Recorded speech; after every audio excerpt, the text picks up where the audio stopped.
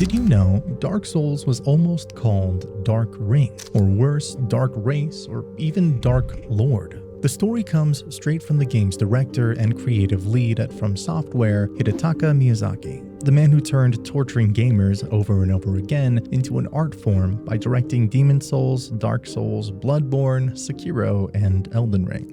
Miyazaki explained that the team wanted a dark ring because of the way a cursed player emits a black aura, a spreading, circular shadow. It worked beautifully with the game's mechanics and themes, but they didn't use it, and the reason is the Brits and butt jokes. But when asked why they didn't use it, Miyazaki had this to say. The reason this didn't happen is because Dark Ring is slang for anus in England. Before Dark Ring, the working title was Dark Lord. There have been countless other Dark Lords in media, so they couldn't get the trademark for it. And before that, Dark Race, which was immediately abandoned when the team realized how it could be misinterpreted overseas, and I can already imagine the problems. So that's how we got the iconic Dark Souls, and in hindsight, it's hard to imagine it being anything else. The title was so strong, it didn't just define a game, it defined a whole genre. Souls-like is now permanent gaming vocabulary, all thanks to a few scrapped names and a well-timed save from British slang. Ironically, From Software did get to use the word ring years later with Elden Ring.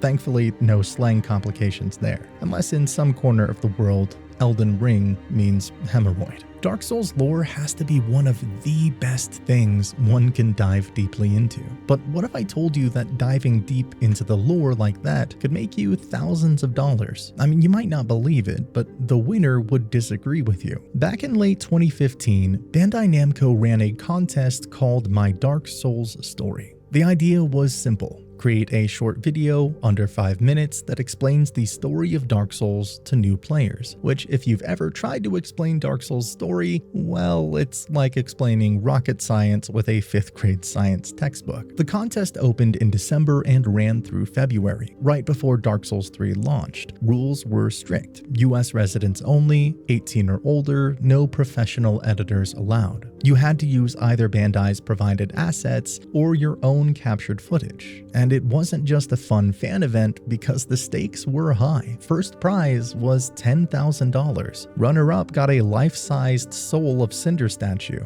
and the third place winners received Lord of Cinder statues as well. Judging was based on production quality, originality, and this one makes me laugh, quote-unquote, encapsulation of the story. Countless Dark Souls fans and video creators submitted their entries to win the prize, and every video felt like a love letter to Dark Souls lore. The grand prize winner was Steve Dixon, who submitted a video called Biography of the Chosen Undead, the Dark Souls Story. His entry took a bit of a comedic approach, a mockumentary parodying history documentaries, complete with a fictional historian explaining the events of Dark Souls like they were ancient legends with competing interpretations. The video is amazing, and it feels like watching Ancient Aliens straight from the History Channel, but instead of aliens, it's Frampt and Koth. Bandai Namco used the contest as both community engagement and as a way to onboard new players before Dark Souls 3, because, let's be real, by that point, the lore was a labyrinth. Running a contest that says, please explain our story for us, and we'll pay you $10,000 if you can do it, and thank God, Steven's video and many other videos did make it easier for people to understand the puzzle that Dark Souls lore is. The lore has to be my favorite part of the game because of the hours and hours I have spent just going through it, and its conception and presentation is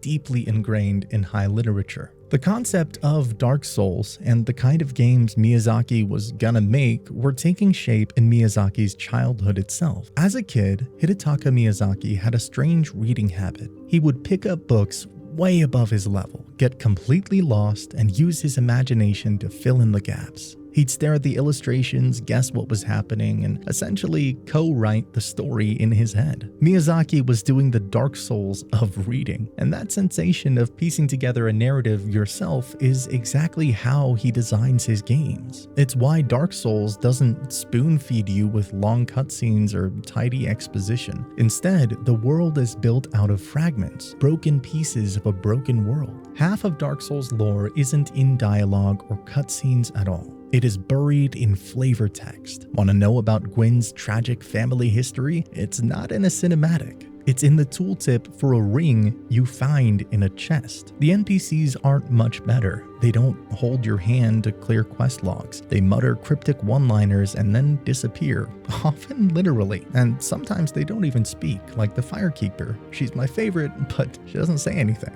I think this reflects in his life choices as well. Someone who studied social science going into game design, and just because of a single game. What really kicked off Miyazaki's career was playing Ico. He said it was life-changing, showing him that games could tell powerful stories with almost no dialogue, just atmosphere and space. And that's when he left his corporate job and joined From Software. And the rest is history. Miyazaki has been upfront about this. He believes both challenge and obscurity make accomplishments more meaningful, just as victory feels sweeter when you finally beat Orenstein and Smo. Understanding the world feels earned when you piece it together from scraps. Our beloved Dark Souls may feel like a grandfather to Elden Ring, but let's say the grandfather also has a grandfather. Dark Souls' roots go all the way back to 1994, when From Software released their very first game, Kingsfield, on the PS1. It was a Japan-only title, but the DNA was already there. Slow dungeon crawling, minimal direction, and a stamina bar that forced players to swing, pause, then swing again. That deliberate pacing became the foundation of Souls combat.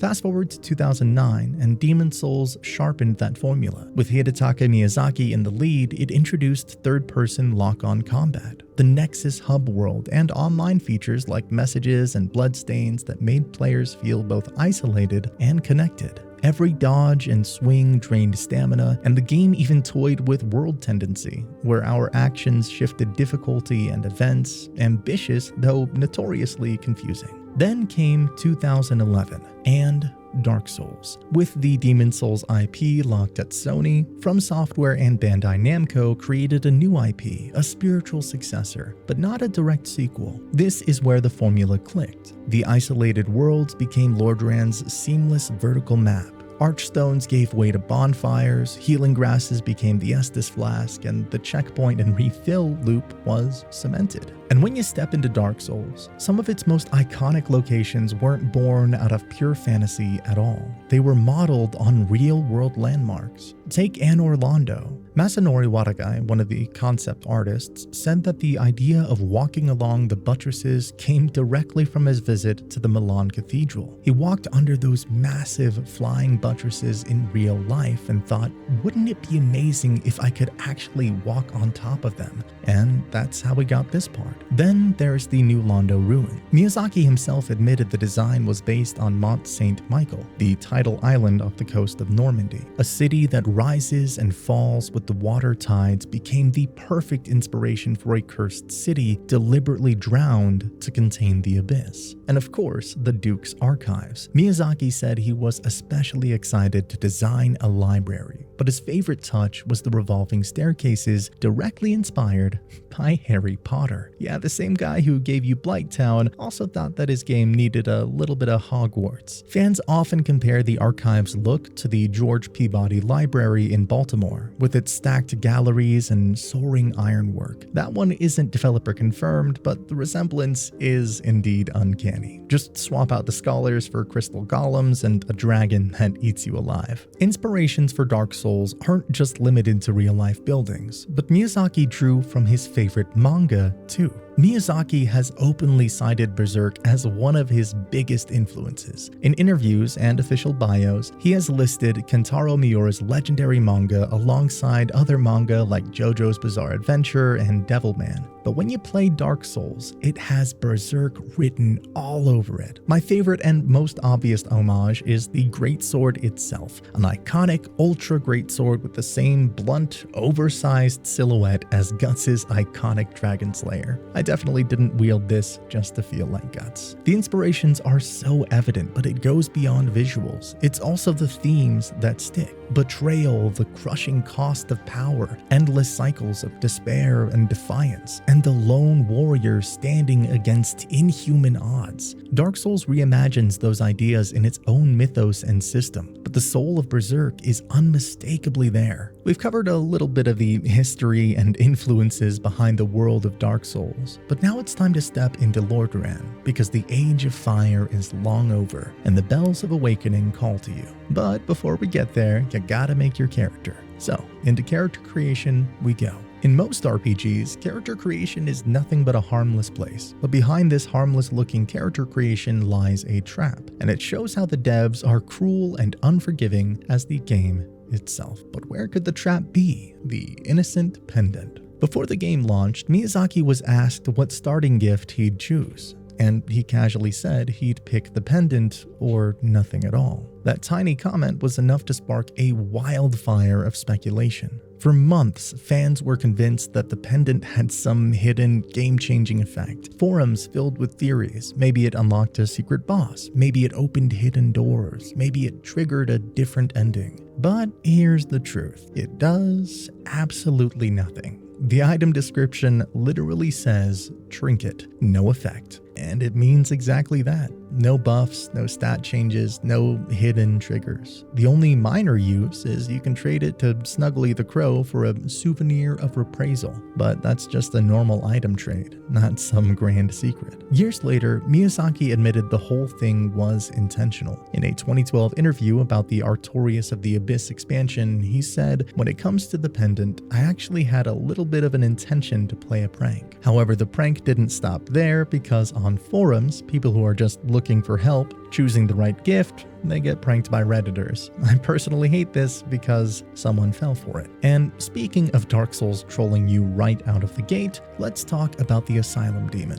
Most players meet him the normal way. You walk into a giant room, a boss 3 times your size drops down, and you realize what you're holding is basically a stick. But here's the thing. If you actually stand your ground and kill the Asylum Demon right there at first sight, you get a unique reward. The Demon's Great Hammer. The drop is exclusive to that very first encounter. If you chicken out and escape through the door as the devs clearly expect, you'll never see it. Of course, the joke is that most players who somehow pull this off, usually by chucking black firebombs like they're going out of style, won't even have the stats to wield the hammer for hours. After surviving the asylum and hitching a ride with that giant crow, you land in what feels like a safe haven, Firelink Shrine.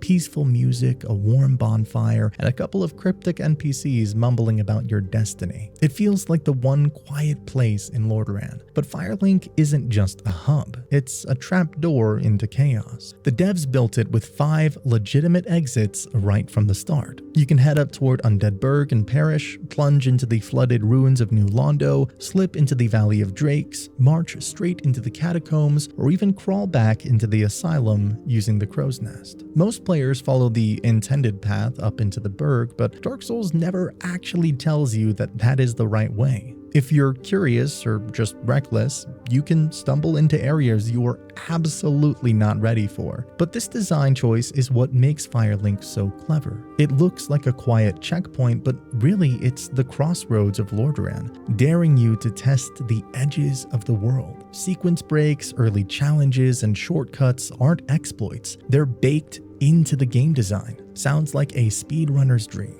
Firelink Shrine is the crossroads of Lordaeron. It's also your first taste of something. NPCs flaunting gear you will never get your hands on. Take Petrus of Thurland, the smug little cleric hanging out by the Firelink bonfire. He isn't just annoying, he's wearing a completely unique set of armor. It looks like the Elite Cleric set, but data miners confirmed it's actually a special NPC-only variant. It never drops, has no item name or description in the files, and even comes with a bit of a weird quirk. It cannot be equipped by female characters at all, because the entire bundle is locked to Petrus. Now, you can find the regular cleric set later in the game, usually via patches after the Tomb of the Giants, but that is a different set entirely, which is why so many players swear they've seen Petrus's armor elsewhere. You haven't, he's literally gatekeeping a drip that doesn't exist for you. Then there's Rickard of Vinheim, the blacksmith stuck down in New Londo. He's rocking a full outfit the community calls the Mage Smith set. It looks complete, has stats in the files, but was never given to players in the base game or even in the remastered edition.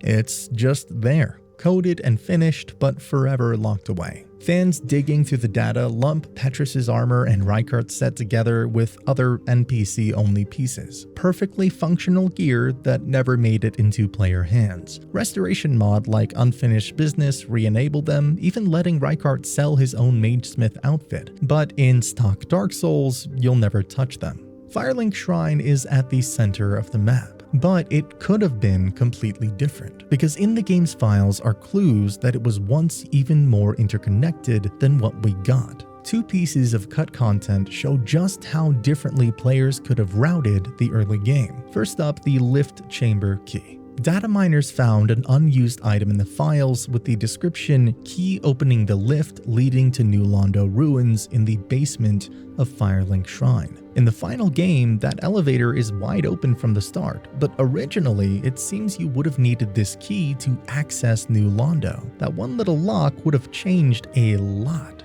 Early game runs of the Firekeeper's Soul in New Londo would have been gated. The Valley of Drake's backdoor into Blighttown would have been harder to reach, and even the Master Key, the community's favorite starting gift, would have been slightly nerfed, since you couldn't bypass that elevator lock. Cutting it kept Firelink more open-ended, and that lines up perfectly with Dark Souls' design philosophy. Soft gates, not hard ones. But that's not the only cut path.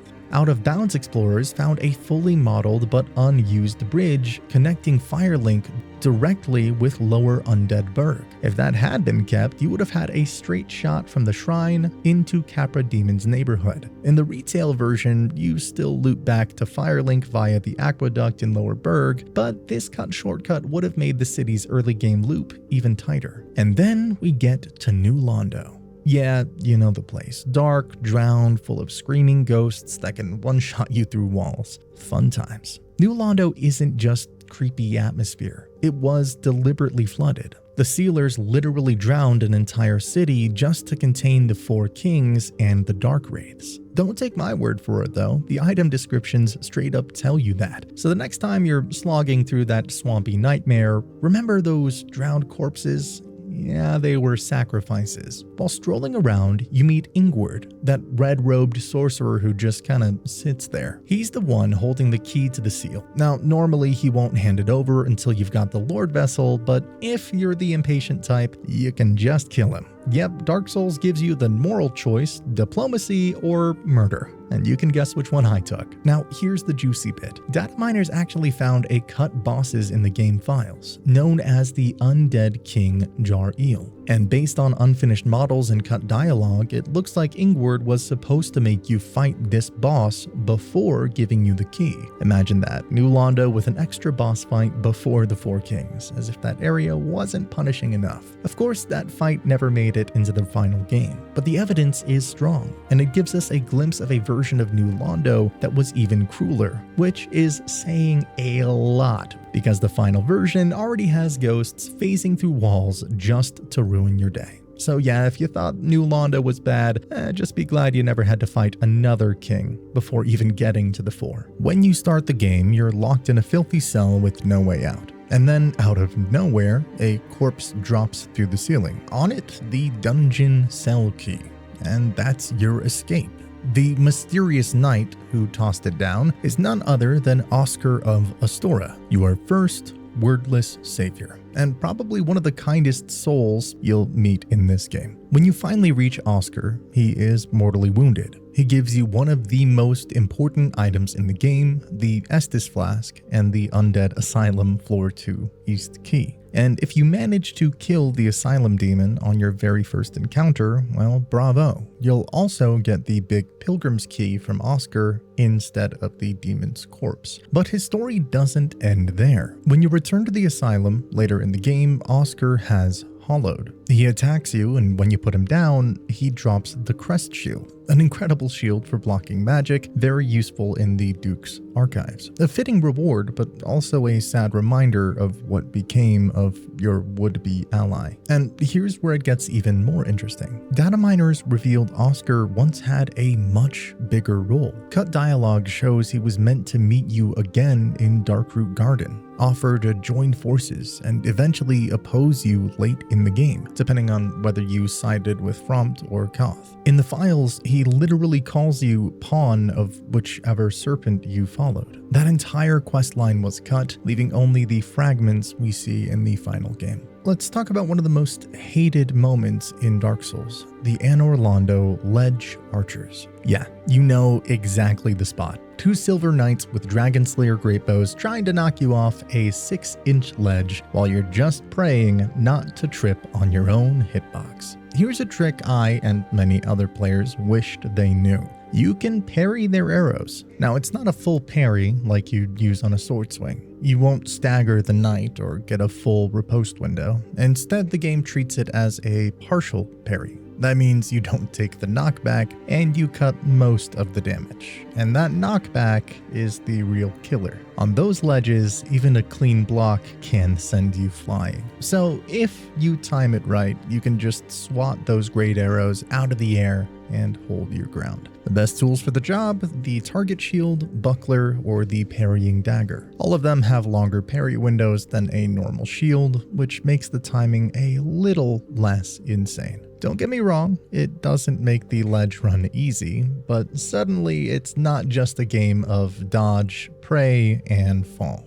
You're actually using Dark Souls' combat system against one of the most infamous obstacles. And while we're on the subject of tricks every Dark Souls player should know, let's talk about the Drake Sword. If you're new, this thing is basically the closest the game ever gives you to an easy mode. Huge base damage, no real scaling, and it absolutely shreds the undead Berg and Perish. But here's the catch: you've got to earn it by cutting off the Hellkite dragon's tail. Now, most people think that means baiting the dragon onto the bridge and trying to melee its backside while it roasts you alive. And sure, you can do it that way if you like dying. But the real trick is the under the bridge method. From the Berg bonfire, just head downstairs to the lower bridge, the spot directly under where the dragon perches. Equip a short bow and some cheap arrows, two-hand it, switch to manual aim, and start pelting the tail. The hitbox is so generous, you don't need sniper level accuracy. It takes about 20 to 40 arrows with a basic short bow and wooden arrows, and the best part, you don't even have to touch the dragon. When the tail severs, the Drake Sword just automatically appears in your inventory, like a reward for persistence. If 30 arrows sounds like too much effort, you can always bait the dragon to land on the bridge, then try to melee the tail. Riskier, sure, but hey, Dark Souls is all about risk. And while we're still in the parish, let's talk about that armored tusk. Yeah, the big metal boar that turns every new player into bacon strips. Most people either chip away at it from range, or they learn the hard way that yes, you can backstab it right in the butt. But there's actually a much smarter and funnier way to deal with it. The secret? Alluring skulls. When you throw one, it creates a short-lived lure that certain enemies will chase. And the undead parish boar, it is completely obsessed with them. If you toss a skull into one of the burning braziers on its courtyard, the boar charges straight in and shoves its head into the flames. The fire ticks damage until it dies, and you never have to risk a single swing. And then, of course, there's Solaire of Astora, the one NPC in Dark Souls who doesn't greet you with cryptic muttering or outright murder. Instead, he looks you in the eye and says he's seeking his very own son. Solaire isn't just a knight of the Lord of Sunlight. He's on a personal quest. He's the character who embodies the idea of jolly cooperation, warmly inviting you to summon him for bosses. He's also the one who cements the identity of the Warrior of Sunlight Covenant, the place where the now legendary Praise the Sun gesture lives. But here's the tragic part. If you leave his story alone, Solaire eventually gets corrupted by a sunlight maggot found deep in Lost Isolith. When you meet him again, he's gone hollow.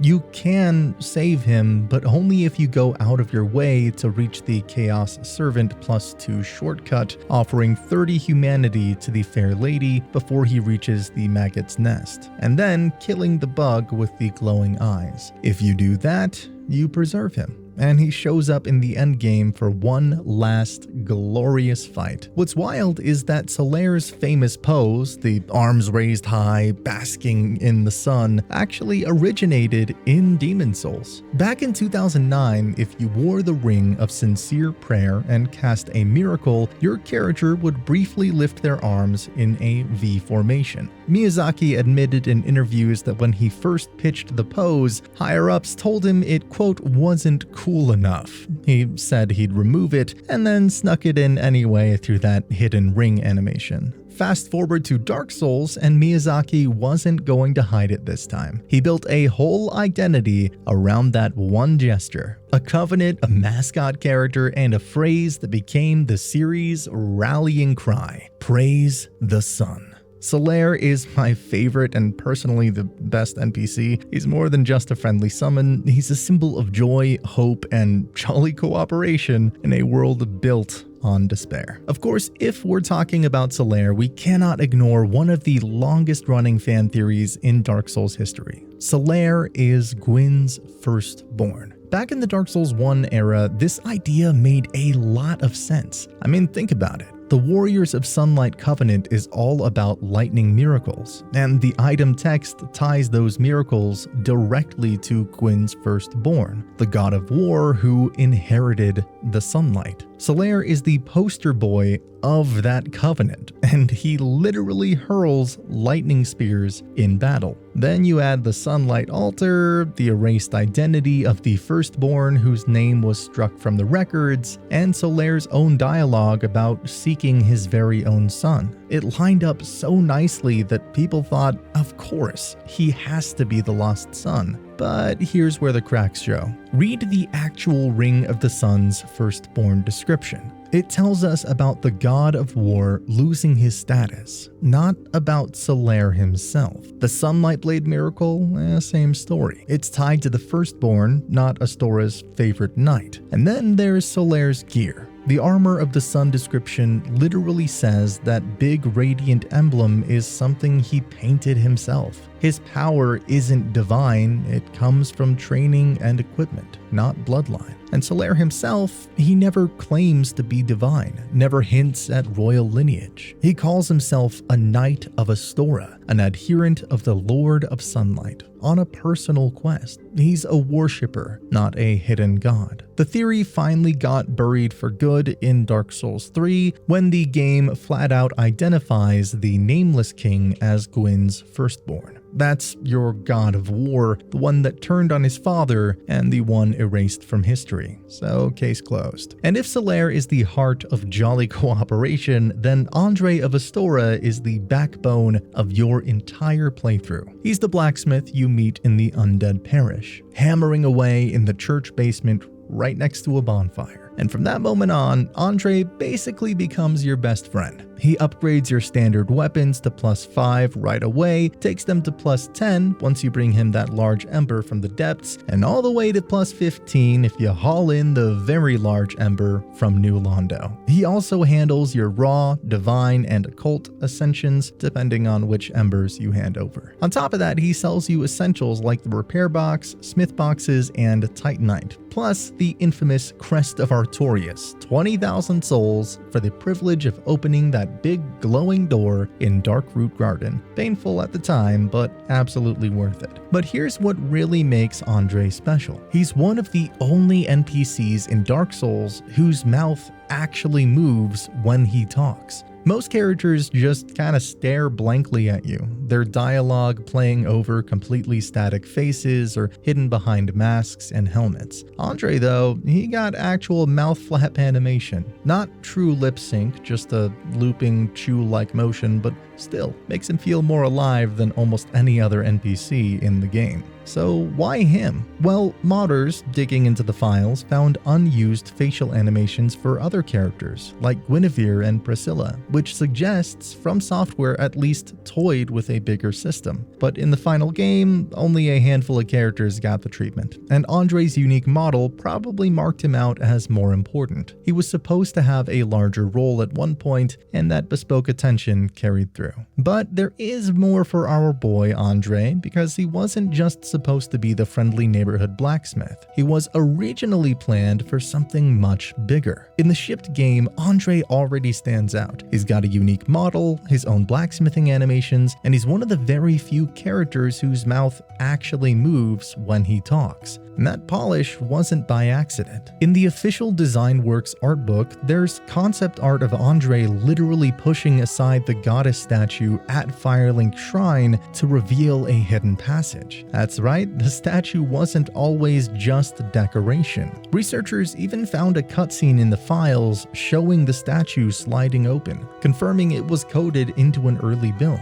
The implication is pretty clear. Andre was meant to be the one who opened a hidden path to the Firelink altar, the chamber that leads to the kiln. In the final game, Frampt just drops you there after you place the Lord Vessel, but originally, Andre himself would have played a key role in guiding you forward. Some translations of the Design Works interviews even suggest Andre was planned to be related to Gwyn, with that reveal tied to him exposing the passage. That part isn't canon, it is cut content, but it shows how important he was in early drafts. Fans have also found unused clips of the statue in the Firelink Shrine being moved. So why was it cut? Most likely to streamline progression. By the time you have the Lord Vessel, Dark Souls prefers giving you open routes and soft gates rather than tying key progression to an NPC survival or quest state. Keeping Frampt as the trigger was cleaner, even if it meant sidelining Andre back to his anvil.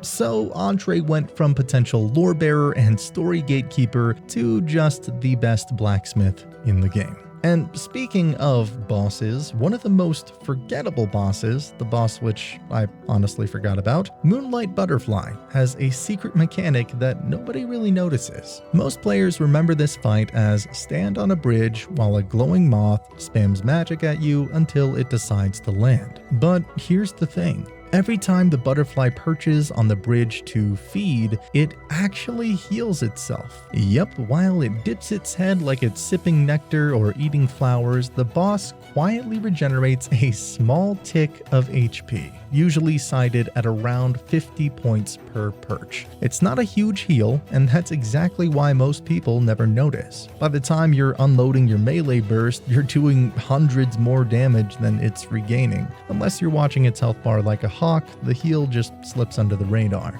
Talking about missed mechanics, did you know Dark Souls only uses 3 corpse models for item pickups? A generic hollow, a Baldurn Knight, and a female hollow. And that female corpse, she only appears 10 times in the entire game. One of those rare placements is in the lower Undead Burg, the little fenced courtyard full of torch hollows. On that corpse, you'll always find twin humanities. And that's pretty unusual because outside of boss souls and some late game treasure, it's one of the only times the game just hands you a ×2 humanity lump that early. Now, here's where it gets interesting. Almost all of the other female corpse models in the game are tied to big lore figures. Firekeepers, Rhea, Kieran, Dusk, the witch Beatrice. So finding her here in a random mob area feels intentional. The corpse model, the placement, and the twin humanities together paint a bleak little picture. Fans often interpret it as a micro-tragedy, maybe suggesting pregnancy or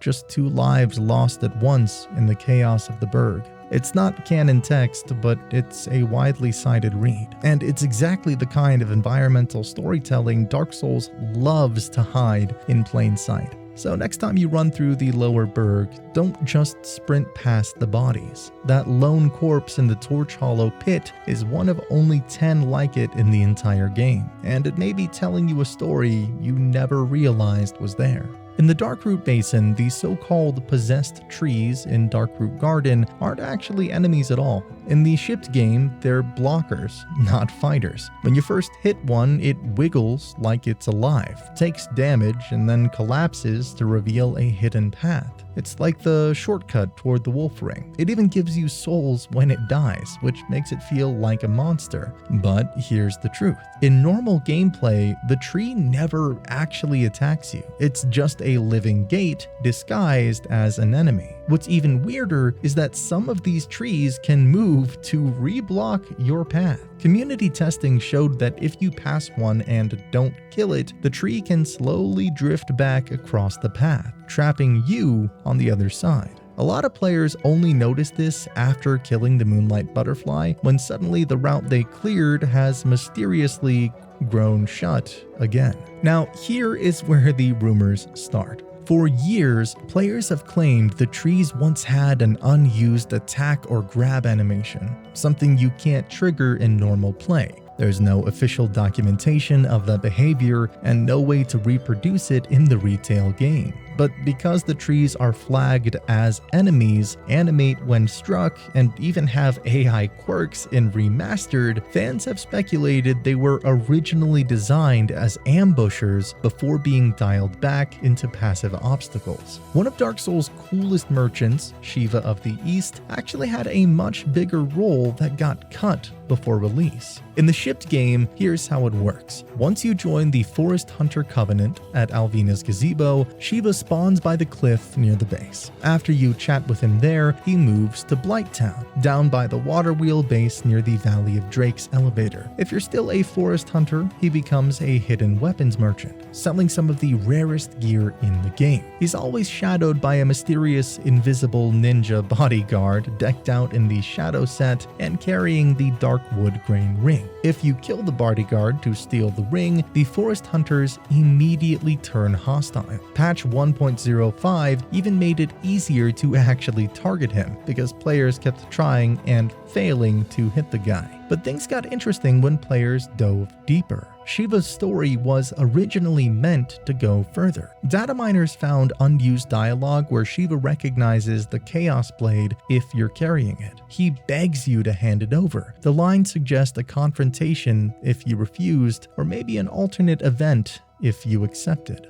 And it doesn't stop there. In the game's files is an unused black eye orb, Shiva. Its description literally reads, "Invade the world of Shiva and subdue him to reclaim the Blade of Chaos." When modders activate it, the orb lets you invade Shiva and his ninja in the Painted World courtyard. That's a full-on scrapped invasion event tucked away in the data. Put together, the pieces point a compact cut arc. You acquire the Chaos Blade, Shiva covets it and demands it, and if you refuse, the orb triggers an invasion to reclaim it. It's one of the clearest examples of a Dark Souls questline that was cut, but still leaves enough breadcrumbs to reconstruct what From Software originally planned. In the final game, Shiva remains just a Covenant merchant with a ninja bodyguard, but hidden in the files, he was meant to betray you over the Chaos Blade, a story thread that never made it to release but still lingers in the code. Let me prepare you a little for this one, because this one is a tearjerker. The Sif boss fight at the end of this area can play out differently depending on what you have done before. And this dog is no normal boss. He is the loyal companion of Knight Artorias, standing watch over his master's grave. When I played it for the first time, he was just a guardian. But in practice, in hindsight, he's a tragic soul still holding on to the past. Normally, when you step into his arena, Sif leaps in front of Artorias' grave, grabs that massive greatsword in his jaws, and the fight begins. But if you have gone through the DLC and rescued him first, the cutscene changes. Instead of rushing you, Sif pads slowly forward. He sniffs the air, recognizes you, and lets out this low, mournful whimper. There's a hesitation, almost like he doesn't want to fight. And then, reluctantly, he picks up Artorias' sword because his duty demands it. Triggering this is not easy. You need to free Dusk from the Golden Golem in Darkroot Basin, collect the broken pendant in the Duke's archives, and enter the Ulusul DLC. In the Chasm of the Abyss, you'll find a young Sith trapped behind a magical barrier cast by Artorias' shield. After cutting down the Humanity Phantoms, you can free him, earning the Cleansing Great Shield. But that recognition in the garden, that only comes if you save him first. And when you do, it reframes the whole battle. You're not just fighting a Guardian. You're fighting a companion who remembers you, but who's bound by loyalty to Artorias and his grave. And if that wasn't heartbreaking enough, Sif already had one of the saddest boss mechanics in the game. When his health gets low, he actually starts to limp, slowing down his swings as if the weight of that greatsword is finally too much. Combine that with the recognition cutscene, and the fight shifts from being a test of strength to something that just makes me tear up. But of course, not everyone faces Great Grey Wolf Sif head on. Some players, well, let's just say they prefer to cheese the poor wolf. There's a trick that challenge runners love where instead of fighting fair, you run into the arena and immediately hug the left-hand wall by the fog gate. A few steps in, there's this sloped rock ledge you can stand on. If you wiggle yourself on in there with your back to the wall, Sif's giant sword swings will clip the geometry and the knockback gets neutered. So what does that mean? It means you can just sit there, safe and snug, and fire arrows into the giant limping wolf until he keels over. Congratulations, you just outsmarted a dog with a sword. I mean, look, I get it. Challenge runners use it to shave time or to make no-hit runs possible, but for the rest of us, come on. Sif does deserve better than being reduced to target practice. He's carrying his dead master's weapon, whimpering at you before the fight, limping when he's nearly gone, and your response is to stand on a rock and plink arrows at him. The Sif cheese is painful, but the Hydra fight has a built-in troll move where the last head just refuses to die. So here's what's actually happening. The Hydra head dives are targeted based on your position along the shoreline.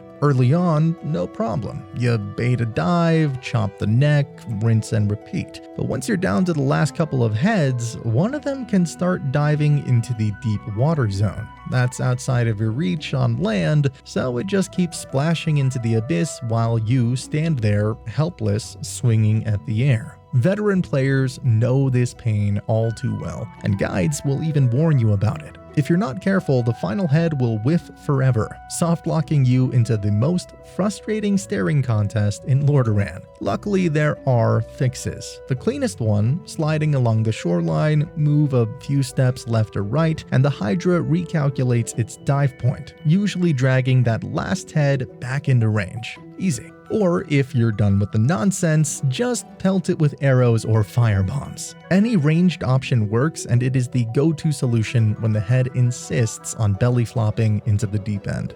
Witch Beatrice is one of those NPCs you might have completely missed on your first playthrough. She is a sorceress who can help you with the Moonlight Butterfly, but only if you meet a couple of sneaky requirements. You need to be human, and you need at least 10 intelligence. If you didn't know that, don't worry. I didn't either the first time around. Honestly, most players just struggle through the fight solo and never realize she was there the whole time. If you do summon her, she absolutely destroys the butterfly with sorcery. It's almost unfair. Later, her sign will show up again in New Londo Ruins for the Four Kings. But here's where I'll warn you.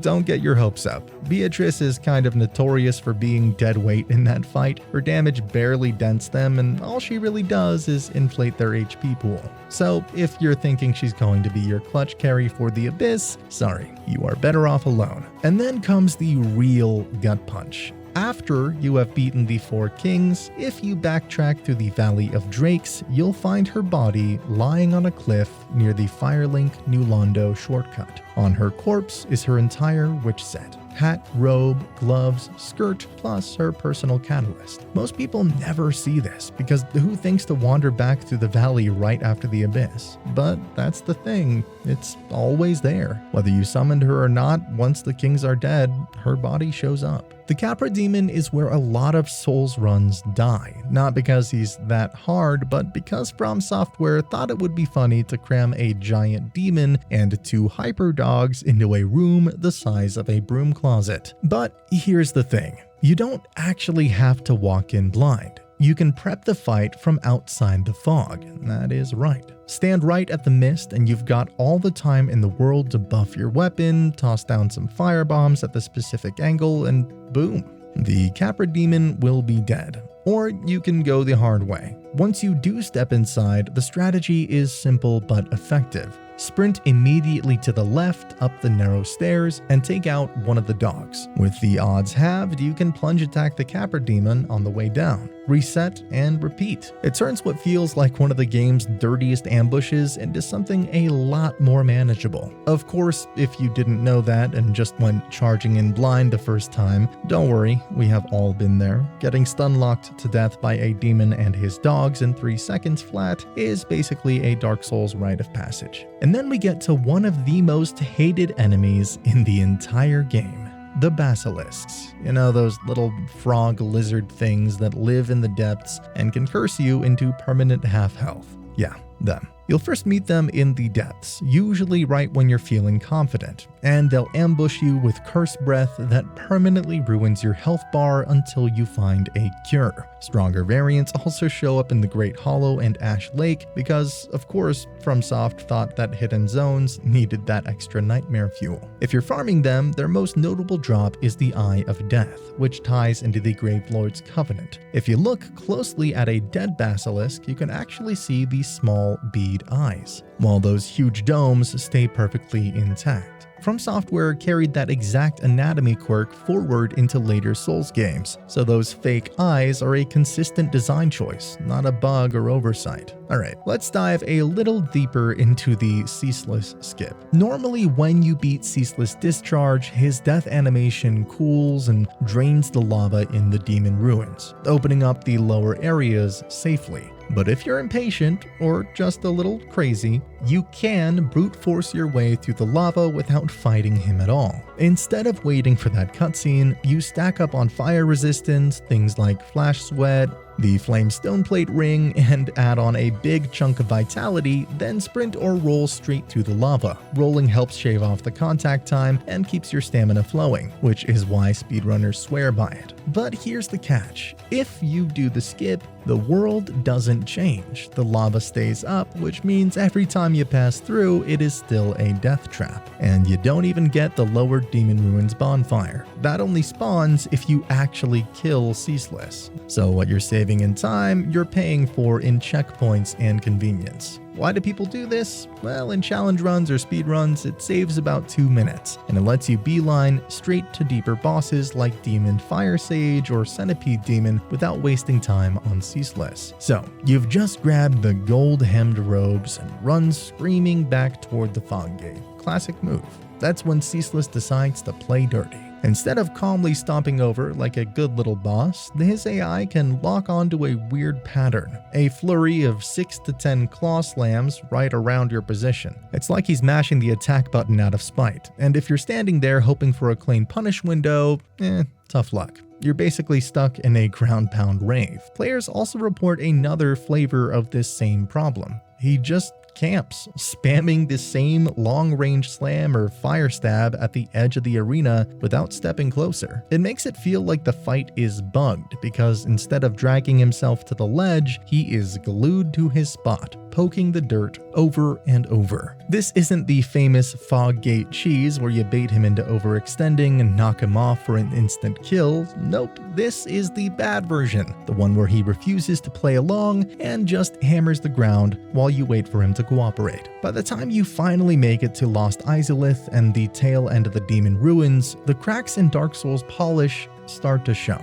I personally didn't like this location and really couldn't tell if it was rushed or not, but Miyazaki himself admitted it. In an interview, he flat out says, "When the deadline was closing in and we couldn't nail down a clear vision, we just had to settle on something. And the prime example, the bed of chaos." Miyazaki called it his greatest regret because the fight wasn't just awkward, it exposed a bigger production problem. The team didn't have a good way to realign when an idea went wrong, so the boss shipped as a half-baked compromise. And it wasn't just the bed. Early in development, the area boss was supposed to be King Izalith, a literal king seated on a throne. That eventually morphed into the bed of chaos we know today, a massive set piece which is nothing but a gimmick boss gone wrong. It's one of the clearest examples of a late-stage iteration just trying to land something, anything, before the deadline hits. Miyazaki even admitted he wasn't satisfied with how Ceaseless Discharge or Quelaag's intro came out, calling them missed opportunities tied to the same rushed arc. And when you look at the map designed in Izalith, the signs are all there. Big, empty lava plains, enemy copy-paste, hello Taurus and Capra armies, and those awkward dino leg monsters that feel like they belong in another game. Like,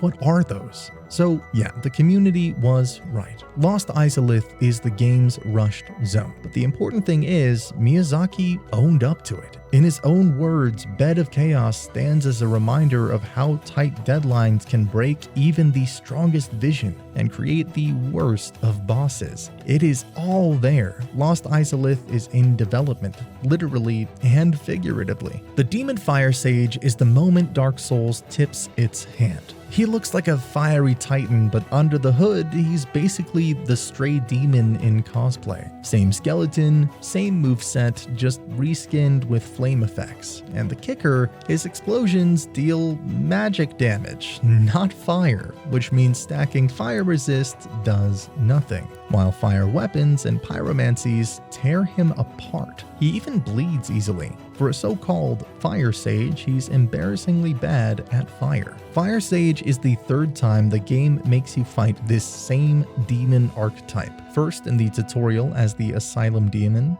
Fair enough, it's a teaching fight, and honestly, it is a great tutorial boss. It teaches you everything about the game. Then again, when you revisit, the Stray Demon, now with magic damage and a bigger health pool. And finally, this guy, a copy-paste boss on the critical path to Lost Izalith, positioned as if he was supposed to be this climactic gatekeeper. At this point, it doesn't feel like clever design. It feels like padding. The arena is cramped, the attacks are recycled, and the only real twist is that you realize the devs are running out of time. And that's not just headcanon. Miyazaki himself admitted it. By the time you run into the Stray Demon and the Fire Sage, their giant shockwave attacks are usually what make the fights dangerous, but there is a miracle that shuts those moves down entirely: Vow of Silence. It creates a field around you where no one can cast anything. No sorceries, no pyromancies, no miracles, and that restriction applies to enemies too.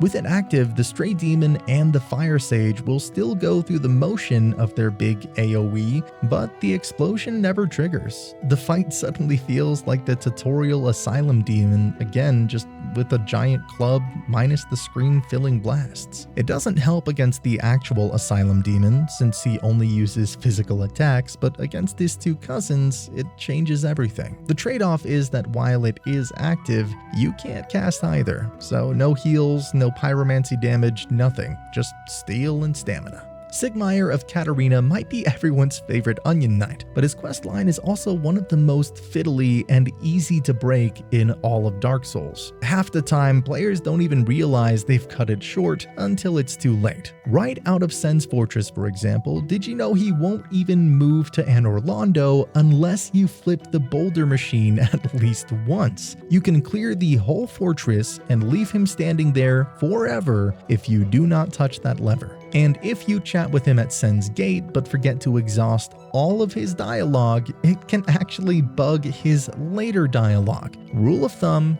talk to Sigmire until he starts repeating himself. If you get it right though, he becomes surprisingly generous. Back at Firelink, tell him you opened Sen's fortress, and he'll hand you a mid-force. In Anor Londo, bail him out against the Silver Knights, and he'll give you the Tiny Being's ring. And in Blighttown, if you bring him 3 purple moss clumps to ease his poisoning, he rewards you with the Pierce Shield, a strange little oddity that scales with dexterity and can't parry at all. The flags don't stop there though. Once he moves to Blighttown, Sieglin's golden crystal golem actually spawns in Duke's archives, so his progression is directly tied to hers, even if you haven't spoken to him yet. And eventually, it all leads to the infamous Chaos Eater room in Lost Izalith. This is the moment where most players fail him without realizing it. To get the good ending of his story, you have to weaken 3 of the Chaos Eaters, let Sigmire jump in against the last, and make sure he survives the fight with more than 50% health.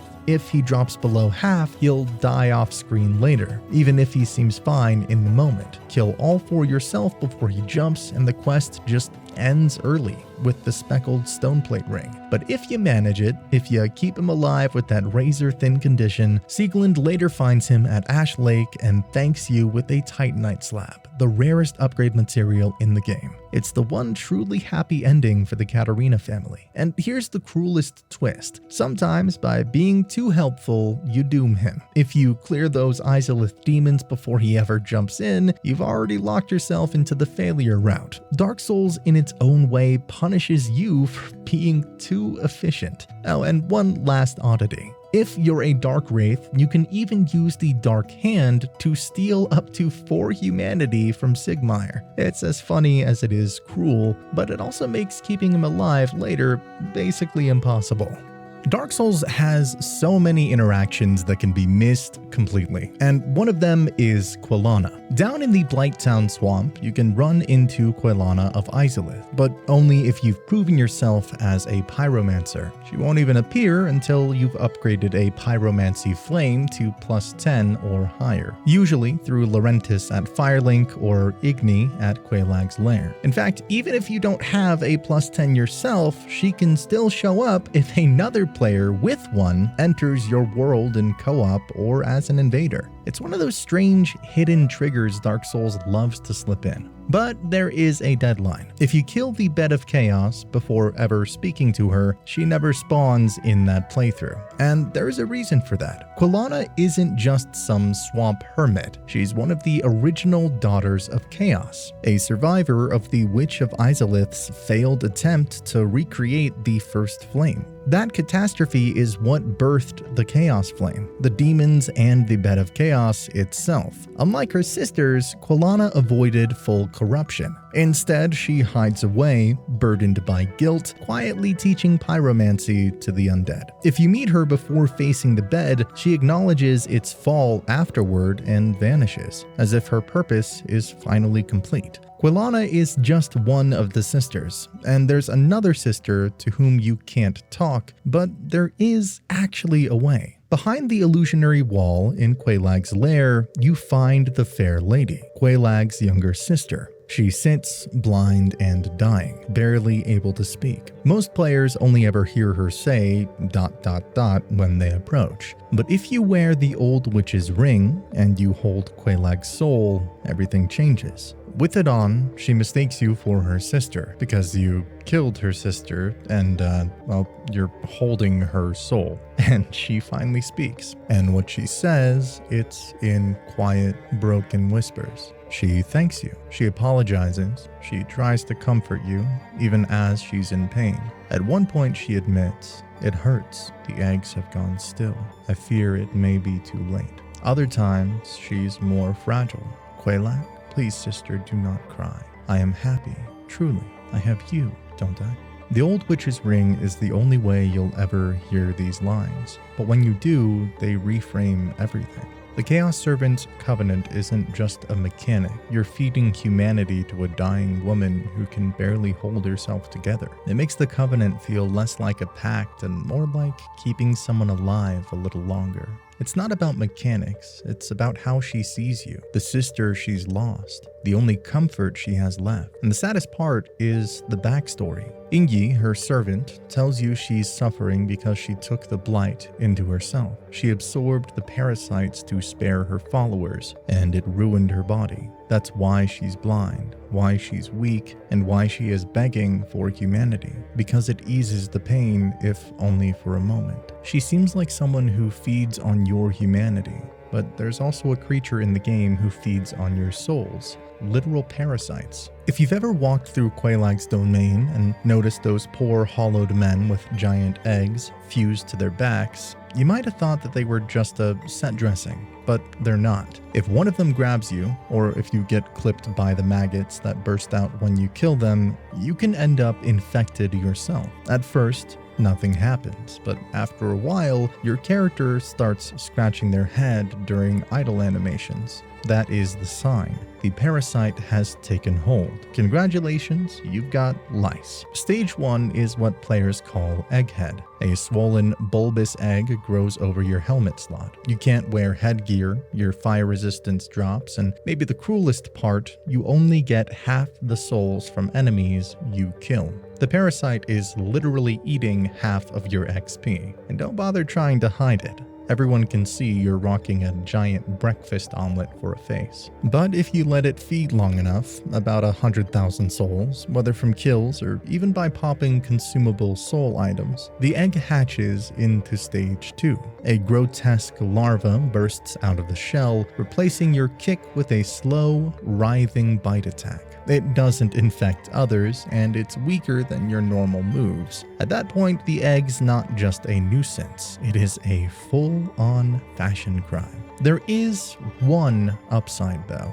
and his name is Ingi. He's the egg-bearer NPC who guards the fair lady. And if you show up with the infection, he trusts you as one of his own. That unlocks his shop where you can buy poison mist and toxic mist pyromancies, spells you can't get anywhere else. The first time you meet him, Egghead, he even gives you a free egg vermifuge, the item that cures the parasite. After that, he'll sell you more if you ever want to undo the condition. So the system is equal parts curse and secret key. You're punished in combat and in farming, but the infection is also your ticket into Ingi's trust, a bond that ties you closer to the dying fair lady. It's another example of how Dark Souls folds mechanics into storytelling. You take on the suffering of Izalith's followers, and in exchange, you're allowed to share in their secrets. After ringing both bells of awakening, Dark Souls throws you straight into one of the most infamous gauntlets in the series, Sen's Funhouse. I, of course, mean Sen's Fortress. This place weeds out the weak because it's got swinging guillotines, pressure plates, and boulders rolling down ramps. If Blighttown tested your patience and your frame rate, Sen tests your timing. It's a death trap designed to weed out the unworthy before they ever set foot into Anor Londo. So who the hell is Sen? And why is his fortress crazy? Did a little dive into Sen, and we're not really sure who he is, but one thing is clear. That he is a sick bastard who's going to give you hell. But hidden in all of those traps is something most players never see. Sen's Fortress has a special illusionary wall that's different from almost every other in the game. Normally, you can roll into an illusionary wall and it'll vanish, but here, rolling does nothing. The wall only breaks if you actually strike it with a weapon. It's placed along the return path after you fight your way through and are heading back down, when you fall into the tar pit.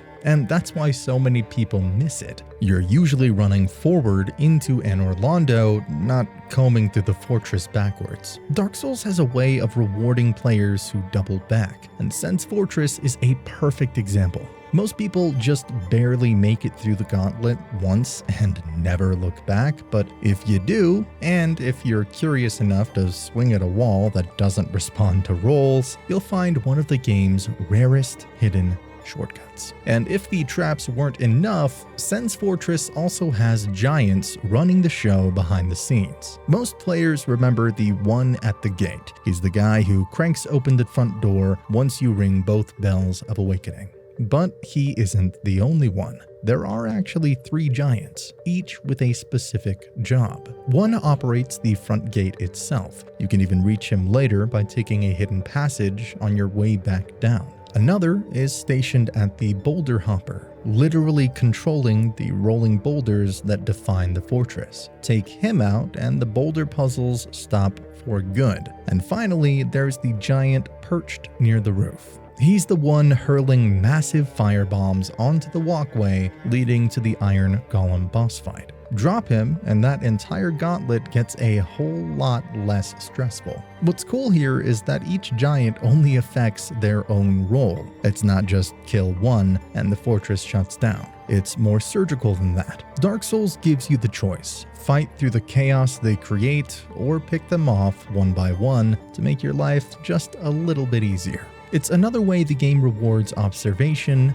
and persistence. You don't just suffer through Sen's Fortress, you can actually dismantle it piece by piece if you know where to look. And of course, no Fortress of Death would be complete without arrow traps. You know how it goes, step on a pressure plate and suddenly a wall full of darts tries to skewer you. But there is a way to pass with no arrows shot at you. You can actually activate these traps from a distance. If you fire an arrow, throw a knife, or even lob a random piece of junk onto the pressure plate, it will trigger the mechanism safely. Another thing that also activates the mechanisms are the snake guys. The trap sends its whole volley into thin air, and you can stroll past without a scratch. It's a clever little reminder that Dark Souls isn't just about twitch reactions. It's about thinking like a survivor. If you're willing to stop and use your tools, even Sen's Fortress's nastiest surprises can be turned into nothing more than wasted ammunition.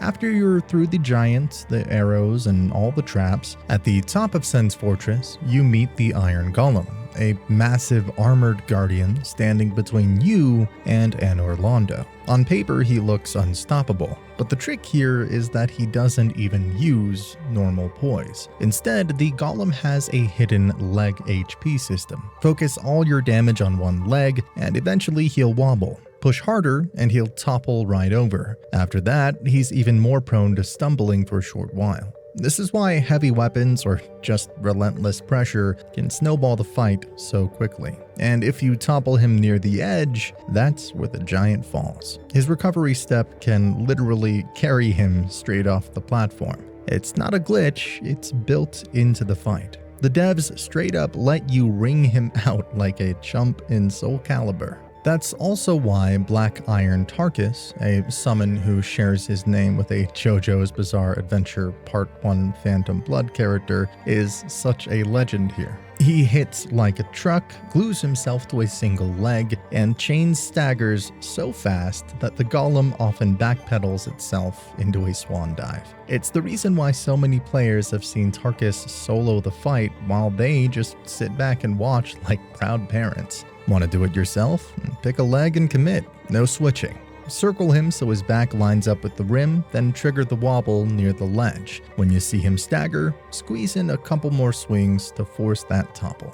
It's one of those fights where the boss looks terrifying at first until you realize he's basically just one bad step away from yeeting himself into the void. After you touch the golden circle, you're picked up and taken to Anor Londo, the city of the gods. But this golden, glistening city is nothing but a fake facade. When you finally step into Anor Londo, it feels like the shining jewel of Lordran, a city bathed in golden light. Towering cathedrals, a divine princess waiting to bless your journey. But that's the trick. The truth is that the sunlight and Guinevere herself are illusions, woven by Dark Sun Gwendolyn to preserve the image of a thriving capital. Strike her once, just a single arrow or blade, and the spell collapses. The city plunges into darkness. Dark Anor Londo takes over, and the mask of divine grandeur falls away.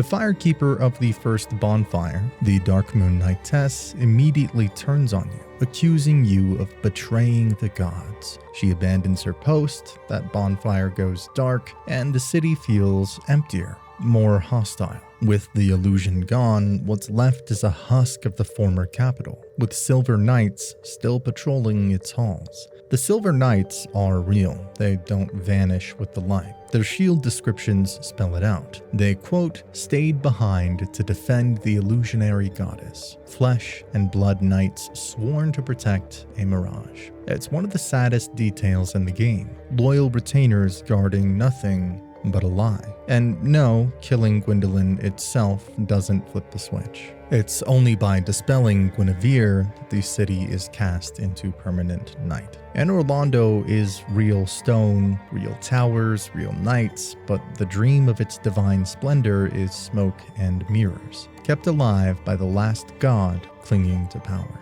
And if you think the Orlando illusion trick is over, well, think again, because Gwendolyn hides behind another one. The path to the Dark Moon Covenant isn't obvious. In fact, it's one of the cruelest puzzles in the game. To even reach Gwendolyn, you need the Dark Moon Seance Ring, tucked away deep in the catacombs. Put it on in front of the massive statue in Orlando, the one flanked by Guinevere and Gwyn, and the illusion drops. The stone statue slides aside, revealing a hidden stairwell spiraling down into Gwendolyn's chamber. Without that ring, the room is just a wall, a dead end, no hint that anything is hiding there at all. It's the perfect example of how Dark Souls hides entire quest lines behind layers of obscurity. Once you enter, the fight with Gwendolyn feels like it's happening in an endless room. Step into his fog and you're dropped into a corridor that seems to stretch on forever.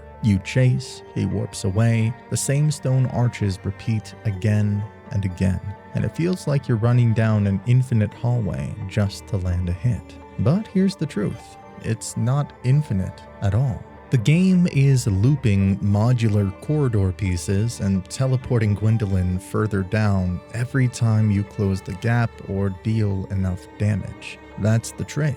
Segment reuse plus clever warps. In reality, the arena has a hard endpoint. Push him far enough and eventually he runs out of teleport anchors. He has to stand his ground, and suddenly the endless chase becomes a cramped brawl where his long-range magic isn't nearly as scary. Players have tested this for years, leaving a bloodstain deep in the hall, then returning later to see if it's still there in a finite space. Speedrunners sprinting all the way down and cornering him.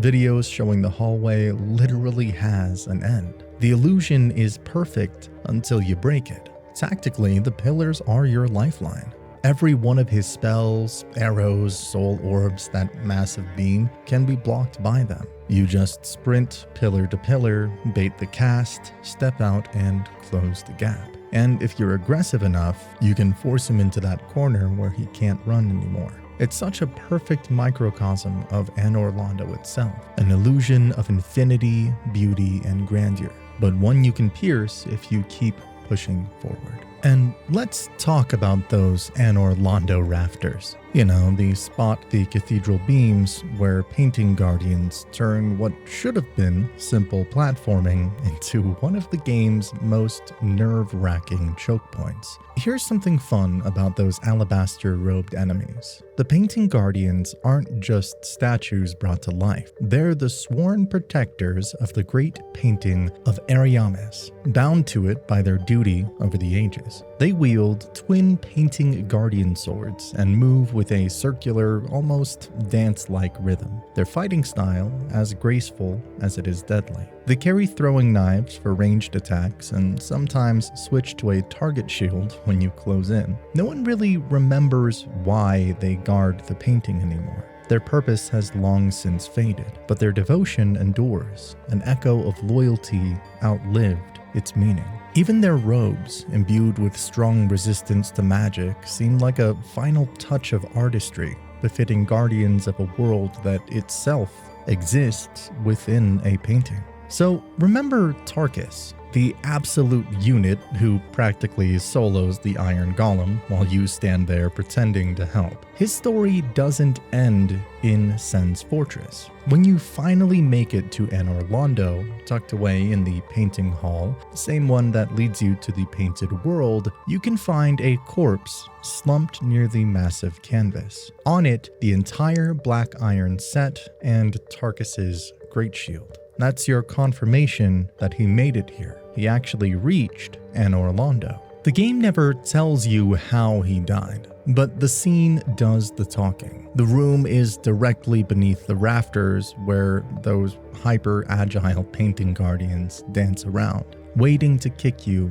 into the abyss. His body right there at the base of their patrols. It's not hard to connect the dots. Maybe he slipped, maybe they overwhelmed him. Either way, it fits. From the Golem's platform to a cathedral of death drops, Tarkus's story ends the same way he helped so many of us begin, with gravity as the real boss. His gear tells the rest. The black iron set is ridiculously heavy. Armor made of special black iron, unmatched in fire resistance, but so terribly heavy that few could ever use it. The black iron great shield is even worse. Massive, dense, and nearly unmovable once raised. It's a perfect reflection of Tarkus himself, a walking fortress who could hold the line against anything except maybe a bad step. Alright, so let's talk about him.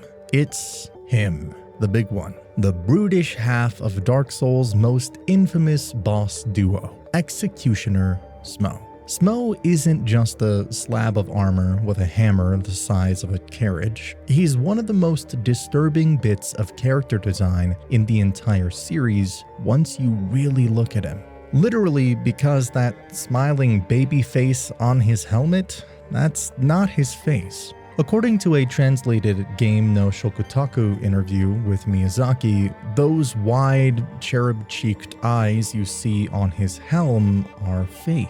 Smough's real eyes are hidden in a tiny slit lower down, buried under that grotesque, gilded mask. The face we all see is just decoration, a hollow grin staring out while the real man watches from below. It's a twisted visual joke, an executioner who wears a permanent smile while crushing people to paste. And that's not just a metaphor. His soul description straight up calls him an eerily gleeful executioner. It's not player headcanon, From Software wrote it that way. In the game files, his sound bank even contains laugh clips that trigger during his heavy attacks. You can hear them clearly if you mute the music. This massive suit of gold armor giggling to itself mid-battle.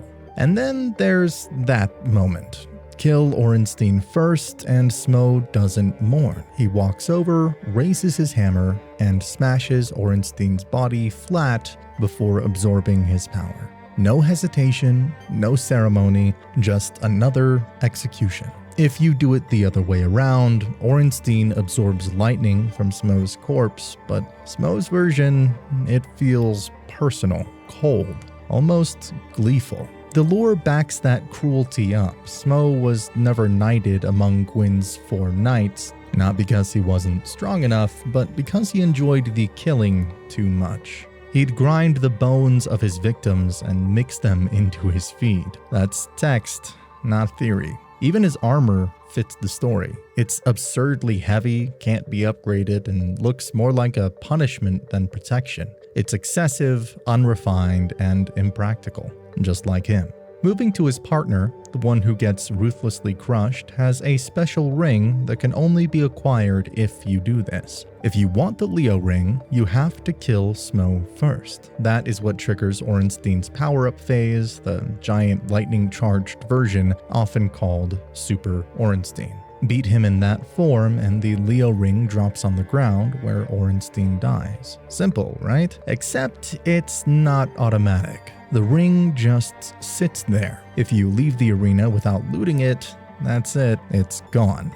no second chance until New Game Plus. And if you do the fight the other way around, killing Orenstein first, then Smo powers up, and the Leo ring never drops at all. As for what the ring actually does, it's one of the most misunderstood pieces of gear in Dark Souls. The Leo ring enhances thrust-type counter hits, and Dark Souls 1's counter system is surprisingly deep. Hitting an enemy mid-attack already gives about a 20% damage bonus. With the Leo ring, that bonus multiplies by another 40%, giving you about 68% extra total damage when you land a well-timed thrust. That means it's not just for rapiers or spears, any weapon with a thrusting move can trigger it. Claymore R2s, halberd pokes, even certain boss weapons. If the animation counts as a thrust, it counts. Making it to Anor Londo and then going to the Painted World is a little absurd. Going from shining, gleaming buildings to snow-capped mountains was daunting, and especially through touching a painting. And the Painted World has always felt weird and a little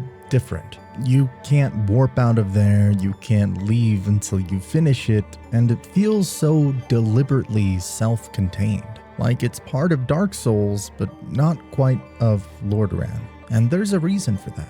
In the official Design Works interview, Hidetaka Miyazaki flat out says the Painted World was built from the prototype map used during Dark Souls' earliest development. The team had poured time into that test map, but when the game's structure took shape, they couldn't find a natural place for it. So, as Miyazaki put it, in the end I cheated and put it in the Painted World. That one line explains everything. The tight layout, the looped routing, the way the whole zone seals itself off once you enter. It's the DNA of a prototype level polished into a finished area. Did you know that you can lop off crossbreed Priscilla's tail in a single clean hit? And she'll instantly drop Priscilla's dagger for your troubles. If your one swing does enough damage to the tail's hidden HP pool, the sever happens on the spot. Here's the nerdy bit the game never tells you. Priscilla's tail has its own health, separate from her body. In New Game, that tail HP is about 395, and it scales up in higher cycles. 620 in New Game Plus, that works out to roughly 17% of her total HP in New Game, so if your single strike does about 395 damage to the tail, you'll get the dagger in one swing. Some wild theories about Priscilla being Seath's daughter have been going around, and I kinda see it. She definitely looks the part. Right after Anor Londo, one can choose to go multiple ways, and I personally went to the Duke's archives, Seath's lab filled with his experiments. And did you know the Duke's archives is basically a glittering crime scene? Walls of crystal, statues, and even crystal-studded hollows, all pointing back to Seath's lab work. Here's what the game itself quietly confirms. The big prison under the tower once imprisoned countless maidens, with mistakes writhing nearby the Pisica. Their page ties it directly. Seath's channelers collected women who became those squid-headed test subjects. That is why two weeping Pisica outside Logan's cell dropped the high-tier materials. Bountiful, soothing sunlight. They were holy women before the lab got them. Seath doesn't just embed crystals in victims, he weaponizes them. His breath inflicts curse, the one status that kills you in a stone-like statue on the spot. The curse page even lists Seath as a direct source. It is the nastiest possible punctuation mark in his research. You die, you freeze, you are simply a display piece. The crystal figures aren't just props either, they're his creations at work. Crystal golems are described as made from Seath's experimentation with the primordial crystal. Some even imprison NPCs like Dusk in Darkroot and Siegland outside the archives. And the Crystal Cave literally houses the primordial crystal that grants him immortality. Break it or you can't kill him. Zoom out and the whole wing reads like a thesis on crystal sorcery. You find the Crystal Emperor here explicitly created by Seath, and Big Hat Logan's upgraded spell, Crystal Soul Spear, name drops knowledge he gained, quote, at the Regal Gods Archives. Even the serene moonlight butterflies fluttering in the cave are one of Seath's many engineered life forms. It's all one chain.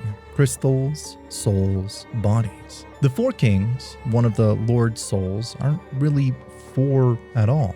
The game only ever lets 4 be on the screen at once, but depending on your damage, you can actually end up fighting a 5th, or even more, before that shared health bar finally gives out. Yeah, it's not a glitch, it's simple Dark Souls logic. Here's how their timer really works. When the fight starts, the first king spawns immediately. Then every 35 to 40 seconds, a new king rises from the abyss like clockwork. If you kill the current king before that timer expires, the next one spawns right away, and the countdown resets from that moment. But if your damage is too low, that timer keeps ticking in the background. So while you're still hacking away at one, another, and then another joins the party. That's why speedrunners often nuke them with high burst setups like Power Within, Hornet Ring, and Great Combustion. The faster you kill, the fewer kings ever appear. Keep the DPS low, and the fight turns into a mosh pit of floating murder wizards. So while the Four Kings ruled the Abyss, something else entirely was brewing outside the game, and it was the fans who took the crown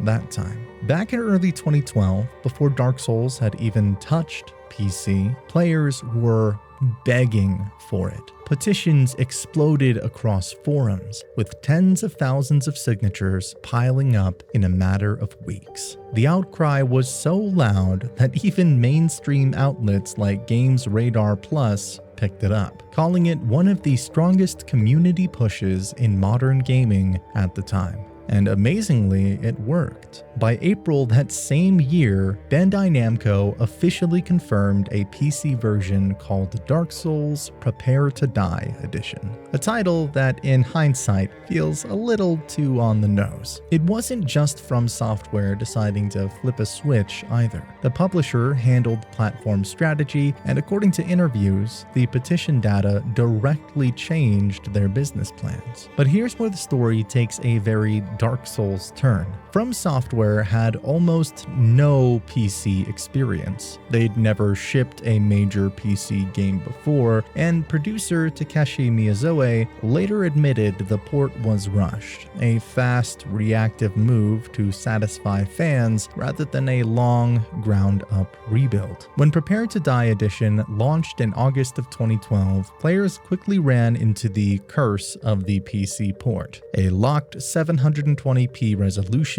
a 30 FPS cap, clunky mouse and keyboard controls, and that dreaded Games for Windows Live integration. It was janky, frustrating, and somehow very on-brand for Dark Souls. But just like in-game, the community fought back. Modder Durante, great job man, released DS Fix, a fan-made patch that unlocked resolution, boosted frame rates, and turned the PC version from a disaster into the definitive way to play. Thank God. DS Fix didn't just fix the port. It basically set the tone for how PC modding would save broken launches for years to come. By late 2012, Dark Souls on PC had gone from a half-broken experiment to a thriving ecosystem powered by fans. The port may have been rushed, but it opened the floodgates. Without it, there's a good chance the entire Souls series wouldn't have found the global audience it enjoys today. That definitely was a victory for PC. And with the launch of Dark Souls Remastered, PC gamers rushed into battle. But in the catacombs, someone else is rushing into battle. It is Leroy Jenkins. When you first drop into the Tomb of Giants, a phantom invader named Paladin Leroy comes charging at you, hammer swinging and miracles blazing. His name isn't random. It's almost certainly a wink to Leroy Jenkins, the infamous World of Warcraft player whose 2005 viral video showed a party wiped out by the guy screaming his own name and running headfirst into danger. From Software never issued an official statement confirming it outright, but the reference is widely recognized across all official guides and community archives. It is too on the nose to be coincidence. Just like the meme, Paladin Leroy charges recklessly into danger, often falling right into pits if you kite him the wrong way. Lore-wise, he's the first undead paladin of the Way of the White. He invades near a cliff in the darkest area of the game, meaning a good chunk of players first meet him by watching him barrel toward them and promptly tumble into the abyss. You get humanity and his gear later as a reward. By the time you reach the Colosseum in Ulasil, the game doesn't just introduce Artorias, it autopsies him in motion. You meet him at the exact second his legend collapses into myth, and the fight makes you feel it before the story ever tells you. He doesn't stride in like Gwyn's trusted knight. He staggers in, dragging a limp arm, armor slicked in a dark, oily sheen. The wrist that once held a great shield just dangles now, snapped and useless. Midway through the battle, Artorias sometimes drops into what looks like a prayer, but it's actually a buff, Drink the Abyss. Here, he's drinking up the abyss to power up. Looks badass and dangerous, but you can interrupt it. But you don't have to be an FPS expert for it to work, because a single clean headshot from an arrow, a crossbow bolt, or even a throwing knife will stagger him out of it completely. The legend is stopped by a mere dagger or an arrow. Speaking of headshots, they're a part of all FPS games, but it's also there in Dark Souls. Here's one of the many tiny mechanical quirks that Dark Souls never tells you, but it is quietly baked into the combat system. If you've ever been sniped in the face by a hollow archer and noticed it hurt way more than a regular body shot, that's not just bad luck. Dark Souls applies a damage multiplier for headshots when you're hit by projectiles like arrows or bolts. It's why invaders with bows sometimes go for your face specifically. A clean hit to the head does do extra damage. In gamer logic, how does one avoid headshots? If you thought helmets, you're correct. If you're wearing a helmet that fully covers your face, that multiplier drops. In simple terms, the more of your face that's armored, the less the headshot bonus matters. Community testing found that full coverage helms, like the Elite Knight helm or Havel's helm, reduce the amplified damage from arrows, while open face gear, like the Thief Mask or Hollow Soldier helm, still leaves you vulnerable to those boosted hits. It's a subtle system. The game never calls it out, and you'll only notice if you played with damage numbers or ran side-by-side tests. But it fits perfectly with Dark Souls' obsession with punishing knowledge gaps. Even your helmet choice quietly rewrites the risk curve in PvP and long-range fights. And here's another one of those combat details that separates the button mashers from the scholars of Lordaeron. Not every swing can be parried, no matter how good your timing is. First up, whips. They might look flimsy, but mechanically they're untouchable. Every attack the whip weapon class has is coded as unparryable. You can't parry them, and you can't backstab or riposte with them either. The game treats whips like an outlier weapon, almost in their own category of style over stab. It's why PvP veterans sometimes swap to a whip just to bait failed parries. No matter how sharp your reflexes are, that timing window never opens. Then there is the jumping strong attack, the forward plus heavy input, that lunging slam that feels like it should be reckless. Turns out it's actually the safest move in the game to throw against parry spammers. In Dark Souls 1, that universal jump attack animation is completely unparryable. It's your don't get riposted button, a perfect counter to those players who live and die by their parry frames. You might not be able to parry whips, but something the game does let you parry are the attacks from the final boss. Gwyn, Lord of Cinder, the last test, and in Hidetaka Miyazaki's own words, is the boss fight that didn't quite land the way he wanted it to.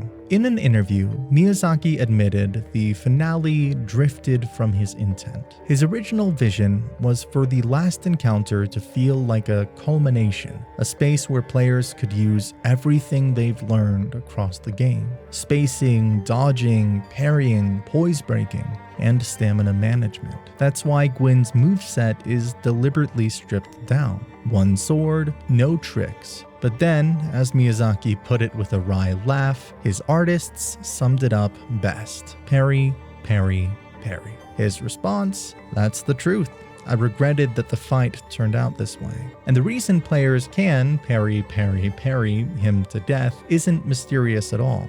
Gwyn's AI is built around tight, linear strings and generous telegraphs. Nearly every opener he uses can be parried, and the recovery frames leave him squarely in front of you, perfect for a clean riposte. On a flat, empty arena with no adds or terrain pressure, that rhythm becomes a loop: parry, riposte, reset, repeat. Tutorials have shown full runs where Gwyn never even lands a hit, locked from his first swing to his death. What Miyazaki wanted was a final exam of your whole skill set, a duel that demanded the same versatility you built surviving Lordaeron. What he got was a boss whose rhythm leaned too heavily on one mechanic, turning the fight from a climax into an execution drill. He never said parrying itself was a mistake, just that it swallowed the rest of the design. And you can see how the series quietly learned from it. Every Souls finale after Gwyn rebalances the equation. Nashandra, Soul of Cinder, Gale, the Elden Beast, they all keep parries as an option, but surround them with unparryable phases, delayed strings, form swaps, or ranged pressure so you can't coast on timing alone. It's the clearest design through line from Miyazaki's own regret. Fewer clean parry loops, more rhythm breaks, more tests of adaptability. Down in the Abyss, you finally meet Manus, Father of the Abyss, the origin of the darkness itself, and one of the most chaotic boss fights in Dark Souls. He's fast, relentless, and hits like a divine freight train. But as with everything in Lordaeron, there's a way to cheese even the father of humanity's despair. Players discovered you can actually snipe Manus from outside of his arena, killing him before you ever set foot inside the fog. The setup is hilariously simple. Stand on the ledge right at the fog gate, equip a long-range bow, slot the hawk ring in for maximum damage, and bring a stack of arrows. If you aim just above or slightly to the side of the fog, you can chip away at his health bar from safety while he paces endlessly on the other side. You can literally watch the Father of the Abyss die confused, flailing at nothing while his HP melts away. And if you fight him straight, there's another layer of strategy the game never explains: how to see in total darkness. When Manus floods the screen with the Abyss effect, lock-on can break and visibility drops to 0. The one clue the game gives you is his glowing red eyes. They stay visible no matter how dark the arena gets, letting you track his position and telegraph his lunges by keeping your camera centered between those twin lights. One may think the Sanctuary Guardian fight is over, but you're wrong. When you revisit the arena, after defeating Knight Artorias and resting at a bonfire, the game quietly swaps your old, single Guardian for a pair of new ones. These are officially labeled Lesser Sanctuary Guardians, but they're anything but small in spirit. They spawn right in the same space where the original boss fell, and unlike that first encounter, they're regular enemies, not a boss fight. That means they respawn every time you rest. Each one is worth about 3,000 souls, making this one of the better repeatable fights in the DLC if you're farming late game levels or just testing builds. Their moveset is identical to the original boss: lightning spit, pounce, tail swipe, and yes, you can still cut their tails to snag another copy of the Guardian Tail weapon if you missed it the first time. Demon's Souls definitely left its mark on Dark Souls, and it's reached the game files as well. One of the quietest bits of cut content in Dark Souls isn't a boss, a weapon, or even a full map. It's a leftover crystal lizard from Demon's Souls. When fans unpacked the game's data years ago, they found two separate crystal lizard models tucked away in the files. One is the shiny, familiar version we hunt across Lordaeron, the one that chirps, scurries, and vanishes in a puff of light. But right beside it sits another, a fully modeled, untextured oddity that's a near one-to-one carryover of the Demon's Souls lizard. Same shape, same rock-like carapace, just sitting in the data with no animations, no sound, and no spawn points. It's not a hidden enemy or a secret version, it's development leftovers. During early production, From Software used that Demon's Souls lizard as a placeholder asset, while the new one was being built and animated for Dark Souls engine. Once the team finished the updated model, complete with its glowing cracks, dust burst, and unique drop logic, the old stand-in just stayed. Removing it would have been extra work and risked breaking scene references, so it shipped quietly inside the game's resource file, invisible unless you go digging through the archives. Data miners cataloged it years ago, and you can still find both meshes side by side in community asset repositories. It's a tiny relic of From Software's own transition, a moment frozen between two generations of souls. The creature that once ran through Bellataria was literally carried forward, kept around just long enough to help its successor find its shine,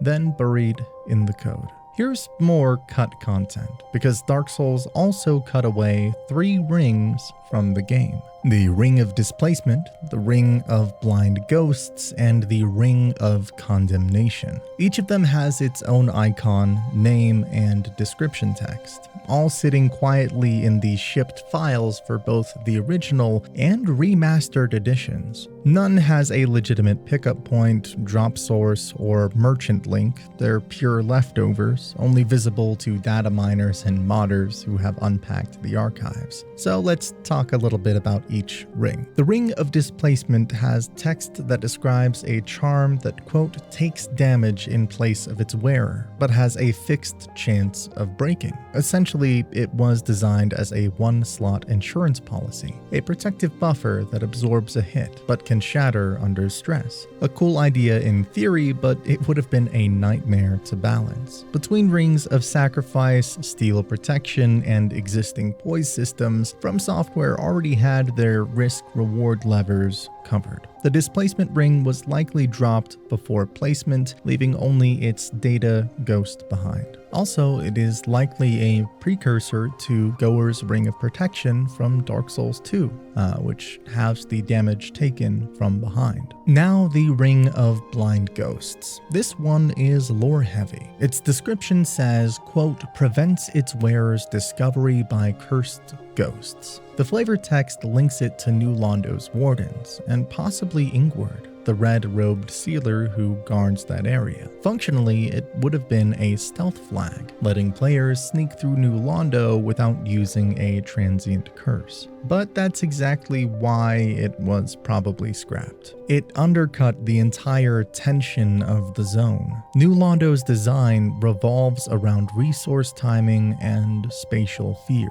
Giving players a permanent stealth toggle would have erased the dread the developers built the area around. And finally, the Ring of Condemnation.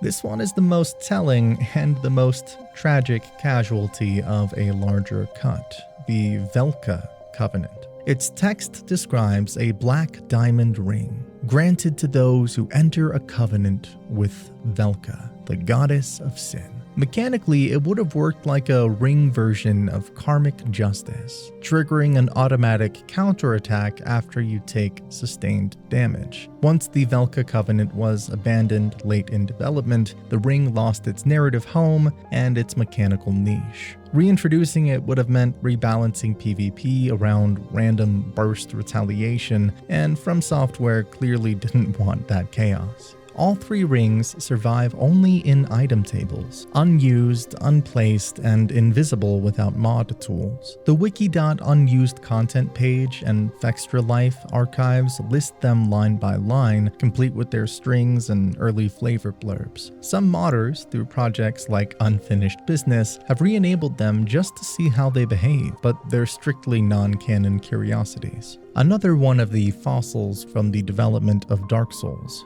the cut animations of Frampt and Koth. Both primordial serpents, Frampt and Koth, actually have full attack and death animations hiding in the files. In the retail game, you can't hurt them. They're functionally immortal quest NPCs built to handle dialogue, transport, and the Lord Vessel transfer, not combat. But when data miners started unpacking the game's animation sets, they found a complete, unused library of serpent behaviors, bite attacks, recoil reactions, and full death sequences. Later, fans tested these in debug and modded environments by flipping the internal enemy flags, giving the serpents HP, collision, and damage states like any other creature. Once enabled, you can actually fight them. Frampt and Koth both lash out with a wide snapping animation, then whenever their health hits 0, they perform a distinct death animation and drop souls. The whole enemy death pipeline is present and working, it's just switched off in the shipped game. Why?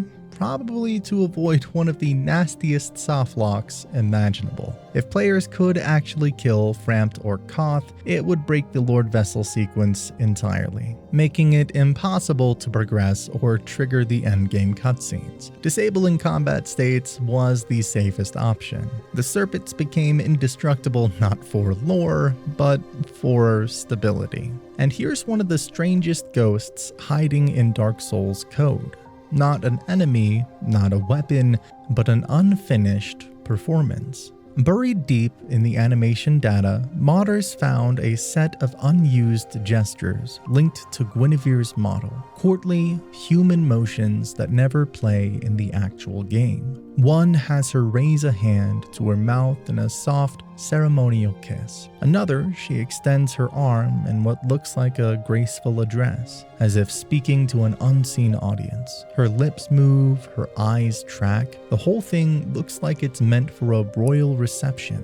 And yet in Lordran, it never happens. When modders re-enabled these animations through test maps, it felt surreal. The silent goddess of sunlight, normally frozen in that radiant, static pose, suddenly moved. Elegant, deliberate, and completely out of place in a dying world. The files label them simply as unidentified. No dialogue, no trigger, no event data, just fragments of a scene that might have existed once. A greeting, a ceremony, maybe an early cutscene before Anne Orlando's illusion became what it is. Whatever it was meant to be, it's pure From Software poetry, a forgotten movement of warmth, quietly buried under layers of code, waiting for someone to bring it back to life. Ravioli stepping was named after the player who discovered it, and it's one of the coolest PvP techniques. It started as a weird animation quirk, and became a signature movement trick for duelists who wanted to look stylish while dodging death. At its core, the move abuses how the game samples facing direction during a backstep.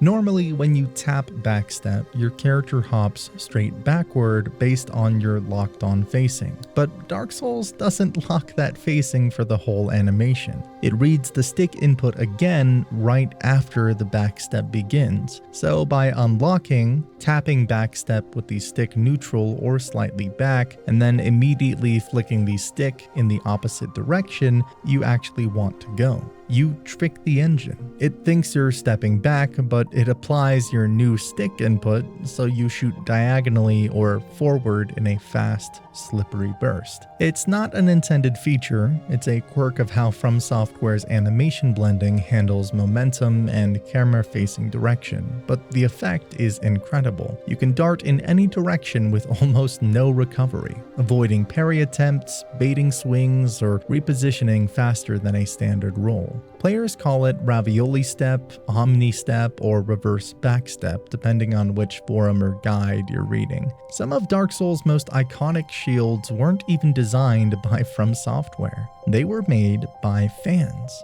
Before the game even launched back in 2011, Bandai Namco and From ran this Facebook event called Shield Design Contest. Players could download an official template, draw up their dream shield, and submit it online. The community voted, From chose the winners, and the top 4 designs didn't just win bragging rights, they actually got added into the final game. And if you check the credits, yep, the winners are right there by name. So let's talk about those 4. First up, Sanctus, designed by Yusuke Sugimori from Japan. It's a small, round paladin shield that slowly regenerates health. You get it by taking down Paladin Leroy in the Tomb of the Giants. It's got that classic holy vibe, the crimson cross, the radiant glow, perfect for a faithful tank build. Then there's the Effigy Shield by Matt Gunn. This one is found on a corpse deep in the Tomb of the Giants, guarded by a Black Knight. And the design? A sculpted, screaming human face pressed into metal. It's grotesque and beautiful, exactly the kind of nightmare art you'd expect to see hanging in Anor Londo's hallways. Next up, the Blood Shield by Alexandro Karpis. You find it in the painted world of Ariema, right near the Undead Dragon's Bridge. It's got this crimson, vein-like detailing, and it boosts resistance to poison, bleed, and curse, which makes it one of the most practical shields in the game. Karpis actually uploaded his original contest entry online later, confirming it as one of the winners. And finally, the Black Iron Great Shield, designed by Adam Ledzian. You find it on Iron Knight Tarkus's corpse in Anor Londo. It's massive, this dark, heavy wall of iron that perfectly matches Tarkus's entire aesthetic. You look at it and instantly thinking, yeah, this belongs in Dark Souls. All 4 shields are player created, studio polished, and seamlessly integrated into the lore. They blend in so well that I had no idea that they were fan designs. So you know the orange charred ring, right? The one you get from Ceaseless Discharge that lets you walk through lava without melting your shins off? Turns out it also does something extra, something the game never tells you. If you wear the orange charred ring and kick an enemy, your kick actually deals additional fire damage. Yeah, your boot becomes a tiny pyromancy. It's subtle, but it's real. The kick inherits a fire property while that ring is equipped. So even though it's a low damage move, you'll see that faint ember spark on contact. It's the same principle that lets lava damage coexist with physical attacks. The ring just flags your player state as fire infused. It's not game breaking or anything, but it's one of those microsystems that shows just how deeply interconnected Dark Souls item effects really are. So yeah, the ring that saves you from burning to death also turns your front kick into a spicy roundhouse. Ceaseless Discharge might have died screaming, but his ring made every undead's boot just that little bit hotter. Here's another form of sorcery that we missed out on. You may not even know about the spell Fall Control and the different animation you get upon falling. Most players treat it like a one-line safety net spell. Cast it, fall, don't die. But the real magic isn't just the lack of damage, it's what happens to your landing animation. Normally when you drop from a decent height, your character slams the ground, stumbles, and spends a full second in recovery. That's the hard landing animation. You can't roll, can't attack, can't move. You're just stuck eating dust. But with Fall Control active, the game quietly swaps that out for a completely different landing. A soft, almost weightless step with barely any end lag. The Wikidot entry nails it. The spell, quote, prevents the landing stun animation that normally comes with fall damage. That's why seasoned players use it not just for survival, but for speed and positioning. You can hop down the Great Hollow's spiral's branches, dive off the ledges above Nito's arena, or drop straight into the Stray Demon Pit and keep moving like nothing happened. And here's the important nuance. Fall control nullifies damage only for non-lethal falls. It doesn't actually extend the maximum height you can survive. If a fall would have killed you without the spell, it'll still kill you with it. The difference is any fall that's just short of lethal becomes completely free. I gotta talk about my favorite weapon from all of the games, including Dark Souls 1, 2, 3, and even Kingsfield. I mean, it's in almost every single FromSoft game. This weapon isn't just a fan favorite, it's practically From Software's signature. It's been quietly reincarnating from game to game for nearly 3 decades. Always blue, always luminous, and always linked to some flavor of forbidden knowledge or cosmic power. It started all the way back in the Kingsfield series, From's very first-person RPGs. There it was simply called the Moonlight Sword, already a legendary weapon of light. Then it turned up again in Armored Core. Yeah, the mech series, reimagined as the Moonlight Laser Blade. Even in Armored Core 6, you can actually find the Light Wave Blade, the same idea translated into science fiction. By Demon Souls, it had taken on a sacred identity, renamed the Large Sword of Moonlight. This version deals pure magic damage that pierces shields entirely, and interestingly, it scales with faith, not intelligence. It is a divine weapon through and through, and that holy light through darkness theme carries straight into what came next. Then came Dark Souls, and with it the most famous incarnation of all, the Moonlight Greatsword from Seath the Scaleless. You have to literally cut his tail off mid-fight to claim it, a reward for precision and patience. Its strong attack fires that iconic crescent beam, and now it scales with intelligence, making it the mage's ultimate flex weapon. In Dark Souls 2, it's reborn again through soul transposition from the old Pale Drake soul, a clear echo of Seath's legacy. Same projectile swing, same magic scaling, same blue gleam.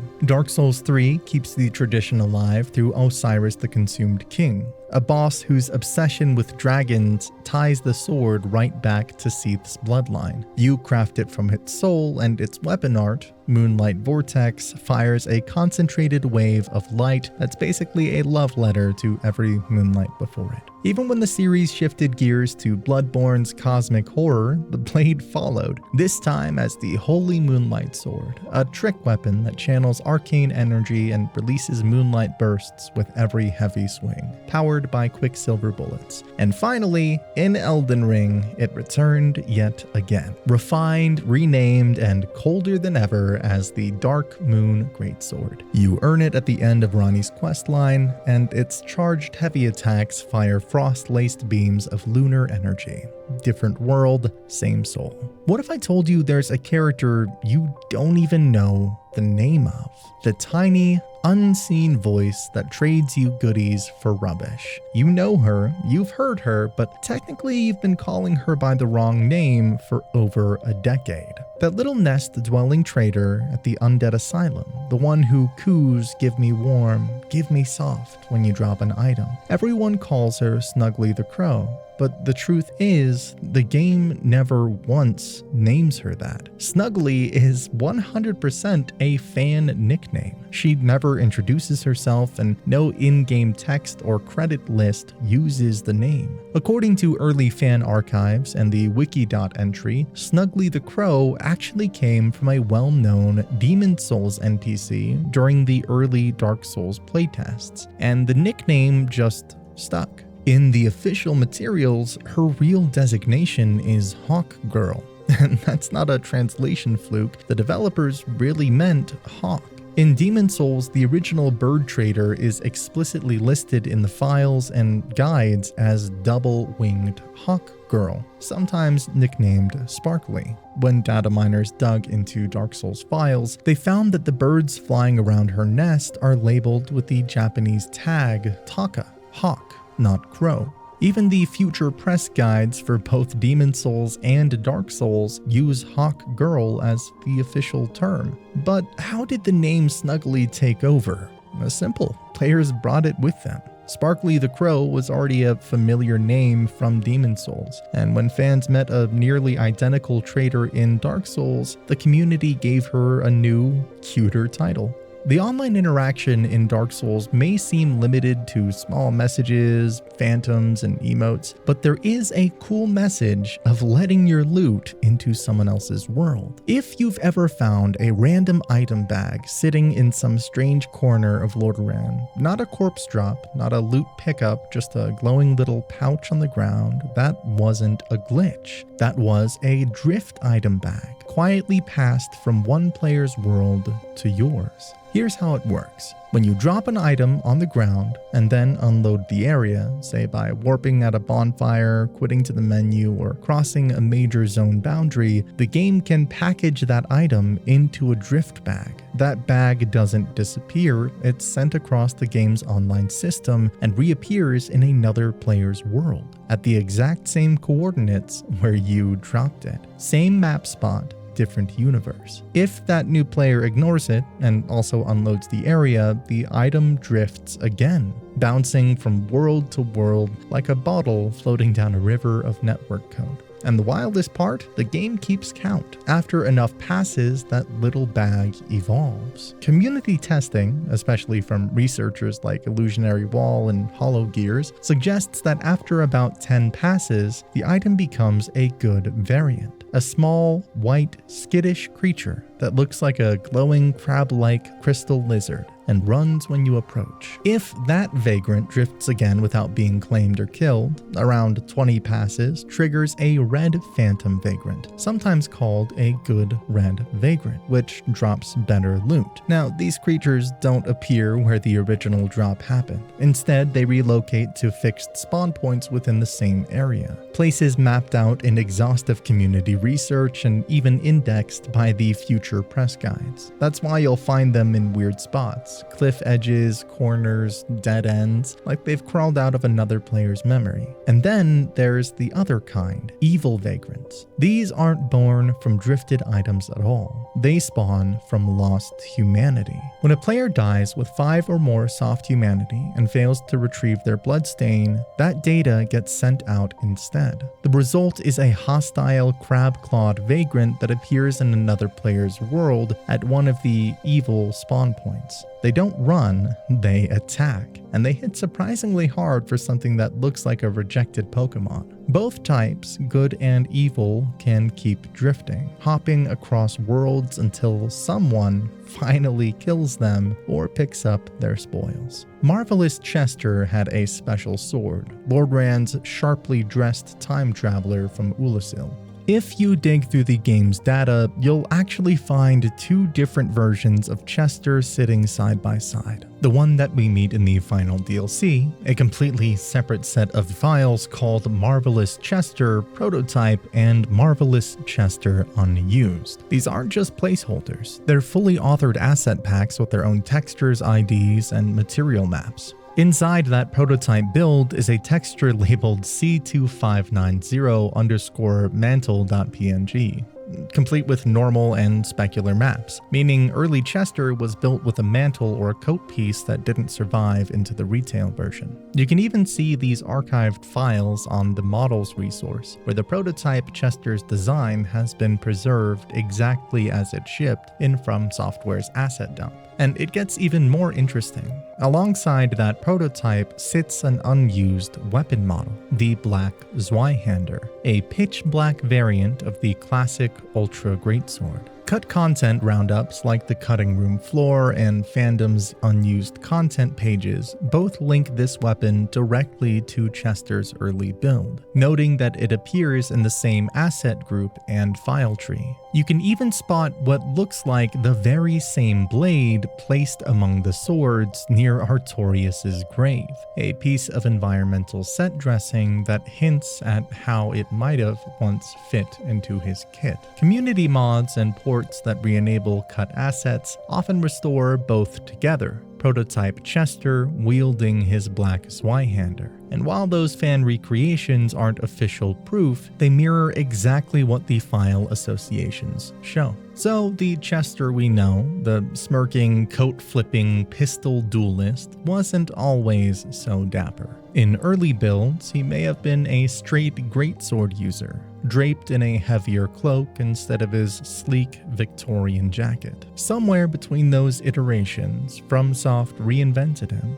trading brute force for swagger, turning a would-be knight into a rogue from another world. Force is a miracle most people use for just pushing people off ledges and as a get-off-me tool, but it has more uses than just that. It turns out this little miracle doesn't just knock enemies back, it actually deflects projectiles. Yeah, force creates a shockwave that isn't just a push. It is a literal, physical push that can bat away incoming attacks. Community docs and old wiki pages all confirm it works on arrows, firebombs, and even high-tier sorceries like Crystal Soul Spear. You can even knock aside the Moonlight Butterfly's glowing needle shots if your timing is tight enough, and its bigger siblings, Wrath of the Gods and Emit Force, behave the same way, just with a wider radius or a traveling blast attached. It's especially fun to mess with in Sen's Fortress. Up on the roof, you've got that firebomb giant hurling explosive boulders like he's auditioning for the Olympics. If you pop Force or Wrath of the Gods just as they land, you can actually deflect or neutralize those bombs before they explode. It is ridiculously satisfying. Just don't expect it to stop the infamous rolling boulders on the ramps. Those aren't projectiles, they are environmental hazards. The only way to stop that stream is to kill or redirect the boulder giant in the control room. And the spell even works against bosses.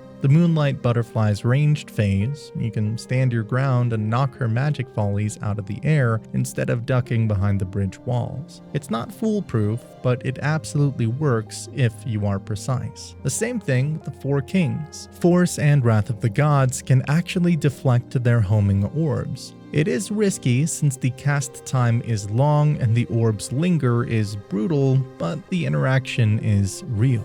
Most guides still recommend dodging or using the silver pendant for dark attacks elsewhere, but that little burst of holy air can still save you if you're cornered. Talking about force, we have to talk about the force of nature that Havel is, the hero turned hollow, locked away by a dear friend. That's straight from the Watchtower basement key description. It never says a name, never says Havel, just a hero imprisoned by someone who cared enough to seal him away. And when you open that door, you meet the towering figure in Havel's armor, swinging the dragon tooth like it weighs nothing. Naturally, players assumed that is Havel the Rock, but it's not that simple. Here's where the debate starts. When you kill that enemy, he drops only Havel's ring. The item text says it was, quote, worn by Havel's men to show faith in their leader, not Havel's personal ring, his followers' ring.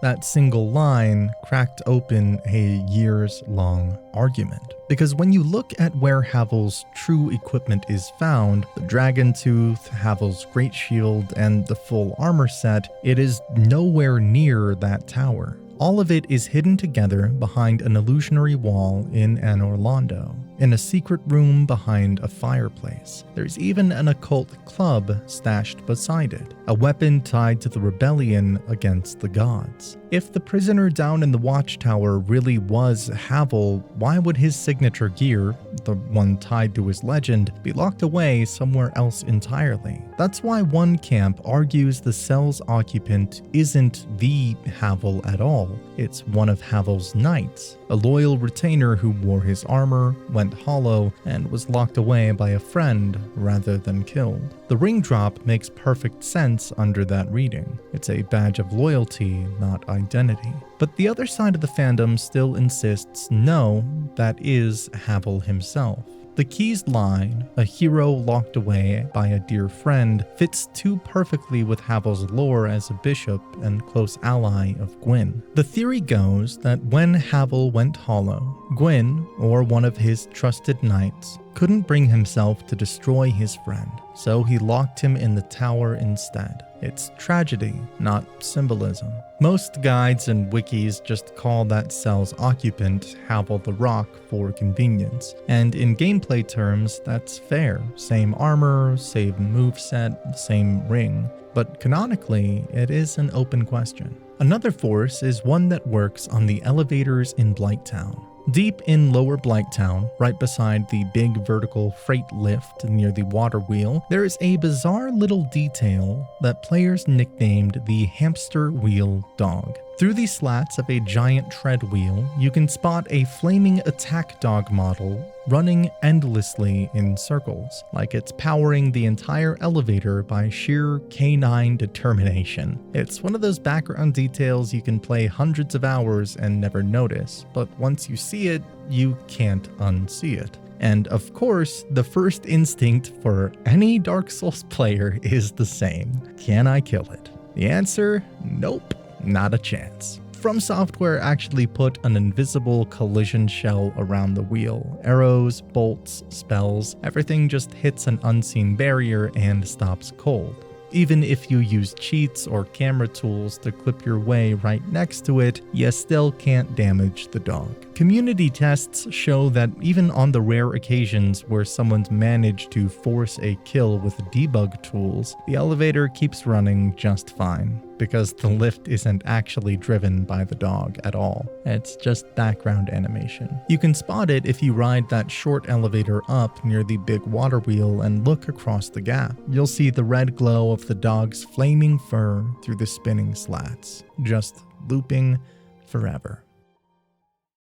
Did you know that Dark Souls 2 is the only game in the original Souls trilogy that Miyazaki didn't direct? Miyazaki personally directed both Dark Souls 1 and Dark Souls 3, shaping the series' identity at the beginning and the end. But right in the middle of that arc, Dark Souls 2 stands alone as the one entry where he stepped away from the director's chair. During the time Dark Souls 2 was being developed, Miyazaki was already fully engaged in creating what would become Bloodborne. With his attention focused on that new project, he wasn't able to take on the day-to-day leadership of another massive Souls game. Instead, he moved into a light supervisory role, overseeing from a distance, checking the project's overall direction, but intentionally avoiding heavy involvement so the new team could define Dark Souls 2 for themselves. Because of that, Dark Souls 2 launched under the guidance of two directors, Tomohiro Shibuya and Yui Tanemura. Shibuya aimed to make Dark Souls 2 more readable and straightforward compared to the cryptic nature of its predecessor. Clearer tutorials, clearer systems, clearer messaging. Tanemura, on the other hand, focused on preserving the signature challenge of Dark Souls, while trimming down what he felt were tedious or time-wasting mechanics. The game's identity emerged from this unusual dual approach. Accessibility and structure from one direction, harsh but fair difficulty from the other.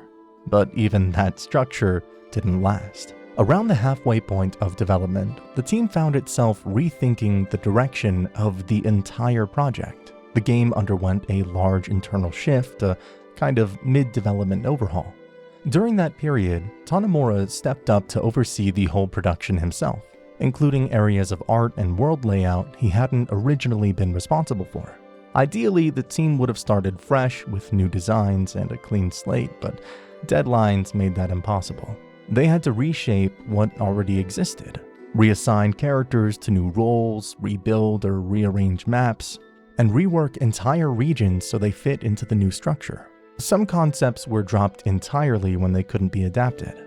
Much of Dark Souls 2's distinct tone, the unusual geographical transitions, and its mixture of polished and experimental areas came directly from this reconstruction process.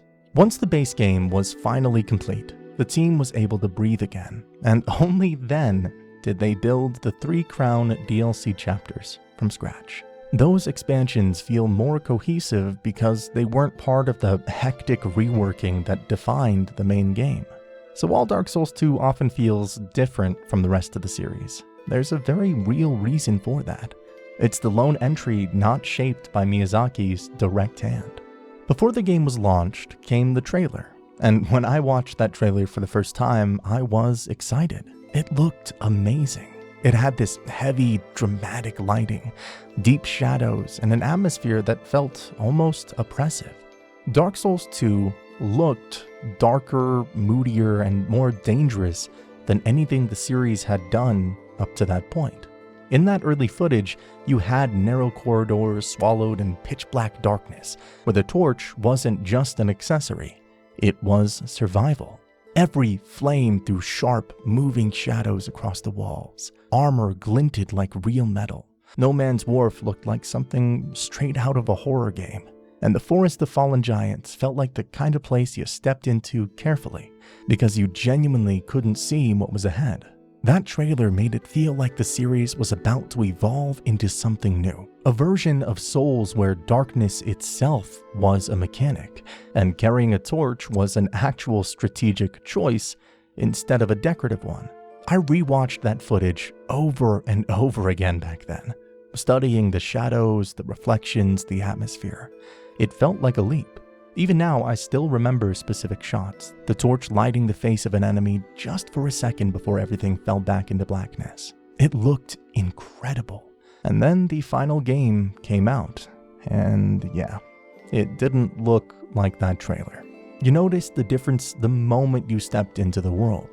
Forest of Fallen Giants was much brighter. No Man's Wharf, once a suffocating nightmare in the trailer, had enough ambient light to navigate without panic.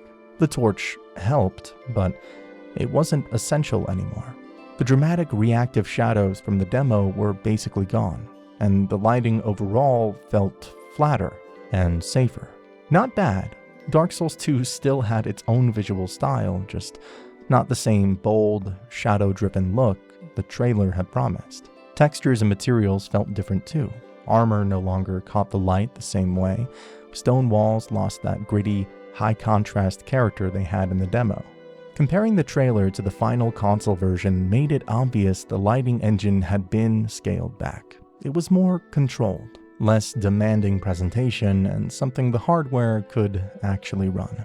Back then, if I recall correctly, a lot of gamers like me were disappointed with the result because the end product didn't look anything like the promise. Even though the final game didn't look exactly like what we saw back then, one thing the team was pushing hard in those early reveals was the idea that Dark Souls 2 would completely overhaul its online systems. And this part stuck with me just as much as the visuals. Back then, they explicitly said that Dark Souls 2 would use dedicated servers, not server-assisted, not vague online infrastructure, dedicated servers. It was a huge deal, especially coming off Dark Souls 1, where the online system was famously chaotic.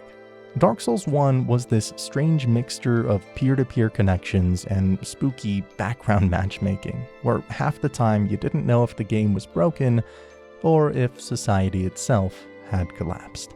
Signs wouldn't show, invasions were inconsistent, and the whole system relied on the bizarre networking through your router's vibes setup the original game was known for.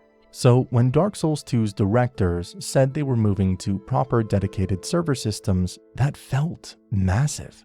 In Dark Souls 1, the game basically threw your sign into a crowd and hoped someone wandered close enough to see it. Dark Souls 2, by contrast, introduced an actual login to a central game server. You'd see messages like failed to log in to the Dark Souls 2 game server if the system was down. That alone blew my mind back then.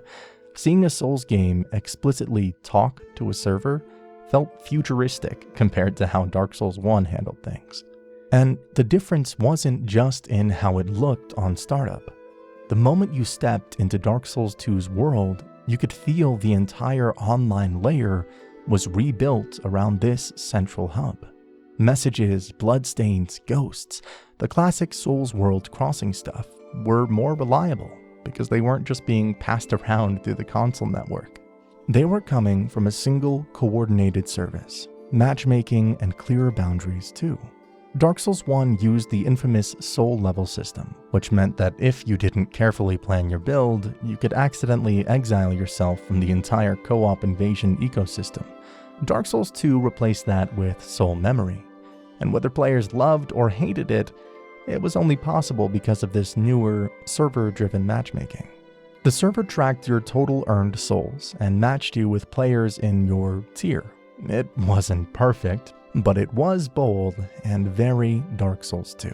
Experimental, a little controversial, but undeniably different.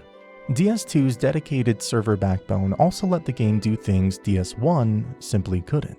The game could globally enable or disable features, they could push online updates, manage covenants more cleanly, and keep the world feeling populated. It made summoning more stable and invasions more predictable because you weren't just relying on two consoles yelling at each other across the internet. The game actually had a matchmaking authority now. But, and this is the part some players misunderstood back then, even though Dark Souls 2 used dedicated servers, the actual combat was still peer-to-peer. Once an invasion started or a co-op session began, the real-time gameplay still flowed directly between players. The server wasn't simulating the fight. That's why latency and phantom range still existed. A direct result of the online overhaul is that the big stone in Majula near Salden, the monument on top of the cliff, the first time I walked up to it, I thought it was just some cryptic lore prop, the usual Soul-style flavor text. It looked like a memorial, something you'd find in a ruined town, and the inscription felt like it was talking about the curse in a vague, poetic way. Then I realized it was counting deaths. In online mode, that monument wasn't talking about just you at all. It was pulling on the total number of deaths from every player on that platform and engraving it into the stone. Every reset, every misstep, every fall off a ledge was feeding that number. Back then, watching it climb felt surreal. I remember checking it occasionally and noticing how absurdly fast it grew, thinking, alright, I'm not suffering alone. Everyone else is getting destroyed too. It turned death into a global statistic. Dark Souls 1 never had anything like that. Its online systems were spooky and vague, but they didn't give you a physical object you could walk up to that said, "Here is the price all of you have paid so far." What made it even cooler, at least to me, was how it changed in offline mode. If you disconnected from the servers and checked the same monument, the number suddenly shrank down and only showed your deaths on that character. The moment the game lost access to that big central service, the monument flipped from all of Drain Lake to just you. That behavior exposed how Dark Souls 2 new infrastructure worked. Online, it was constantly talking to a dedicated server that kept track of global data, deaths, messages, ghosts, matchmaking. Offline, it only had your save file to work with, so that's all it could show. Dark Souls 2's relationship to Dark Souls 1 has always been strange, and the developers leaned into that from day one. When they first started talking about the concept for Dark Souls 2, they made it clear this wasn't a direct sequel in the traditional sense. They described the connection between the two games in this really striking metaphor. If the first game was the North Pole, then Dark Souls 2 takes place at the South Pole. Same world, same planet, but about as far apart in tone and era as you can get. That comparison wasn't about physical distance, it was about time. Time was the key word they built Dark Souls 2 around. That was the mandate. Show how time reshapes a world. Not a simple years later sequel, but a distant cycle where history has bent, twisted, and erased itself. And when you look at Drain Lake through that lens, the entire game starts to make sense. Dark Souls 1 felt like you were living in the ashes of something grand, but still recognizable. Dark Souls 2 feels like you're living in the ashes of ashes. Entire kingdoms have risen and fallen between these eras. Myths have become mangled versions of half-remembered stories, and even the few characters who cling to the past sound uncertain about which parts are real. That is the heart of Drangleic, a world that has forgotten itself. It doesn't matter whether Dark Souls 2 is 10 years later or 1,000. The point is that time has washed away the specifics. You're not exploring Lordran's sequel. You're exploring what happens when a universe keeps repeating the same patterns long after anyone remembers why. It's why the game feels familiar and alien at the same time. Why every reference feels like it could be true or a distorted echo. Things happen again, but not the same way, and not for the same reasons. And that's where Dark Souls 2 becomes interesting.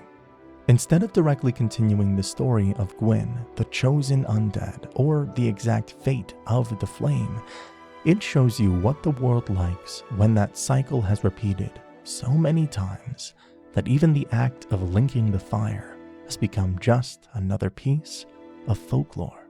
Every ruler you meet is basically performing a broken reenactment of history they barely understand. From Drangleic's kings to the faded remnants of Alkin and Ven. They're acting out rituals from ages before them, not knowing that they themselves are part of another forgotten age, waiting to crumble. This is the part I always loved about Dark Souls 2. It treats the world like an archaeological site. You're not uncovering a single story. You're uncovering layers of failed eras, stacked on top of each other like sediment. Structures don't match, stories conflict, artifacts contradict the people who talk about them. It's not sloppiness, it's the point. Time destroys consistency. Time rewrites meaning. Time turns history into myth, and myth into noise. Dark Souls 2 wasn't trying to be Dark Souls 1 Part 2. It was trying to show what the world looks like when even its tragedies have been repeated so many times that no one remembers who caused the first one. Dark Souls 2 was also the first time the sound of the series changed behind the scenes. It's the first Souls game where Yuka Kitamura joins Motoi Sakuraba on the soundtrack. Before this, Sakuraba was the sole musical voice of Dark Souls, but Dark Souls 2 is where Kitamura enters the picture and starts shaping what From Software music would become. From there, she doesn't leave. After Dark Souls 2, Kitamura goes on to score Bloodborne, Dark Souls 3, Sekiro, and Elden Ring, becoming one of the main composers associated with modern FromSoft. So, when you think about how different those later games feel musically compared to Dark Souls 1, more dramatic, more character-focused, more emotionally sharp, that lineage starts here, with Dark Souls 2 as the first project where Sakuraba and Kitamura worked together. Dark Souls 2 also introduced one of the smartest mechanical ideas the series ever had, the bonfire aesthetic. No other Souls game had anything like it before, and nothing after Dark Souls 2 handled difficulty in quite the same way. The idea was simple. Instead of tying every New Game Plus change to your entire playthrough, Dark Souls 2 let you decide which areas you bumped up to New Game Plus, and you did it through this single item. When you burned a bonfire ascetic at a specific bonfire, that zone alone jumped to the next New Game cycle. Enemies got tougher, bosses hit harder, item drops improved, and everything in that area behaved as if you had already cleared the game and started over. Except you didn't. The rest of Drangleic stayed exactly where it was. You could be on your first run, walk into an area you've asceticed, and suddenly you're fighting New Game Plus versions of everything, while the next zone over is still normal New Game. It was Dark Souls 2's way of letting the player set their own difficulty. Not globally, not through a menu option, but exactly where they wanted it. If you were farming a boss soul, chasing a rare drop, or just wanted a challenge spike, you didn't have to beat the whole game again. You could turn one bonfire into a personal war zone and leave everything else untouched. It was the most flexible difficulty system the series had ever designed. And the best part was how it fit DS2's identity. This was the Souls game built around cycles, time repeating, eras collapsing, things happening again. Bonfire Ascetics let you trigger that cycle whenever you wanted. A localized reset, a forced repetition, a miniature new game plus inside of your current run. It made the world feel reactive in a way that Dark Souls 1 couldn't, and it made DS2's structure more open than any Souls title before it. Dark Souls 2 didn't just overhaul summoning with dedicated servers. It also introduced one of the most controversial online systems the series ever tried: Soul Memory. This was the replacement for soul level based matchmaking, and it completely changed how players connected with each other. Soul Memory is simple on paper. It's the total number of souls your character has ever collected, not the ones you currently have. Every soul you have ever touched. The ones you spent, the ones you saved, the ones you lost and never got back. Everything. Once that number goes up, it never comes down. Dark Souls 2 tracks it permanently. And Tanemura was very clear about what it meant for multiplayer. He said outright that soul memory was the main condition for matchmaking, not soul level, not equipment, not upgrade paths, just this one number that constantly rises no matter how you play. The way it worked behind the scenes was through a tier system. Each soul memory range formed a bracket, a tier, and every multiplayer item connected within specific neighboring tiers. So two players could be wildly different soul levels, like SL60 and 180, and still summon each other as long as their soul memory was close. But two players at the exact same level could fail to connect entirely if one of them had collected too many souls. Dark Souls 2 has these glowing butterflies perched up on walls, cliffs, and rafters. And if you've played the game for any length of time, you've probably noticed them. They don't flap around or attack you, they just sit in place, glowing quietly above the path. In the game files, they're actually called Great Moths, and the non-poison variant is often referred to as a hidden moth. Players usually just say the butterflies, but they're a proper enemy type with their own behavior and drops. They show up all across Drang Lake. Huntsman's Copse, the Lost Bastille, Earthen Peak, the Shaded Woods, Brightstone Cove Seldora, the Gutter, scattered from mid-game to late-game areas. Typically, they're perched high above bonfires, bridges, or narrow walkways, almost like they're watching the player's route from above. They don't dive bomb you or react, they just sit and emit either a poisonous or harmless glow, depending on the type. The poison great moths release a toxic cloud when you get close, but they have extremely low HP and go down in a single ranged hit. Their non-poison counterparts behave the same way, just without the cloud. And the interesting part is what they drop. Poison moths reliably give poison moss, which is exactly the kind of healing item that matches the areas they appear in. The hidden moths, the non-poison variant, are essentially one-time loot caches. In Scholar of the First Sin, especially, they can drop Radiant Life Gems, Old Radiant Life Gems, Twilight Herbs, or Wilted Dusk Herbs.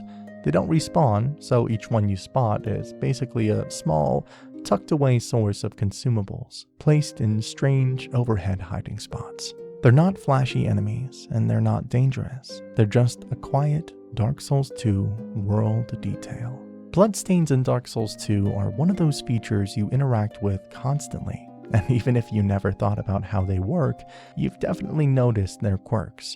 When you touch a bloodstain, the game plays back the final moments of another player's life as a red phantom. Their last rolls, their last swings, and then whatever mistake sent them to the grave.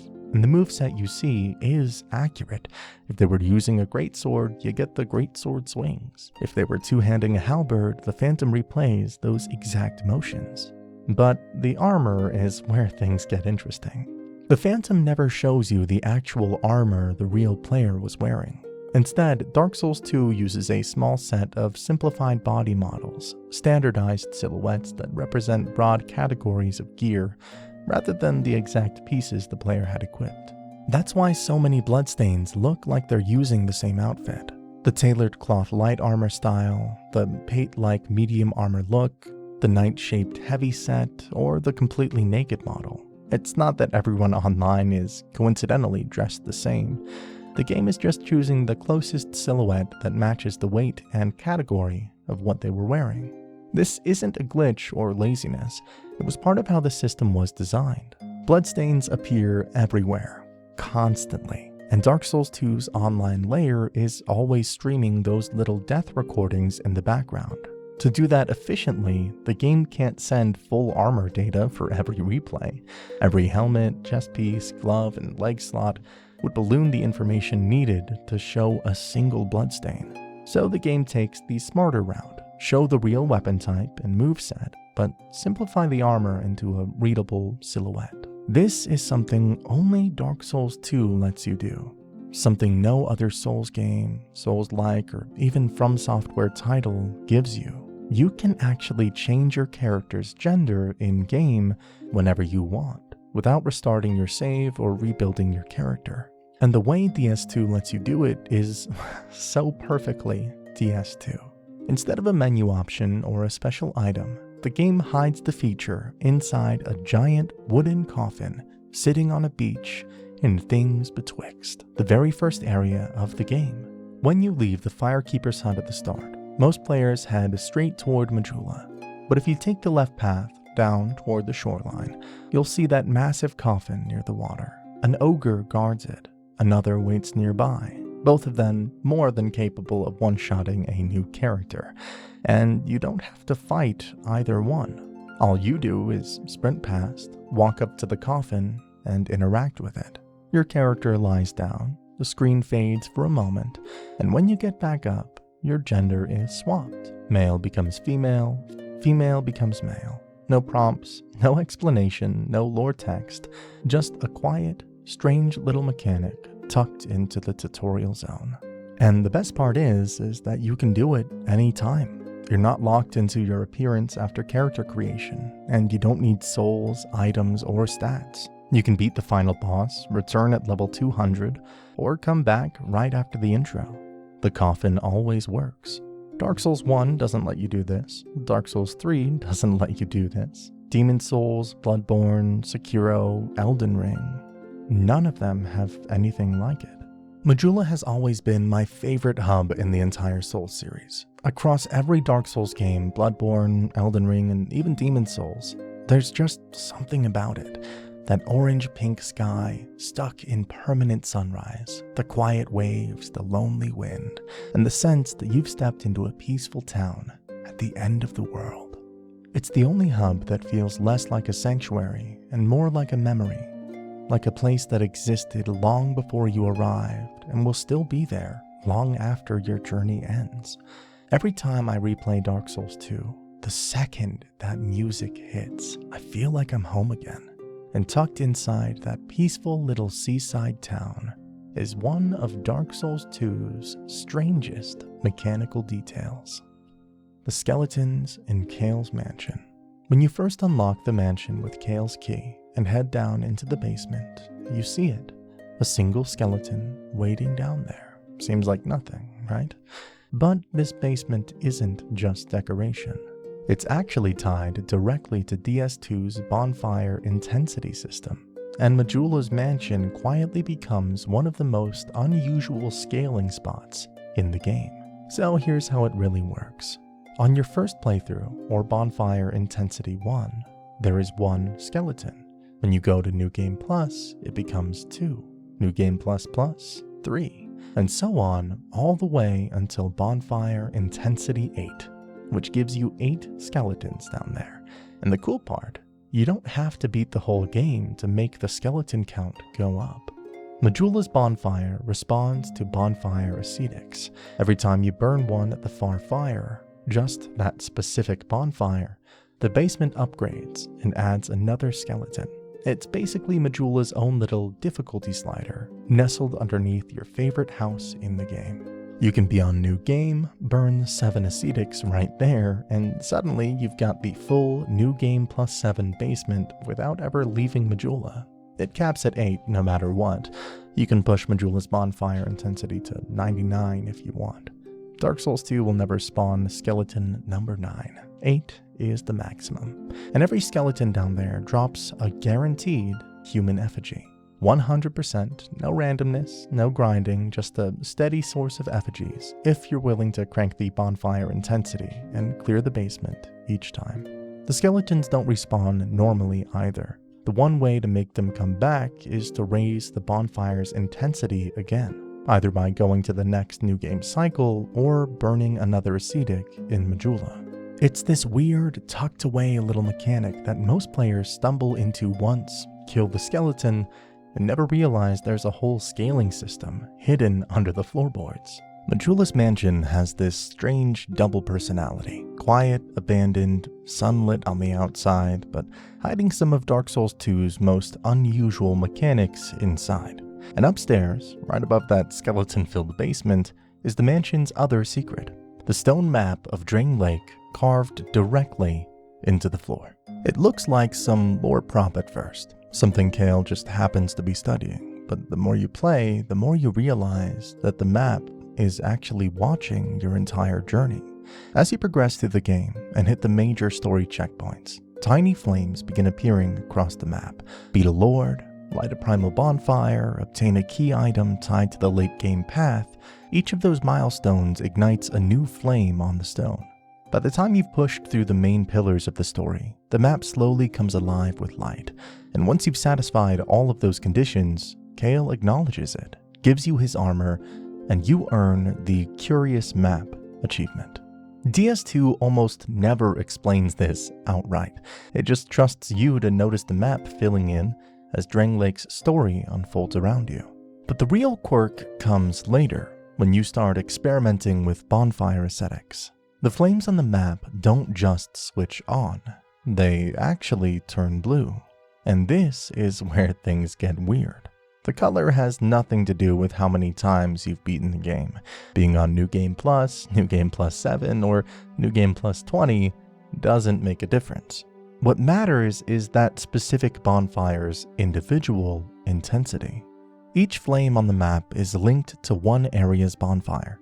If you burn enough bonfire ascetics at that bonfire, pushing its intensity up step by step, and then defeat the boss again at that new difficulty, the flame on the map changes from its normal orange-red glow to a brilliant blue.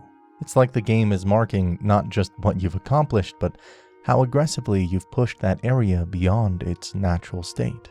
And it only responds to ascetics. You can be deep into New Game Plus cycles and never see a single blue flame unless you've manually raised those intensities yourself. So Majula's mansion ends up telling two parallel stories.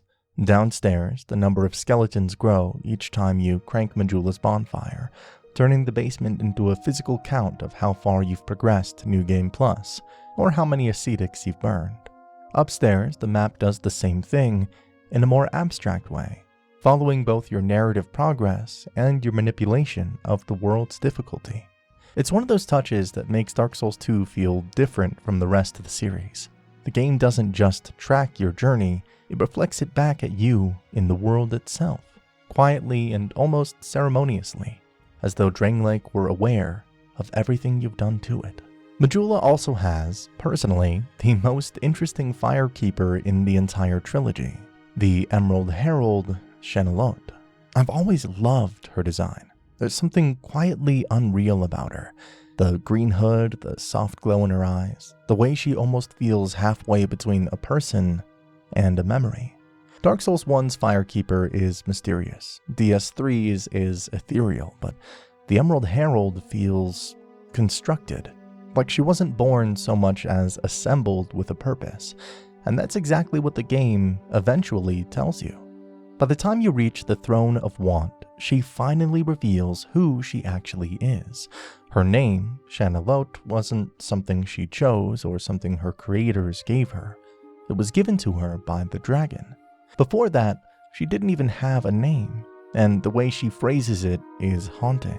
I was born of dragons, contrived by men. They created me. I did not come out as intended. It's the most direct self-description any Souls NPC gives, and it completely reframes her role in the story. She isn't a regular human. She isn't undead in the normal sense either. She calls herself a dragon child. She is an artificial being, created by humans who wanted to cheat fate. People who wanted to break the undead curse by forcing the world into a new shape. And if there's any group in Drang Lake that fits men who would cozen fate, it's Aldia and Venric. The two figures obsessed with understanding and escaping the curse, experimenting on dragons, giants, undead, everything. Shenalot is almost certainly one of Aldia's attempts at creating a being that could transcend fate. She is a failure, she says it herself, but she's a living failure, still tied to the purpose she was made for. That's why she latches on to the bearer of the curse. When she says she's been waiting for someone who might shatter the shackles of fate and set her free, she means it literally. Her existence is a remnant of an experiment that didn't work, and she's stuck in a cycle until someone strong enough reaches the throne and gives the world a real breakpoint. And there's something I always loved about how Dark Souls 2 handles her presence in the world. You find her in Majula, then later in Drang Lake Castle, then at the Dragon Eyrie, then standing quietly in front of the Throne of Want. The game never explains how she moves between these places. It never tells you if she walks, teleports, or simply manifests. She always just appears where you need her. Not in a magical way, but in a purposeful way, almost like her presence is tied to your journey rather than geography. She doesn't act like a normal person because she isn't a normal person. And that ties into the ancient dragon beautifully. She says the dragon gave her her name, the same ancient dragon who gives you the Ashen Mist heart. The same dragon believed to be one of Aldia's greatest creations, crafted from giant souls and experiments aimed at imitating the true everlasting dragons. The Herald's entire identity is connected to that dragon, and she stands beside it in the Eyrie, almost like a disciple returning to the source of her existence. Whether she's meant to be the dragon's child, its creation, or its chosen successor is deliberately unclear.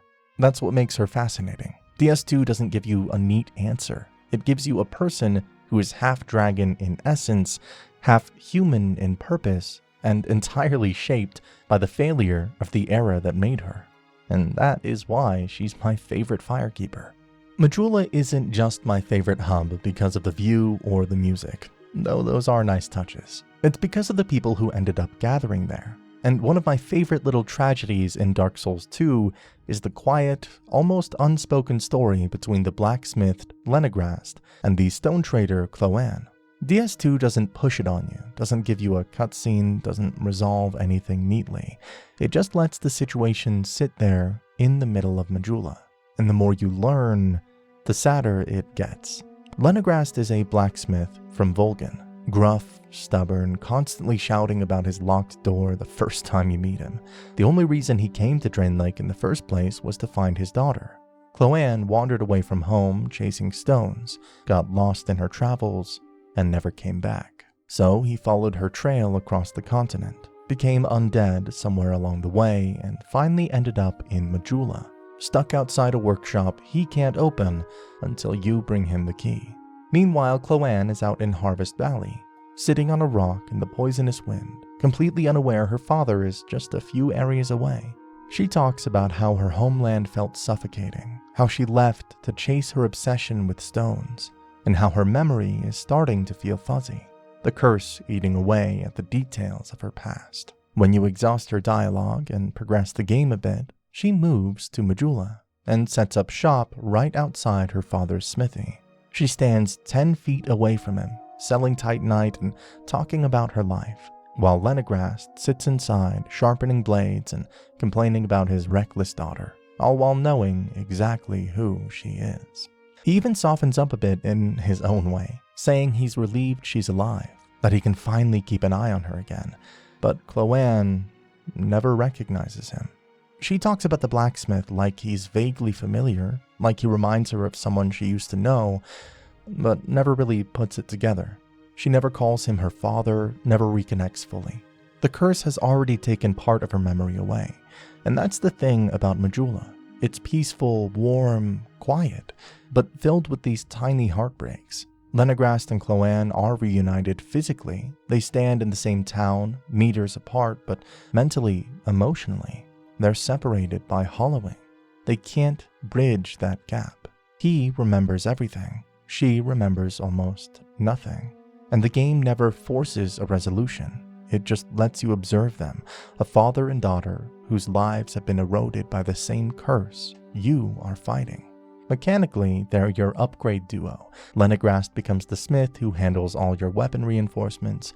Chloanne becomes your Titanite dealer who expands her stock across the game and eventually sells infinite shards, large shards, and chunks. But lore-wise, they're one of DS2's quiet tragedies, a family reunited in the saddest way possible, living side by side in a town frozen beneath an endless sunrise. Connected, but unable to really find each other again.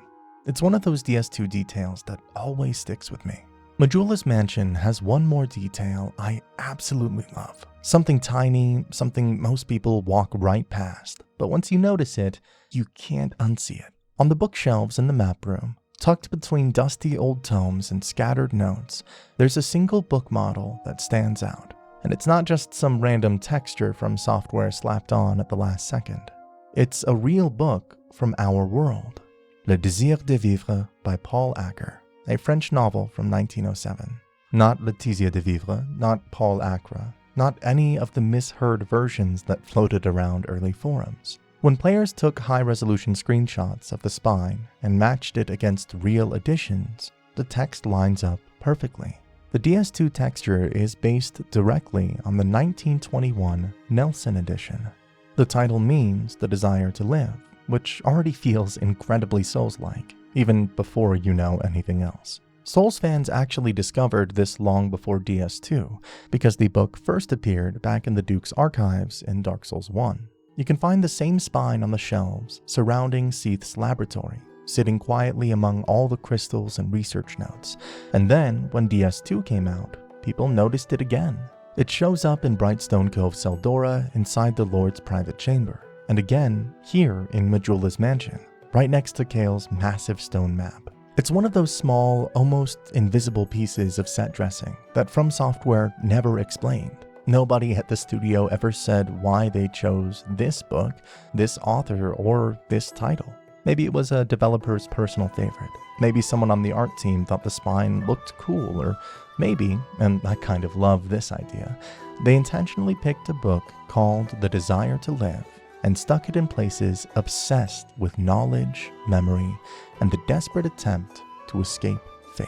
Because think about all the places it appears. The Duke's archives, Seath, chasing immortality, Seldora, a lord hoarding stolen secrets, and Majula's mansion, a map trying to permanently record the story of a dying world. Majula's mansion somehow manages to get even stranger the deeper you go. You've got the skeletons in the basement tied to the bonfire intensity, you've got the glowing world map upstairs that reacts to your story progress and ascetics. But underneath all of that, buried in the rubble at the very bottom floor, sits one of Dark Souls 2's most surprising visual callbacks to the first game.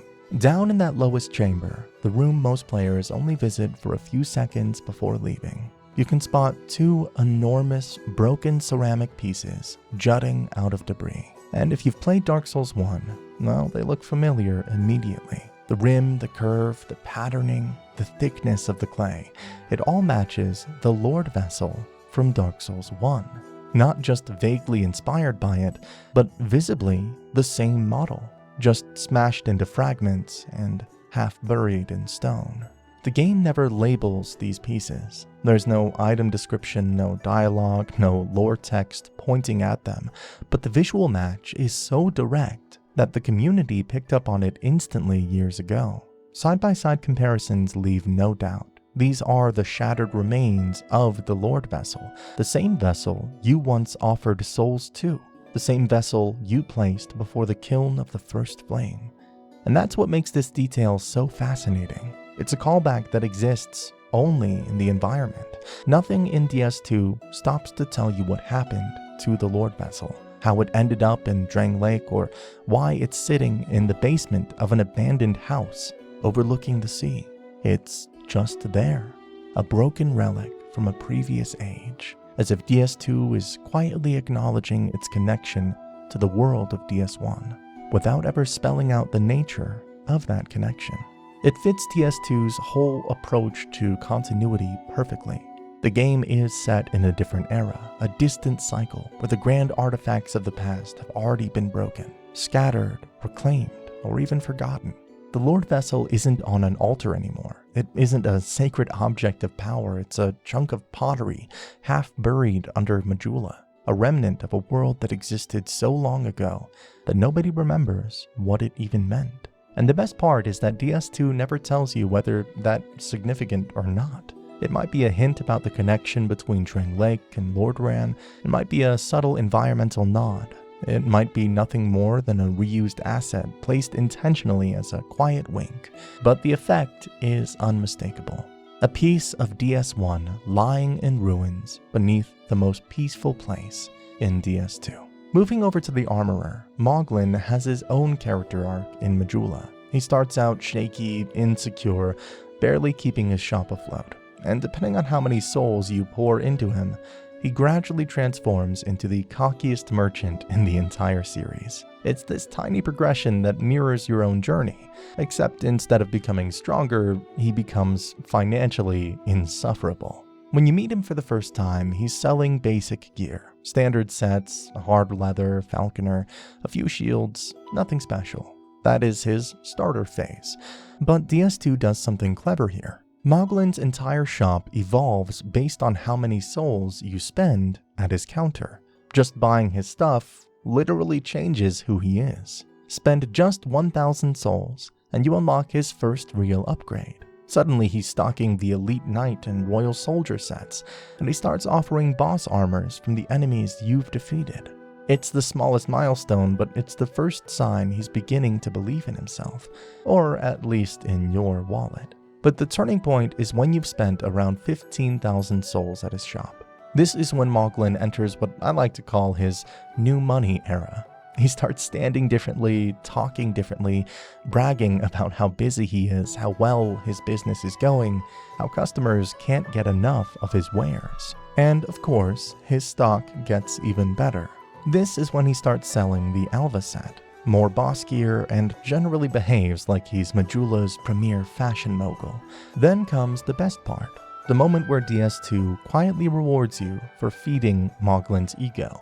If he's in his fully rich and arrogant phase and you walk up to him with exactly 0 souls, the man actually feels sorry for you. Incredibly, hilariously sorry, and gives you the transparent Auroris set for free. A semi-invisible armor set that slightly boosts your equip load. No strings attached, just pity loot. It's such a DS2 moment. You invest in this awkward, insecure armorer. He becomes wildly overconfident, and then the game gives you one last secret reward if you show up broke and pathetic in front of him. Majula is full of quiet tragedies, but Moglin is one of its subtle comedies. A guy who accidentally grows into success, and then, for one brief moment, remembers what it felt like to have nothing. And the fact that the reward is a nearly invisible set is perfect. The other residents of Majula. Let's look at the talking cat in this game. Sweet Shalquar, lounging in her little stone storefront. I always liked her. She's smug, mysterious, and somehow feels more clued in to Drang Lake's metaphysics than half of the scholars you meet later. But she's also your unofficial Majula gravity consultant, because she's the one who sells you the gear that lets you survive the infamous pit in the middle of town. From the moment you meet her, she sells the Silver Cat ring. No requirements, no quest line, just 13,400 souls. And honestly, if you plan on going down the Majula pit early, that ring becomes essential. You can brute force the fall with a ton of HP, or buy Gilligan's ladders, but the Silver Cat ring is the elegant solution. Throw it on, and suddenly half the drops in Majula stop being instant death. I remember buying it way earlier than I probably should have. Broke myself doing it, and still considering it one of the best purchases I made. But Shalquar doesn't stop there. Once you defeat the Rat King bosses, at minimum the Royal Rat Vanguard, and in some cases also the Royal Rat Authority, depending on the version, she quietly upgrades her shop inventory with the flying feline boots. They aren't free, she charges 6,000 souls for them, but they're absolutely worth it. These boots reduce fall damage on their own, and when stacked with the Silver Cat ring, you basically become Drain Lake's unofficial cliff diving champion. It's one of those gear combos that feels almost cheat code adjacent, except DS2 actually wants you to use it. After that, we have a hag, Merchant Hag Melentia, who in a weird way becomes the emotional heart of the early game. She's cheerful, lonely, and laughs through everything, even the curse slowly eating away at her memories. And if you invest in her shop, spend around 10,000 souls, she'll reward your loyalty by handing over the covetous Silver Serpent Ring +1, a stronger version of the soul-boosting ring. It's a small gesture, but one that always made me weirdly fond of her. She started in the Forest of Fallen Giants, digging through corpses for scraps, and somehow ends up sitting comfortably in Majula, watching the sea with you. Heading deeper into the Forest of Fallen Giants, there's a moment every DS2 veteran remembers: the elevator down to the last giant. And if you played both the original Dark Souls 2 and Scholar of the First Sin, that elevator practically becomes a before and after picture of how drastically Scholar reworked enemy placement. In vanilla DS2, that whole route was tense, but pretty forgiving. From the Cardinal Tower bonfire, you'd fight a handful of hollows, deal with one ironclad outside the ramparts, and then push through the ballista room. By the time you reached the wooden scaffolding and crossed over to the elevator tower, the danger had actually tapered off. The top floor of the elevator tower was mostly just another pack of hollows. Annoying, sure, but predictable. You pull the lever, step onto the elevator, ride down, done. No surprises, no heavy hitters waiting to pancake you right before your first boss. In Scholar, the entire elevator approach gets a serious difficulty injection. Hollows, still there, but they're no longer the stars of the show. Scholar drops a full ironclad knight, the infamous Turtle Knight, right along the path where that harmless hollow presence used to be. Suddenly the once safe elevator area becomes an early game nightmare. And it is such a Scholar move. This isn't a random reshuffle, it is a deliberate spike designed to shock returning players. You turn the corner, expecting the same vanilla layout, and instead there's 700 pounds of iron barreling at you, with enough poise to shrug off your entire starting moveset. One wrong step, one mistimed dodge, and you're getting flattened on the very path where you once felt comfortable enough to sprint past everything. Now that we've made it past that elevator gauntlet, it's time to talk about the tutorial boss of Dark Souls 2. The first real test the game throws at you. The towering, miserable, screaming tree of a creature known as the Last Giant. And one of the funniest misconceptions I had on my first playthrough was thinking his arms worked like a classic Souls part break. Oh, if I hit his limbs enough, maybe I can sever one, reduce his attacks, make the fight easier. Yeah, no. Dark Souls 2 had other plans. When you enter the arena for the first time, the Last Giant starts in what you could call Phase 1. Both arms intact, lumbering toward you with stomps, sweeps, and those huge body slams that flatten you if you get greedy. You can target his limbs, but unlike tail cuts in DS1 or the part breaks in later games, hitting his arms does absolutely nothing special. There's no limb HP, no cuttable state, no optional mechanic where you can remove an attack by severing it. And here's the twist.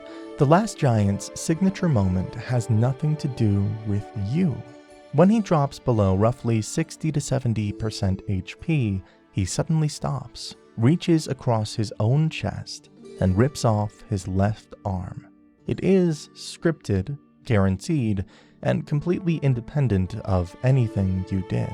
He sacrifices his limb not because you damaged it, but because that's his second phase transition.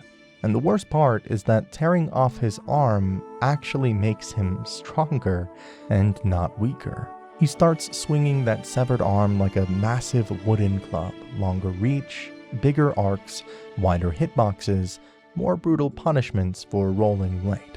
I hope you leveled that adaptability. It's the exact opposite of what a new player expects from a tutorial boss. Instead of teaching you that the game gets easier when you break parts, DS2 teaches you that things get worse the moment you think you're winning. And I kinda love that about this fight. The Last Guardian is the introduction to Dark Souls 2's whole design attitude. Bosses don't politely stay predictable. Victory doesn't always make you safer. And sometimes the boss literally rips his own arm off just to hit you harder. As a tutorial boss, The Last Giant sets the tone perfectly. I'd say he's not the best tutorial boss. That title easily goes to Gundyr from Dark Souls 3. But as we're about to hit the 1 hour mark, if you are enjoying this video so far, please hit the like button and subscribe so we can work on more Dark Souls lore videos. Those likes and subscribes really do go a long way. So there's a small detail that a lot of people probably have missed. Something most players never notice because it depends entirely on where the boss is standing when he dies. The Last Giant actually has 2 completely different death animations, which is incredibly rare for an early game Souls boss. The one everyone sees is the standard collapse. You land the final blow, he stumbles forward, drops to his knees, slumps, and crashes face first into the dirt before dissolving into souls. Clean, classic, expected. The Last Giant has a second, much more dramatic death. A backwards collapse that only plays if he's killed while pushed toward the far side of the arena, or while his movement animation is off balance. And this alternate animation is so different that the first time I saw it, I genuinely thought I'd triggered a secret cutscene.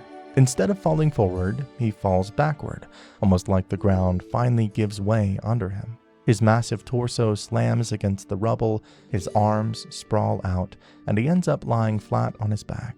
One of the only bosses in the entire series who dies in a full resting pose. He doesn't look defeated so much as finished, like the fight was the last thing holding him upright. And yes, this is real. It isn't a glitch, not a ragdoll, and it isn't random. Dark Souls 2 bosses often have backup fallback animations for cases where their main one can't play cleanly, but The Last Giant's alternate death is so well animated and so somber that it feels intentionally expressive, and it fits perfectly once you remember who he really is. The Giant Lord, burned, bound, and broken long ago, now reduced to this tortured, imprisoned form in the depths of Drain Lake. His forward fall makes him look wounded, like the chained, mutilated prisoner he became. The backward fall, that one almost looks peaceful, like the war he fought centuries ago finally caught up to him, and he can rest in peace at last. Next up in the Forest of Fallen Giants is one of DS2's sneakiest surprises, an invader that doesn't announce himself, doesn't follow the usual invasion rules, and absolutely does not belong in Drain Lake at all. Because once the bonfire intensity at Soldier's Rest hits 2 or higher, an unmistakable silhouette appears on the rooftop beside the giant tree, and then drops down the moment you get close. A full Katarina Knight, onion armor and all, comes barreling toward you as a red phantom. He's officially called the Dark Spirit Katarina Knight, and he's decked out in the complete Katarina set, just like the classic Onion Knights of Lordaeron. He fights with a broadsword +5 and a heavy crossbow +5, switching to ranged attacks if you try to sprint away. and he brings Estes with him, up to 10 uses. So the fight becomes a weird duel between you and this polite, jolly-looking murder machine that absolutely refuses to die quickly. He only appears in New Game Plus or higher, or if you burn a bonfire ascetic at Soldier's Rest while still in New Game. And that placement is evil, because he drops in right next to the Ironclads. If you pull the whole group at once, you're done. But if you climb to the nearby roof, the Ironclads can't follow. The Katarina Knight can, and you can isolate him for a fair fight. Beating him gives you a chance at the good stuff. He can drop every piece of the Katarina set, each with a low drop rate, along with his +5 broadsword or heavy crossbow. And once he's dead, he's gone. The only way to fight him again is to push the bonfire intensity higher or enter yet another new game cycle. It's one of DS2's best fan service moments. Leaving the Forest of Fallen Giants behind, Majula quickly opens up one of Dark Souls 2's best early game freedoms, something I didn't appreciate until later playthroughs. Dark Souls 2 gives you a real choice right out of the hub. Go where the game suggests you go, or walk straight into somewhere you absolutely shouldn't be yet.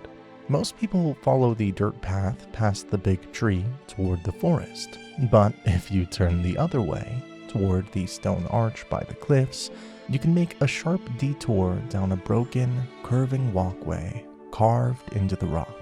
A few hollows capable of small drops, the ocean roaring under your feet, and at the bottom of that tunnel is a mist door. Step through it, and suddenly you're at Hyde's Tower of Flame. No key, no bosses, no conditions, just a completely open, alternate route waiting for anyone curious enough to walk downhill. And Hyde hits completely differently as an early game area. Forest of Fallen Giants feels like a grounded war zone. Collapsed buildings, wounded giants, rusted weapons everywhere. Hyde's Tower, on the other hand, is this floating ruin of sweeping marble platforms, glowing water, and massive old knights who look like they stepped straight out of a forgotten age. It's beautiful and immediately hostile. Those old knights hit like trucks. Their halberds and greatswords carve out chunks of your health bar before you've even upgraded anything.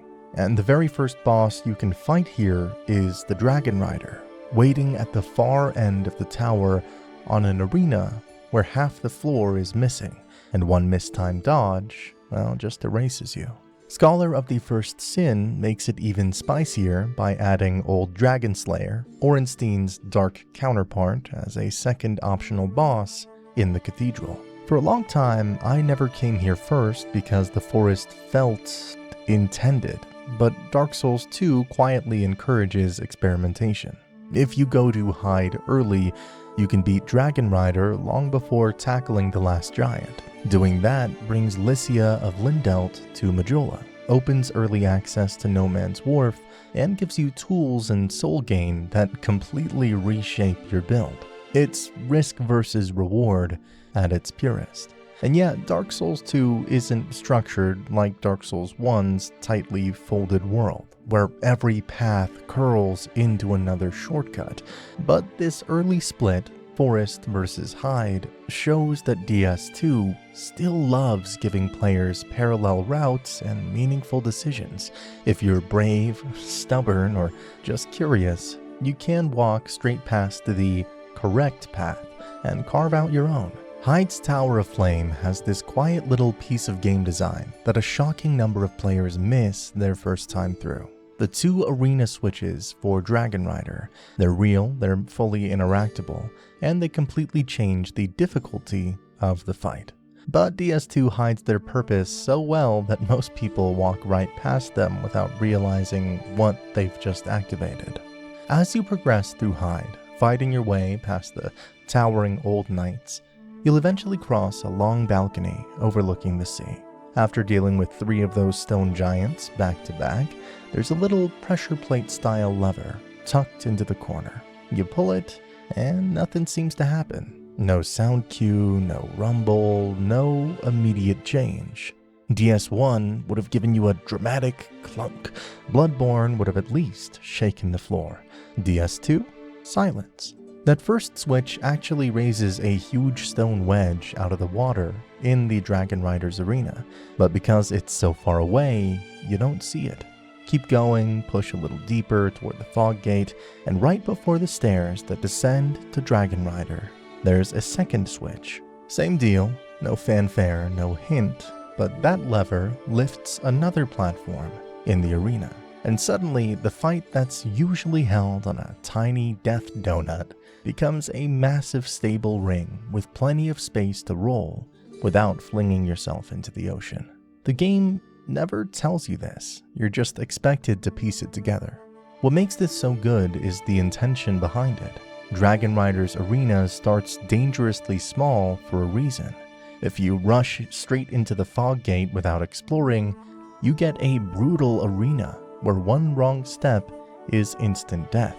If you take your time though, fight through the old knights and poke around, you can literally build yourself a safer arena before the fight. It's DS2's environmental design philosophy in a nutshell. The world rewards players who look around, and it makes the Dragon Rider fight completely customizable. Want a challenge or a quick kill? Skip the switches and knock him off the edge. Want a fair, grounded duel? Raise both platforms and give yourself some room to breathe. Hyde's Tower of Flame also gives you one of the most legendary early game cheese strats in the entire Soul series, the Dragon Rider one-shot. And the funniest part is that this exploit isn't even a bug. It works because the game is built to allow it. Dragon Rider's arena, if you don't pull the two switches, is basically a dinner plate balanced over an ocean. Two massive wedges on the floor are missing. The fight space is tiny, and the water is waiting to claim anyone who gets shoved even slightly off balance.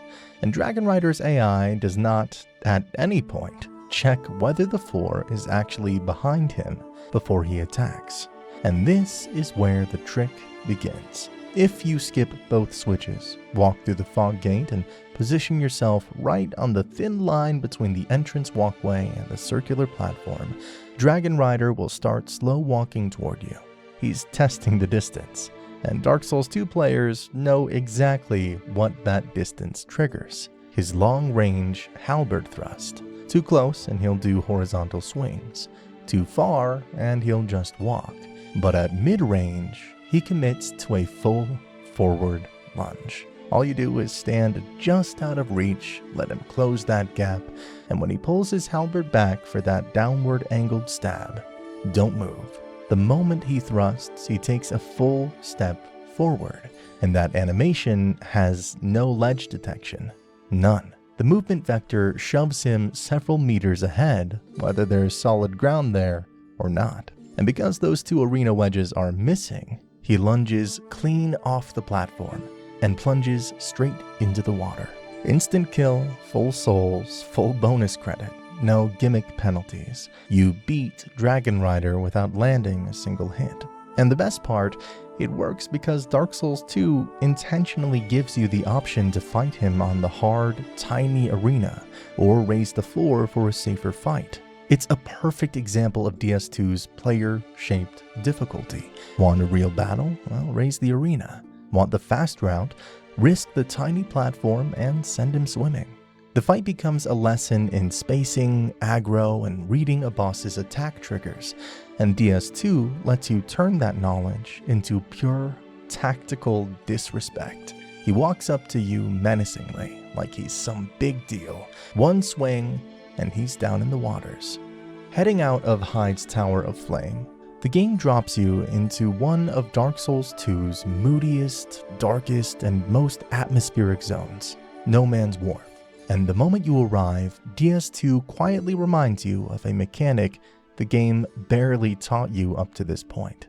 The torch actually matters here, and nothing sells that better than one of the strangest allies in the entire series. Tucked behind a pile of crates in a tiny side room is a hollow, not attacking, not screaming, not sprinting at you with a dagger, just standing there, holding a torch. If you smash the crates and free him, he doesn't aggro. He doesn't scream, he just slowly starts following you.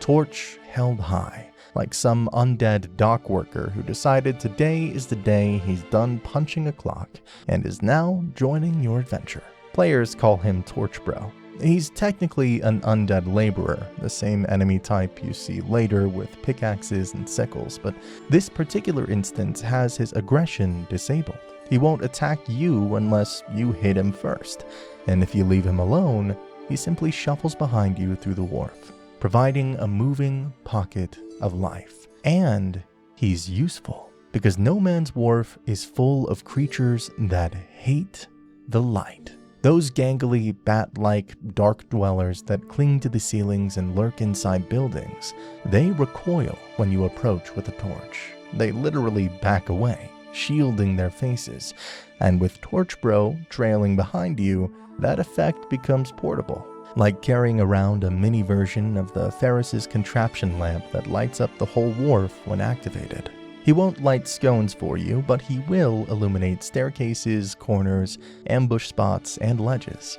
And in a place as dark and vertical as this, that's invaluable. Even the atmosphere changes when he's with you. Suddenly, the wharf feels less claustrophobic, less predatory, like you're walking through it with a tiny ember of safety. But DS2 being DS2, it never tells you any of this. It hides him behind breakable crates, teaches you that smashing scenery can reveal secrets, and then wordlessly shows you how light influences enemy behavior. And if you don't kill him, he respawns every time and helps you every run. But if you do accidentally hit him, the moment he switches from friendly to hostile, he becomes a normal laborer and will happily cave your skull in.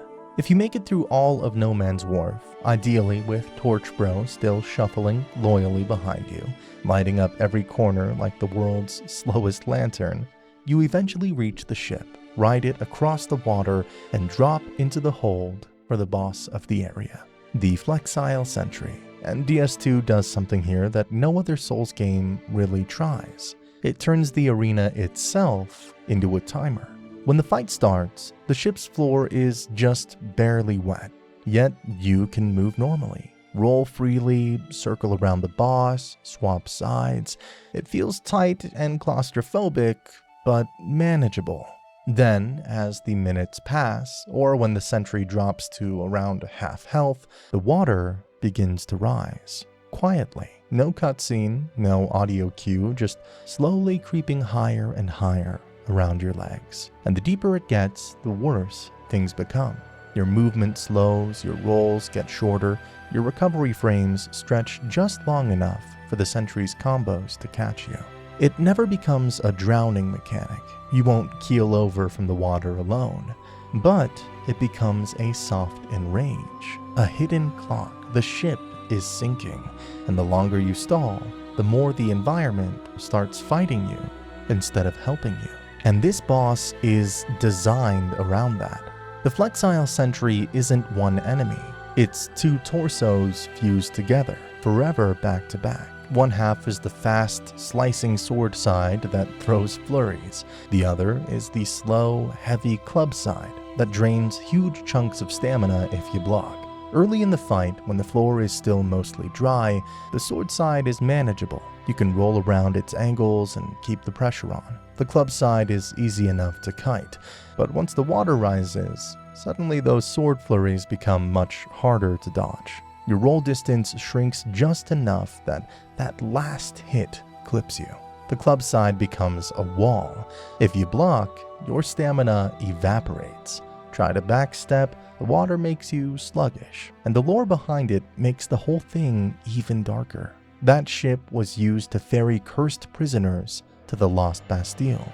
The Flexile Sentry was their executioner, drowning those who weren't even deemed worthy of imprisonment. The rising water isn't just a mechanic, it's the ship doing what it's always done. Word for all your generational pig slaughtering dedication.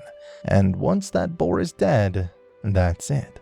It's gone forever. Not even the Company of Champions can bring it back. If you want to see the whole chain again, you have to burn a bonfire of Syrric at Majula and reset about Dranglake's interior decorating. It's kind of all the same shape. Did you know the human effigy, the little charm you burn or crush to fix your hollowing, is literally modeled like a cage for a human being? And DS2 quietly scatters enlarged versions of that same silhouette all across Dranglake. The human effigy's item text calls it a, quote, warm, soft, shadow-like effigy, and says if you stare at it long enough, you can begin to perceive a human form, one that changes depending on the viewer, which is polite From Software wording for this is a spooky wicker crash test dummy that decides who you are today. Mechanically, yeah, it reverses hollowing, restores max HP, and if you burn one at a bonfire, it's basically hitting Do Not Disturb on your phone. No invasions, almost no co-op. The whole area goes socially extinct. But its shape is the important part.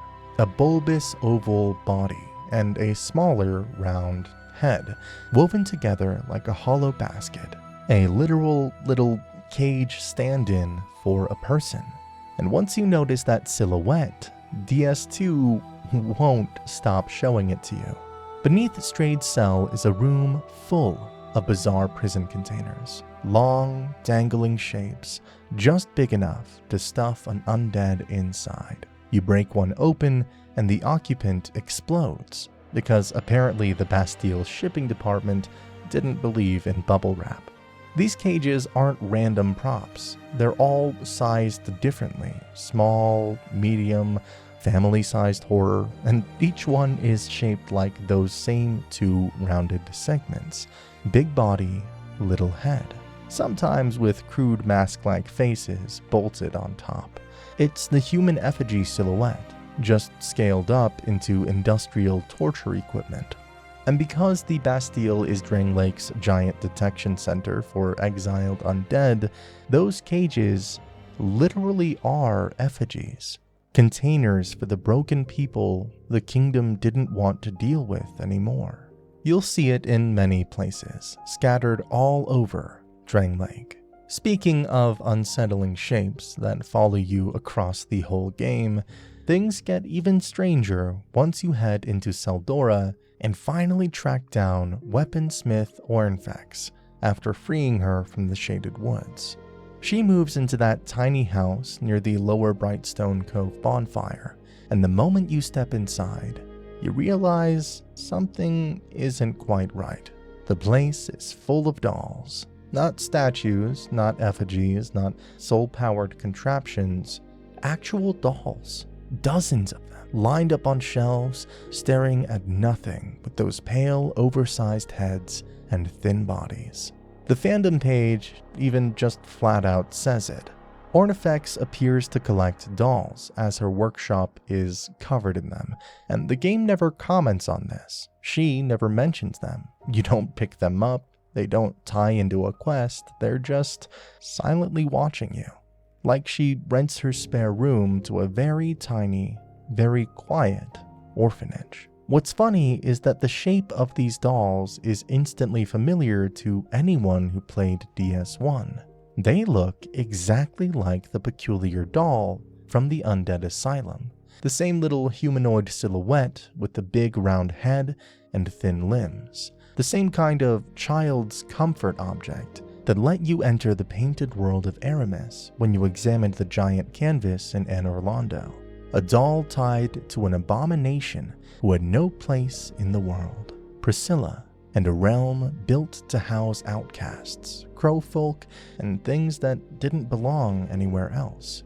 So when you walk into Ornfex's house, and she herself is a crow demon who practices a rare soul-forging craft she says was, quote, taught long ago by a pale beast, those dolls stop feeling like decorations and start feeling like memories. Echoes of that other painted realm full of crow-like beings shunted aside by the world.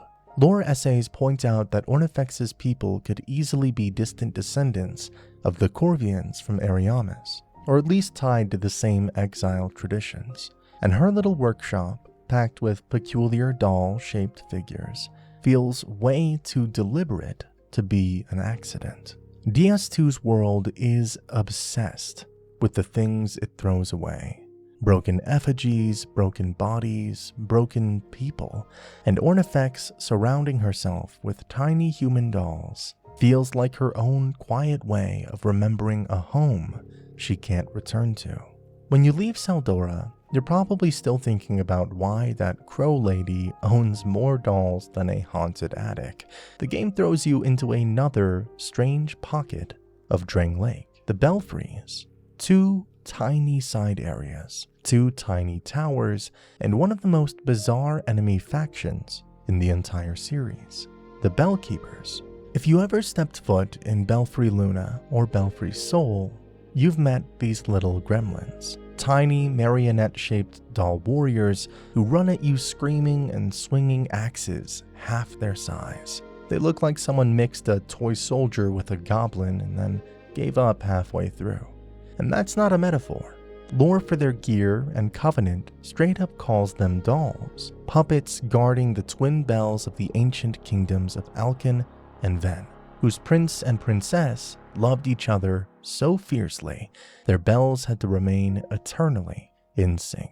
So the Bellkeepers Covenant basically exists to keep weird little sentries protecting a long-lost love story nobody in Drang Lake even remembers. Now, here's the part most players never notice. The Bellkeepers in Belfry Luna and Belfry Sol are the same enemy type, but their elemental alignment changes depending on which bell they guard.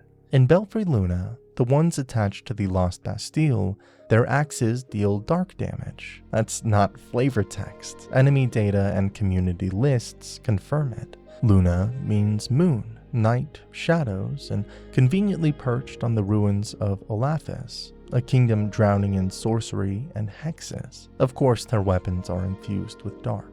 Even the environment is basically a vertical dungeon full of forgotten magic and things best left in jail.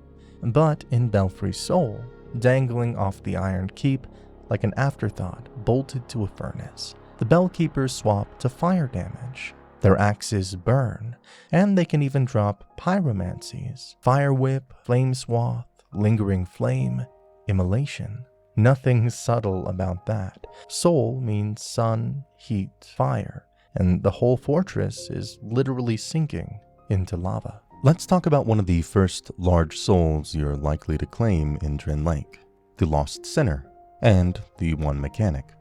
See, right before her fog gate in Sinner's Rise, there are 2 locked doors on either side of that long staircase. Most players ignore them because the game does absolutely nothing to hint that they matter. But inside each room is a long metal trough smeared with this glossy black oil and a heavy chain running straight down into the depths of the Sinner's Arena. If you open these rooms with the Bastille key, which was hilariously missable in the original DS2 since it was tucked behind the optional Belfry Luna, you can walk inside, equip a torch, and light that oil. The flame races down the channel, sparks the chain, and ignites 2 massive scones in her arena, like someone's turning on stadium floodlights for a penitentiary wrestling match. And the difference that makes is ridiculous. The Lost Sinner is one of DS2's fastest humanoid bosses. Quick steps, lunges, sudden thrusts, and in the normal fight, the entire room is oppressive darkness. Lock-on will break if she leaves that tiny illuminated radius. Her movements blur into shadow. You can't judge the walls, spacing, nothing. It's like trying to fight Artorias in someone's basement during a blackout. But if you light those little scones, she's exposed. Everything becomes readable. Her swings pop, her dodges stand out. Lock-on holds properly. The arena's bounds are visible. She's the same boss, but the challenge plummets because the room finally stops sabotaging you. The wild part is why the room is dark in the first place. Item descriptions tell us that the Lost Sinner is reenacting a self-imposed punishment.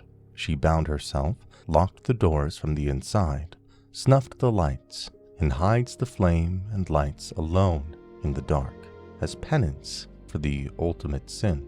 And here's the thing most players don't realize, that ultimate sin she's punishing herself for, it isn't just symbolic shame. It's tied to one of the core rules of Dark Souls 2's metaphysics, the idea that the great souls of the old age don't reincarnate as their original owners, but as echoes. DS2 keeps telling you this in item descriptions. What once was a great soul exists now only in fragments. That's the entire theme of the great souls. They don't carry memories, they don't resurrect the lords, they reshape the people who pick them up. So every great soul bearer in Dark Souls 2 is basically an ordinary being who picked up a colossal, broken fragment of a DS1 Lord soul, and the fragment bends them into an archetype. The rotten becomes an echo of Nito, not Nito himself, just a miserable heap of death and discarded bodies, shaped by Nito's shard. Duke's dear Freya becomes a vessel twisted by a splinter of Seath's soul, inheriting his obsession with experiments and spiders and terrible decisions. The old Iron King inherits the echo of Gwyn's successor, a flame monarch collapsing under his own ambition. And the lost sinner, she becomes a human echo of the Witch of Izalith's sin. Not the Witch reborn, not a chaos demon, not a literal descendant, just someone who picked up a fragment of that ancient fire soul and then made the exact same catastrophic mistake. Her soul description is brutally direct. The lost sinner tried to light the first flame.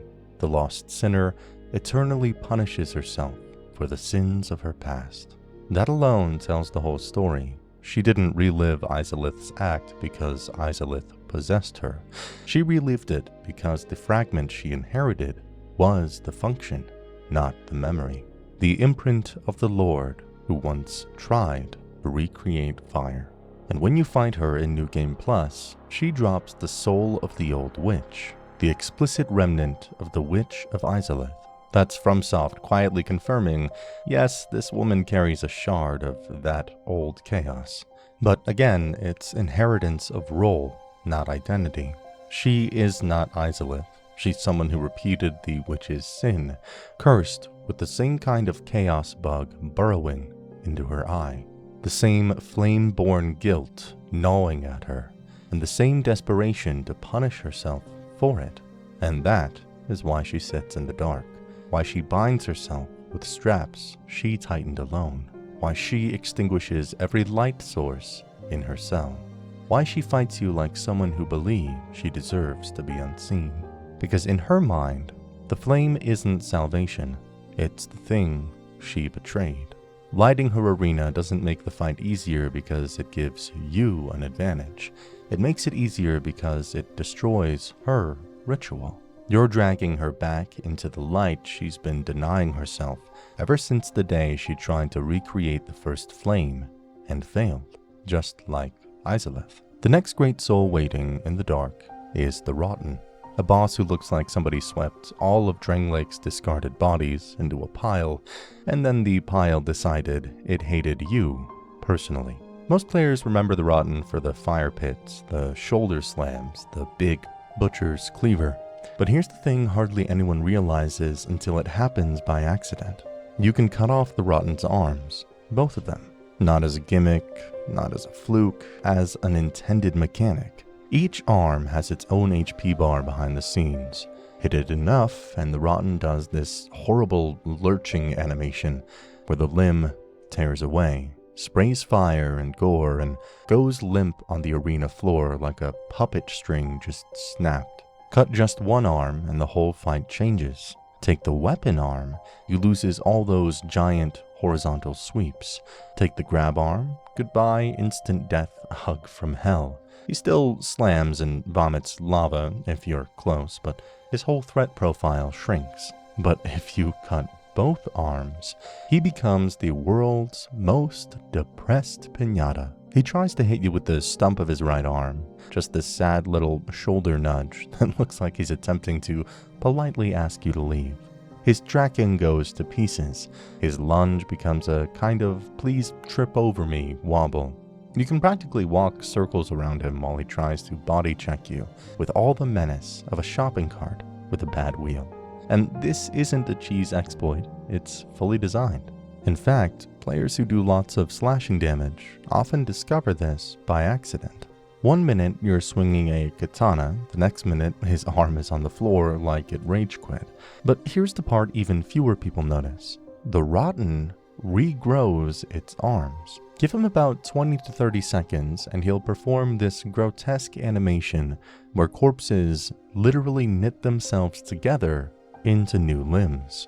A bunch of human bodies fuse into an arm like undead Lego bricks, and suddenly he's got his full moveset back. It's automatic, you can't stop it.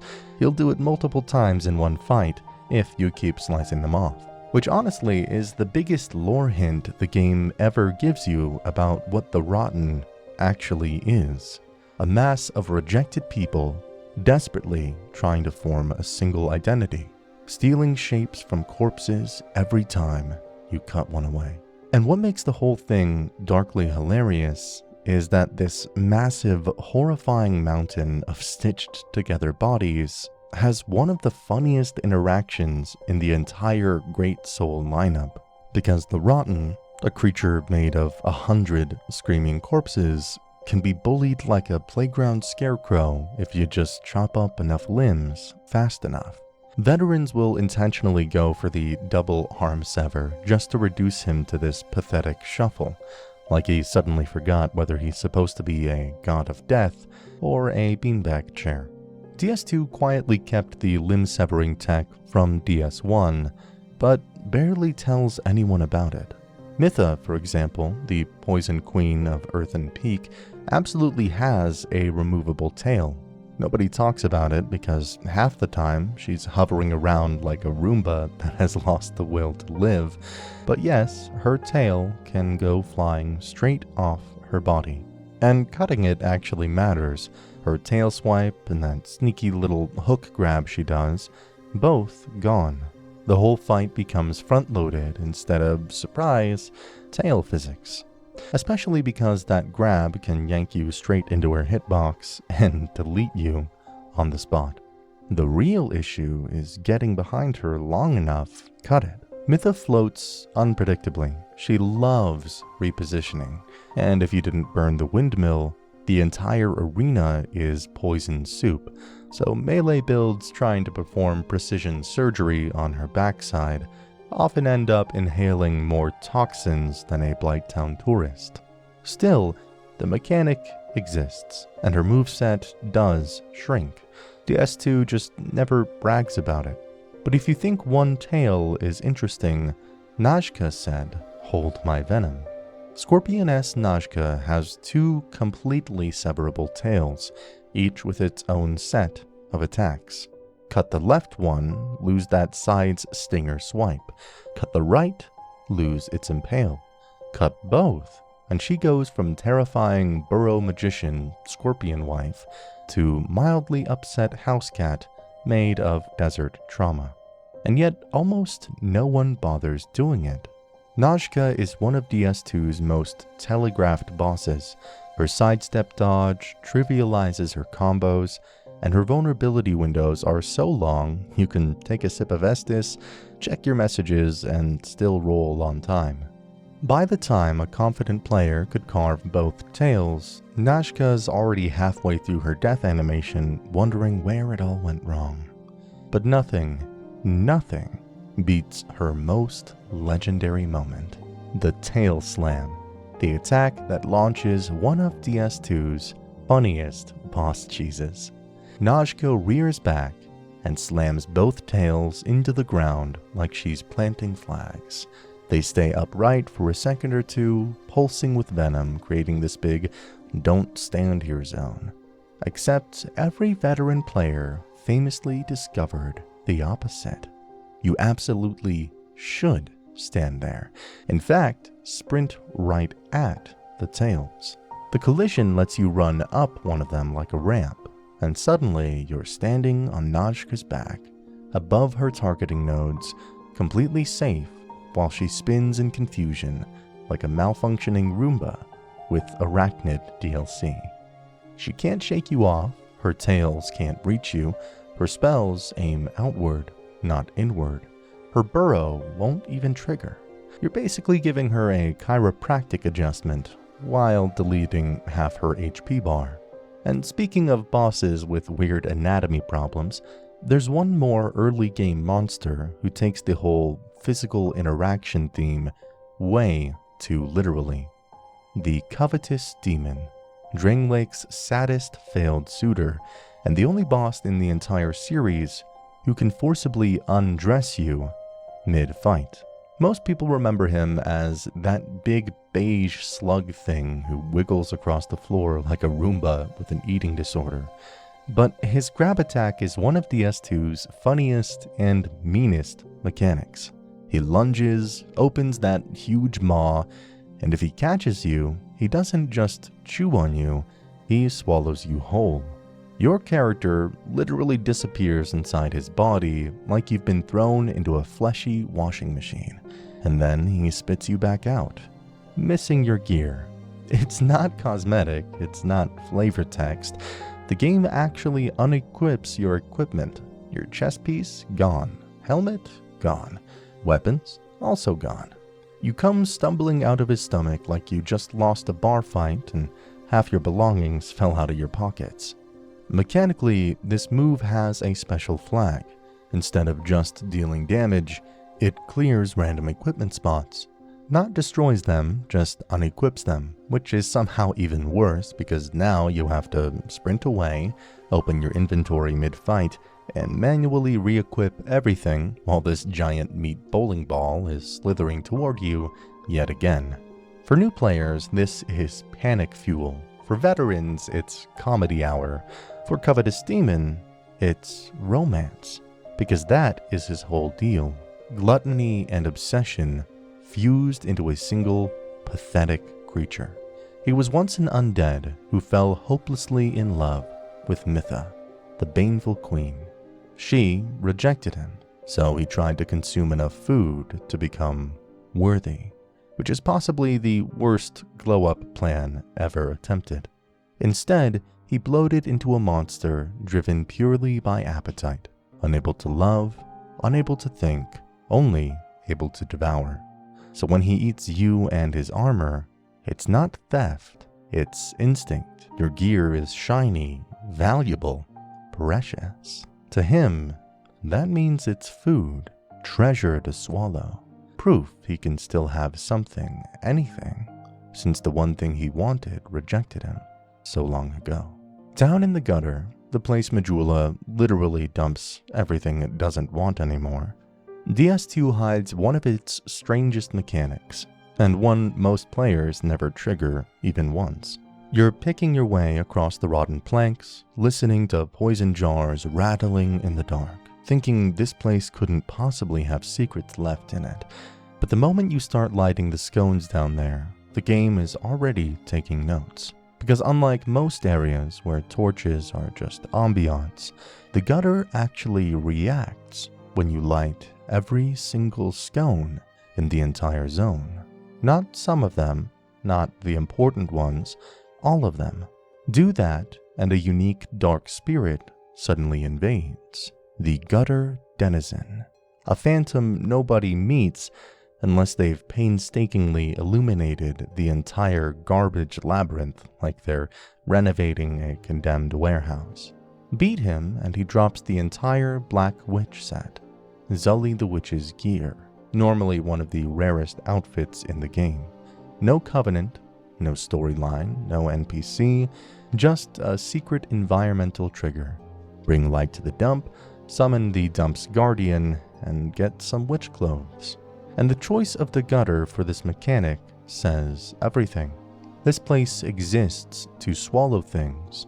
Architecture, corpses, idols, statues, memories. It's the gravitational pit of Drangleic's neglect.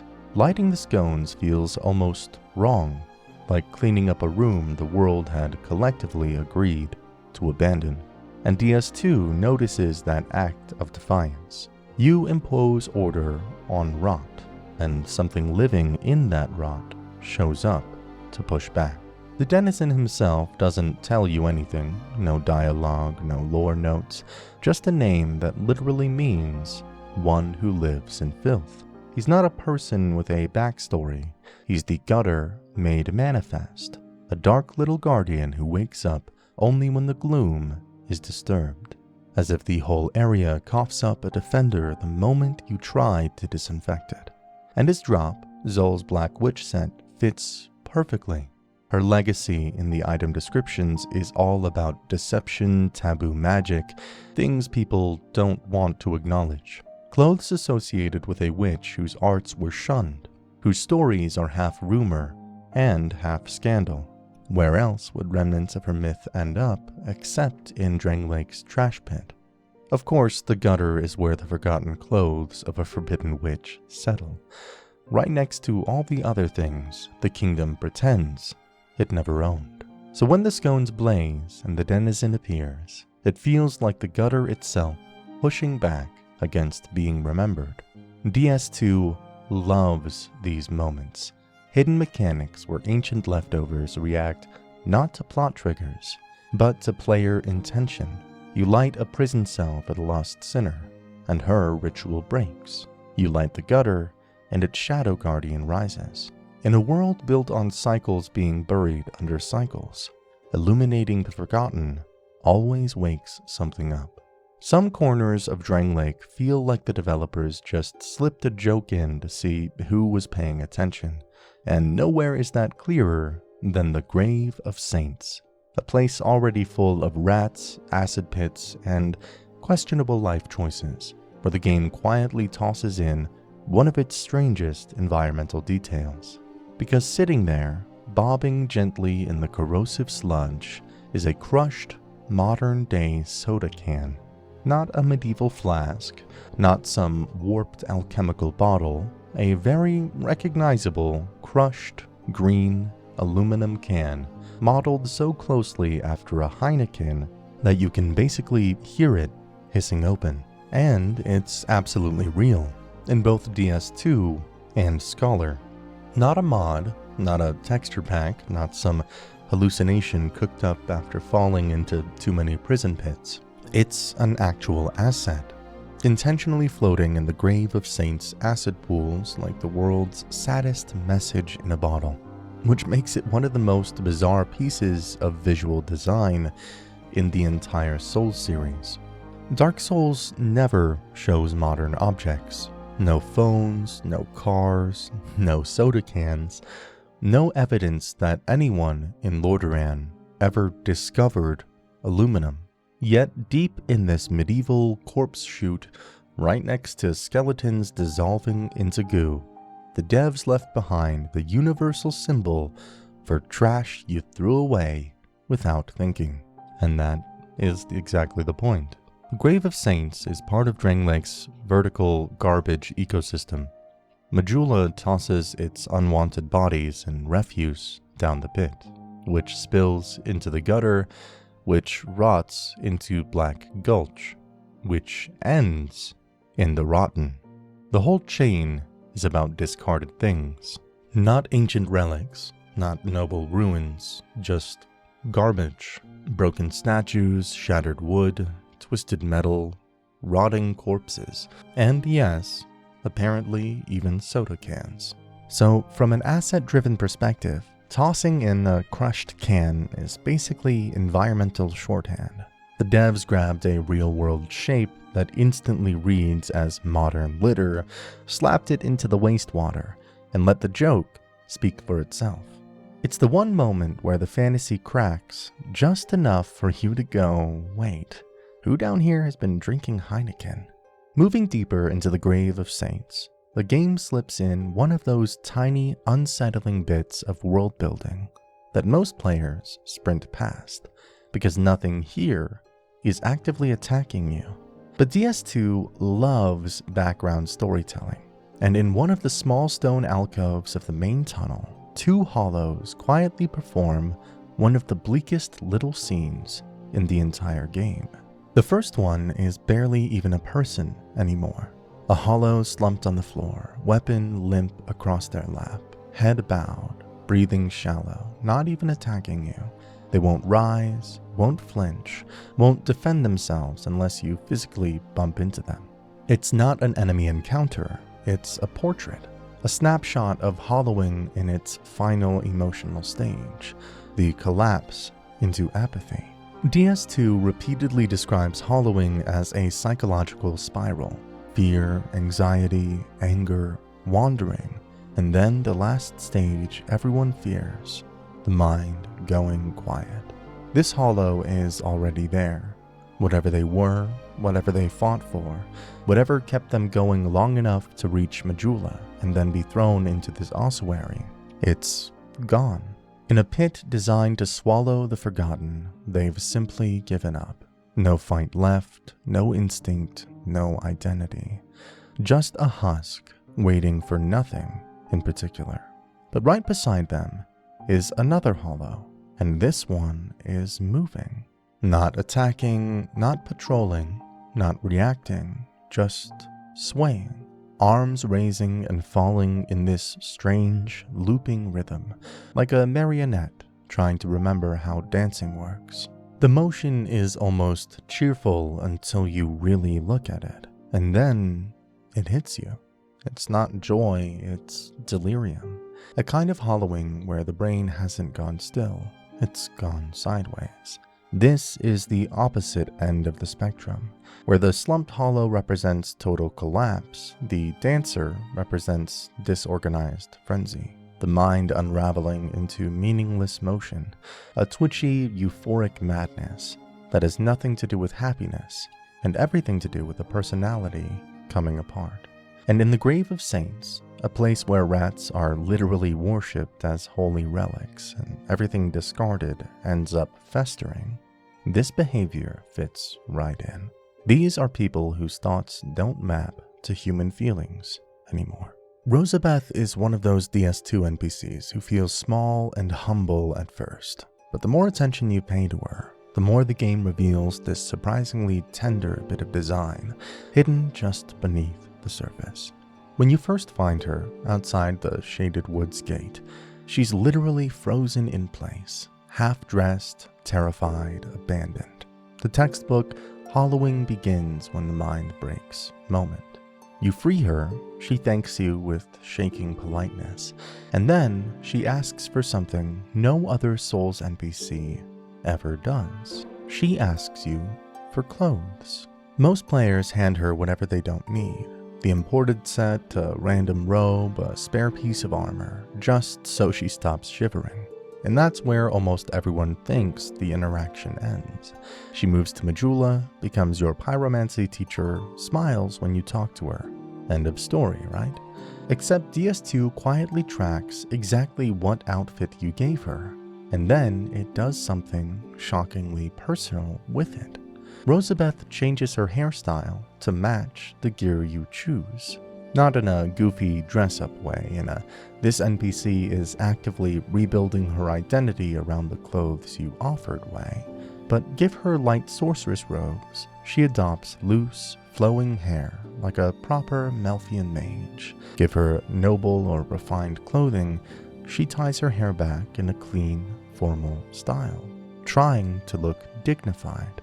Give her rugged or commoner gear, she switches to a practical bun or a simple short cut.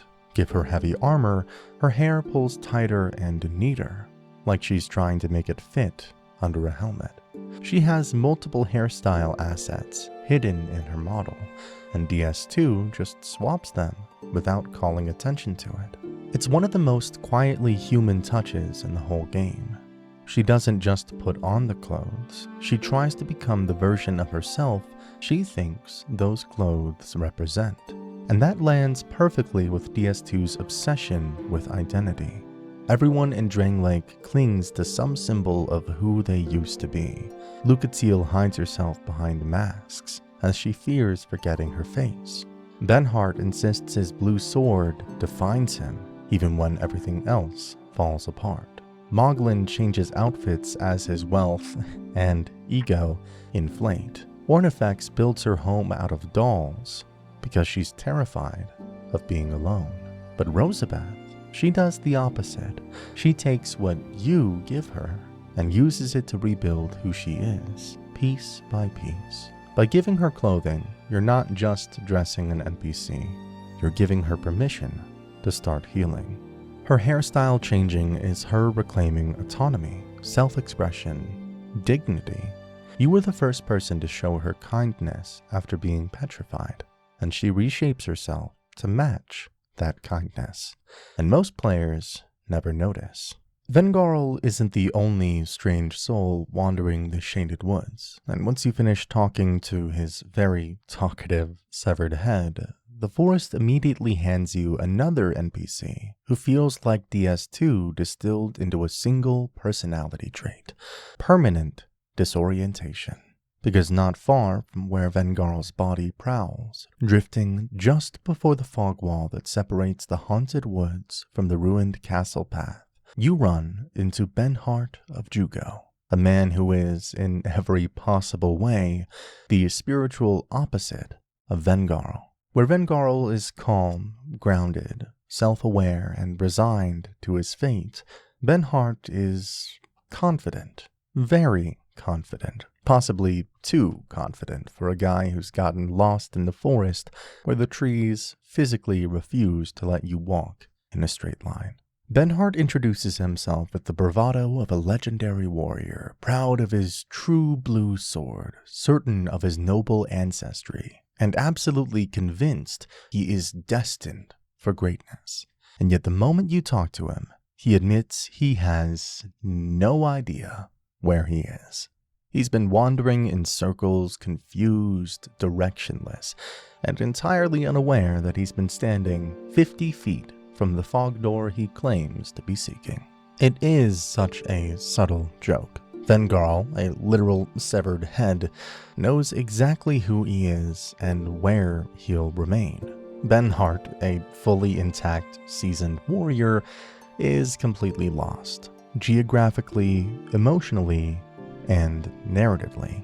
The forest exposes them both. Vengarl is all mind and no body. Benhart is all body and no clarity. And the more you talk to Benhart, the sadder and funnier it gets. He's proud of his signature sword, a legendary blade. He insists it's one of a kind, except it's not. Item descriptions reveal it's just a replica of a far more famous blade, made cheaply and inaccurately. He's been carrying around a discount myth, wearing it like proof of destiny. His whole identity is stitched together from misunderstanding and half-remembered lineage tales he desperately hopes are true. It's the perfect emotional counterpart to Vengarl. Vengarl knows his history, accepts it, and lives with clarity. Benhart believes a story about himself so strongly that it becomes true to him, even though the world doesn't back it up. The Shaded Woods becomes a kind of psychological mirror. Vengarl's tragedy is literal. His identity and body are separated. Benhart's tragedy is symbolic. His identity and reality are separated. And the irony, Benhart has a full-blown, heroic questline. Vengarl stays in the ruins forever, a head longing for a body he'll never reach. Moving out of the Shaded Woods and into the wider world, you eventually start noticing another one of DS2's blink and you'll miss it quirks. This time tucked inside one of the game's most unassuming pieces of equipment, the Ferris mask. On paper, it looks like a joke helmet, a big stone face with goofy features, the kind of thing that makes your character look like they're cosplaying a decorative wall. But DS2, being DS2, the mask quietly hides one of the most overloaded passive effects in the game. Because if you wear it, the Ferris mask starts cleaning you, constantly, automatically, silently. It's basically Dranglake's mobile wash station. For starters, it gradually removes poison buildup, and if you're already poisoned, it helps purge the status faster. No moss, no antidotes, no panicking in Harvest Valley because a poison statue sneezed on you. The mask just sits there, neutralizing toxins like it's judging your life choices. Then there's the oil mechanic. Normally, getting splashed with oil in DS2 is a death sentence waiting for one stray fire spark. Your fire damage taken skyrockets, and a single torch-bearing enemy can turn you into a barbecue demonstration. But slap on the Ferris mask, that oil buff evaporates instantly. You can walk through barrel rooms like you're immune to OSHA concerns, and Scholar of the First Sin adds a third perk. It even helps reduce frost buildup, because apparently Pharos, the legendary vagabond who invented half of Drang Lake's weird contraptions, also invented skincare. None of this requires input, no spells or activations or equipment durability. The mask just passively washes you as you play.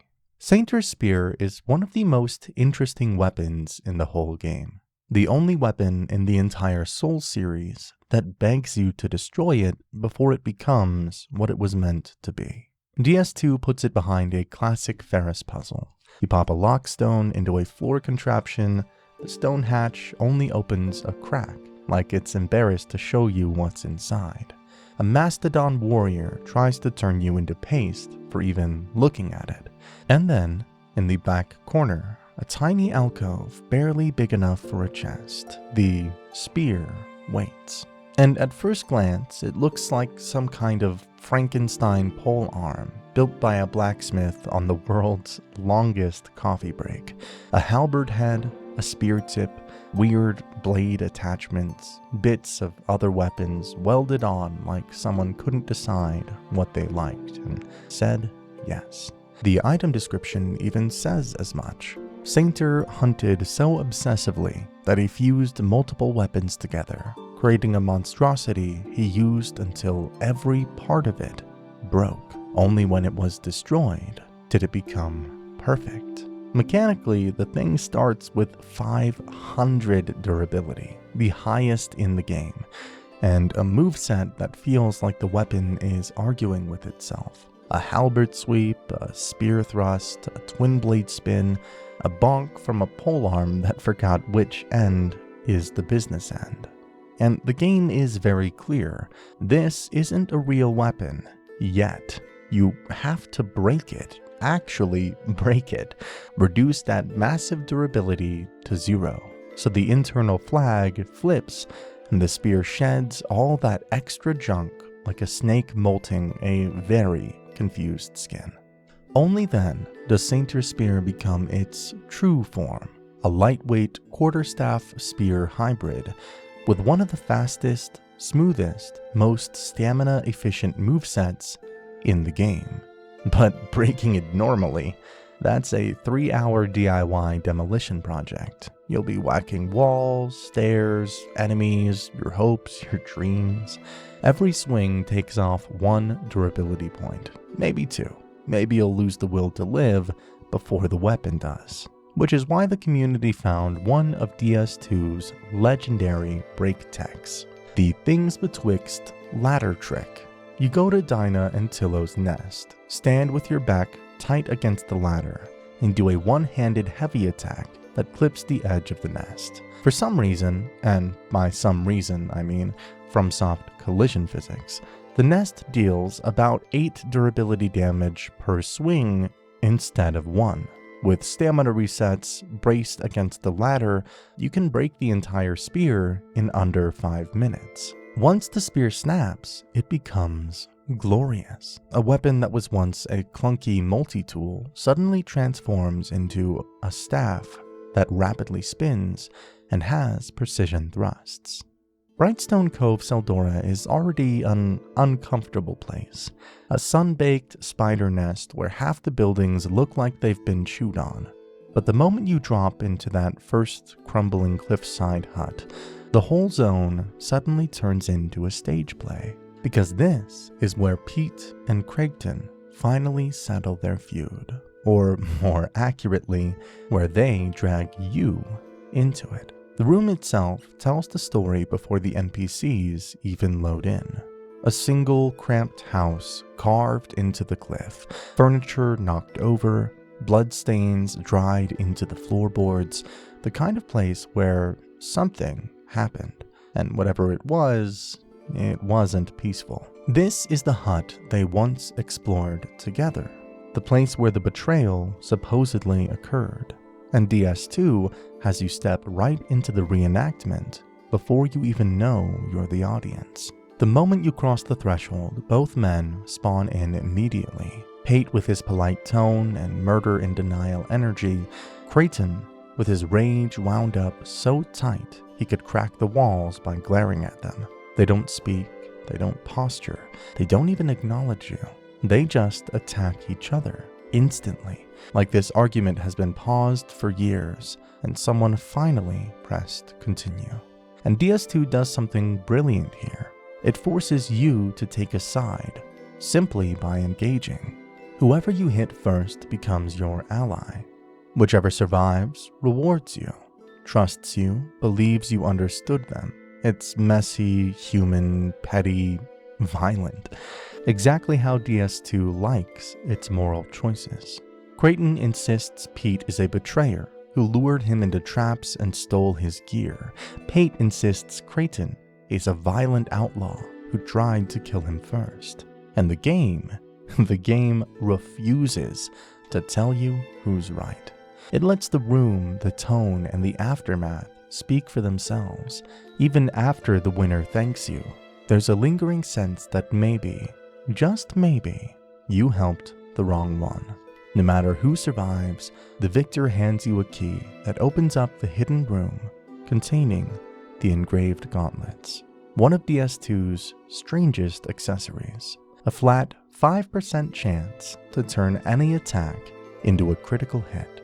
Random bursts of huge damage that feel like luck tilting the blade for a split second. And that is the genius of this reward. Pate and Creighton's entire feud boils down to a single lucky moment years ago. One strike, one trap, one misstep, one instant where fate spun the wheel and one man lived while the other crawled away, swearing revenge. The gauntlets reflect exactly that. Violence decided by randomness, by margins, by who got the critical hit in the first place. Even their armor sets sell the story. Creighton's is heavy, rusted, brutal, a man worn down by obsession. Pate's is polished, ornamental, suspiciously polite, a smile painted onto metal. Helping either one doesn't resolve the truth, it just finishes the cycle they started long before you arrived in Saldora. Down in Scorpion S. Nashka's arena, DS2 threw a boss arena item. Because that corpse hanging off the tree on the left side of the sandpit, yeah, that thing is guarding exactly one item. And the game makes you work way too hard for it. You can smack that tree all day with swords, arrows, lightning spears. Nothing happens. It is completely immune to the player.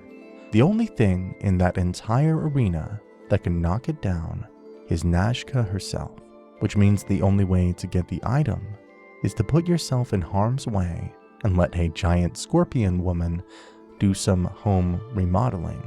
The cleanest method is wait for her to burrow, stand right next to the tree like an idiot asking to be killed, let her erupt from the sand, and her emergence hitbox is just big enough to snap the trunk. Or if you're feeling spicy, you can try to bait her tail swipe into it. But the burrow pop-up is way more reliable. Once she breaks it, the corpse finally drops, you grab the item, and then you see it. Flame butterfly ×1. And I swear the first time I did this, I froze. I had risked getting blindsided by a scorpion boss for a glorified torch activator. Dark Souls 2 basically looked me in the eyes and said, "Congratulations, you almost died for a lighter. If you missed it and killed her already, tough luck. That tree becomes indestructible forever unless you burn a bonfire acidic, respawn Nazca at a higher difficulty, and try again, all for the exact same simple flame butterfly. Just like Nazca's risk your life for one flame butterfly trick, Brightstone Cove decides to crank the nonsense dial even harder. Because in Freya's spider chapel, that little patch of mushrooms on the floor, yeah, that's not scenery. That's the trigger for one of DS2's most unhinged hidden items. A real weapon dug up by a pig. Here's how it works.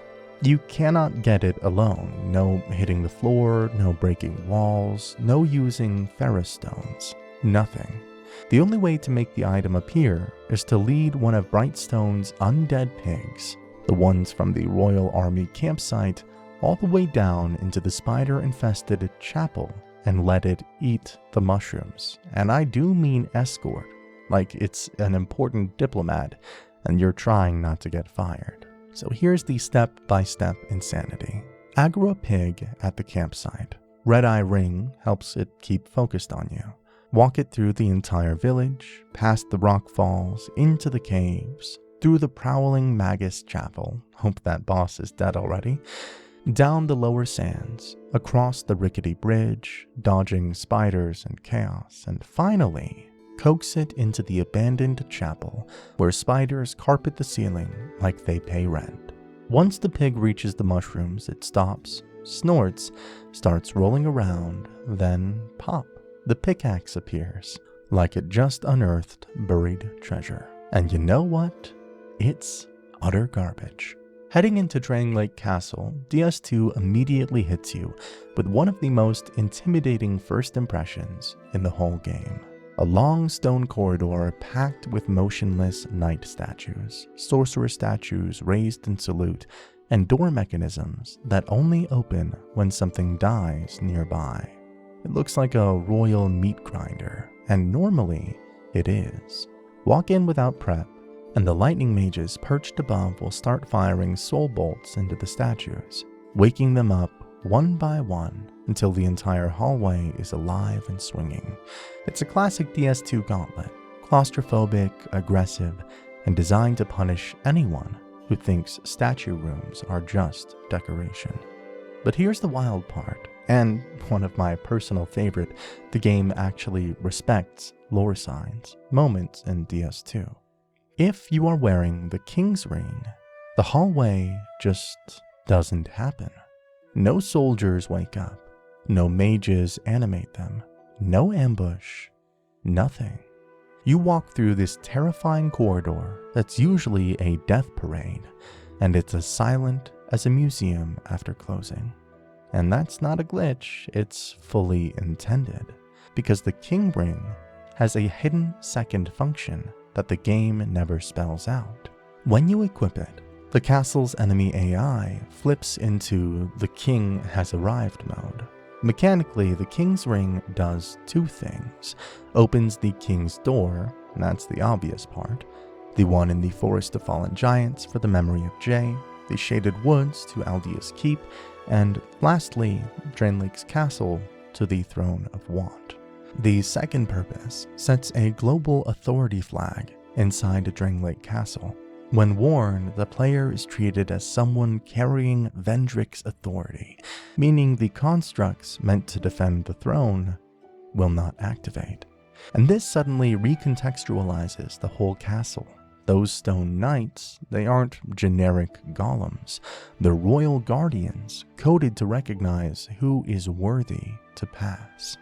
The lightning sorcerer statues, they only attack intruders, not rulers. You aren't a trespasser anymore. You're recognized as the king they were built to serve. This is backed up by item lore calling the ring the symbol of the king's authority, castle enemies that activate based on soul conditions or authority triggers, and modders finding AI flags that reduce aggression under a king present state. I remember the first time I walked through that hallway wearing the ring. I was bracing for the usual chaos, waiting for statues to start clanking awake, and nothing happened. It felt almost wrong, like the castle itself exhaled and said, "You may proceed." Remember the torch bro from No Man's Wharf? Yeah, he's back, except this time he's haunting the undead crypt. Early in the crypt, right before the Lady of Witches start throwing spells at you, there's a single hollow carrying a torch, and he's completely non-hostile. He just waddles up behind you, lighting the hallways like he's your emotional support pyromaniac. The wiki even labels him as a friendly undead laborer who follows the player and illuminates the path. And just like in No Man's Wharf, you start thinking, "Aw, what a helpful little guy." But this is DS2, so naturally the game immediately weaponizes your optimism. Because deeper in the crypt, waiting past that long stairway, is Grave Warden Agdane, the guy whose entire personality is do not bring light. He warns you. No torches, no spells, no glowing anything. Light is forbidden in his presence. Normally, if you walk in carrying a torch, he'll aggro instantly. Agdane goes berserk anyway, because the hollow counts as your light source. And while we're still wandering around the undead crypt, causing problems with light, you know the room, huge open chamber, creepy stone soldiers frozen in place, Lady of Witches waiting to ruin your day, and in the middle of it all, a big, central statue surrounded by a circle of unlit scones.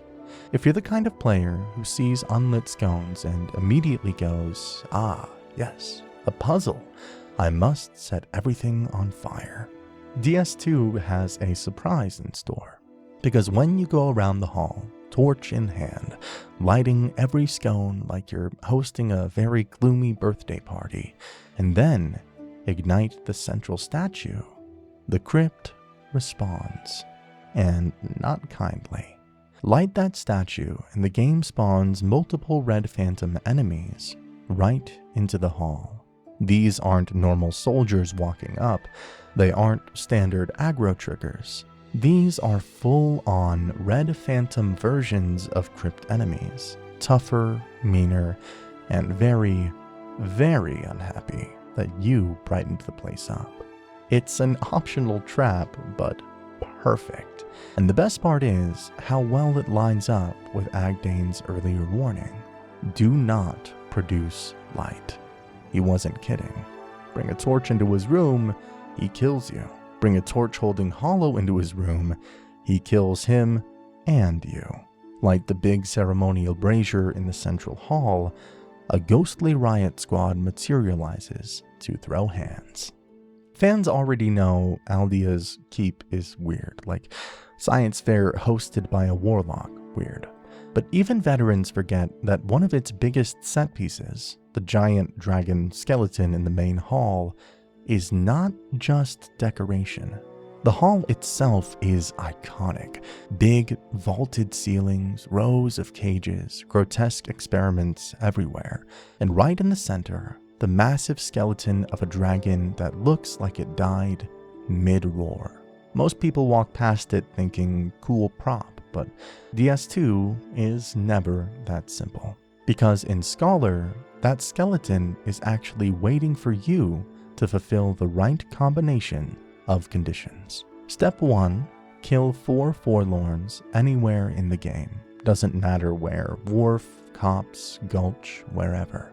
Every time one invades and you send him packing, a hidden counter ticks up. Hit 4, and Aldia's Keep quietly unlocks its next phase.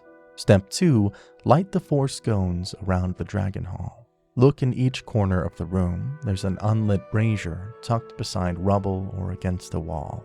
You need a torch for each. Light all 4, and if your forlorn kill counter is high enough, the whole room suddenly comes alive. The dragon skeleton starts shaking, like something's trying to claw its way back into existence. Bones rattle, the ribcage twists, the skull rises as if remembering what it meant to breathe. And then it collapses in a violent crash. When the dust settles, sitting right next to where the torso is shattered, is the Aldea key. This key is huge. It opens the locked door in the keep, the one every player stares at and wonders, okay, but how? Behind it lies the path to the Guardian Dragon, then Dragon Aerie, and ultimately the Shrine of Amana's upper route. And honestly, the first time I triggered this, I had no idea it was tied to Forlorn Kills. I thought lighting the scones just woke the thing up. When it stood up and fell apart instantly, I nearly dropped my controller. The Dragon Aerie bridge death is one of those moments where the game decides, hey, remember that pyromancy that kills you as much as enemies? Let's recreate that, but in cutscene form. Because the animation the game forces on you when the Aerie bridge gets nuked by a dragon, it looks exactly like you just cast Immolation and immediately regretted every life choice up to that point. Here's what Immolation actually does. You spread your arms out in that iconic T-pose cruciform stance. Flames erupt all over your body. You burn yourself and everything standing too close. If it drains your HP to 0, you die in a stiff, arms wide, I have embraced the flame and it did not embrace me back collapse.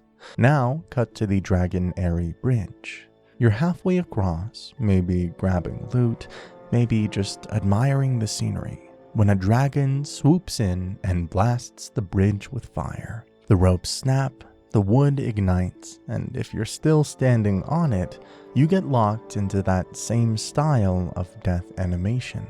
Body catches fire, arms splay outward. You stagger in place like you're about to cast Immolation, but forgot the don't die part. Then you fall into the abyss in a flaming heap. The first time it happened to me, I genuinely thought, did I hit Immolation by accident? But no, DS2 was just very committed to the aesthetic of violent self-barbecue.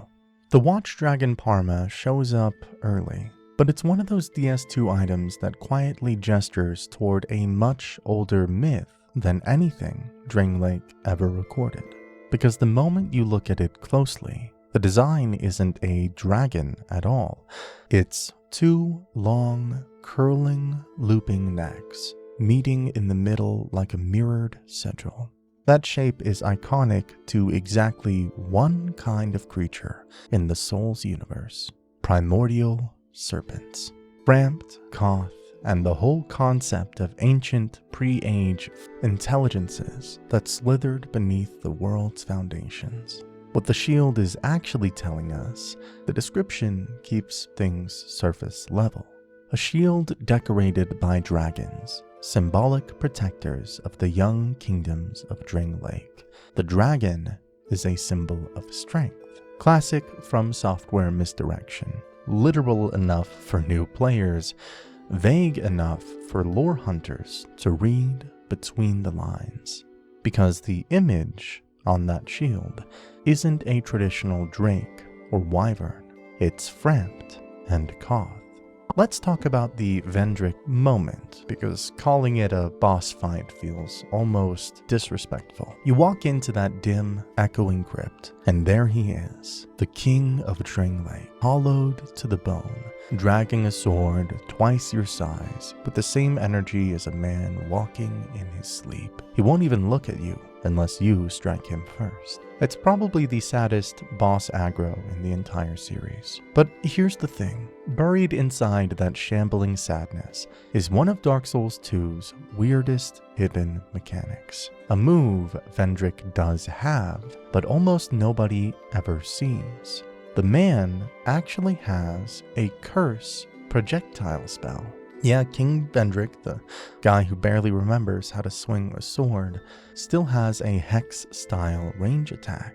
Just like Vendrick's rare curse attack, DS2 hides more moves you were never supposed to see. Little flashes of the game behind the game that only appear if the AI rolls a 1 in 100 and you're standing in exactly the wrong place at the wrong time.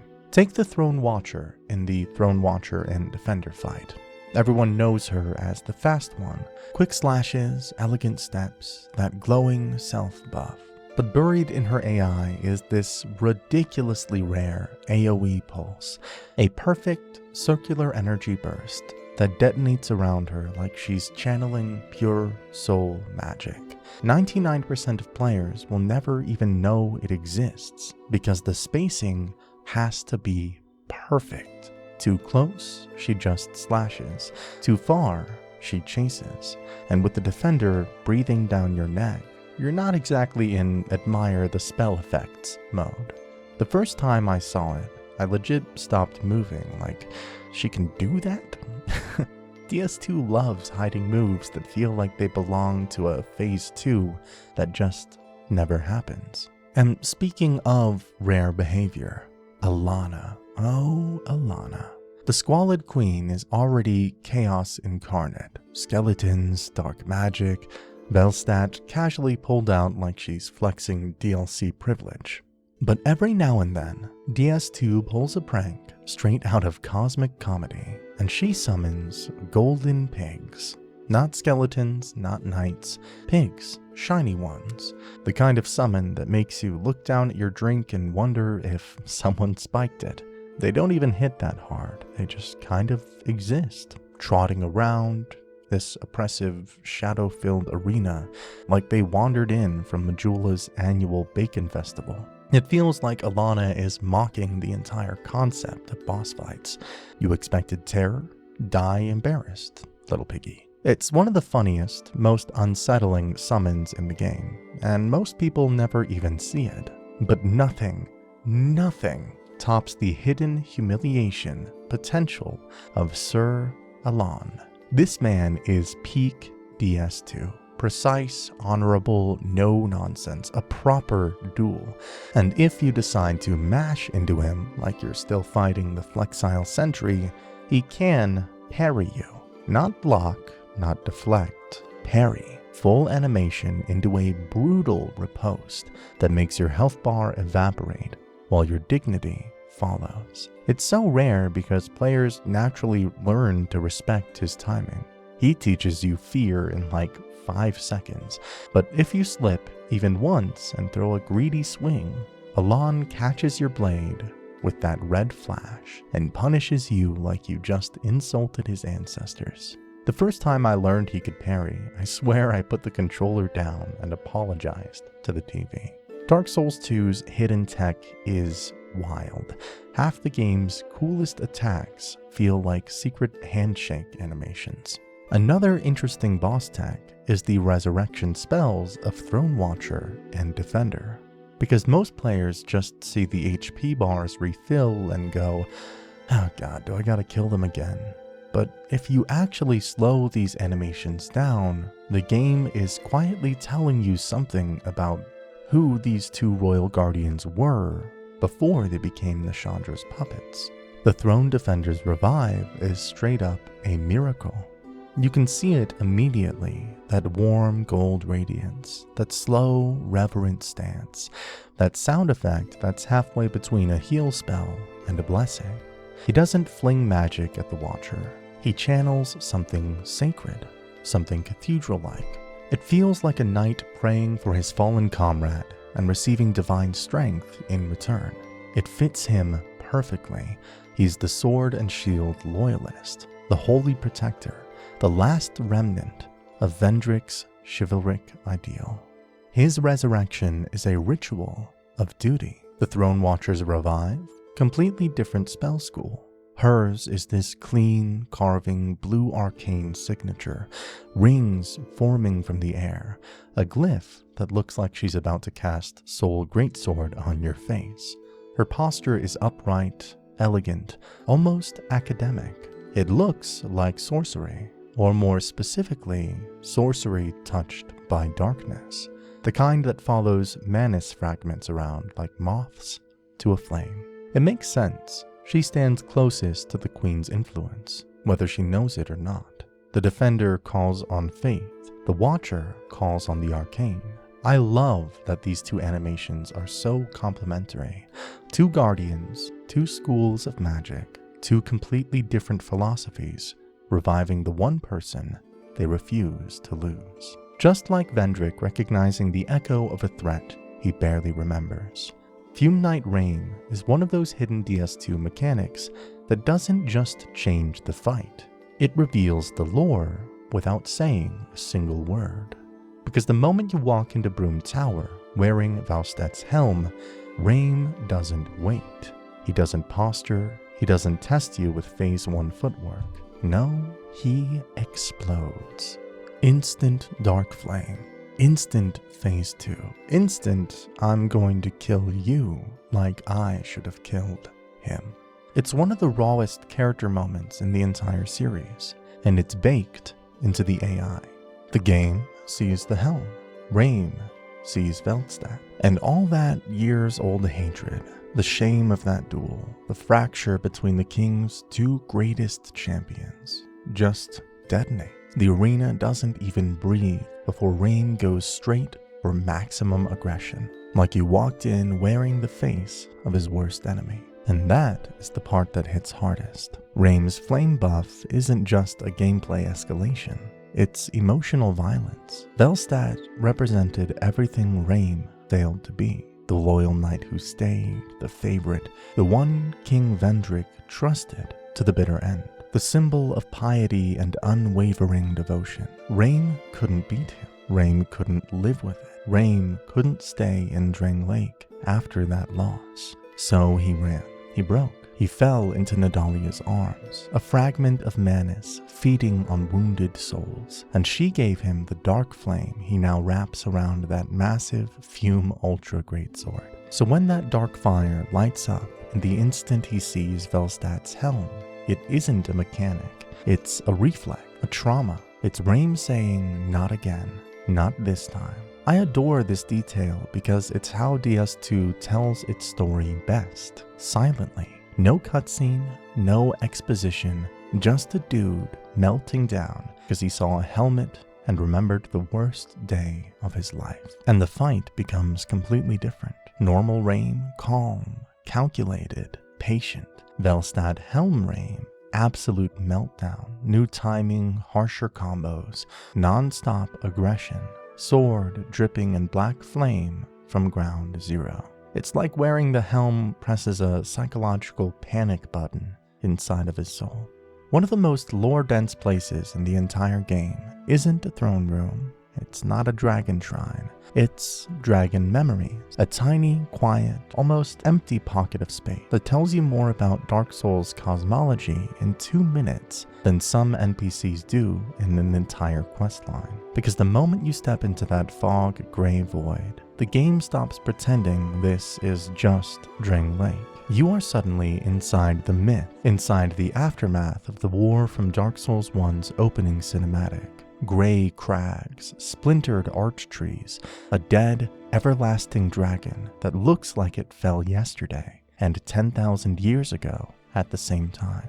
You're not visiting a dungeon. You're walking across the crater left behind when gods nuked dragons with lightning. And the game never says a word. It just lets the space speak. But the real twist comes when you touch that dragon's corpse and pick up the ancient dragon soul. Because its description insists it belongs to the ancient dragon you met earlier in the shrine. Except when you kill that dragon, it drops a giant soul instead. A mismatch, a contradiction. In DS2, that is never an accident. And suddenly all of Aldia's cryptic rambling about peering into the essence of the soul clicks. Because Dragon Memories shows you the real ancient dragon. A fossilized echo preserved in the Age of Ancients itself. And the ancient dragon in the shrine is revealed to be a construction. A vessel built from giant's power, animated by something artificial. A shell, a reconstruction, a fake body for a soul it never had. The true soul stayed locked in the past. You literally reach into that memory and pull the soul out of the mythic age and walk away holding history in your hand. That's why the area is so barren. No enemies, no puzzles. It's not meant to be lived in. It's a save state of reality, a preserved echo left behind by a god war. And DS2 lets you trespass there for a moment before it collapses behind you. My favorite detail, if you drop an item in Majula, you can see a faint star in the sky of dragon memories, like the present is suspended above that ancient past, like time is layered, not linear. Drangleic built on Lordaeron, but Lordaeron built on the crags, everything stacked like sediment, and you, accursed undead, are just passing through the layer. And when you take that ancient dragon soul to Ornifex and forge the curved dragon greatsword, the description literally quotes DS1's intro. You have turned myth into a weapon. You are swinging the age of ancients like a blade. Dragon Memories isn't a level. It's a thesis statement. The past still lives. The past can be stolen. And in Drangleic's broken cycle, even dragons exist now as ghosts, souls waiting for anyone brave or foolish enough to reach into old wounds and pull them back into the world. You finally reach that last portal in Black Gulch. Grandal gives you this cryptic one final test, and suddenly you're dropping into a void so black it feels like the screen shut off. No lantern, no message, no build-up, just a white fog wall glowing like a tear in the universe. And when you walk through it, not a monster, not a Manus-style horror, not a corrupted knight or sludge demon. Instead, a pale, four-winged masked being slowly descends from the darkness like some kind of abyssal seraph, silent, graceful, almost mournful. This is the Dark Lurker, the deepest secret boss in the entire game, and one of the biggest pieces of Manus lore ever tucked into FromSoft's margins. DS2 never announces it, but players eventually connected the dots. Nashandra is a fragment of Manus, Elena is a fragment, Nadalia is a fragment, and Alsana is a fragment. But Dark Lurker, also a fragment, except like the others, it didn't twist itself around fear, want, jealousy, or obsession. The Dark Lurker is what happens when a shard of Manus' soul doesn't latch on to a human voice. It becomes calm, balanced, almost benevolent. A being of dark that isn't hateful or angry, but pure, like dark could have been without corruption. That's why this boss looks like an angel cast in negative. Wings, radiant light, slow gestures, quiet hymnal sound effects. It's the abyss showing what it can be, not what the world fears it is. And DS2 hides it in a corner that 99% of players never see. But getting there, man, this part feels like you're breaking the game open from the inside. To reach the Dark Lurker, you need to commit to the Pilgrims of Dark Covenant, which means tracking down Dark Diver Grandal in 3 equally ridiculous hideouts: a pit in the Shaded Woods, an elevator trapdoor in Drangleic Castle, and a cliff ledge in Black Gulch guarded by giants and worms. He's basically Drangleic's last remaining abyssal scholar, sitting in his wheelchair, telling you if you want the real truth, jump into these 3 holes in the world and survive. And oh yeah, every chasm of old is pitch black, full of red phantom assassins, bottomless pits, and random ambushes you can only see by memory. You stumble through each one, light the braziers, reach the end, crawl back to reality, and Grandal just goes, "Good job, do it again." When you finish all 3, he finally unlocks the last portal in Black Gulch, the one that leads to the Dark Lurker's chamber. And once the fight starts, it doesn't feel like an abyss fight at all. No grotesquerie, no howling void, just this elegant being casting white dark sorceries, splitting itself in 2, and fighting like a ritual instead of a battle. It's the only Manus fragment that isn't screaming. And that's the punchline of this whole covenant. Dark isn't evil. People are. Fragments of Manus only turn monstrous when twisted by a human flaw. But this fragment, this hidden one, stayed whole. Syrric, a boss so obsessed with honor that even his death becomes a test of yours.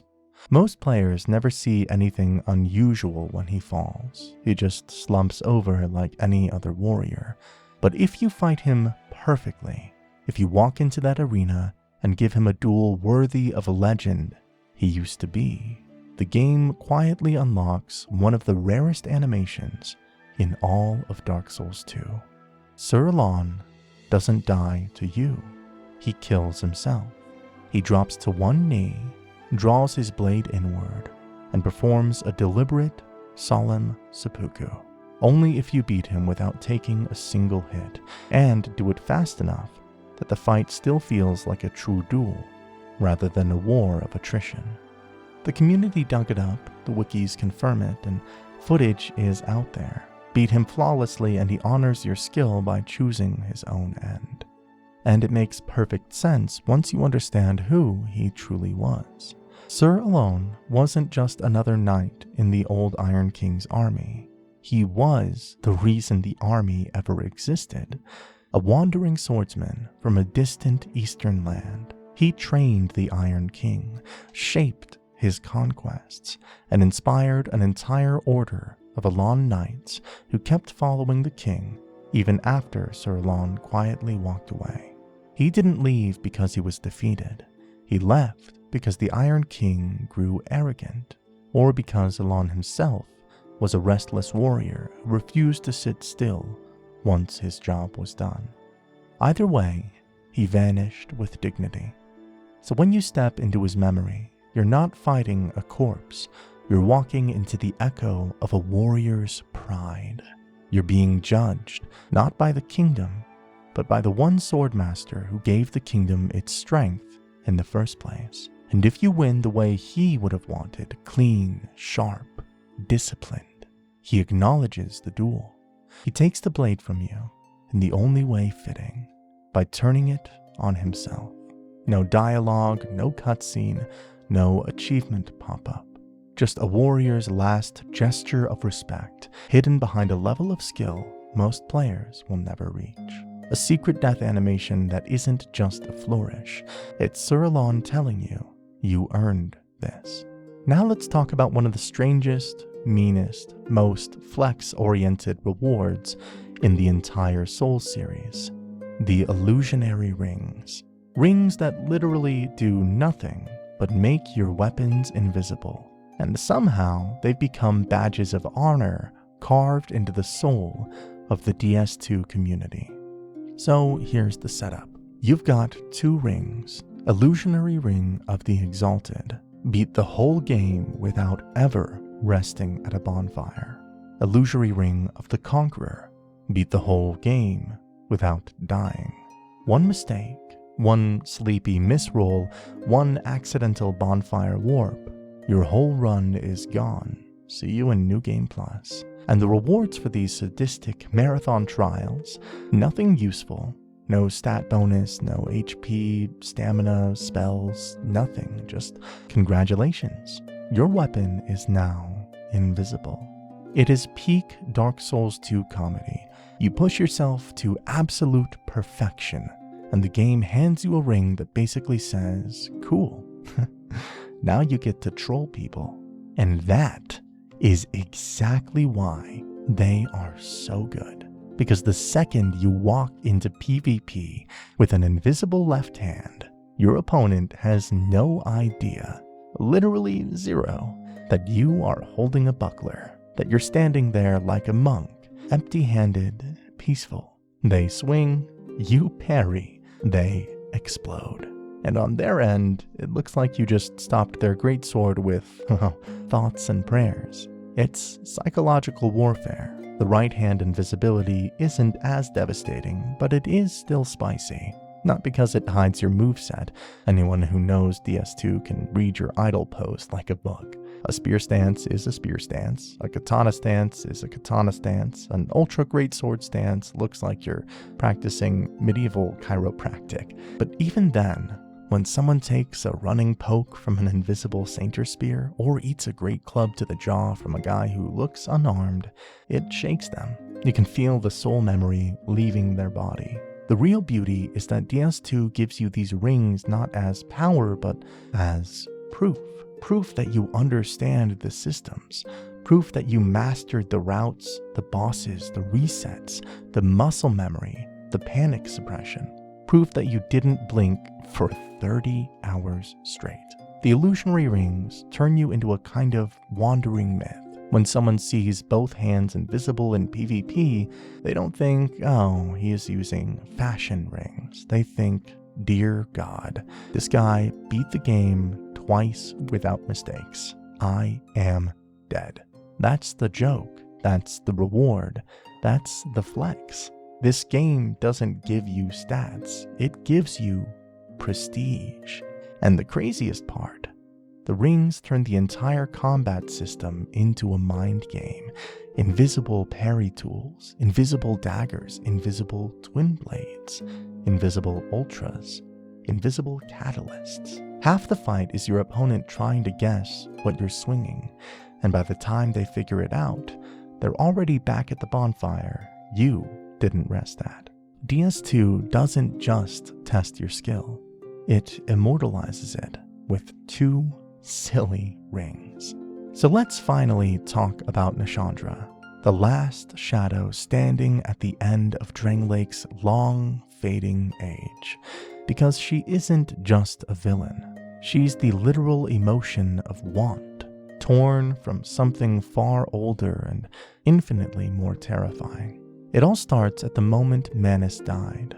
When the chosen undead shattered the father of the abyss, his soul didn't simply fade. It fractured like a mirror hitting stone. Every shard became a living being, each one born from a single overwhelming emotion. And Nashandra, she's the shard made entirely of desire. Not lust, not greed, want itself. The gnawing hunger that can never be fed. And because the abyss is just humanity's emotions amplified beyond control, Nashandra carries that instinct like a cosmic compulsion. She was born small, weak, harmless. But want doesn't care about power. Want craves it. So the smallest of Manus's fragments sets her sights on not a throne, but the throne. The metaphysical furnace where the fate of the next age is decided. She doesn't fight, she doesn't conquer, she whispers. She whispers to Vendrick, the proud king, tells him he's not enough, tells him the giants must fall, tells him the throne is his destiny. By the time he realizes she's using him, the kingdom is already bleeding out, and Nashandra has positioned herself exactly where she wants to be, right beside the next poor fool strong enough to open the path she cannot. And that, unfortunately, is you. But she isn't the only fragment walking the world, and seeing her sisters tells you exactly what she is and what she isn't. Alana is wrath and jealousy, tearing herself apart in Shulva. Nadalia is despair so thick it poisons an entire tower. Alsana is fear, gentle enough to hold back the chaos itself just to protect what's left of her people. Those three, especially Alsana, prove the fragments of Manus don't have to be monstrous. They can choose restraint, kindness, sorrow. Nashandra had the same choice. She simply chose ambition, manipulation, and ascension. Not because she is evil by nature, but because want always reaches for the highest seat in the room. And that's the real tragedy. Nashandra isn't the abyss. She isn't Manus reborn. She is a piece, a leftover emotion wearing royal bones. She tries to look like a queen, speak like a sovereign, move like a goddess. But she isn't any of those things. She's the faintest echo of a dead god's heartbreak, desperately trying to remake the world in her image before she flickers out. And yet, that tiny fragment of emotion almost takes the throne of want for herself. The same place Manus could never reach. The smallest shard, trying to fulfill the desire of the whole. She's not the most powerful child of Dark. She's simply the most determined. And that's why she meets you at the very end. Because if she can't have the throne, she'll try to take you instead. Moving to some smaller, more fun facts, but they're still quite significant. Spell parrying. I went through the whole game without knowing about this, so here's the thing. When you hit the parry button in DS2, you're not just creating a melee counter window. You're creating this tiny bubble of absolute denial in front of your character. And if a spell projectile touches that bubble, it gets deleted, gone, poof. Your opponent fires a crystal soul spear, and you just disrespect it off your shield, like you're flicking lint off your jacket. And this works on basically everything. Soul arrows? Yep. Soul spears? Absolutely. Dark orbs? Gone. Great resonant soul? Smacked. Fireballs? You can volley spike them back into orbit. Lightning? Sure, if your timing is clean. Lingering flame traps? You can literally swat them aside like you're clearing cobwebs. There's no special button, no unique prompt, it's just a regular parry, stretched out longer on certain shields, so the spell naturally runs into your parry frames. That's why Cleric's Small Shield and Cursed Bone Shield are so famous. Their parry animations linger just long enough that spells naturally walk into the active window. You don't need frame-perfect reactions, though hitting one feels absurdly godlike. The King's Mirror can reflect spells too, though it's slower and sometimes janky, so veterans still prefer the quick, small shields for maximum humiliation. And the feel of landing one, it's unreal. A desert sorceress winds up this huge fireball, throws it with that long, smug casting animation, and you just clang it out of existence. She's still standing there with her hand out like, wait, where'd it go? Oh, and in PvP? Oh man. The moment someone sees you parry their first spell, it rewires their brain. Suddenly, that confident mage starts stutter casting, panic rolling, looking for cover, because now everything they rely on, zoning, pressure, chip, nukes, can literally be turned into nothing by a flick of your wrist. You know how Dark Souls 2 is full of little quirks that feel like the developers just shrugged and said, yeah, leave that in.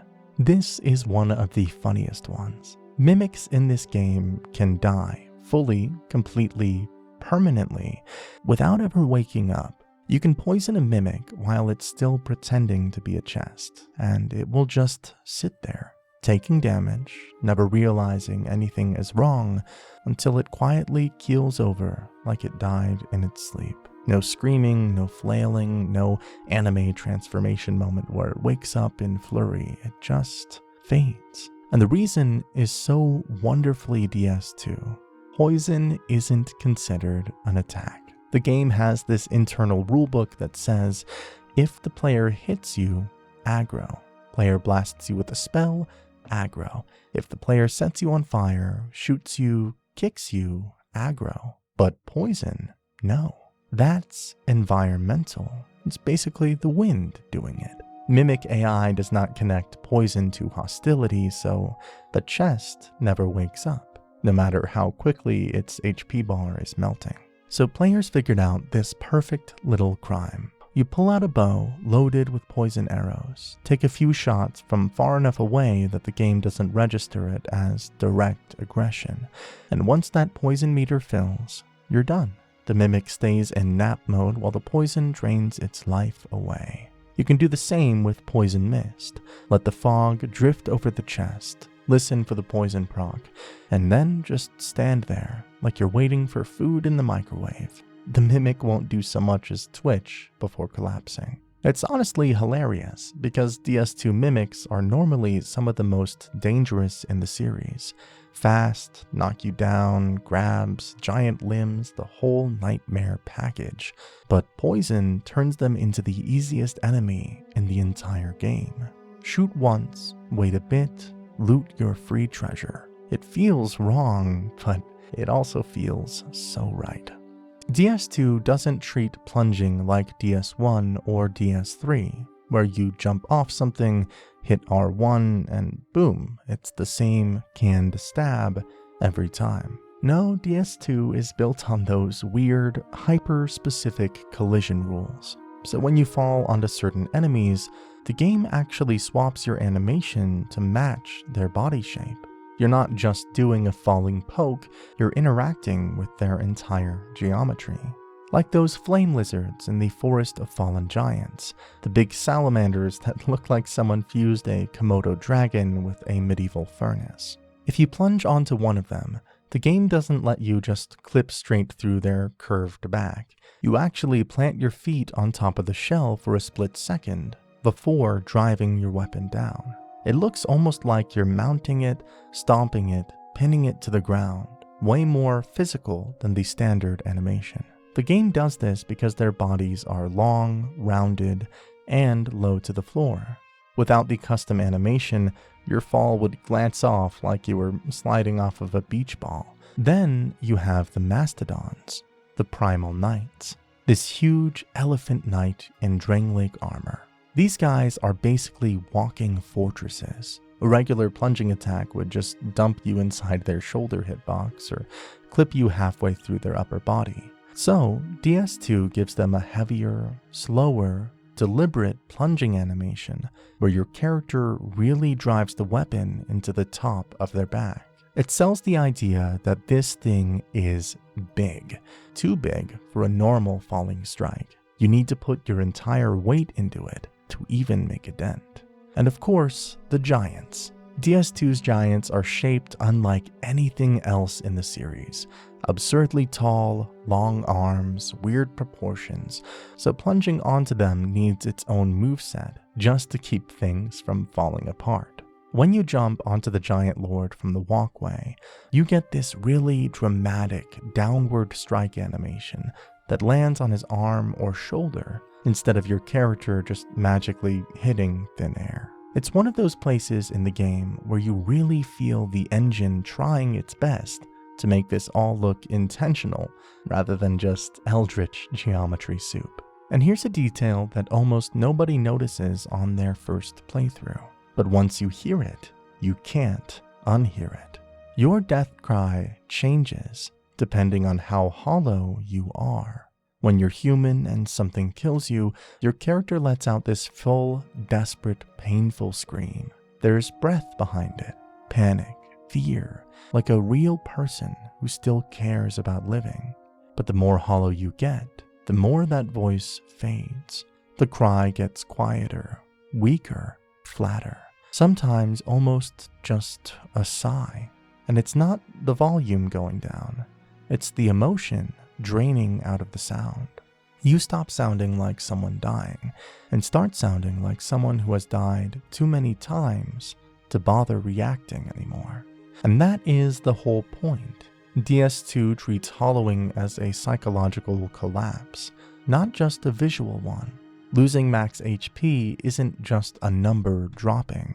It's you slowly losing the part of yourself that's afraid, that's attached, that still believes any of this matters. Every NPC who goes hollow in DS2 doesn't just lose their face. They lose their voice, their tone, their spark. Your character is quietly undergoing that same erosion, and the death cry is one of the subtlest ways the game communicates that. When you die human, you sound alive.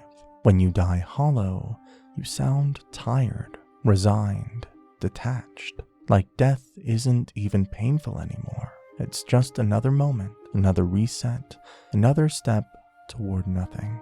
And what makes it even cooler is that FromSoft actually recorded separate voice banks for this. The hollow versions literally sound dry. Less breath, less pitch change, less presence. Like the microphone suddenly moved 10 feet away from your character. It's that ghost-like fading quality DS2 gives to memories and forgotten souls. When your death cry hollows out, you stop sounding like a warrior and start sounding like a leftover echo. The game never tells you this is happening. It just waits for you to notice that even your scream doesn't have anything left in it. And speaking of weird little DS2 details nobody notices on purpose, here's another one for your pile.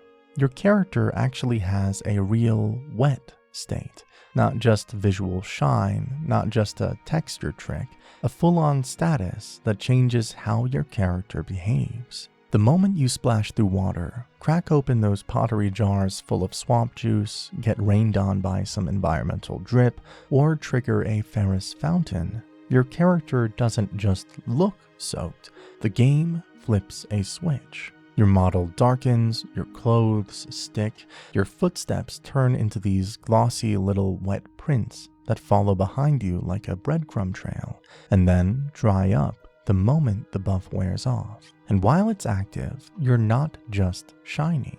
Your resistances shift too. Fire hurts less. Lightning hurts more. It's like the game quietly decided physics applies in Drain Lake, even when nothing else does. Roll in water and you can literally wash off poison buildup and oil, like you're taking a cursed medieval bath in the middle of a fight. And of course, none of this is explained. DS2 just assumes you'll either figure it out, or never know, or notice your footprints one day and go, wait, hold on, that's the real DS2 magic. Mechanics so tiny and tucked away that even players with hundreds of hours suddenly discover something that's been happening right under their nose since Things Betwixt. Another completely unnecessary, but absolutely this game is insane fact. The wet state even subtly influences particle effects. Fire spells flare brighter against your soaked gear, and lightning ones look sharper when they hit you. It's tiny but awesome. Another weird little mechanical gremlin hiding in DS2's engine, barrel surfing. Let's talk about one of the funniest physics quirks in the entire game. The Lost Bastille barrel. You know the one, that lonely explosive keg sitting at the top of the staircase, just waiting for the hollow with the torch to come kick it down and blow McDuff's wall open. It's supposed to be a simple puzzle. Roll the barrel down the stairs, set it on fire, boom, shortcut unlocked, blacksmith happy. But DS2 is built on a physics system that sometimes behaves like an obedient engineer and sometimes behaves like a caffeinated shopping cart. Because those barrels aren't just props. They have full collision, momentum, friction, everything. And you also have full collision. And when the two decide to touch each other at the wrong angle on those stairs, you get the most majestic accidental sport in Drain Lake, barrel surfing. Players figured out that if the barrel starts rolling and your character lands on it or beside it or clipped halfway inside it, the game tries to decide whether the barrel is a floor or an enemy or a sled. Sometimes it resolves that confusion by gently carrying you forward like you're riding a medieval Segway. Other times the engine panics and fires you into orbit. Full on goodbye McDuff, I live among the clouds now launch glitches. People have made entire compilation videos of getting catapulted across the Bastille just by brushing the barrel at the wrong moment. And honestly, it kinda rules. DS2's physics may be a little janky, but that jank has personality. There's nothing quite like rolling the barrel, watching it pick up speed, jumping a little too close, and suddenly realizing you're standing on top of it like some cursed circus act, riding it straight down the stairs like the world's slowest, most explosive skateboard. And hey, sometimes it even breaks the wall without needing fire, if it hits fast enough. It is unreliable, but it can happen, which only adds to the chaos. DS2's Petrify isn't just curse but gray. It kills you instantly, locks your animation mid-frame, and then leaves your lifeless, stone-frozen body sitting exactly where you died. But here's the wild part. Some of these stone statues you see scattered around basilisk pits, those aren't props. They're other players' corpses. When a player gets fully petrified, the game doesn't just delete them and reload. It actually stores that death state, the exact pose they were in when the meter filled, and syncs that statue into other players' worlds as a warning sign. That moment where you walk into shaded woods and see 5 human-shaped figures twisted in mid-panic, all reaching out like they froze while screaming. Those are real people. Those are the exact spots where somebody thought they were safe, took one more step, and got blasted by curse gas. It's the game saying, see these? This is what happens when you underestimate this place. It's environmental storytelling using actual player deaths, and that's why DS2 needs multiple petrified poses. You'll notice some statues are upright, some hunched, some caught reaching out, some curled inward. The game has a handful of preset petrification poses it can drop the player model into when the status bar fills. Not every death uses the same frozen animation, because that would look robotic and break the illusion. Instead, DS2 gives you just enough variety to make it believable that these were once humans, surprised mid-breath, mid-movement, mid-fear. Here's another one. You know how Things Betwixt pretends to be a safe tutorial zone? Yeah, light every scone in there and the game immediately drops the act, because once all 8 torches are burning, the whole place suddenly gets a lot less friendly. A red phantom materializes near the waterfall, aggressive, tanky, and absolutely not scaled for someone holding a broken straight-sword and wearing pants. This isn't a PvP invader, it isn't tied to online, and it isn't based on your soul level. It's the game quietly saying, oh, you're the kind of person who checks every corner. Cool, here's a surprise. It rushes you with full phantom aggression, swings harder than anything else in the opening hours, and it's got enough poise to bully a fresh character. And when you finally take it down, it drops a petrified something.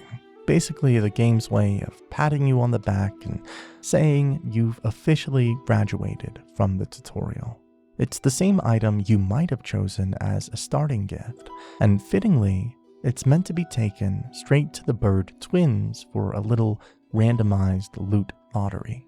The best part is that most players never see this phantom at all. They run through, grab their starting class, and leave without ever lighting a single torch. You've probably noticed that if you kill a crystal lizard normally, 1 or 2 hits while it's scurrying, you get that clean little puff of light. It stops moving, the loot pops out, everything behaves. But if you jump attack it or plunge on it, suddenly the thing dies and then keeps going, sliding, twitching, scooting across the floor like someone forgot to hit the brakes. Sometimes it even wriggles its way right off a cliff with your upgrade materials inside, which feels like DS2 personally flipping you off. And the reason is beautifully dumb. Crystal lizards don't have real death animations in DS2. Their death is just a fade-out effect, and their movement, that's handled inside their running animation, not purely by AI. So when they're in full panic flee mode, and you instantly kill them mid-run with a plunging attack, the AI dies, but the animation doesn't get the memo. The corpse inherits the last movement impulse and just keeps sliding until that fade-out finishes. There's no stop command, no cleanup, no physics correction. It's literally the game saying, he's dead, but his animation is still very excited. This is why the corpse skitters, jitters, or shoots away like a hockey puck. You interrupted a running state with a death state that wasn't designed to stop the model's momentum. The dogs, fast, rabid, snapping nightmares. The mastodons, hulking armor-plated tanks, swinging tree trunk weapons. Now, here's the fun part. If you parry them, you don't just stagger them. You don't even open them for a riposte. No, you lay them on the floor. And the game straight up forgets how to make them stand back up. A clean parry sends a hunting dog flopping over like it slipped on a banana peel. And then, that's it. It stays there, wiggling, breathing, but completely unable to move. It's like you pressed the turn off AI button, and mastodons, those 800-pound armored war elephants, collapse just as helplessly. A single parry slams them on their back, and they remain there, motionless, waiting for you to finish them off. So why does this work? Because Dark Souls 2's animation logic is held together with spit and duct tape. When you parry anything in DS2, the game forces the enemy into a downed state. Humanoids have a proper get-up animation for this state, so they kneel, stagger upright, or reset. But quadrupeds and huge enemies, they don't have a compatible stand-up from parry animation. The animators never made it because the enemies weren't supposed to ever need it. So DS2 just shrugs. It puts them in the knockdown pose and then finds no valid animation to transition into. And when the engine can't find an animation path, the enemy stays stuck in that broken state forever. The result? Those feral dogs that usually zigzag and chomp at you like caffeinated piranhas suddenly become overturned Roombas. And these giant mastodons, these elite soldiers carved out of obsidian and hate, immediately transform into big meat rugs. Hilarious. You know how prism stones are supposed to work? Little rainbow markers you drop to tell where you've been, check fall distances, or just decorate the world. But Majula has this weird quirk. If you place prism stones in very specific spots, the game lets you see them from insanely far away, much further than you can normally see any small item or light source in DS2. It's not just good placement, it's not just Majula's lighting, it's the engine. Majula has an unusually long draw distance compared to almost every other DS2 zone, because it's meant to be a calm vista. The open sky, the ocean horizon, the cliffs, the big, lonely bonfire. The devs basically turned the LOD settings way up here, so that the area always feels open and peaceful, not foggy or claustrophobic. And prism stones, they're flagged as priority glint lights. That means their shine effect is treated like a mini light source, which Majula draws at maximum range. So if you drop prism stones on the cliff edges, at the pit of the Majula well, along the seaside rocks, or even way out toward the mansion, you can walk all the way across Majula and still see that little sparkle flickering in the distance like a lighthouse beacon. So everything in Drang Lake casts a shadow. Your character, hollows, torches on the wall, furniture, fog, hell, even some spell effects. But the one thing that never casts a shadow is the torch flame itself. Not the light, the flame. The stick, sure.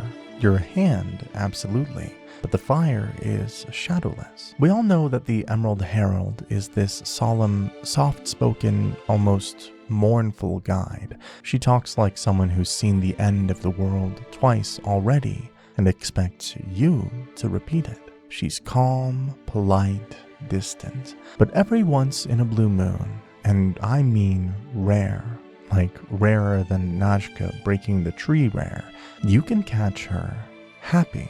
Not smiling, not laughing, just swinging her legs. She sits at the edge of the Majula cliff, and instead of the usual perfectly still posture she uses when you level up, she lightly kicks her legs back and forth, like a kid waiting for their parents. It only lasts for a moment. If you walk away and come back, most of the time she's back to her normal, poised self, like you imagined the whole thing. And the best part, it's not just a quirky idle animation, it's a callback. If you've played Demon Souls, you know exactly what this is. The Maiden in Black, sitting by the archstone stairs in Nexus, quietly swinging her legs during downtime. It's the same gentle motion, the same tiny glimpse of humanity in a character who carries the weight of the entire world. DS2 doesn't tell you the Emerald Herald feels trapped or lonely or wistful, but that one idle animation does. It hints that under all the prophecy and sadness, there's still someone in there. Someone who remembers what it feels like to be alive, even if only for a moment, on a sunny cliff in Majula. It's such a small detail, but lovely. Here's another tiny Majula adjacent detail almost nobody knows, because the game never tells you. And the only place it's ever written down is in the official Dark Souls 2 guide, buried in a sidebar. Those three old women in Things Betwixt, the ones who cackle, tease you, call you the Fourth, and basically laugh you into the game's existential crisis, well, they actually have names. Not titles, not roles, actual personal names. The game never speaks them, never shows them or hints at them, but the guide quietly identifies each one based on the order they speak during the intro cutscene. The outspoken one in the middle, the one who basically drives the whole conversation, her name is Strauen. The one sitting to her right, softer voice leaning forward, that's Moral. On her left, the quieter, slightly raspier one is Grant. Strauen, Moral, and Grant, the three firekeepers of Things Betwixt, the ones who set your entire journey in motion, aren't just spooky archetypes. They're actual characters with individual identities. The game simply never reveals unless you dig outside of it. Right after learning the firekeepers actually have names, here comes one of the strangest little characters tied to them, their housemaid, Melibeth. The game never says her name out loud, but the guide does. And she's the woman in the Things Betwixt holding a ladle, which is both hilarious and, yes, absolutely a weapon you can get. But she's not exactly thrilled to see you at first, because from her point of view, you just walked in and murdered the three ancient women she's been taking care of for generations. She doesn't attack you, but she definitely isn't handing over that ladle either. And killing her doesn't work either because she won't drop it. The real method is way more obscure. If you go down the shoreline in Things Betwixt, the area with the giant stone coffin, and you kill the ogre roaming the beach, Melibeth will reward you with the ladle afterward. She gives it to you because you've, quote, proven yourself to the forest, as the guide puts it, and she wants to help you on your journey. That's all it takes. Slay two giant naked ogres and the housemaid finally decides you're worthy of the most pathetic weapon in all of Drain Lake. Another tiny detail from the Ivory King DLC that most players miss slips in right next to the Lois set. And it's one of those storytelling things DS2 hides behind mechanics instead of dialogue. So, you're down in the old chaos, fighting those charred Lois knights, slowly burning through your sanity as you farm their souls for Alsana.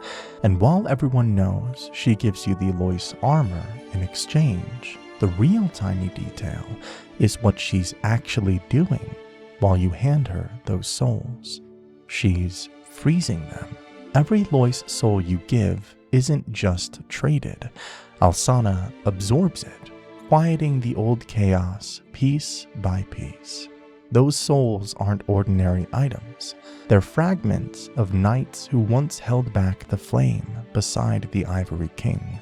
When you return them to her, you're helping her strengthen the barrier that keeps the chaos sealed. The area becomes calmer, the spawn rate lowers, the torment slows. You're literally restoring the order that the knights died defending.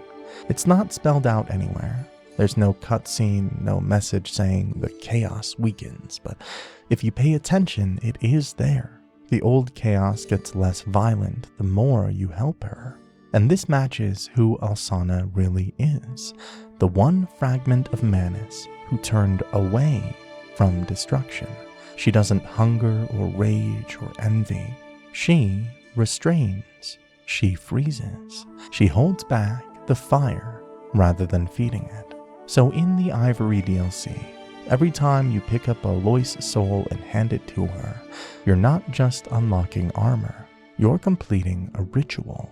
You're giving fallen knights back to the person who still mourns them, and you're helping her finish a duty she took on long before you ever arrived. The curved Nil Greatsword might be the most understood one in the entire Ivory King DLC. Its description says it's formed by rock, tree, and the remnants of a most peculiar soul, and that the farther its wielder travels, the deadlier the blade becomes, which sounds like it's tracking steps or distance or how much of the map you've explored, right? Nope. DS2 pulls a fast one again. Travel in this case means new game cycles, your world's journey number. New game plus, new game plus 2, all the way to plus 9. The sword doesn't care how far you walk, it only cares how far your world has gone. In New Game, it's just a strong curved greatsword with that heavy, sweeping Marakumo-style moveset.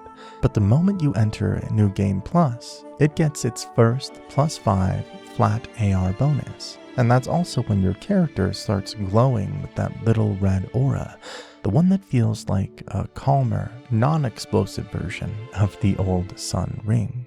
Then, every journey after that, it keeps stacking more AR, until eventually, in New Game Plus 9, it's sitting on a full +100 bonus in PvE, and double that plus 200 AR in PvP if you're the host.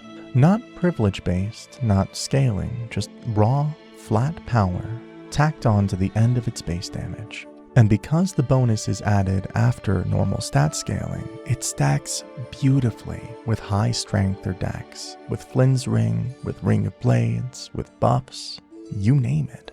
The funny part is that this bonus is host dependent. If you invade someone whose world is still in New Game, your Nil Greatsword loses all of its arrogance and goes back to acting like a normal, well-behaved blade. But in your own late cycle world, this thing becomes an executioner.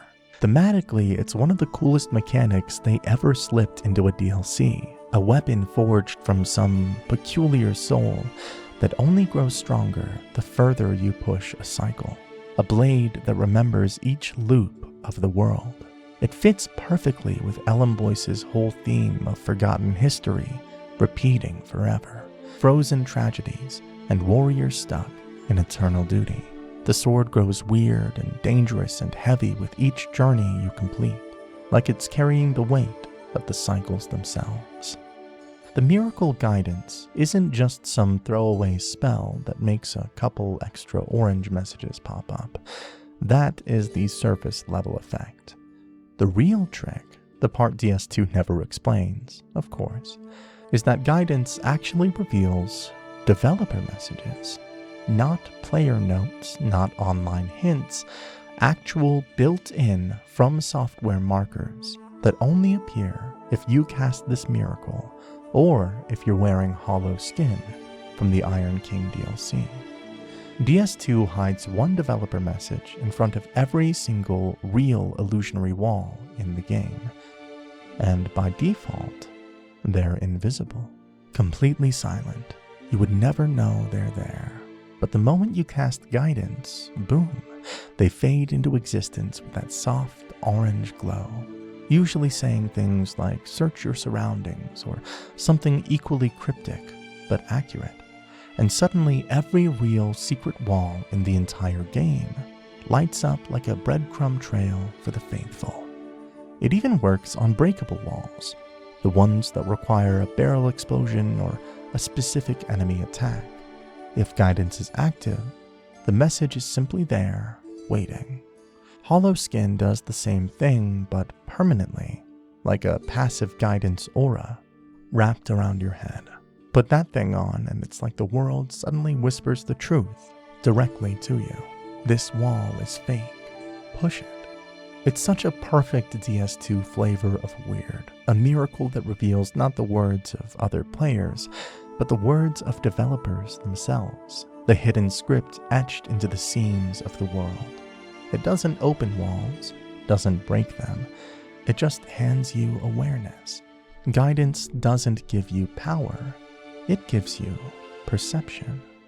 Dark Souls 2 is the only Souls game where From Software really went all in on gender-specific armor shaping, not in a goofy, skimpy RPG way, but in a legitimately experimental, we actually sculpted two versions of this armor way.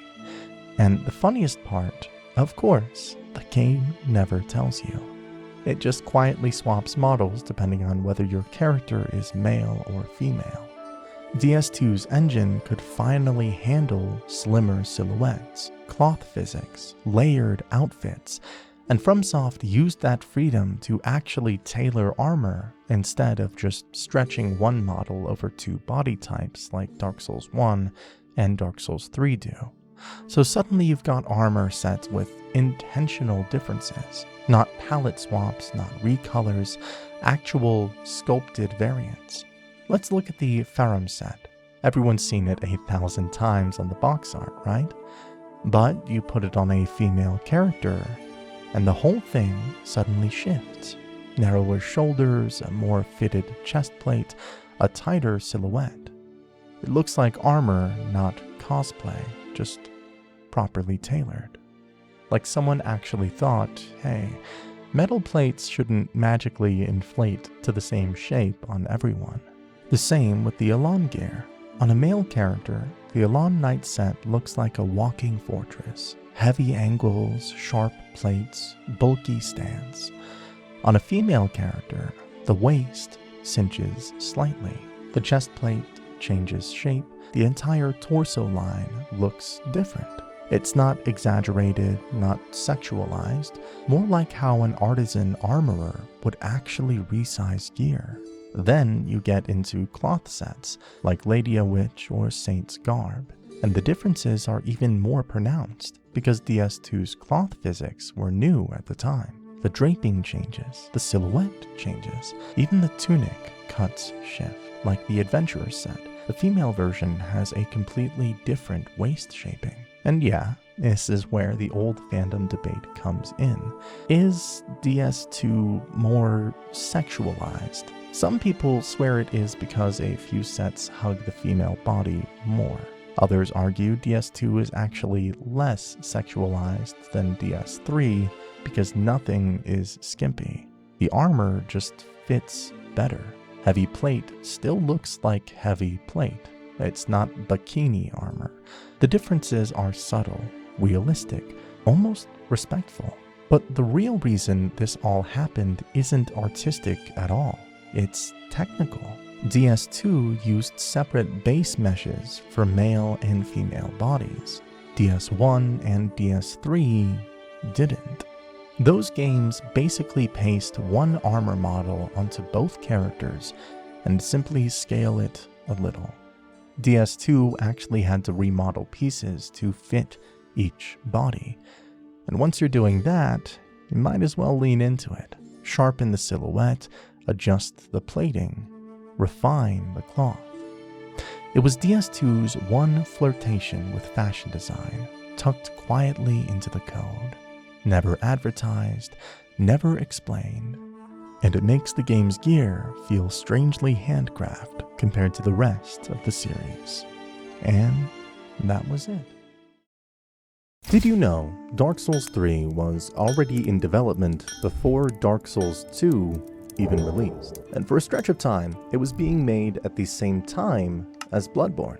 While players were still getting used to Dark Souls 2, From Software had already split into two internal teams. One was building Bloodborne's hyper-aggressive gothic nightmare, and the other was quietly laying the foundation for Dark Souls 3. And no, Miyazaki wasn't personally directing every animation in both games, like some kind of cursed undead. Instead, he acted more like a creative overseer.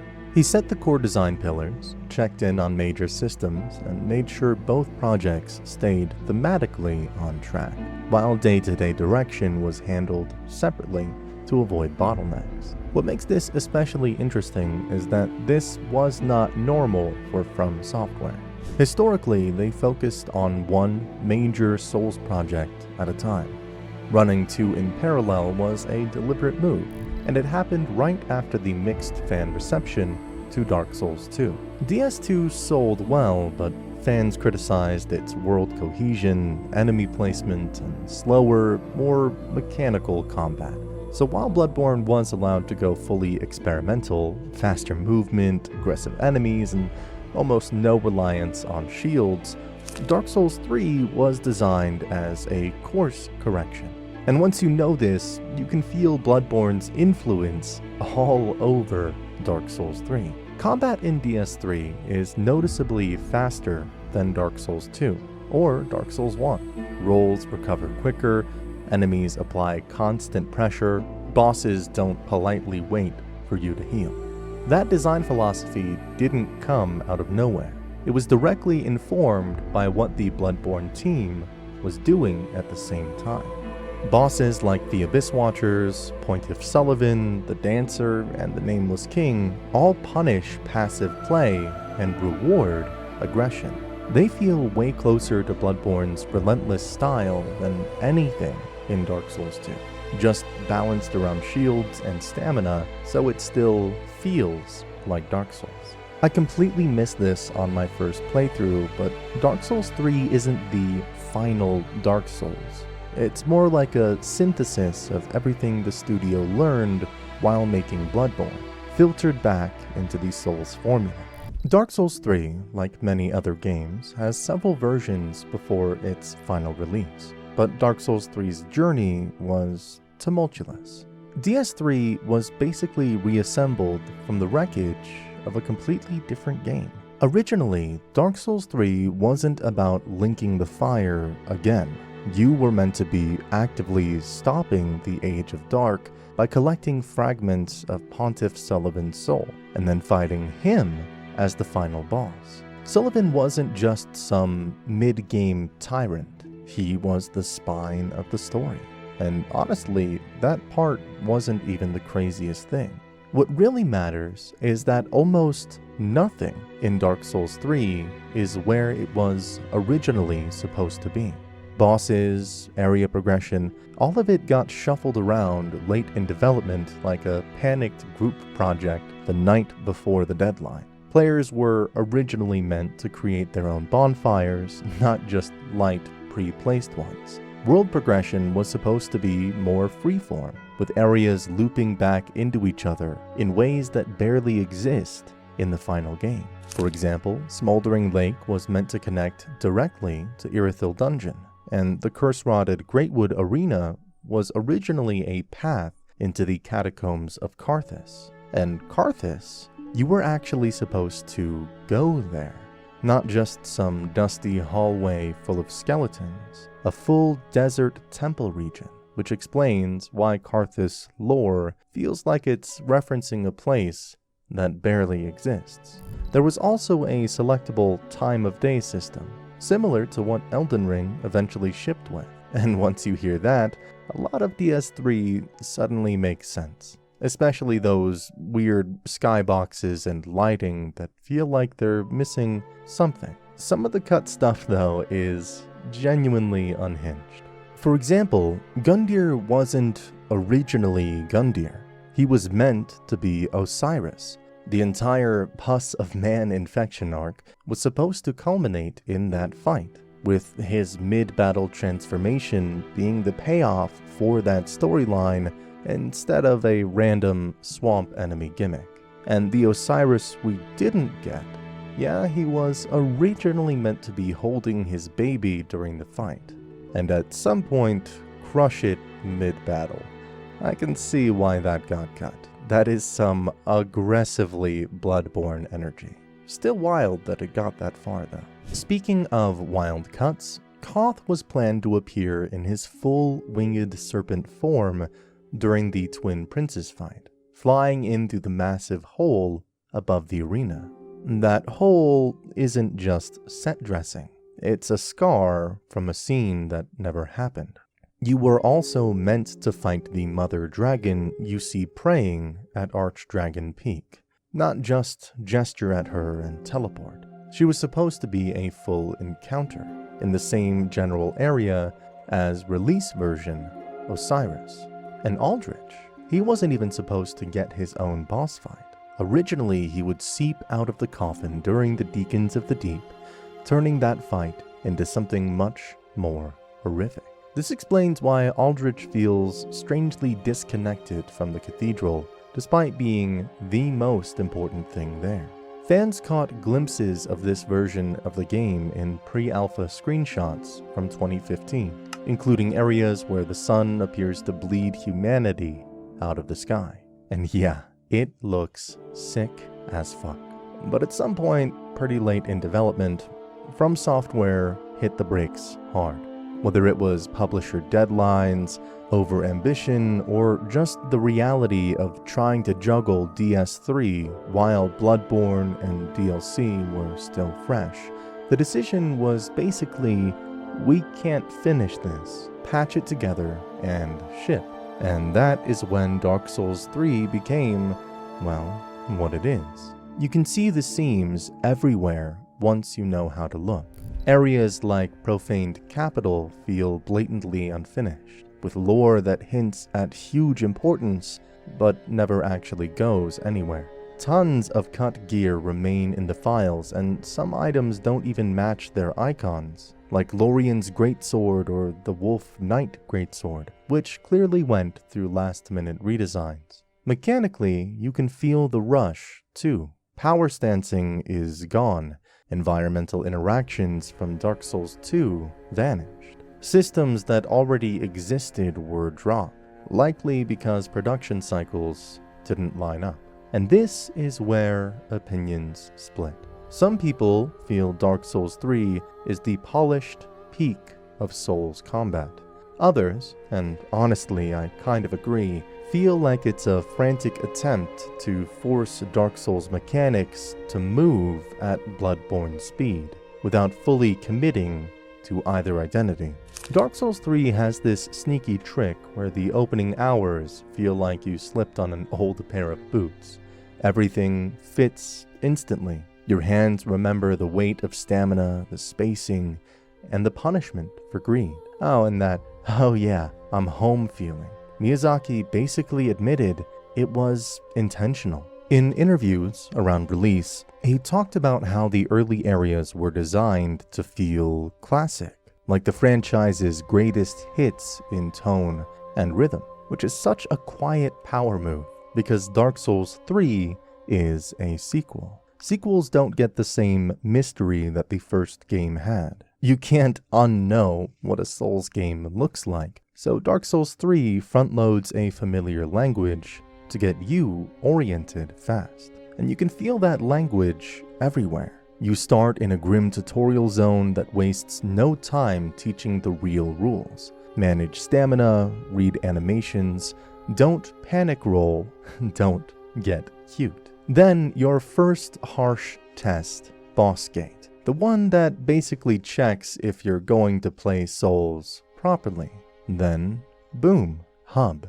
Firekeeper, NPC threads, upgrades, the works. It's the classic Souls cadence, delivered clean and quick. Like the game is saying, alright, you know the drill. Even the imagery is speaking in an old dialect. Knights, hollows, ramparts, dragons looming in the distance. Ruined high fantasy architecture that still looks proud, but tired.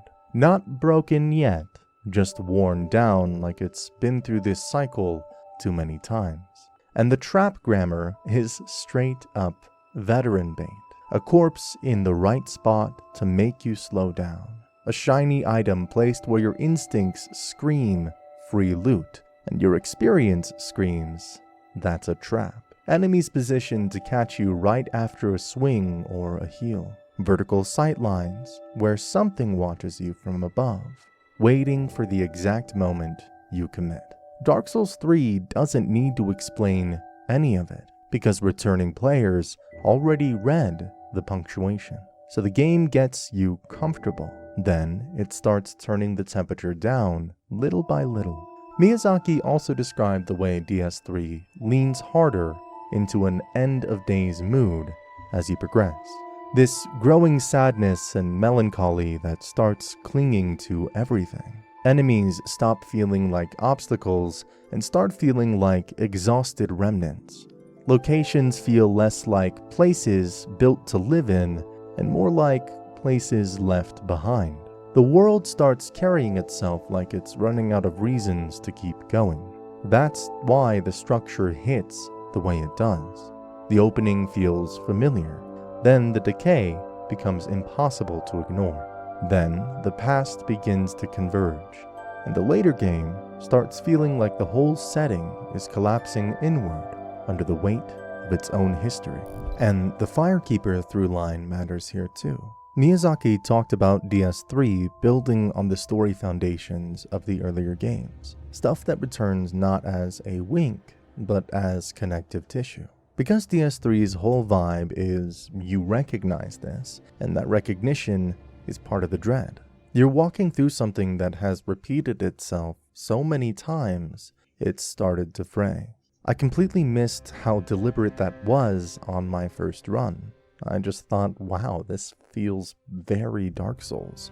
Then you hit the later stretch, and the tone quietly shifts into, yeah, and it's tired of being Dark Souls. Dark Souls 3 also does something really telling with hollowing, and it's another place where you can feel the studio reacting to its own history. Across the trilogy, hollowing keeps changing, because From Software kept learning what death should feel like in a Souls game. In Dark Souls 1, hollowing was mostly a state of being, not a punishment. You looked different, you lost access to certain online features, and restoring humanity felt meaningful. But dying itself didn't slowly ruin your character. Mechanically, it was forgiving. Psychologically, it was heavy. And most players were fine with that, because hollowing felt like atmosphere, not a slap on the wrist. Dark Souls 2 went in the opposite direction. Hollowing became a system that taxed you for dying. Every death shaved off max HP, stacking all the way to about half of your health bar, unless you burned a human effigy. It created constant pressure to stay human, which sounds thematic, but in practice, it punished the exact behavior Souls games are built around: dying, learning, and trying again. A lot of players bounced off that, not because they hated difficulty, but because the game was actively discouraging experimentation.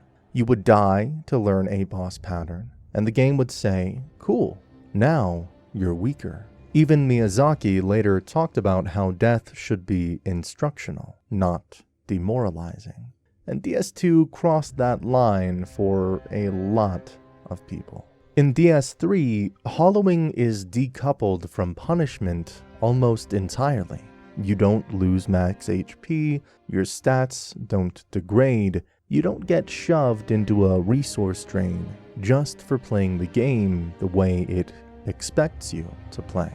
Mechanically, hollowing barely touches you at all. You only ever engage with it if you follow a very specific NPC questline.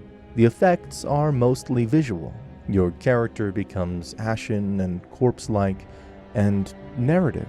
Hollowing unlocks certain interactions, some dark miracles and specific endings, and that's it. You can finish the entire game without ever meaningfully hollowing, and nothing about your core gameplay loop suffers. That's why so many players have the same reaction. This is the first time hollowing feels right. This world is already past collapse. The Age of Fire is failing whether you show up or not. Lords of Cinder refuse their thrones, Enemies don't rage. They look tired, resigned, like they've somehow been hollow for a long time already. Even your character isn't a fresh undead anymore. You are unkindled ash, someone who already failed once, burned out, and got dragged back anyway. Mechanically, punishing hollowing in a world like that would be redundant. The tragedy has already happened. So DS3 treats hollowing as something the world is drowning in, something you slowly fall into. It's narrative weight, not a gameplay shackle. And this wasn't accidental. Dark Souls 3 comes after the backlash to DS2's systems, and after Bloodborne proved you could build a death-heavy game without layering punishment on top of learning. From Software had clearly internalized something by then. If death is inevitable, the game has to respect the player's psychology. So DS3 keeps hollowing where it matters: lore, endings, identity, and strips it out of the learning loop. You're allowed to fail. You're allowed to experiment. And if you choose to walk the hollow path, it's because you want to see where it leads, not because the game is squeezing you into it. Dark Souls 3 also ended up doing something no one really expected at the time. It absolutely detonated at launch. Bandai Namco came out right after release and said that DS3 had the most successful launch day in the publisher history, and that it was the fastest-selling game they'd ever released on early sales pace. And there's a bit of nuance there. Some outlets framed it as Bandai Namco globally. Others clarified it was specifically Bandai Namco America, the US publishing arm. Either way, it still means Dark Souls 3 outperformed everything they'd put out before. Tekken, Tales, Dragon Ball, all of it, at least out of the gate. The first concrete numbers showed up about a month later, when Bandai Namco announced 3 million units shipped worldwide. Not sold through yet, shipped to retailers, but still massive for a series that started as a cult hit. The regional split is pretty telling as well. About 1.5 million units went to North America, 1 million to Europe, and 500,000 to Japan and the rest of Asia. At that point, Dark Souls had fully crossed over from hardcore niche RPG into a global event release. And that momentum didn't stop.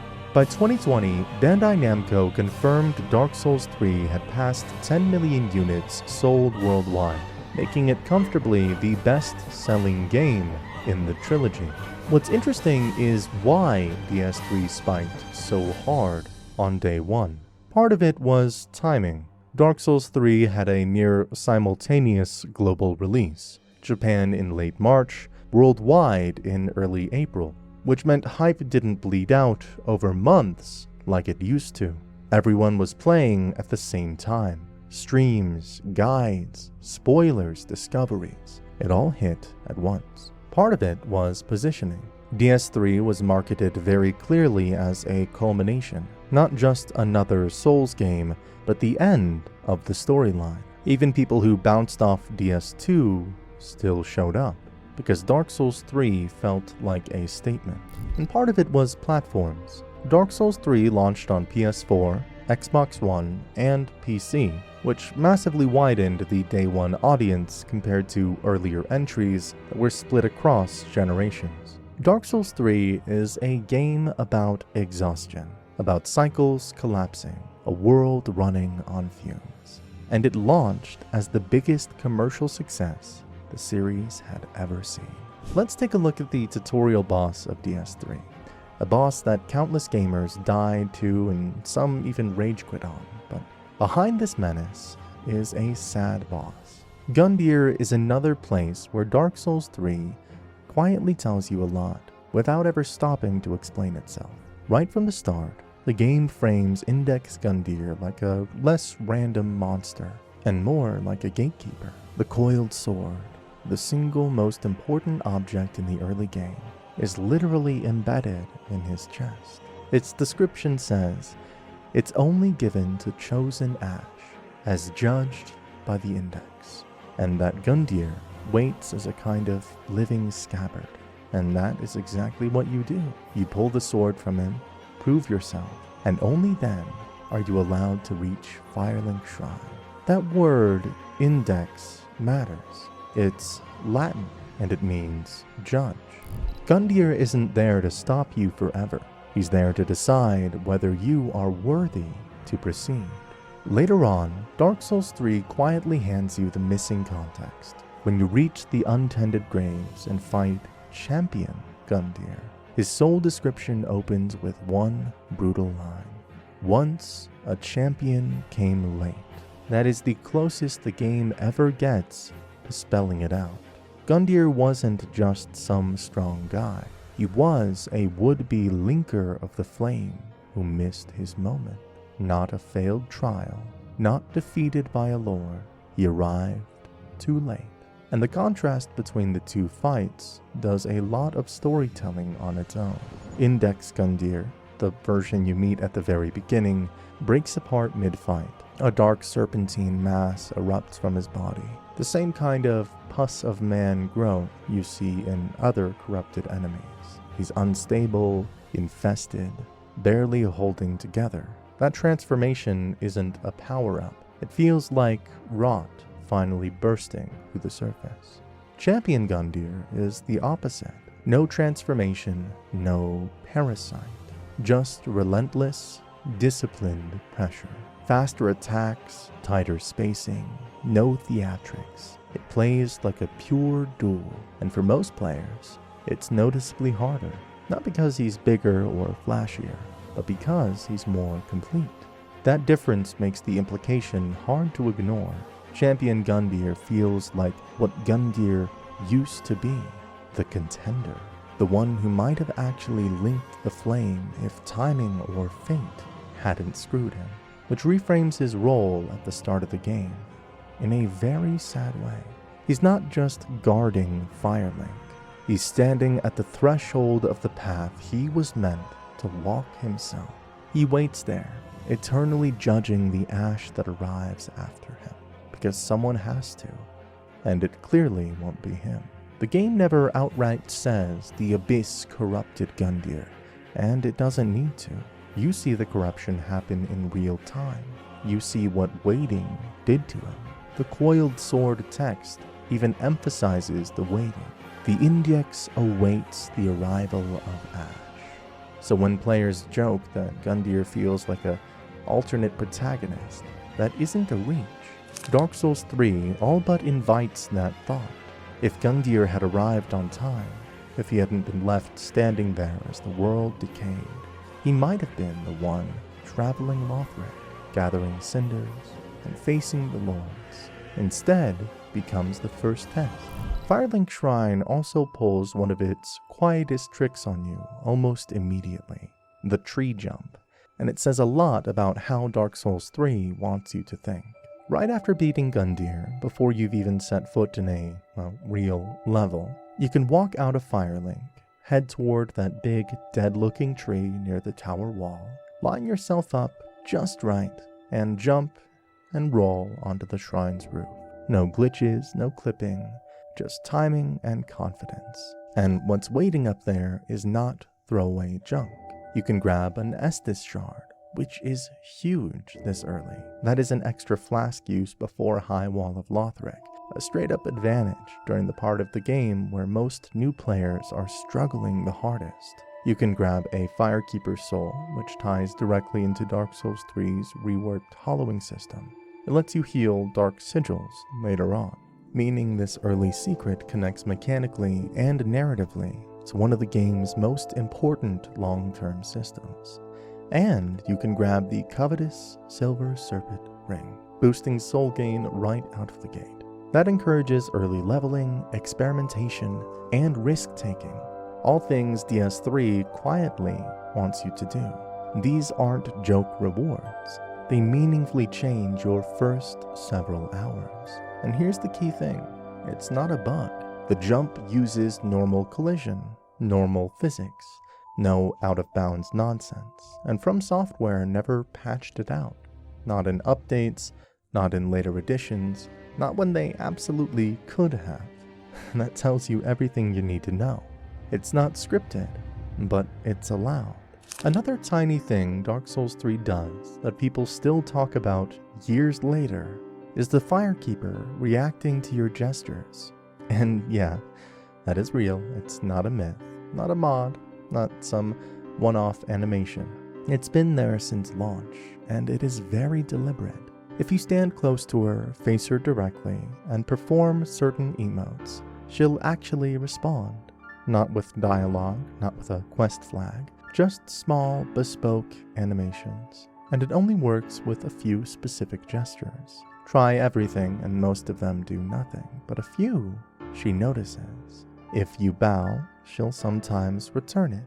Not a big theatrical bow, just a gentle incline of her head. Restrained, ritualistic, very Firekeeper. It feels less like NPC animation and more like a shared courtesy. If you use sillier or exaggerated gestures, she might do a tiny twirl or let off a soft, surprised laugh.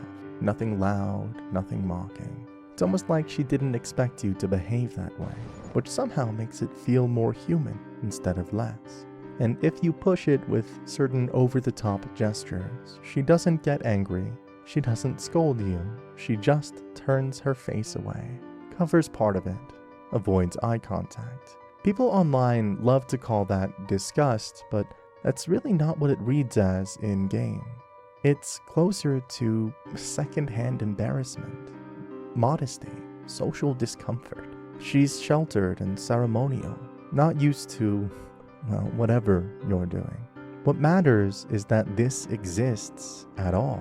The Firekeeper levels you up, takes your souls, never asks for anything in return, never manipulates you, never disappears halfway through a quest line. The game where NPCs constantly die, betray you, or vanish without warning, but she's just there. Letting her react to emotes does a lot of quiet work. It gives her a personality without breaking her role. It makes Firelink Shrine feel lived in instead of purely transactional. It's also a big contrast with earlier Firekeepers in the series. In Dark Souls 1, they were mostly silent. Dark Souls 2, they were distant and tragic. In Dark Souls 3, the Firekeeper is always present, always calm, and crucially, quietly responsive. That's why so many players end up attached to her, not because of long dialogue trees or dramatic story beats, but because she reacts when you act like a person instead of a role. And thematically, it fits DS3 perfectly. This is a world at the end of its lifespan. Rituals are still being performed long after their meaning has started to rot. Everyone is going through the motions. The Firekeeper reacting to a gesture, even something silly, breaks that monotony just a little. It suggests there's still some humanity left under all of that ash. Mechanically, it's nothing. Emotionally, it hits way harder than it has any right to. In a game built on loss, silence, and inevitability, an NPC who never leaves, never betrays you, and quietly responds when you bow or act foolish, sticks with people. Another familiar Souls face shows up almost immediately, slumped right where you can't miss him. The crestfallen warrior archetype, back again, doing what it does best, quietly daring you to ask why he gave up. In Dark Souls 3, that role belongs to Hawkwood. When you first talk to him in Firelink Shrine, he doesn't introduce himself. He barely introduces anything. He sits on the steps leading down to the Firekeeper, arms loose, voice flat, already resigned to the idea that none of this is going to work, which is classic crestfallen behavior, but DS3 sneaks in a twist. Unlike earlier games, Hawkwood isn't just some random undead who lost hope. He's unkindled, just like you. And not only that, item descriptions later confirm he was once a member of Farron's undead legion, the Abyss Watchers themselves. And that is where his shield comes in. Hawkwood's shield description paints him as a deserter, someone who fled the Legion instead of sharing their fate. The Abyss Watchers bound themselves to an endless internal war, killing one another whenever the abyss stirred. Hawkwood walked away from that, not because he was a coward in the simple sense, but because he didn't believe in the purpose anymore. And that belief, or lack thereof, defines his entire arc. Hawkwood isn't crestfallen because he's weak. He's crestfallen because he's seen what duty actually leads to. He watched a legion of heroes trap themselves in eternal, meaningless cycle of violence. And he decided he wanted no part of it. So he ran. And the cost of running was living with the knowledge that maybe, just maybe, the Legion was right and he wasn't. That is why his dialogue constantly undercuts you. He calls you another dogged contender. He talks about the lords as if they're already dead ideas. He never cheers you on. He never really believes. Not because he hates you, but because believing again would mean admitting he might have been wrong to abandon Farron. And that's what makes Hawkwood one of the most quietly tragic characters in Dark Souls 3. Every crestfallen warrior in the series reflects a possible future for the player. Hawkwood reflects a parallel past. He's not what you'll become if you fail. He's what you might become if you survive, learn too much, and decide that the cycle isn't worth finishing. That's also why his story doesn't end in Firelink. Later, when Hawkwood finally leaves the shrine, it's not because he found hope, it's because you force him to confront the thing he ran from. His eventual challenge isn't about killing you, it's about proving something to himself. That he didn't abandon the Legion because he was weak. That walking away isn't the same as failing. And when you put that all together, Hawkwood becomes one of DS3's smartest uses of a recurring Souls trope. The crestfallen warrior usually exists to warn you. This is what happens if you give up. Hawkwood exists to ask something way more uncomfortable. What if giving up was the only honest choice, and you're the one still lying to yourself? Another quiet Dark Souls 3 detail that messes with people once they notice it is Henri. Specifically the fact that Henri's sex presentation always mirrors yours by being the opposite one. If you start the game as a male, Henri appears as a woman. If you start as a female, Henri appears as a man. And this isn't just a pronoun flip or a cosmetic toggle. Henri has two distinct voice performances. Oh, hello. How do you do? Oh, hello. How do you do? And the game loads the correct one the moment your save file is created. Players caught this almost immediately after launch, when people started comparing footage and realized, wait, my Henri doesn't sound like yours. What's important is when the game makes that decision.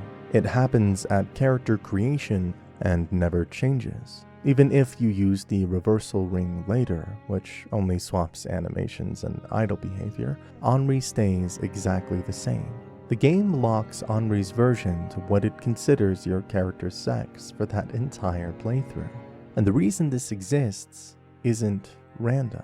Dark Souls 3 includes a very specific quest line tied to Yondor, Yuria, and the Lord of Hollows ending, where you're told you will be married to Henri as part of the ritual. Multiple in-game guides and NPC steps explicitly frame Henri as your ceremonial counterpart in that process. Now, From Software never came out and said, we did this to avoid X or Y. There's no official dev quote spelling it out, so the cleanest way to read it is this. The game aligns Henri's role with the structure of that ritual, and ensures the pairing is consistent within the system it's using. What makes it interesting is that DS3 never treats Henri as two different characters. The personality is the same. The dialogue beats are the same. The story role is the same. Only the presentation changes. Which is why, outside of a specific run, a lot of lore discussions default to treating Henri as a single character with variable sex presentation, rather than male Henri or female Henri. as separate entities. And that flexibility actually fits Henri's role in the story really well. Henri is a mirror, not just mechanically, but thematically. They're another unkindled chasing Aldrich, another figure shaped by loss, another person standing at the crossroad between duty and despair and choice. Whether you help them complete their quest or sacrifice them to Londor says more about you than it does about Henri. So the fact that Henri subtly adapts to the player, right down to the voice and presentation, references that idea. They're not meant to be a fixed archetype. They're meant to be a reflection of the path you're taking through this broken world. Surviving Aldrich did not save Henri and Horace. It only gave their suffering a direction. From that moment on, their lives stopped being about living and became about ending something. Aldrich is no longer just a Lord of Cinder to them. He's the reason they exist at all in this broken state. Revenge becomes the only thing keeping them from hollowing. And this is why Henri keeps moving forward, even when everything else is falling apart. When Horace disappears beneath the catacombs, Henri doesn't stop. They worry, they hesitate, but they continue, because stopping would mean facing the possibility that survival had no meaning to begin with. Horace, meanwhile, is the warning. Separated from Henri, stripped of purpose and companionship, Horace descends into the smoldering lake, a place buried beneath the world, filled with the remnants of forgotten wars and ancient ruin. There he finally hollows. When encountered again, he no longer recognizes friend or foe. He attacks on instinct alone. This is what surviving Aldrich ultimately costs him. Horace shows what happens when trauma is enshrouded without an anchor. Henri shows what happens when trauma becomes the anchor itself. Henri's journey continues toward Anor Londo, not because it promises victory, but because it promises closure, and Aldrich must be confronted, not to save the world, but to justify the pain that came before. Without that confrontation, surviving him would have been meaningless. And yet even when Aldrich is slain, nothing is truly restored. Horace is gone, their past is gone, their home is gone. All that remains is the knowledge that Aldrich no longer exists to harm anyone else. In Dark Souls 3, that is as close to justice as the world ever allows. This is why Henri is not a triumphant hero. They're a survivor, trying to reach the end of their grief before it consumes them. And depending on the path taken, the world either allows that fragile resolution or uses them as fuel for yet another cycle. In that sense, Aldrich's cruelty doesn't end with his death. It lingers in the people who live through him. Henri and Horace exist to show that the Age of Fire does not only burn gods and champions, it burns families, futures, and childhoods. And sometimes it leaves survivors behind to carry the weight. Walk into Firelink Shrine and you meet the usual suspects. A quiet firekeeper, a slumped guy on the steps, and a shopkeeper who sounds like she'd sell you your own grave if you have enough souls. But the Shrine Handmaiden has one of the nastiest little blink-and-you-miss-it lore connections in Dark Souls 3, because at a certain point, she isn't just the merchant anymore. She is Syrric's grandmother. You never get a big reveal cutscene, no dramatic grandmother moment. Instead, the game does what it always does. It slips the truth into an item description and dares you to notice. As you progress Syrric's questline, right around the point where she's gearing up to deal with Holy Knight Hodrick, the Shrine Handmaid starts selling a special bubbling green blossom, and this one has a message attached to it. Goodbye, dear grandmother. I will visit grandfather in the Pit of Hollows. That is the whole connection right there. Syrric calls Hodrick her grandfather, and Hodrick is tied to the Pit of Hollows, exactly like the note says, and the Dear Grandmother message showing up through the handmaiden's inventory is basically the game telling you, this is who Syrric is writing to. This is where her goodbye ends up. Once you spot it, Firelink starts feeling different. Syrric doesn't hang around the shrine like other NPCs. She drifts in, tests your allegiances, and keeps a careful distance. That behavior hits harder when you realize she still has a personal anchor here, someone she's willing to leave a message with before walking into something she might not return from. And it reframes the handmaid too.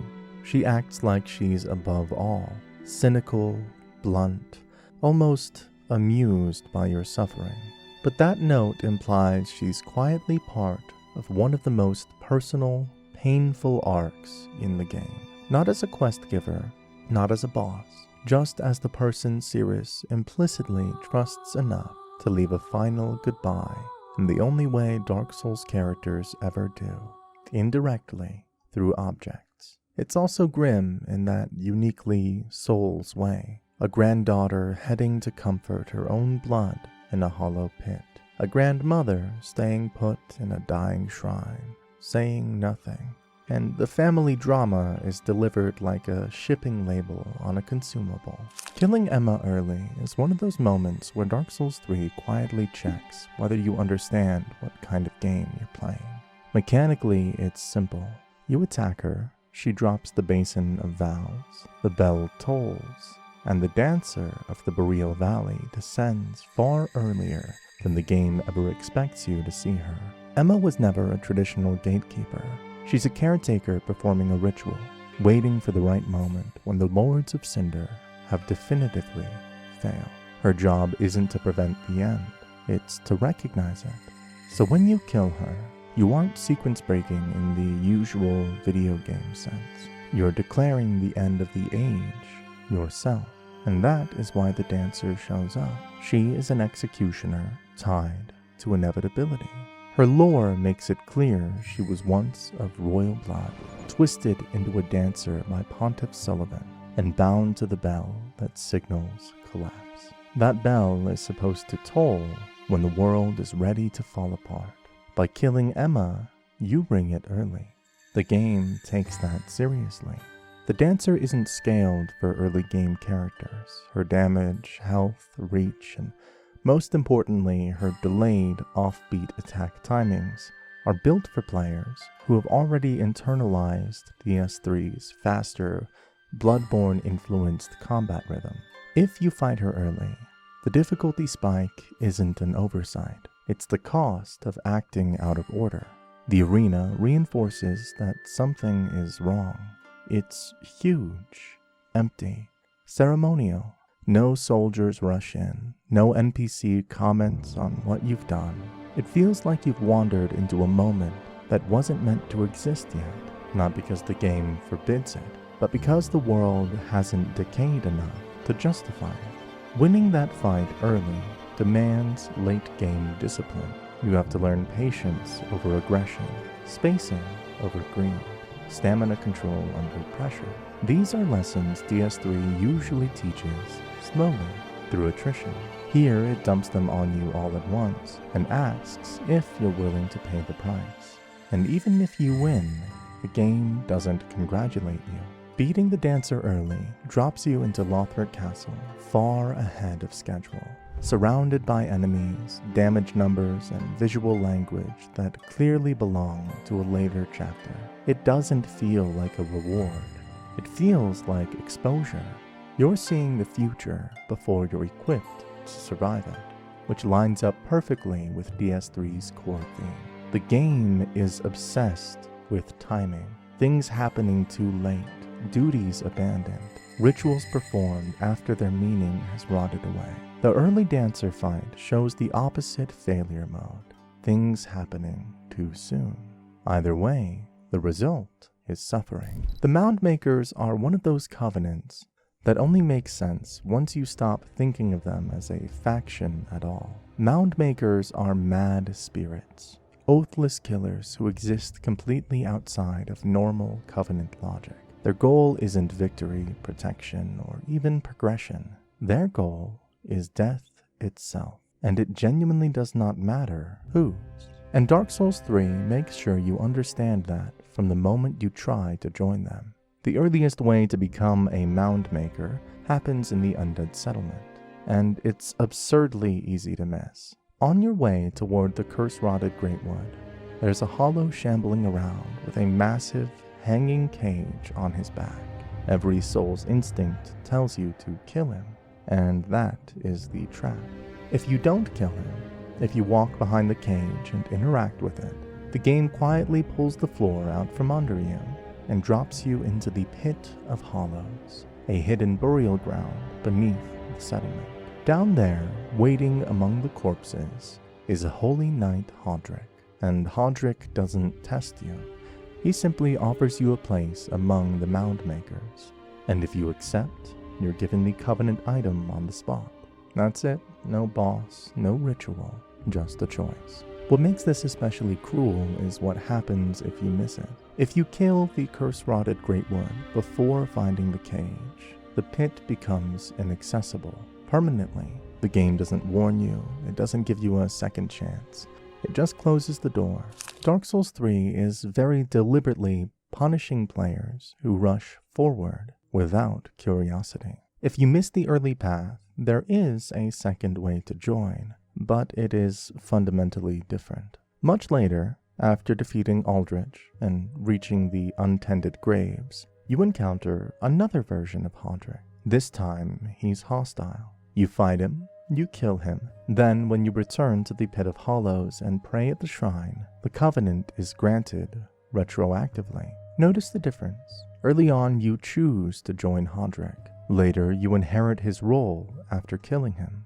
Either way, the Covenant is tied to him.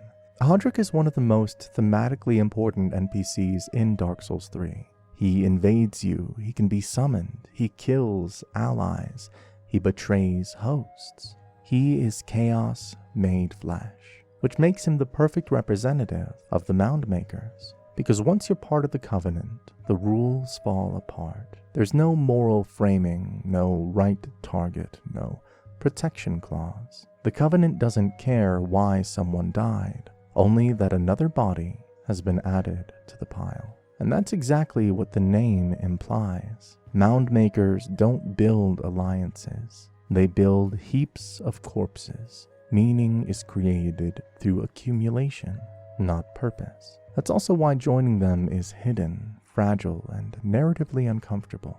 From Software doesn't want you to stumble into this Covenant by accident. It's easy to lock yourself out, easy to misunderstand, easy to regret. Because mound makers aren't meant to feel heroic. The curse-rotted Greatwood feels wrong on purpose, and the game never tries to hide that. The curse-rotted Greatwood feels wrong on purpose, and the game never tries to hide that. It's a rotting object that finally reached the point where all the garbage stuffed into it started pushing back. Everything about how it fights reinforces that. The Greatwood attacks don't look skilled or intentional. They look like reflexes, pressure releases, structural failure. When it lobs those swollen sacks at you, it's not aiming. They're curse tumors, grown from generations of the undead settlement, dumping their fear, superstition, and executions onto the tree. The townsfolk believed curses could be transferred, so they nailed bodies to it, hung the dead from it, buried their sins in it. Eventually, the curses didn't stay abstract. They became physical. So when the Greatwood throws those sacks, it is literally expelling built-up rot, like an infected body rupturing under its own pressure. That's why the throws feel clumsy, why the arcs are awkward, why the sacks burst messily instead of exploding cleanly. There's no technique there, just decay reacting.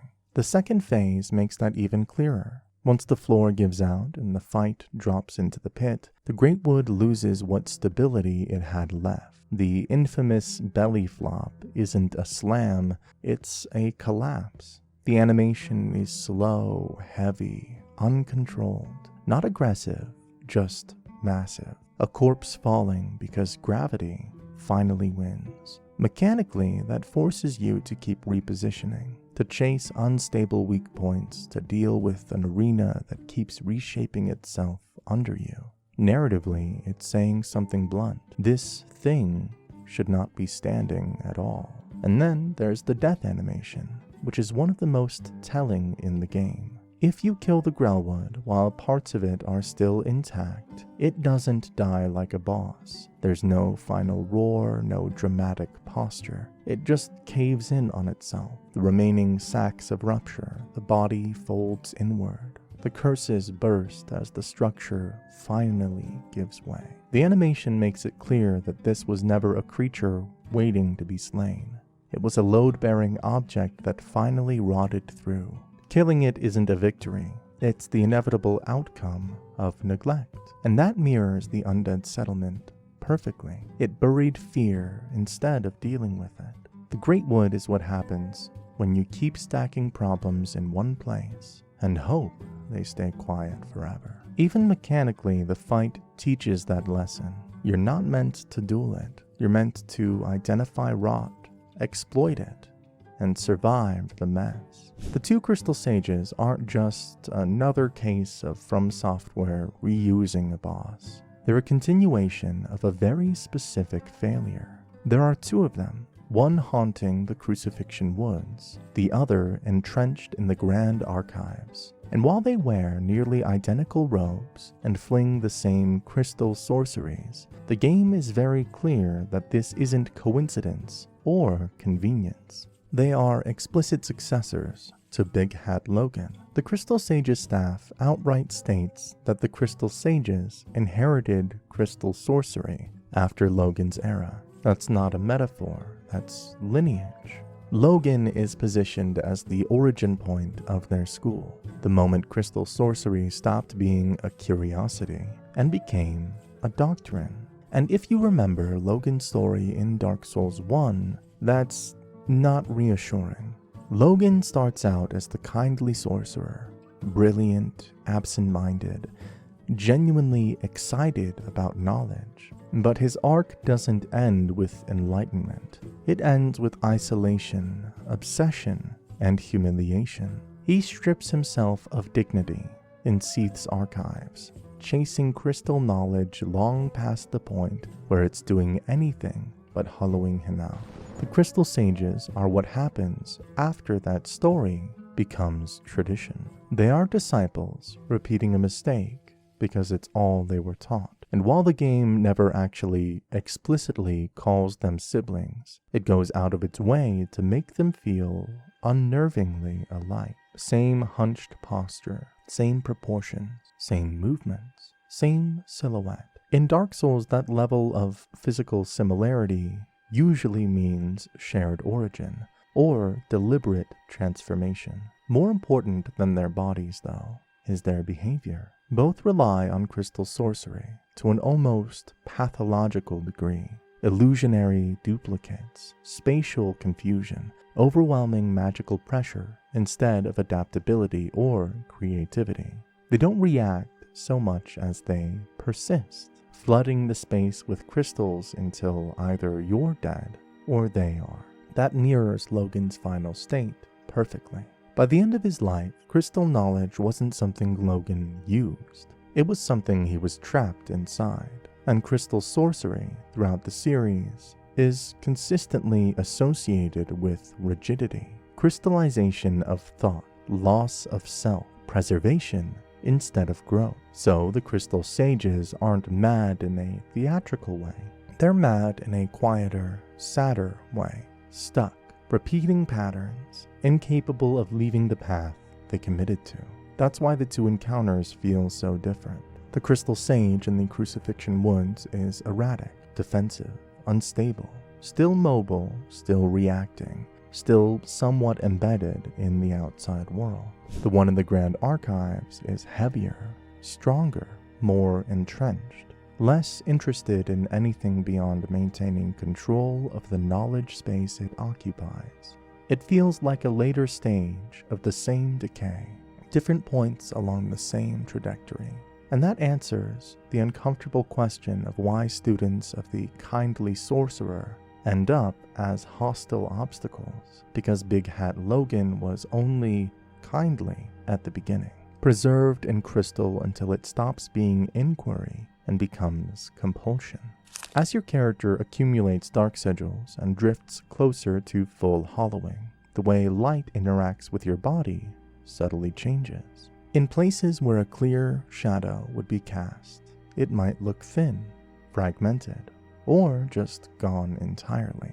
Not always, not everywhere, just enough to make you second guess what you're sensing. If the shadow vanished 100% of the time, players would flag it as a bug or a toggle. If it never vanished, it wouldn't matter. But because it only happens under certain lighting conditions, the effect feels environmental rather than mechanical, like the world itself is struggling to register you properly. That lines up disturbingly well with what hollowing is in Dark Souls 3. A shadow is proof that you exist physically in a space. Losing it, even partially, implies something about you no longer fully belongs to the world. And Dark Souls 3 is obsessed with that idea. Firelink Shrine's bonfire, burning brighter, is a quiet but deliberate signal that Dark Souls 3 uses to communicate progress and consequence without words. As you return Lords of Cinder to their thrones, the Firelink bonfire subtly changes. Its flame grows taller, wider, and more intense. There's no pop-up explaining this, and no stat tied to it, but it's consistent enough to be intentional. What's happening thematically is simple and unsettling. Every lord you defeat was once a being who linked the fire. When their ashes are placed on the thrones, that power is not destroyed. It is reabsorbed into the system that sustains the Age of Fire. Firelink Shrine, as the ritual center of that system, responds. The brighter flame does not mean hope, it means pressure. You are forcing more fuel into a fire that has already burned far too long. This fits Dark Souls 3's central tension. The fire can still burn, but only by consuming more and more of what once lived. Firelink Shrine also keeps score of how you treat it, and the Shrine Handmaiden is the clearest proof of that. If you kill her, she doesn't stay dead. She comes back. She just reappears behind the counter like nothing happened. But the game does remember what you did, because every time she respawns, her shop prices go up. It's not subtle. Armor costs more, consumables cost more, upgrade materials cost more. The exact percentage isn't spelled out in-game, but players quickly notice the pattern. Kill her, pay extra. Do it again, pay even more. Dark Souls 3 is basically saying, you're allowed to do this, but you're not allowed to pretend it didn't happen. The Handmaiden is bound to Firelink. She can't leave, she can't retaliate, she can't refuse service. So instead of locking you out or failing a quest, the game lets the world respond economically, and it gets better. If you feel bad about it later, or just tired of overpaying, you can seek absolution, pray, atone, wipe the slate clean, and her prices return to normal. The contrast matters, because not every handmaid works this way. In the Untended Graves, the dark mirror of Firelink, the handmaid there is different. If you kill her, she doesn't come back. No respawn, no rising prices. She's just gone. Which tells you something really important about Firelink Shrine itself. Firelink is a place of cycles, rituals, and binding rules. People there persist, whether they want to or not. The Shrine Handmaid isn't protected because she's important. She's protected because she's part of the structure. You can abuse that structure, but the cost gets passed on to you. High Lord Wolnir only makes full sense once you stop expecting him to behave like a pyromancer and start paying attention to what he's afraid of. When you actually fight him, there's almost no fire involved at all. He doesn't hurl flames, doesn't channel chaos, doesn't even posture like a spellcaster. Instead, everything he does is heavy, physical, and necromantic. He crushes you with skeletal arms. He drags a corrupted sword through the dark. He vomits that thick, black fog that doesn't burn. That fog is the giveaway. It's abyssal pressure replacing heat. And that's not because Wolnir was never tied to fire. It's because he walked away from it. The game quietly confirms this in two places. First, Wolnir's soul can be transposed into black flame, its fire corrupted by the abyss. You don't get that from someone who never touched flame. You get it from someone whose relationship with fire went wrong. The second confirmation is even more explicit. The Grave Warden Pyromancy tome, found right in Wolnir's boss room, states outright that he was once a pyromancer king.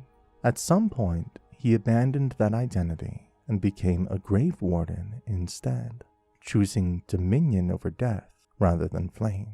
That choice is the center of his story.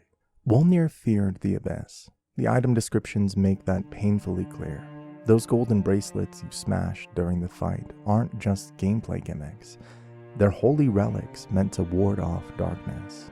He wrapped himself in protection, tried to keep the abyss out, and in doing so, gave up the very thing that once kept it at bay. Fire in Dark Souls is change, consumption, and renewal.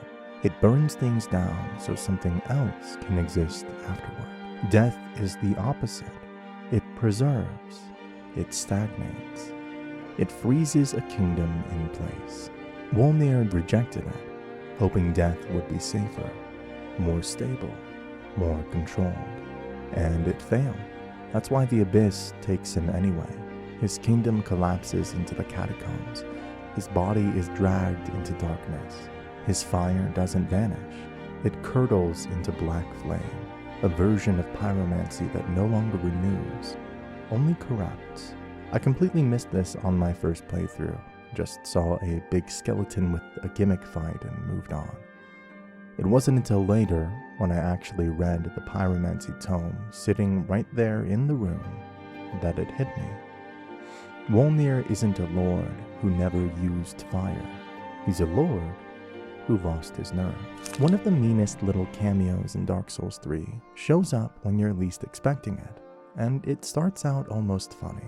You're down in the profaned capital, poking around near a bonfire, and you spot something familiar, a ladder, just sitting there, leading up an awkward vertical stretch, and right next to it, a corpse, slumped over, completely silent. That corpse is Gilligan. Yeah, that Gilligan, the ladder merchant from Dark Souls 2. This isn't a vague Easter egg or a looks kind of similar situation. The body drops Gilligan's clothes. That's the game planting the flag. Same guy, same hunched little survivor, and the placement is the joke. He's dead next to a ladder, the one thing that defined him, the one problem he was always good at solving. In Dark Souls 2, Gilligan was this practical, slightly comedic NPC. Nervous voice, hunched posture, always ready to sell you a ladder, just long enough to get somewhere dangerous. A guy who made a living helping others survive vertical death. Dark Souls 3 takes that memory and twists the knife. Here, Gilligan isn't selling anything.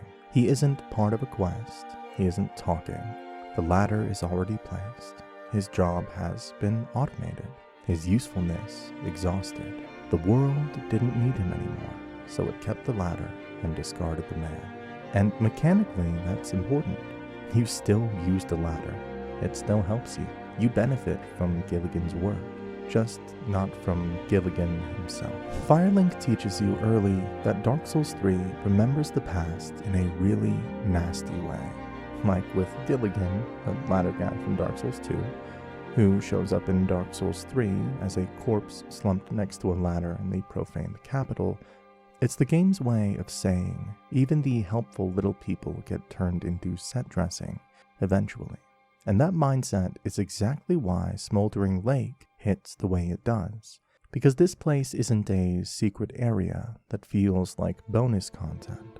It feels like you physically fell through the floor of the current world and landed in something that shouldn't even be reachable anymore.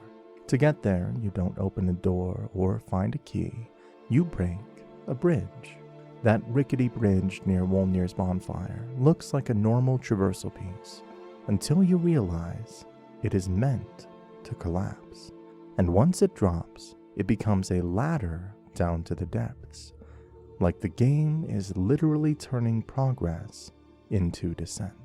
I still remember my first time doing it. I thought I had made a mistake, like, cool, I just deleted my only way forward. Then I noticed you could climb down. 10 seconds later, I'm in a huge underground cavern, and an automated ballista starts firing spears the size of tree trunks at my face. Immediate panic, immediate laughter, immediate realization of, oh, this is a place the game expects me to stumble into, not arrive at politely. Down there, Smoldering Lake spreads out like a hidden landfill of the world's oldest problems. A massive ballista that forces you to navigate the terrain under artillery fire. Scattered loot that feels almost baited into danger. Enemies like demons, skeletons, black knights, and those smoldering Gru types. And at the far end, an optional boss, the Old Demon. Structurally, it's just an optional zone under the catacombs, and the Old Demon King seals the vibe. He doesn't feel like a triumphant ruler. He feels like one of the last big embers still burning because nothing told him he was allowed to stop. Painful, yes, but weary. Like a relic that outlived the age that made it matter. That's why Smoldering Lake feels so heavy the first time you reach it. Another place Dark Souls 3 treats like a cruel little if you know callback is Archdragon Peak, because it doesn't let you walk there like a normal area. It makes you earn the right to even perceive it. You don't find a key or flip a lever. You don't even discover it in the usual video game sense. You have to go off the main road and kill Osiris in the Consumed King's Garden, which is already optional and hidden behind the whole Dancer Lothric Castle progression. Then, after Osiris, you reach that quiet room with a corpse holding the path of the Dragon Jester. And the Jester isn't a cute emote.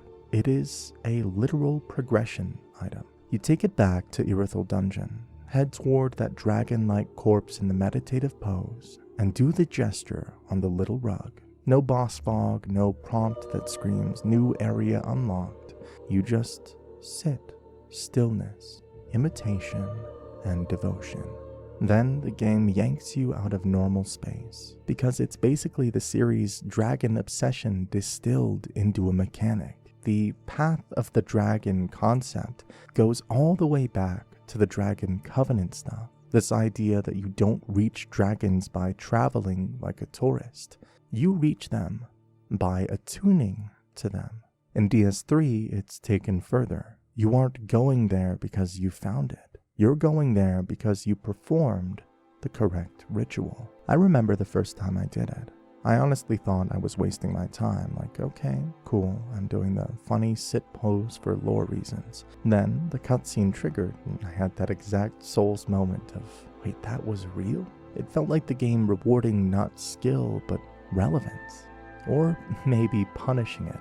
Hard to tell with Dark Souls. And when you get there, you've got ancient stone architecture, lighting everywhere, and enemies that aren't really dragon citizens. They're devotees, acolytes, guardians, people wearing dragonness like a uniform.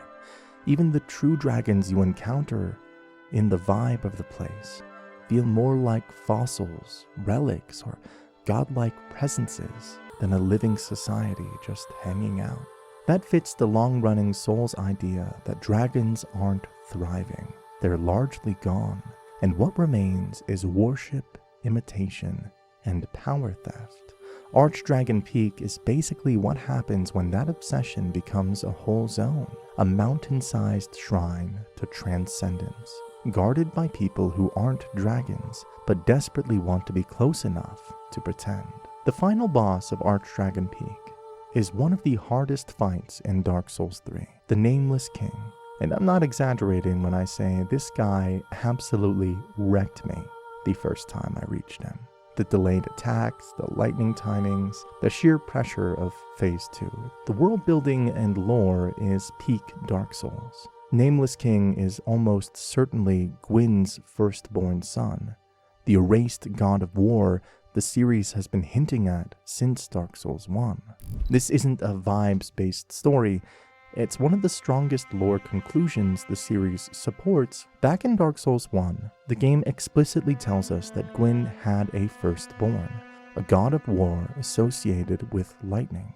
Item descriptions make it clear this figure existed, wielded sunlight miracles, and was later stripped of his name and status. His statuses were destroyed. His legacy was deliberately erased. Then, Dark Souls 3 introduces the Nameless King, and almost every detail lines up too cleanly to ignore.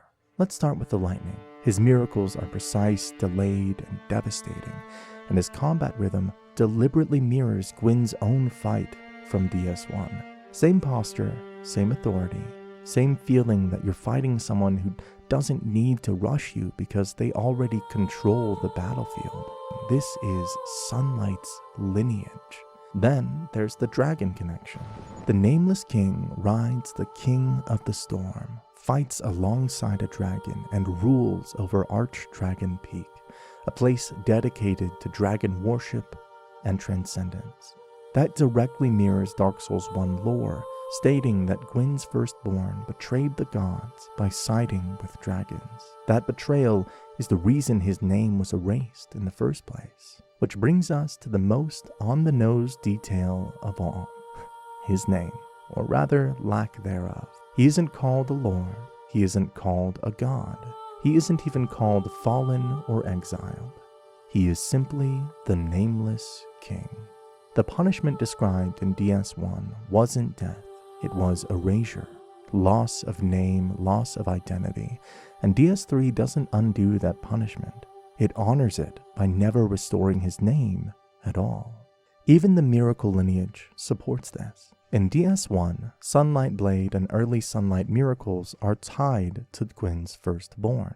In Dark Souls 3, lightning faith traditions trace back to the Nameless King's influence. His followers wield ancient sunlight doctrine. The sun's symbolism never leaves him. At a certain point, the convergence becomes undeniable.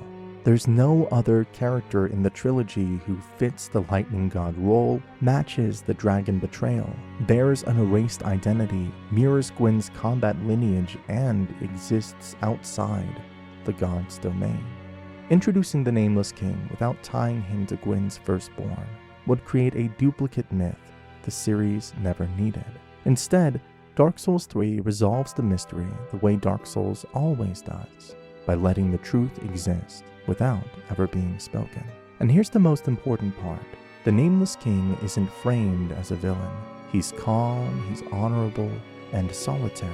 He doesn't rant, he doesn't conquer, he doesn't chase the flame. He aligns himself with the very creatures the gods tried to exterminate. Gwyn feared the end of fire and sacrificed everything to delay it.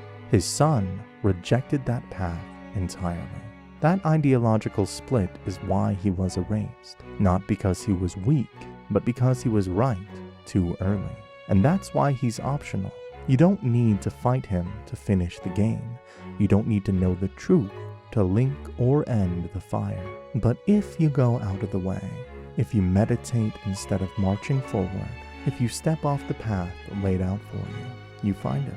Another relic from the past shows up at Archdragon Peak, and like most things in Dark Souls 3, it isn't announced. It's just there, daring you to recognize it. Deep in the area, you can encounter an enemy wearing Havel's set, wielding Havel's great shield and the dragon tooth. No dialogue, no name, no fanfare, but the silhouette is unmistakable. This is Havel, or something that has become of him. And that distinction matters, because the game is very careful about what it does not say. Dark Souls 3 never explicitly confirms this is Havel the Rock from Dark Souls 1. What it does confirm is that this figure carries Havel's unique gear that has always been singular and symbolic. In this series, equipment like that doesn't drift randomly, so the cleanest reading is also the most Souls accurate one.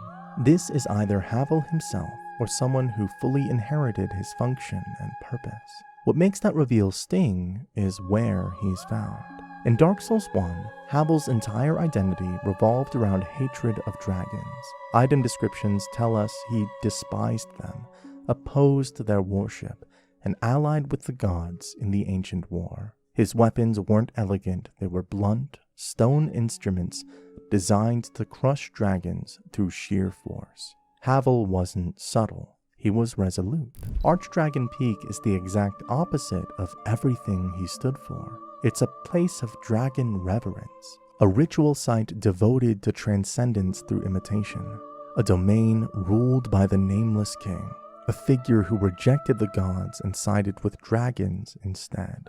Lightning crackles everywhere, dragon acolytes kneel, ancient stone rises toward the sky, and in the middle of all that stands Havel, not raging, not preaching, not leading a crusade, just standing there, hostile, silent, still fighting. That's the quiet tragedy. The world changed around him. Ages collapsed into each other. Enemies became myths, and dragon worship resurfaced in a new form.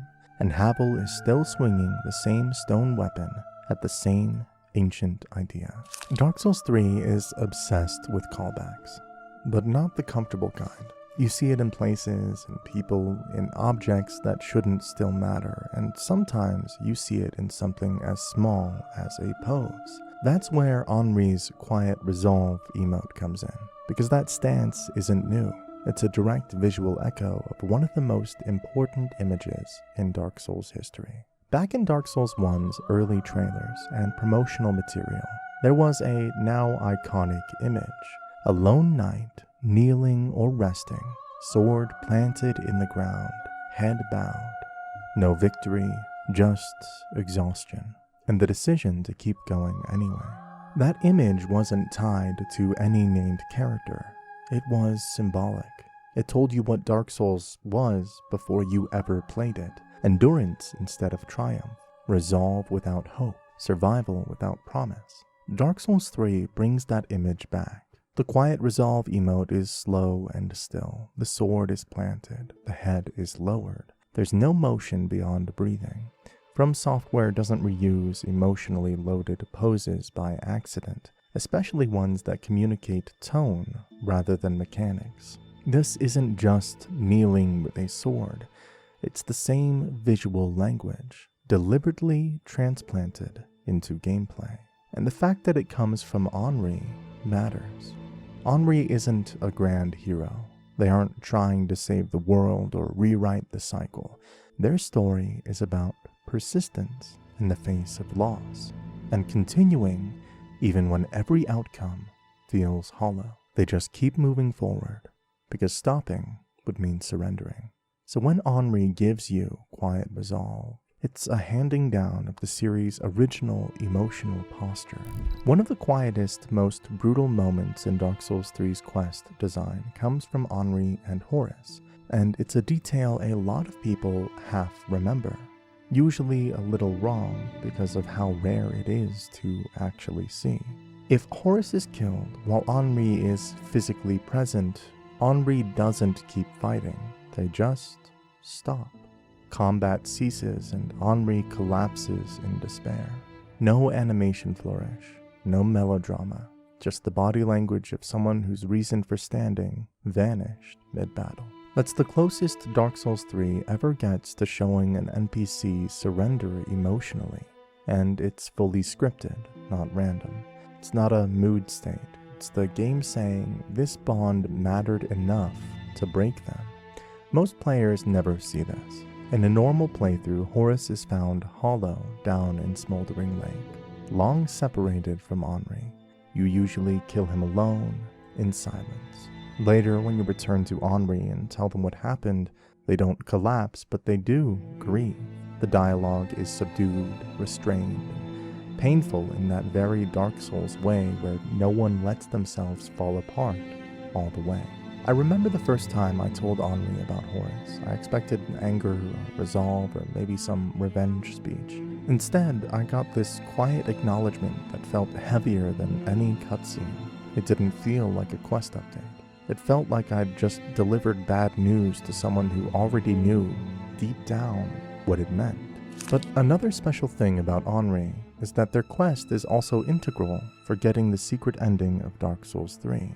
The one officially known as the Lord of Hollows ending, and this is where Dark Souls 3 quietly reveals just how cruel it's willing to be about player choice. This ending isn't hidden behind a single decision at the end of the game. It's built across the entire playthrough, and one wrong act of mercy permanently destroys it. To make it possible, you first have to accept Yol of Londor. He's easy to miss, slumped on a broken bridge early in the high wall of Lothric. And if you walk past him or let him die before helping him, the ending is already gone. That's how fragile this path is. Once Yol reaches Firelink, he offers to draw out your true strength. What that actually means is giving you dark sigils, one at a time, by letting you die and hollow further. You need 5 of them, and this is critical. You cannot cure your hollowing. Not once. Not out of curiosity, not to fix your character. Dark Souls 3 is doing something very intentional here. It's asking you to accept decay, instead of resisting it. After you've drawn out all 5 dark sigils and progressed far enough, Yol dies naturally. If he dies before you get all 5, the path collapses. If you healed hollowing before he dies, again it collapses. And then, Yuria of Londor appears. She doesn't ask if you understand what's happening.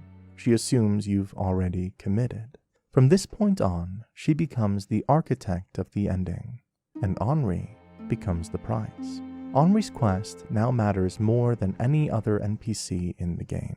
You still meet Henri throughout your journey, still talk, still share goals, but in Irithyll, there's a turning point. An assassin hiding nearby. If you reveal that assassin, Henri survives, and the Lord of Hollows ending dies with it. To continue down this path, you must do nothing. You allow Henri to be guided by Londor. You allow them to hollow, and eventually, in the Dark Moon Chamber beneath Anor Londo, the truth becomes unavoidable.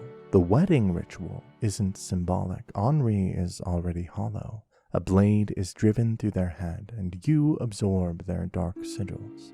Saving Henri here cancels the ending. The only way forward is to let them die, in service of a future they'll never see. And the game never tells you this is right. From there on, the rules are absolute. Never remove the dark sigils, never cure hollowing, never betray Yuria. You finish the game normally, defeat the Soul of Cinder, and when you approach the first flame, something different happens. The Firekeeper does not intervene. The flame does not surge. It bows. Hollows kneel before you. Yuria names you Lord of Hollows. This is the only ending where the player is crowned. The only ending where NPCs swear allegiance. The only ending where the Age of Fire is neither linked nor gently ended. Dark Souls 3 gives you multiple endings, and all of them branch from the same quiet moment. After you defeat the Soul of Cinder and stand before the first flame of the kiln, what you've done throughout the game and how you chose to act right there determines which future the world slides into. There are 4 outcomes in total, 3 core endings plus 1 darker variant hidden inside of them. You can link the first flame, and this is the most straightforward ending, and the one most players see first. After defeating the Soul of Cinder, you simply interact with the first flame yourself, without completing the Londor questline. Your character kneels, burns, and becomes fuel for the fire, another Lord of Cinder added to the pile. Thematically, this ending feels deliberately hollow, pun intended. You're continuing Gwyn's ancient bargain, but Dark Souls 3 makes it clear the fire is weak. You're keeping a failing system alive for just a little longer. The world doesn't heal, it merely postpones collapse. The end of fire. This ending requires more curiosity. You must find the eyes of a firekeeper in the untended graves and give them to the firekeeper at Firelink Shrine. After the Soul of Cinder, instead of touching the bonfire yourself, you summon the firekeeper. She takes the flame into her hands and lets it fade, plunging the world into darkness. This is the game's quiet rebellion against tradition. Rather than sacrificing yourself to prolong a dying age, you allow the cycle to end. The future is left intentionally ambiguous, not framed as doom, but as possibility.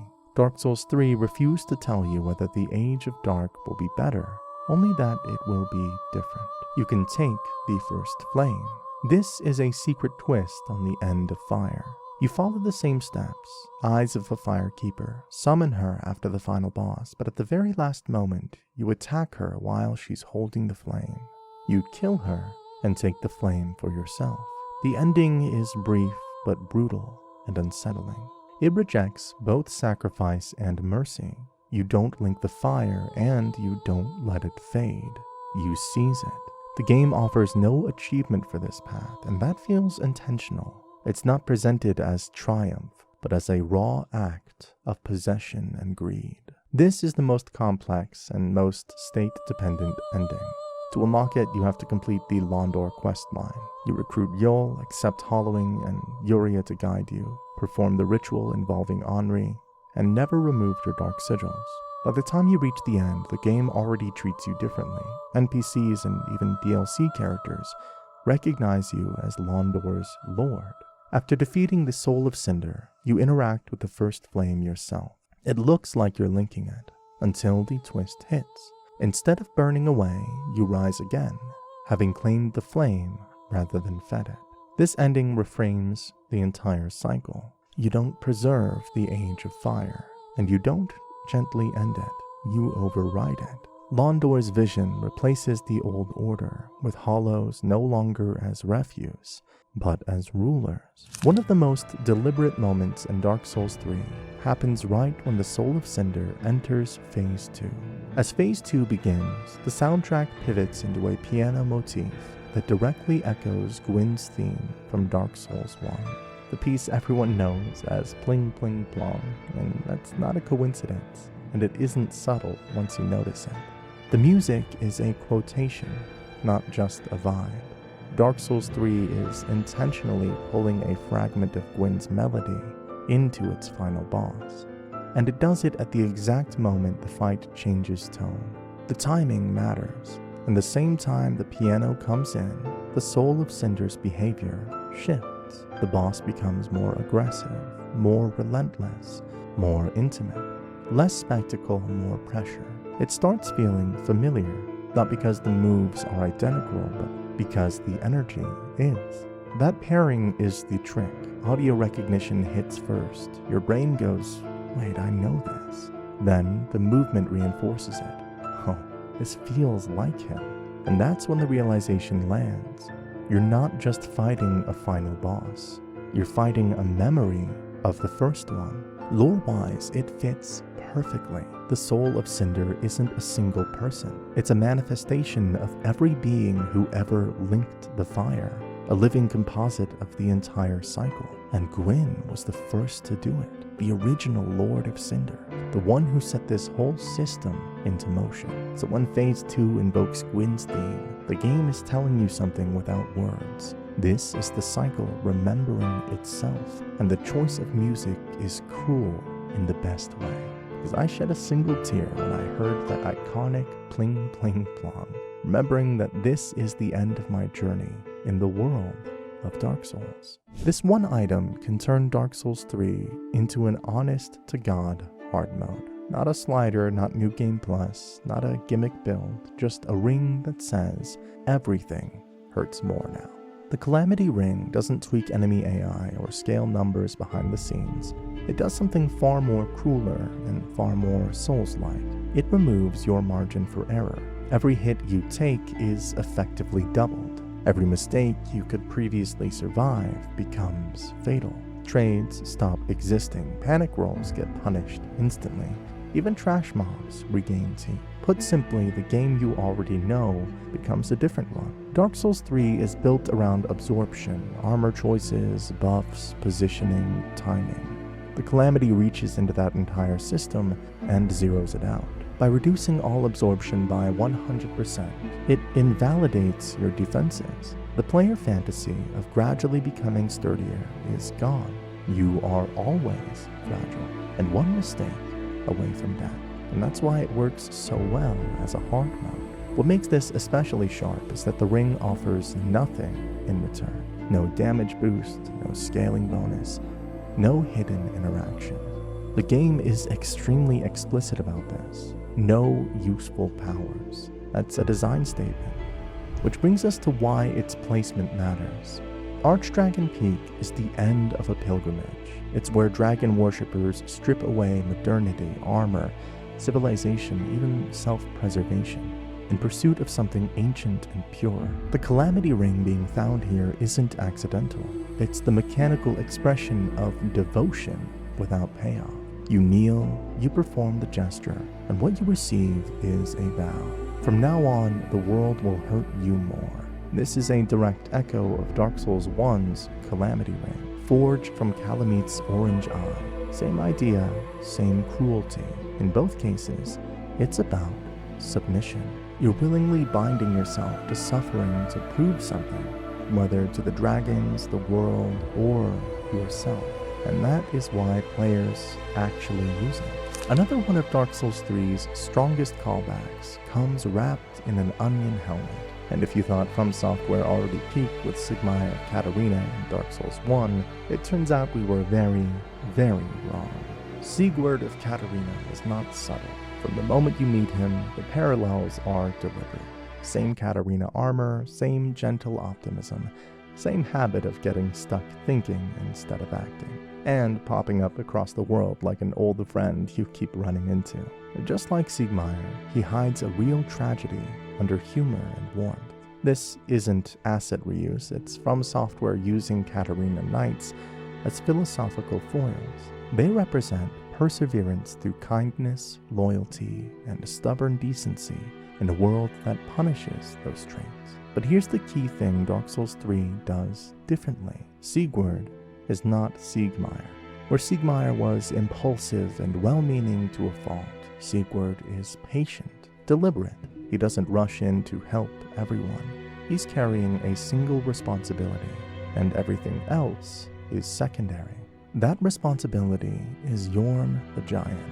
This connection is not implied, it's explicit.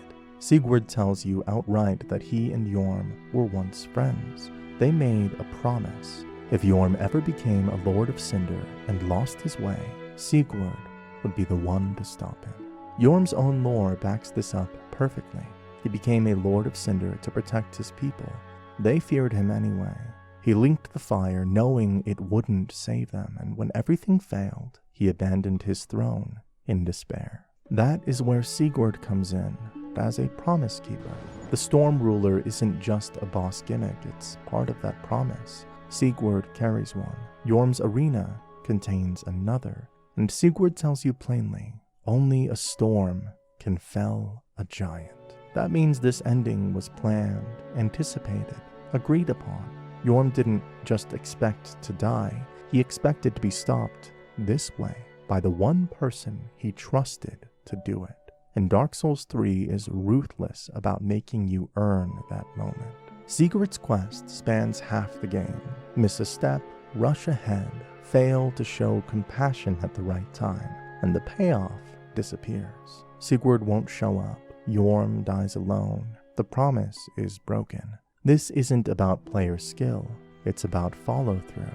But if you do everything right, Sigurd joins the fight, he uses his storm ruler and speaks during the battle. And after Yorm falls, Sigurd doesn't go mad.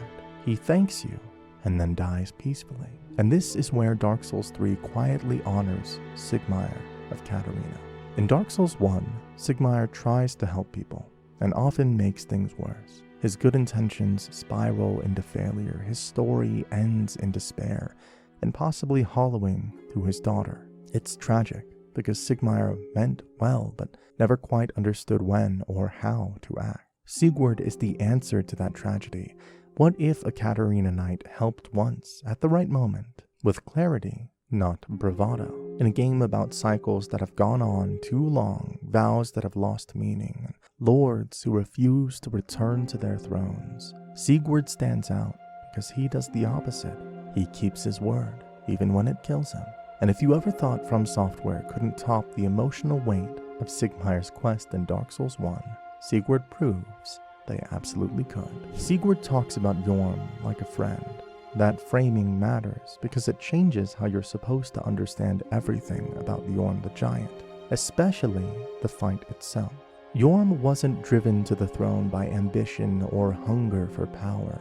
He became a Lord of Cinder because he believed sacrifice would protect his people. As a giant, he was feared long before he was hated, and item descriptions make it clear that his size alone was enough to make his people turn on him. Linking the fire was a desperate attempt to prove his worth, and it failed. The flame didn't save them, his people rejected him anyway, and when that truth settled in, Yorm didn't lash out, he didn't rule through force, he walked away. He abandoned his throne and returned to the profaned capital, where he sat in isolation, waiting. That is the man Sigurd made a promise to. If Yorm ever lost his way as a Lord of Cinder, Sigurd would be the one to stop him, not out of hatred, not out of duty to the flame, but because someone had to be strong enough to end what Yorm himself couldn't. That promise explains why Yorm's fight feels so strange if you don't understand it.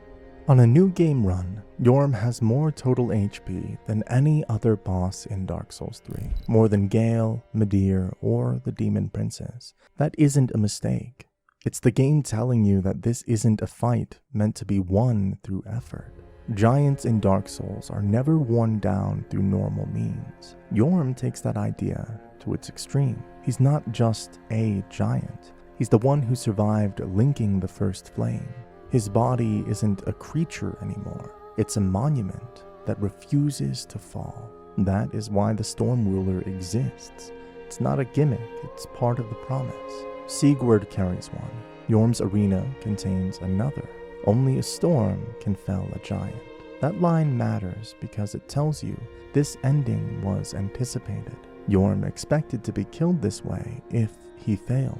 He prepared the weapon, accepted the outcome, and entrusted it to the one person he believed would do it without cruelty. If Sigurd is there, the fight stops being about conquest entirely.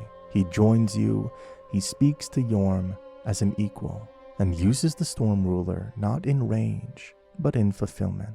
When Yorm falls, Sigurd doesn't celebrate. He thanks you, and then dies peacefully, his vow complete. One thing Dark Souls 3 does incredibly consistently is structure its NPCs around the failure of the Lords of Cinder. Nearly every major character you meet exists because a lord refused, abandoned, or broke their duty. The game doesn't spell it out, but once you notice it, the entire cast snaps into focus. The Lords of Cinder are the axes everything turns on. The Abyss Watchers, Yorm the Giant, Aldrich, Devourer of Gods, and Prince Lothric with Lorien. Each of them walked away from the throne, and the world responded by creating people to deal with the aftermath. Sigurd of Katarina is the clearest example. His entire journey leads to Yorm. He was Yorm's friend. He made a promise, and he kept it. Every step of Sigurd's quest exists for that single moment in the profaned capital. Without Yorm's refusal, Sigurd has no reason to exist in the story. Henri of Astoria and Horus are shaped by Aldrich.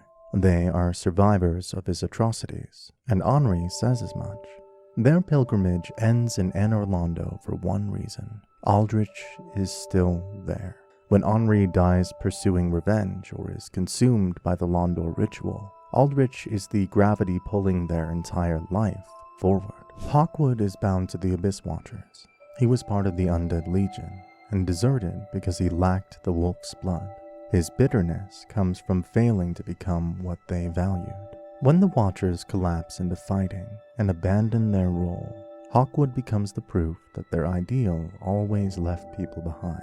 Syrric exists in response to the spread of the Abyss. Her loyalty to order and opposition to Londor place her in direct philosophical conflict with what the Watchers became. She's a reaction to abyssal corruption rather than a servant to a specific lord. Lothric's refusal creates entire systems of NPCs. The Firekeeper's role only becomes meaningful because the linking has stalled. Her endings exist because Lothric refused to take the throne. Emma's entire purpose is to delay the inevitable. When she dies, the bell tolls, and the dancer arrives immediately. Her role ends the moment the age collapses. Londor exists because all of the lords fail. Yol and Yuria build power in the vacuum left behind. The Lord of Hollows ending only works because the system is broken enough to be hijacked. Londor doesn't oppose the cycle, it exploits it. Every secondary NPC follows the pattern. Greyrat's scavenging routes trace fallen kingdoms and abandoned strongholds. Carla's imprisonment reflects fear of dark knowledge in a world warped by Aldrich and the Abyss. Orbeck represents scholarship, pushed aside as corrupted divinity dominates Anne Orlando again, and the exceptions stand out because they're consistent across ages. Andre exists regardless of which lord failed. The Shrine Handmaiden responds to ashes, not people. They represent the system continuing, even as everything else collapses. As you move through Keep and get closer to the Abyss Watchers, something starts happening long before you ever see a fog wall. You hear them. Steel clashing, blades scraping armor, grunts, impacts, the sound of a fight already in progress. And that's not ambient noise. It's not generic combat audio.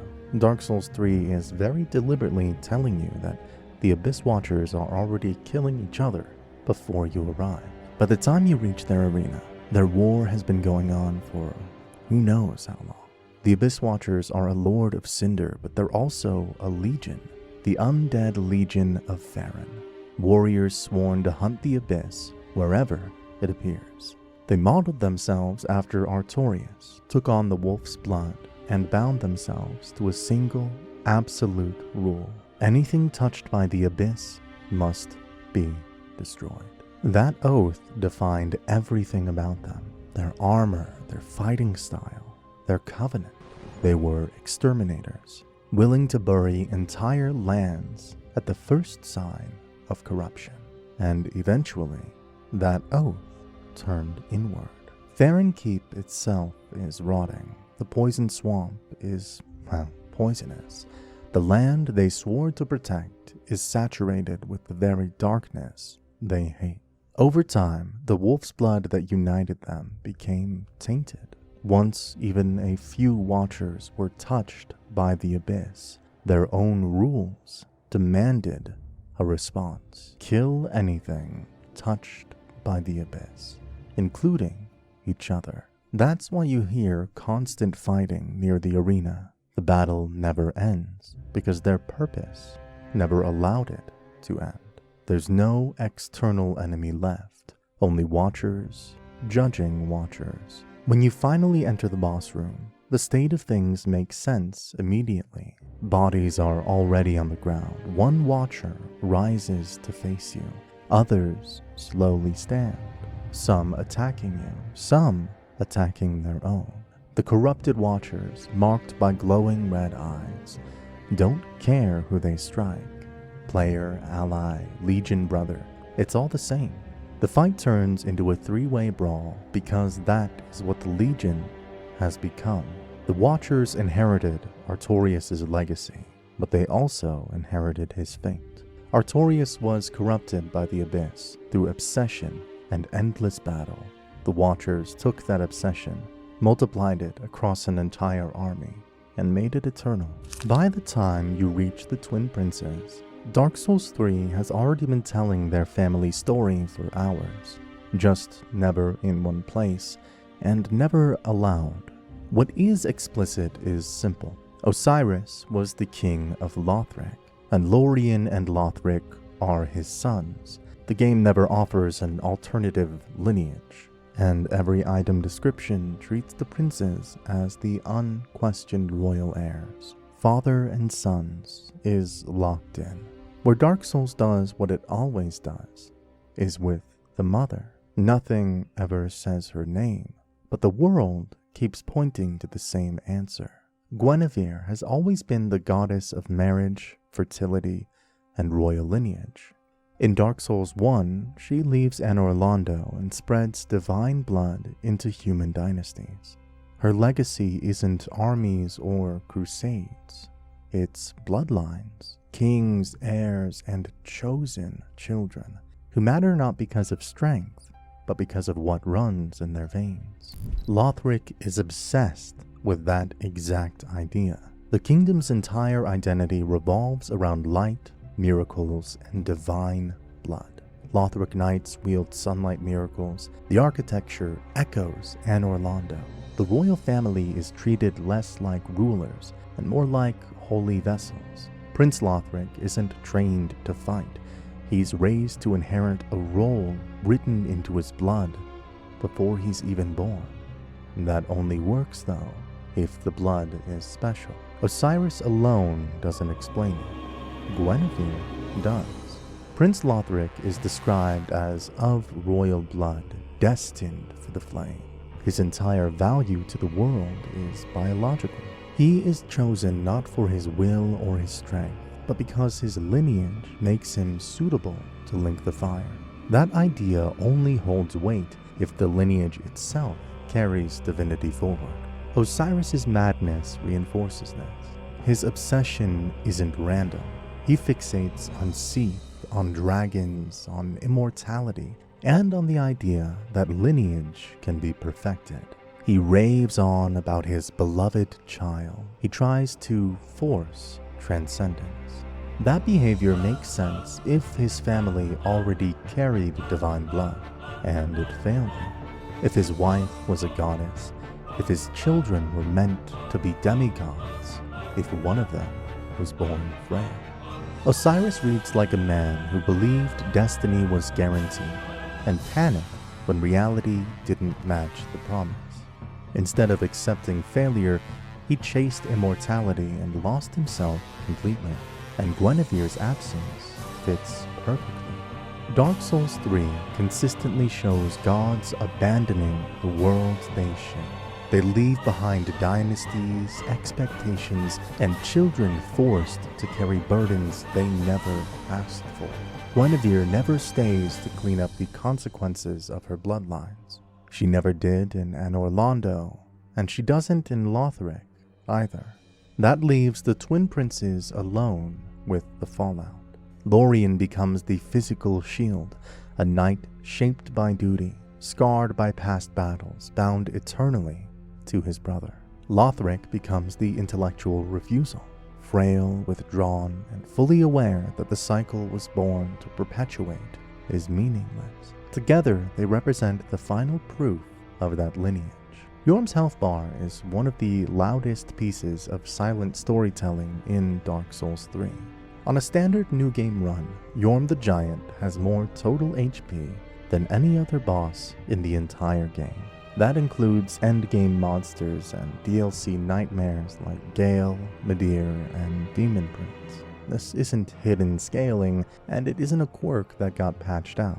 It's consistent, deliberate, and permanent, and the game never expects you to chew through it. Aldrich is explicitly called the Devourer of Gods, and Gwyndolin is named among his victims. The game directly tells you that Aldrich is slowly devouring the god of the Dark Moon.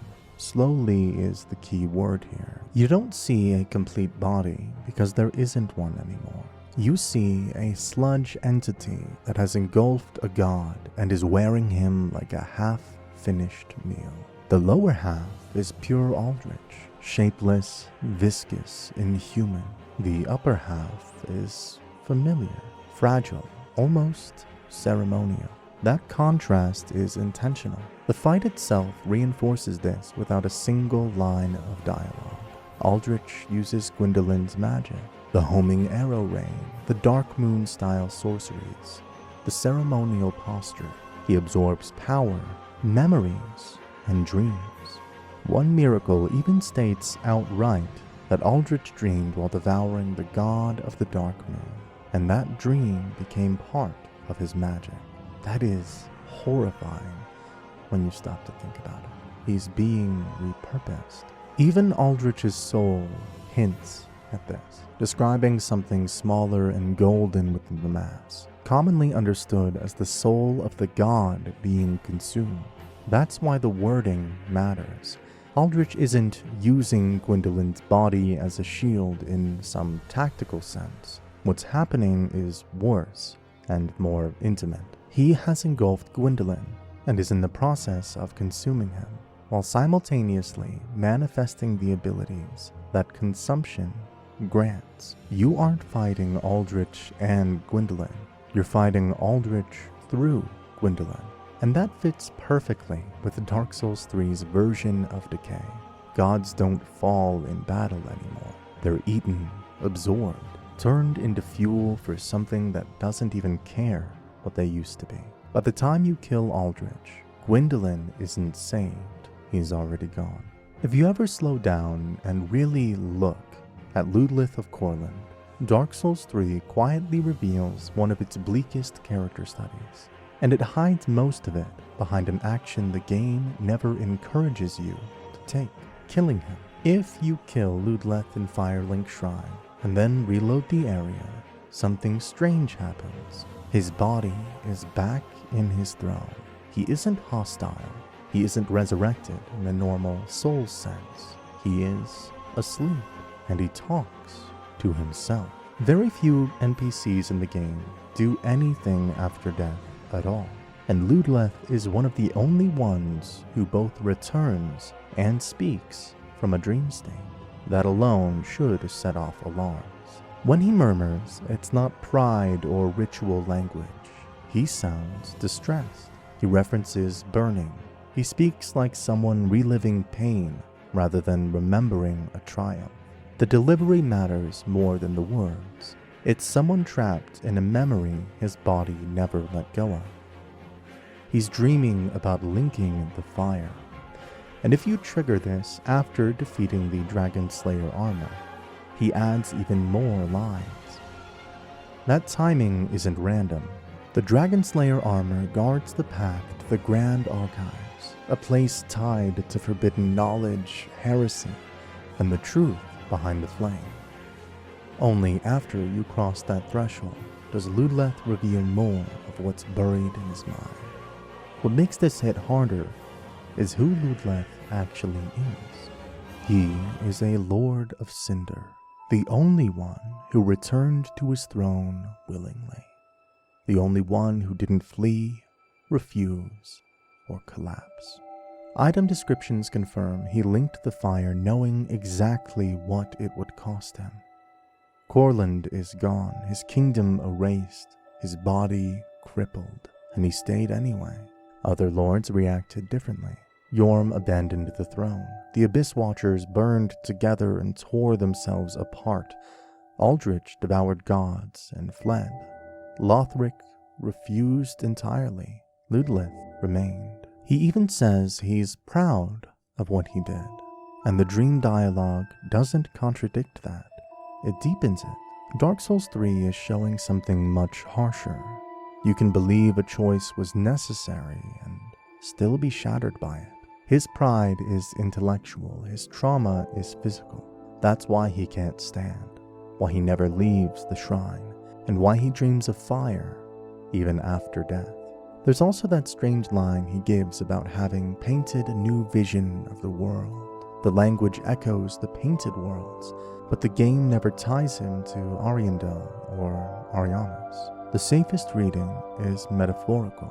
Ludleth believes linking the fire reshaped reality itself, that his suffering brought continuation, even if that continuation is flawed. There's another small but very real mechanical detail hiding in the stray demon fight that a lot of players miss entirely. You can break his leg. During the fight on the bridge above Farron Keep, repeatedly attacking one of the stray demon's legs, most players hit the right leg just because of positioning, will eventually cause it to fail. When that happens, the animation sells it completely. The demon staggers, then it collapses, fully immobilized. You get a massive damage window, and it's not a scripted phase change or a gimmick trigger. It's the result of localized damage accumulation. After it recovers, the fight is permanently altered. The demon moves slowly, has reduced stability, and is much easier to punish for the rest of the encounter. Dark Souls 3 also does something insanely nerdy with the twin princes that most people don't even realize is possible until they stumble into it. You can literally fuse 2 boss soul weapons into a third. It's the twins' entire story turned into a weapon art. From the twin prince's soul, you can transpose 2 different swords, Lothric's Holy Sword and Lorien's Greatsword. They both come from the same boss soul.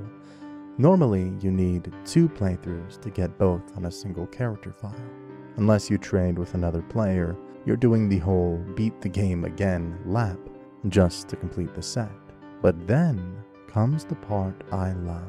If you have both swords in your inventory and talk to Ludleth and Firelink, you get an extra transposition option. He'll forge them together into the Twin Prince's Greatsword, consuming both weapons in the process. It's like the game makes you reenact their bond mechanically. 2 blades, 1 result, no going back. And the fused sword skill is where FromSoft really shows off.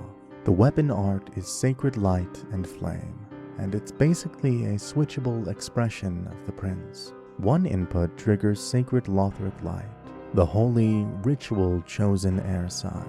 The other triggers Flame of Lorien, the fire, brute force, older brother side. So the sword doesn't just reference the twins, it behaves like them. 1 body, 2 powers, 1 fate. You're literally holding their relationship in your hands. Lothric's Sacred Light and Lorien's Flame sharing the same blade, the same moveset, the same identity. Arena of Karim is one of the quietest tragedies in Dark Souls 3, because her entire future is shaped by what kind of faith you place in her hands. When you rescue her from the undead settlement, she is a blind cleric in training. She doesn't seek power, she doesn't question doctrine, she simply listens. From that moment on, her path is set by the miracles you choose to teach her. If you guide her toward light-aligned faith, something rare happens in this world. By giving her only traditional miracle tomes tied to established gods, her role slowly changes.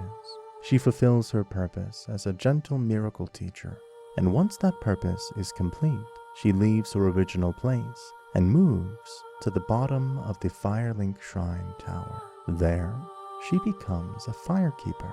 She doesn't wear the traditional robes, and she no longer teaches miracles. Her presence is quieter, more restrained. She speaks only a little. Firekeepers aren't scholars or preachers. They are vessels. Their role is to tend to the flame, to exist as conduits rather than voices. Arena's blandness, her lack of ambition, and her simple devotion make her uniquely suited to this role. By guiding her toward light, you allow her to avoid the fate that consumes so many others. She doesn't descend into obsession, and she doesn't become another mouthpiece for the deep. Instead, she becomes still, present, and purposeful, a second quiet anchor in Firelink Shrine. Pontiff Sullivan corrupted the Outrider Knights by giving them bewitched eye rings the pontiff's left and right eye. These rings drive knights into endless lethal combat and eventually transform them into beast-like, mindless guards. That isn't interpretation, it's straight out of the item descriptions. Now, here's why this really matters. Those eyes aren't metaphors and aren't cosmetic. They're rings with black, staring orbs, and the text is very specific about what they do. Knights who accept them are lured into battles of death, rewarded for aggression, and slowly lose themselves in the process. Violence stops being a duty and becomes a compulsion. That is why the Outrider Knights don't just look warm, they behave warm. Their movements are feral, their posture hunched, their attacks relentless. Vort is the clearest example because the game leaves a paper trail. His soul can be transposed directly into Pontiff's left eye. That's the game straight up telling you this ring is what defined him. Vort isn't a monster that happened to serve Sullivan. He's the end result of Sullivan's method, working exactly as intended. The Dancer of the Boreal Valley fits the same system. Her enchanted swords are explicitly gifts from Pontiff Sullivan, confirming she belonged to him. While the game doesn't specify which eye ring she wore, the Outrider Knight lore explains why she moves and looks the way she does. Her inhuman grace, her detached posture, that unsettling rhythm. That's a knight whose identity has been hollowed out by the Pontiff's influence. And then there is Sullivan himself. He literally wears eye rings around his neck. Item descriptions even note that he gives these rings to knights sent to foreign lands. That line is doing a lot of work. It means the rings are a control mechanism, a way to ensure loyalty at a distance. If a knight is deployed far from Irithyll, the eyes make sure they can never defect, hesitate, or return as anything other than a guard. So when you fight Vort at the High Wall or the Dancer in Lothric, you're seeing the aftermath of Pontiff Sullivan's system. The Dancer of the Boreal Valley's arena is permanently flammable, not just during the boss fight, but always. The floor is built from wax-coated wood and fabric, and is tagged as a fire-reactive material. During the fight, the Dancer's attacks ignited. Flames spread across the room, and the lighting shifts dramatically. Most players assume this is a scripted phase effect tied to the boss, but it isn't. If you come back later with a torch or toss a firebomb or swing a fire-infused weapon, the floor still ignites, the flames still spread. The same burn pattern still plays out, even after the Dancer is long dead. What's happening under the hood is simple but deliberate. The arena uses material-based interaction flags. Fire damage applies a burn state to the floor, and that state propagates outward over time. The Dancer just forces you to notice it by lighting huge sections at once and cranking the intensity during later phases. The system itself never turns off, and that choice lines up perfectly with who the Dancer is. She is an Outrider Knight, corrupted by Pontiff Sullivan, wielding enchanted fire and dark-infused blades. Her movement is slow, circular, almost ritualistic. The arena is designed to swallow depth perception, shadows everywhere, wide open space, very few hard visual anchors. Fire becomes how you read the room. As the floor burns, silhouettes sharpen. Distance becomes clearer. The fight slowly reveals itself through flame and smoke. When you light the area yourself outside the fight, you're recreating the same visual language without the boss, proving the space was built around fire first, combat second. Most players never notice this because there's no reward for it. You're not meant to discover it. You're meant to feel it once during the fight and assume it was just a spectacle. But it isn't. Almost no other boss arena in Dark Souls 3 behaves this way. The untended Firelink Shrine is directly connected to Firelink Shrine. Dark Souls 3 treats them as the same physical space, and here is the key giveaway. If you die in the untended graves, your bloodstain doesn't stay there. Your souls appear in the exact corresponding spot in Firelink Shrine. Same stairs, same thrones, same edges. And it works the other way around, too. This isn't a visual trick or a reused layout shortcut. The game engine is tracking both locations on the same coordinate grid, just with different environmental states layered on top. Almost nowhere else in Dark Souls 3 does that. Most areas keep death, souls, and recovery fully contained to their own map. Firelink and Untended Graves don't. That tells you immediately this isn't a dream world, a painted world, or a clean parallel dimension. It's one place, remembered differently. Mechanically, this matters because souls in Dark Souls aren't just currency. They represent memory, identity, persistence. If your souls can cross between these two zones, the game is saying that what happened in one still happened in the other. The Shrine Handmaid quietly confirms this. If you meet her in the Untended Graves first, she recognizes you later in the Firelink Shrine. Memory carries over. Awareness carries over. Only the state of the world changes. So what is Untended Grave? Everything about it points to a firelink where the flame has already failed, or was never properly sustained. The bonfire is cold, the firekeeper is gone, the air is still and dead, and most tellingly, Champion Gundyr stands uncorrected.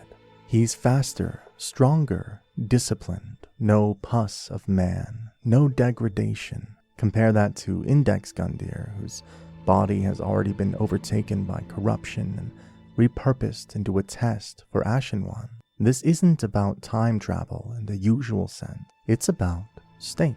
Champion Gundyr represents Firelink before decay set in, not earlier on a timeline, but closer to its intended function. That's why Untended Graves feels empty rather than ancient. It's what Firelink becomes when the ritual it anchors no longer works. And that's the final implication. Here is a detail about Dragon Slayer armor that most players never even think to test. You can parry it, at least part of it. The boss is partially parryable, and the rules are very, very specific. If Dragon Slayer armor swings its axe one-handed, those horizontal or diagonal attacks can be parried with normal tools, bucklers, small shields, cestus, a parrying dagger. All of them work. Everything else, forget it. Two-handed axe attacks can't be parried. Shield bashes can't be parried. Lightning AoE, shockwaves, and butterfly projectiles are completely unparryable. That limitation is consistent every time. The reason almost nobody discovers this is simple.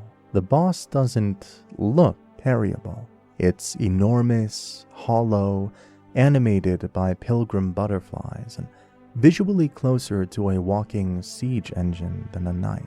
Souls games usually teach you big equals unparryable, and Dragon Slayer armor breaks that rule quietly.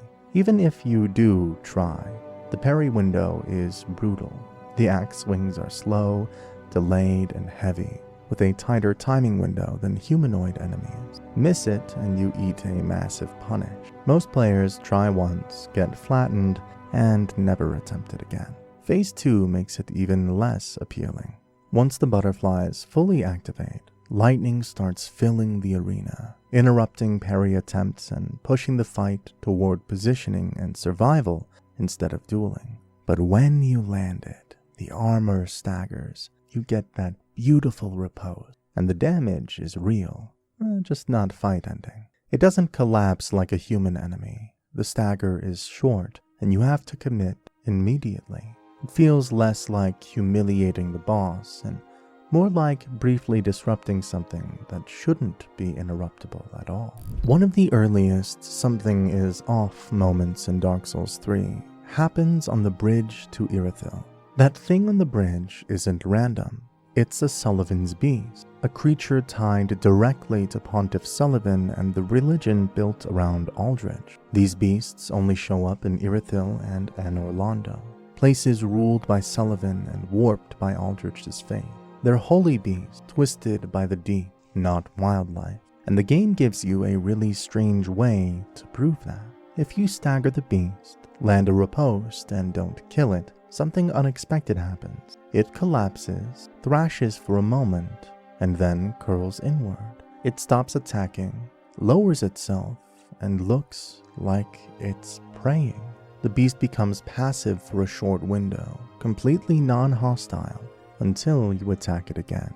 That moment is the game quietly telling you this creature isn't just feral muscle. It still understands ritual, submission, and worship. And then there's what happens when you don't kill it. If you spare the beast on the bridge, you later encounter Sullivan's beast again down in the water-filled area near Irithyll Dungeon. The game never outright says it is the same one, but the clues line up perfectly. The bridge beast retreats into the water. The later beast emerges from that same water system, and if you kill the beast bridge early, the later encounter never happens. And that continuity matters. These beasts don't blindly guard territory. They test, withdraw when beaten, and return when conditions favor them. That behavior mirrors Pontiff Sullivan himself, indirect, patient, and manipulative, rather than brute force aggressive. The beast tests you physically. Pontiff tests you mechanically and mentally. Both reveal something extra only when you show control instead of desperation. When you dominate without frenzy. Deep beneath the catacombs of Karthus, at the far end of Smoldering Lake, you run into the old Demon King, and this fight tells its story almost entirely through mechanics. This isn't a demon lord at the height of power. This is one of the last true demons, a remnant of the Chaos Flame itself. Demonkind is already dying by the time Dark Souls 3 takes place, and the old Demon King is basically a walking ember that refused to go out. You feel that most clearly at the very end of the fight. When the old Demon King drops to roughly 5 to 10% health, something unusual happens. Instead of getting faster or more aggressive like most bosses in the game, he does the opposite. He stops fighting smart. He gathers everything he has left and unleashes a single, massive, fiery explosion. Huge radius, heavy damage. If you're careless, it will absolutely end the run. And then, he is spent. After that blast, his flames visibly die down. Entire chunks of his fire-based moveset disappear. His attacks slow. His swings lose coordination.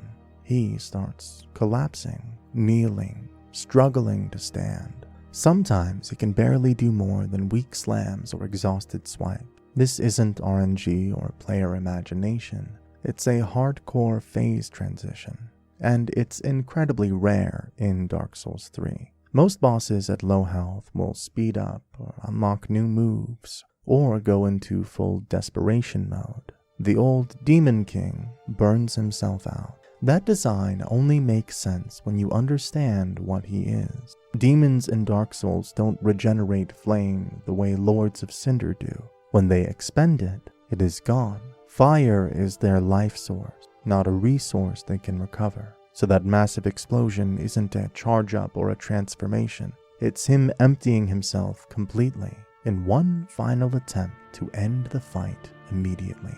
If it worked, he wins. If it doesn't, there's nothing left. One of the most obscure details in Dark Souls 3 only appears if you defeat Pontiff Sullivan in a very specific way. If the final blow that kills him is a riposte, a successful parry followed by a critical, Pontiff doesn't die like a normal boss. Instead, he slumps forward, loses balance, lets his weapons fall, and dies quietly. That animation only plays under that condition. Kill him with normal attacks, spells, and bleed or chip damage, and you'll never see it. The standard death animation triggers instead. The requirement is strict. Parry, riposte, killing blow. Miss any part of that chain and the moment is gone. That's why most players never see it. Pontiff is fast, oppressive, and designed to overwhelm. His fight discourages parrying through sheer pressure. Even players who do parry him often finish the fight with regular damage, which means the animation never triggers. And that's exactly why it exists. Pontiff Sullivan isn't framed as a monster. He's framed as a duelist and a tyrant. 2 swords, 2 power sources, a moveset built around rhythm, intimidation, and control of tempo. He dominates the arena by never letting you breathe. When you kill him that way, the game acknowledges it. You broke his technique. Dark Souls 3 rarely rewards skill with extra animation, but when it does, it's deliberate. With Pontiff, the game quietly says, if you beat him at his own game, timing, precision, control, he dies like a fallen swordsman, not a raging god. Very reminiscent of Syrric from Dark Souls. After you defeat Osiris, his arena feels like a full stop. Most players grab the bonfire, turn around, and never think about that place again. But the game remembers it, and it waits. Much later, when you reach Archdragon Peak, you can stumble into a Drakeblood Knight near the Dragonkin Mausoleum. Silver armor, lightning, and magic mixed together. A fighting style built around a dragon obsession. If you kill him, nothing happens on screen. No pop-up, no hint, no reward. Until you go back. If you return to Osiris's arena after killing that Drakeblood Knight, the space has changed. There's now a corpse laying there. Is the Drakeblood set? Miss the condition and the body never appears. Never revisit the arena and you'll never know it was possible. And the placement is doing a lot of quiet storytelling. Drakeblood Knights are dragon worshippers. They hunt dragons, drain their power, and chase transcendence through obsession. That's the entire point of their order. And Osiris, he walked that exact path, abandoning his crown, fixating on seed, twisting himself into something barely human in the hope of a draconic immortality. So the armor doesn't drop in Archdragon Peak. It doesn't appear on the knight's body. It ends up in Osiris's lair. This is where that obsession leads. Just armor left on a corpse, left behind in the den of someone who followed the same idea even further, and failed completely. One of the quietest callbacks in Dark Souls 3 hits if you ever wander back into Anor Londo and actually stop to look. Slumped over the anvil is the corpse of the giant blacksmith. Same spot, same posture, same form. No item description explains it, no NPC comments on it. There's no dramatic framing, no music cue, no boss guarding the moment. He's just there, still at work, and that silence is doing all the storytelling. Back in Dark Souls 1, the giant blacksmith was defined by a few simple things. Loyalty to Anor Londo, quiet labor, and an almost stubborn sense of purpose. He never betrayed you, never went hostile, never left. While other characters spiraled, schemed, or hollowed out, he just kept smithing. So when Dark Souls 3 shows him dead at the anvil, it's not random set dressing. From Software has a visual language for death. Violent ends usually look violent. Bodies sprawled, environments damaged, signs of struggle everywhere. That isn't what this is. He's upright, undisturbed, positioned exactly where he's always stood. The implication is painfully simple. He didn't fall in battle. He didn't flee Aldrich. He didn't abandon the city. He stayed, and eventually, time caught up. In Farron Keep, tucked away in a damp cave near the perimeter bonfire, Dark Souls 3 quietly finishes a story it never retells out loud. You find 3 things sitting together, and none of them are random. A dead mushroom person, unmistakably shaped like Elizabeth, a corpse clutching the golden scroll, and a chest holding the antiquated set, the clothing once worn by Dusk of Ulasil. Elizabeth, back in Dark Souls 1, was a sanctuary guardian of Ulasil, gentle, ancient, and devoted to preserving sorcery rather than wielding it for power. She survives the fall of Ulasil and then disappears from history. Dark Souls 3 answers that silence visually. The mushroom here is dead, slumped, no longer guarding anything.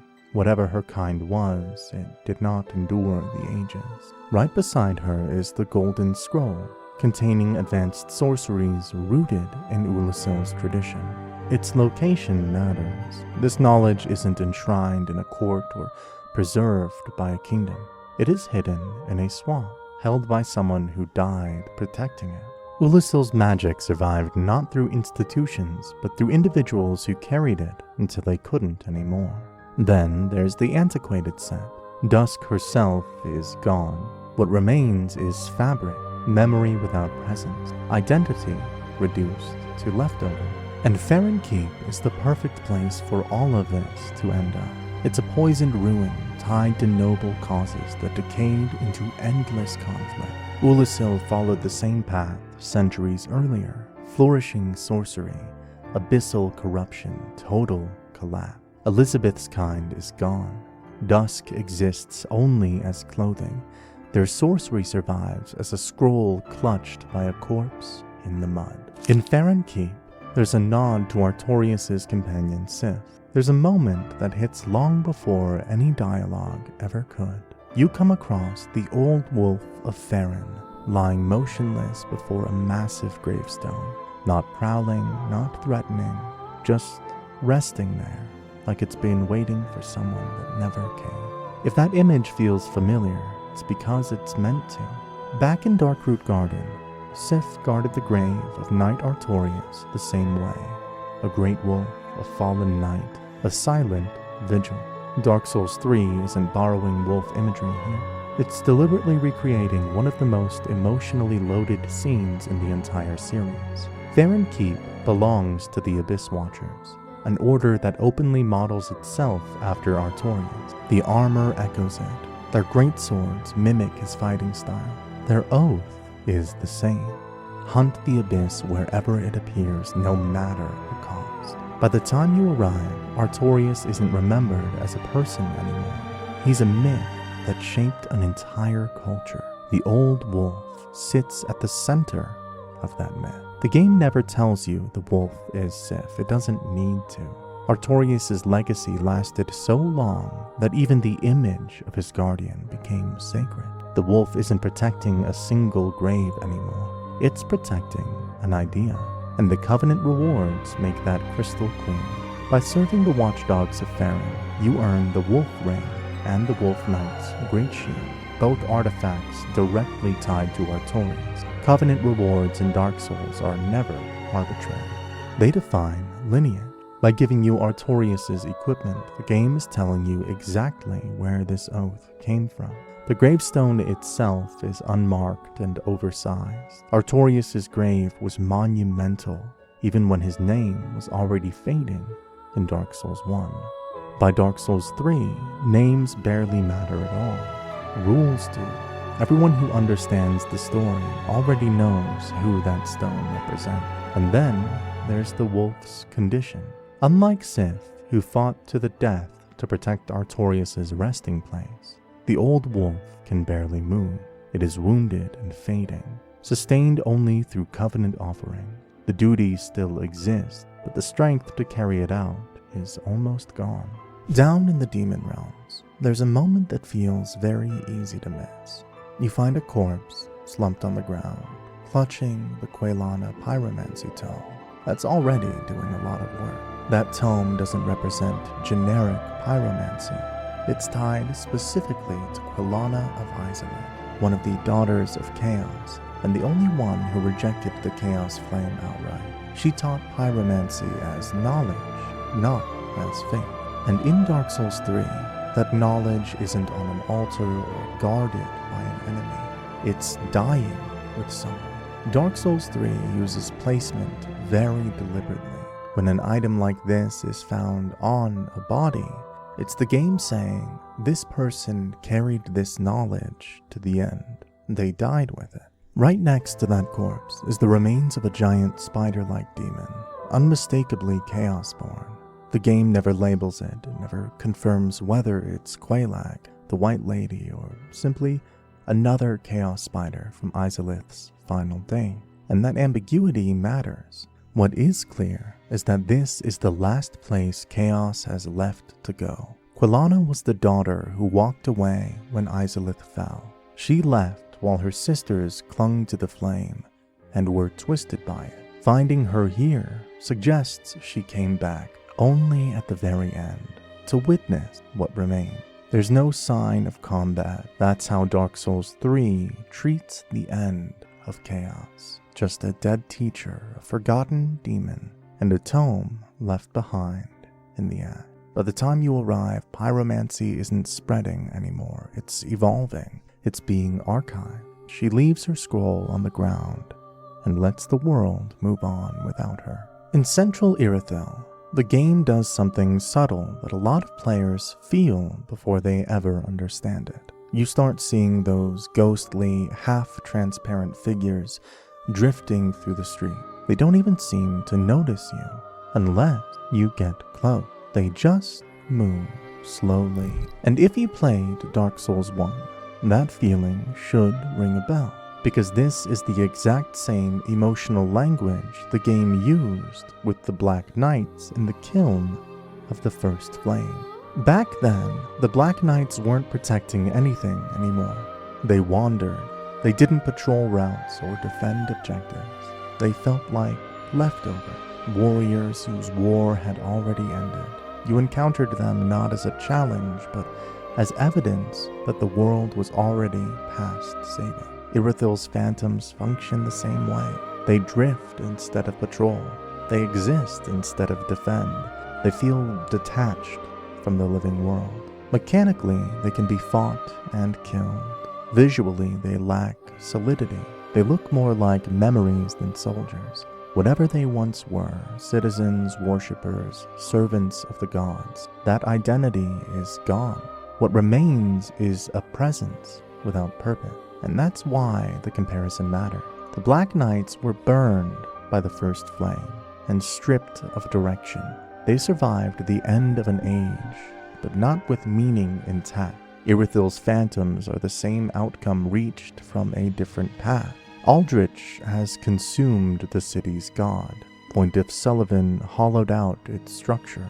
The runes carved into the Titanite slab in Dark Souls 3 have actually been translated, at least as far as anyone outside from software realistically can. They aren't random scratches or decorative noise. They form a consistent, repeatable set of symbols that behave like a runic script, and one dedicated community deep dive treated them exactly that way, as something meant to be read, not just looked at. The slab texture includes a band of stylized characters that resemble ancient runes rather than letters. The key insight was realizing these weren't meant to be mapped one-to-one like an alphabet. Rune systems really don't work that way. Each symbol usually carries a concept as much as a sound. Things like growth, fire, hardship, wealth, ending. So instead of forcing a literal cipher, the translation approach matched each symbol to the closest historical rune shape, then used the shared symbolic meaning to build a coherent reading, more like a best fit myth. And the result is kind of wild. The text reads like a miniature creation saga. It begins with beings living among the giant trees, the arch trees. They seek the divine and receive gifts, abundance, growth, plenty. Then hardship arrives, cold and stillness. A spark is discovered, something that grows into a blazing force, like a sun. That force drives back the cold. A great conflict then follows. The conflict ends through fire. An age of wealth and power begins. And finally, a warning that the cold will return and the age will change once again. That is exactly the Dark Souls creation myth.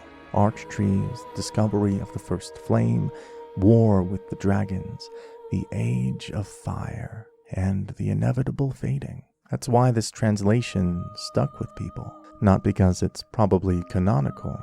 It isn't. But because it sounds like something Dark Souls would hide in plain sight. A half-remembered saga etched into the rarest reinforcement material in the game. And there's an extra layer of cleverness here. Titanite slabs are the final upgrade material. They represent completion, perfection, the end of a weapon's growth. So the idea that the slab itself carries a compressed history of the world's ages feels intentional, even if the exact wording is debatable. Though that debate too holds weight. Some symbols could mean sun or fire or light, depending on interpretation. Cold might literally mean ice, or it might be shorthand for darkness, the absence of flame. Different readings can shift the emphasis without breaking the overall story. From Software has never confirmed a correct translation. Multiple mappings can produce slightly different but still plausible readings. Even the people who worked on the translation stress that it is an informed best guess, not gospel.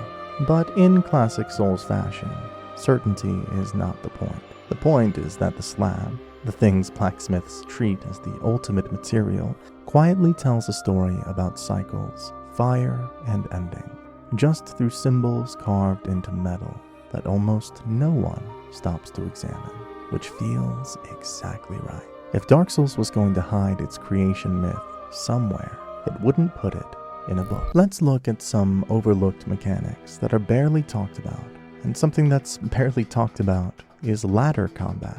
Ladder combat in Dark Souls 3 looks like a vertical duel with punches and kicks. The rules are extremely simple and completely consistent. When you're on a ladder, the game strips almost everything away and reduces the interaction to stamina management. You get two actions, punch upward or kick downward. Both deal almost no health damage, but they chew through stamina fast. Whoever runs out of stamina first loses their grip and falls. No parries, no blocking, no rolling. That's it. The first time this really clicked for me was in Farron Keep. I was climbing up, low on Estus, thinking I was safe because the enemy above me only had a sliver of health left. He kicked me once, twice, my stamina broke, and I just slid off the ladder and died to fall damage. Full health wouldn't have mattered. I didn't lose because of HP, I lost because I ignored stamina. You can't mash, every punch or kick costs stamina, and if you get greedy, you're the one who falls. I've had moments in PvP where both of us were just hanging there, trading single hits, waiting for the other person to panic first. Whoever panics loses. It's weirdly quiet and focused compared to normal combat. Another one of Dark Souls 3's quiet cruelty checks is the leech mechanic, because the game never tells you what's happening, only that you're suddenly dying after the fight is over. When leeches latch onto you, they aren't a debuff in the usual sense. They're physical parasites attached to your character. You see them writhing on your body, but as long as they're attached, they keep building bleed non-stop. And the nasty part is how patient they are. I still remember this dirty little thing chipping away at my health slowly and wondering what it was that got me. Just punishment for not yet understanding the system. That's what makes leeches so lethal compared to normal bleed sources. Most bleed up stops when the enemy stops hitting you. But leeches don't care. Once they're on you, they're working on their own schedule. And that's why your torch matters so much. The torch isn't a weapon here. It's a utility item. The moment you equip it, leeches drop off instantly. The first time you figure this out feels like discovering a secret rule the game never explained. Suddenly those swamp sections stop being random death traps and start feeling manageable. You don't need resistance. You don't need to panic heal through bleed. You just need to remember to pull out a torch. After learning that simply equipping a torch removes leeches, Dark Souls 3 quietly teaches you the same lesson again with Frostbite. Frostbite is not an instant debuff. Like bleed, it fills an invisible buildup meter. Nothing happens until that meter reaches its threshold. When Frostbite procs, two things happen at once. First, it deals a burst of damage equal to roughly 11% of the target's HP, plus a flat damage bonus. This makes it effective even against high HP enemies. Second, it applies a debuff that reduces stamina regen and lowers damage absorption, making the target more vulnerable for a short time.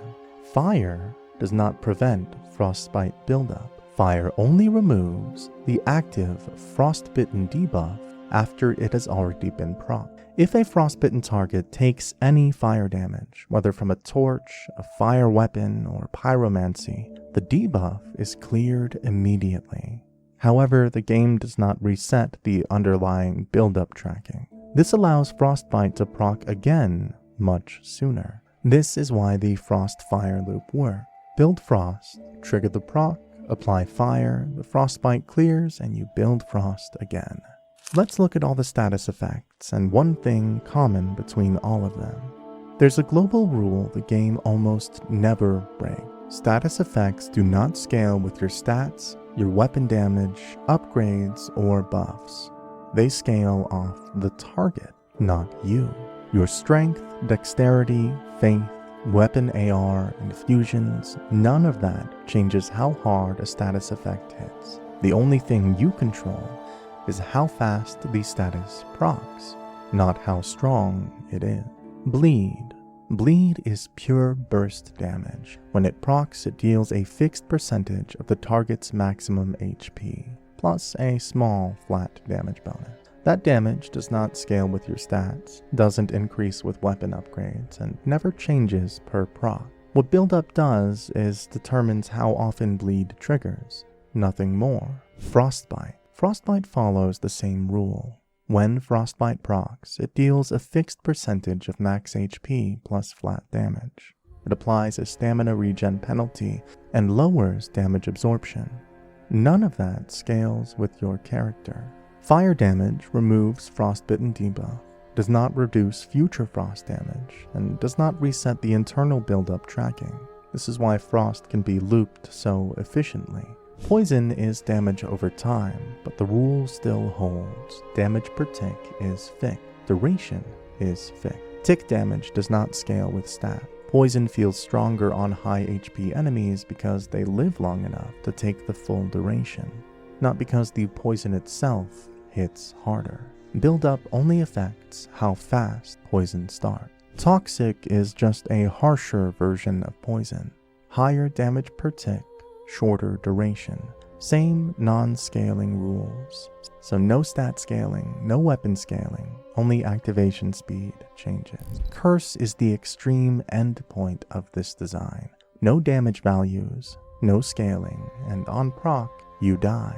The only variable is how fast that meter fills. Once you understand that status effects in Dark Souls 3 are about thresholds and uptime rather than scaling, Simple Infusion clicks immediately. It follows the same design rule, small numbers that matter because they persist, not because they scale. On the surface, Simple Infusion adds just intelligence scaling and lowers physical damage, which already tells you it's not meant for raw DPS. That part is obvious on the stat screen. The real value is hidden. Any Simple Infused weapon or shield restores FP passively while it's equipped. The regeneration rate is fixed at roughly 1 FP every 4 seconds. It doesn't scale with intelligence, doesn't require attacking, and keeps working as long as the item stays equipped. It also stacks with other FP regeneration sources. That sounds insignificant until you remember how DS3 actually checks FP. Weapon skills and buffs don't care about your total FP bar, only whether you meet the minimum cost at the moment of activation. 0 FP locks the skill. 1 FP or more unlocks it. Because of that, even extremely slow regeneration becomes functionally powerful over time. A good example is the Sunlight Straightsword. Its weapon art requires FP to activate the buff. If you're completely empty, you can't use it. With a Simple Infused offhand item equipped, FP will slowly tick back up. The moment it reaches the minimum threshold, the game allows the buff again. You don't need Ashen Estus or to invest in casting stats, and you don't need to manage a full FP bar. It's slow, but it's effectively infinite. This is why Simple Infusion works best on offhand shields or backup weapons you never swing. You keep full damage on your main weapon while gaining constant FP regeneration in the background. Dark Souls 3 has many large models, and one the largest model in the entire game, can be found in Archdragon Peak.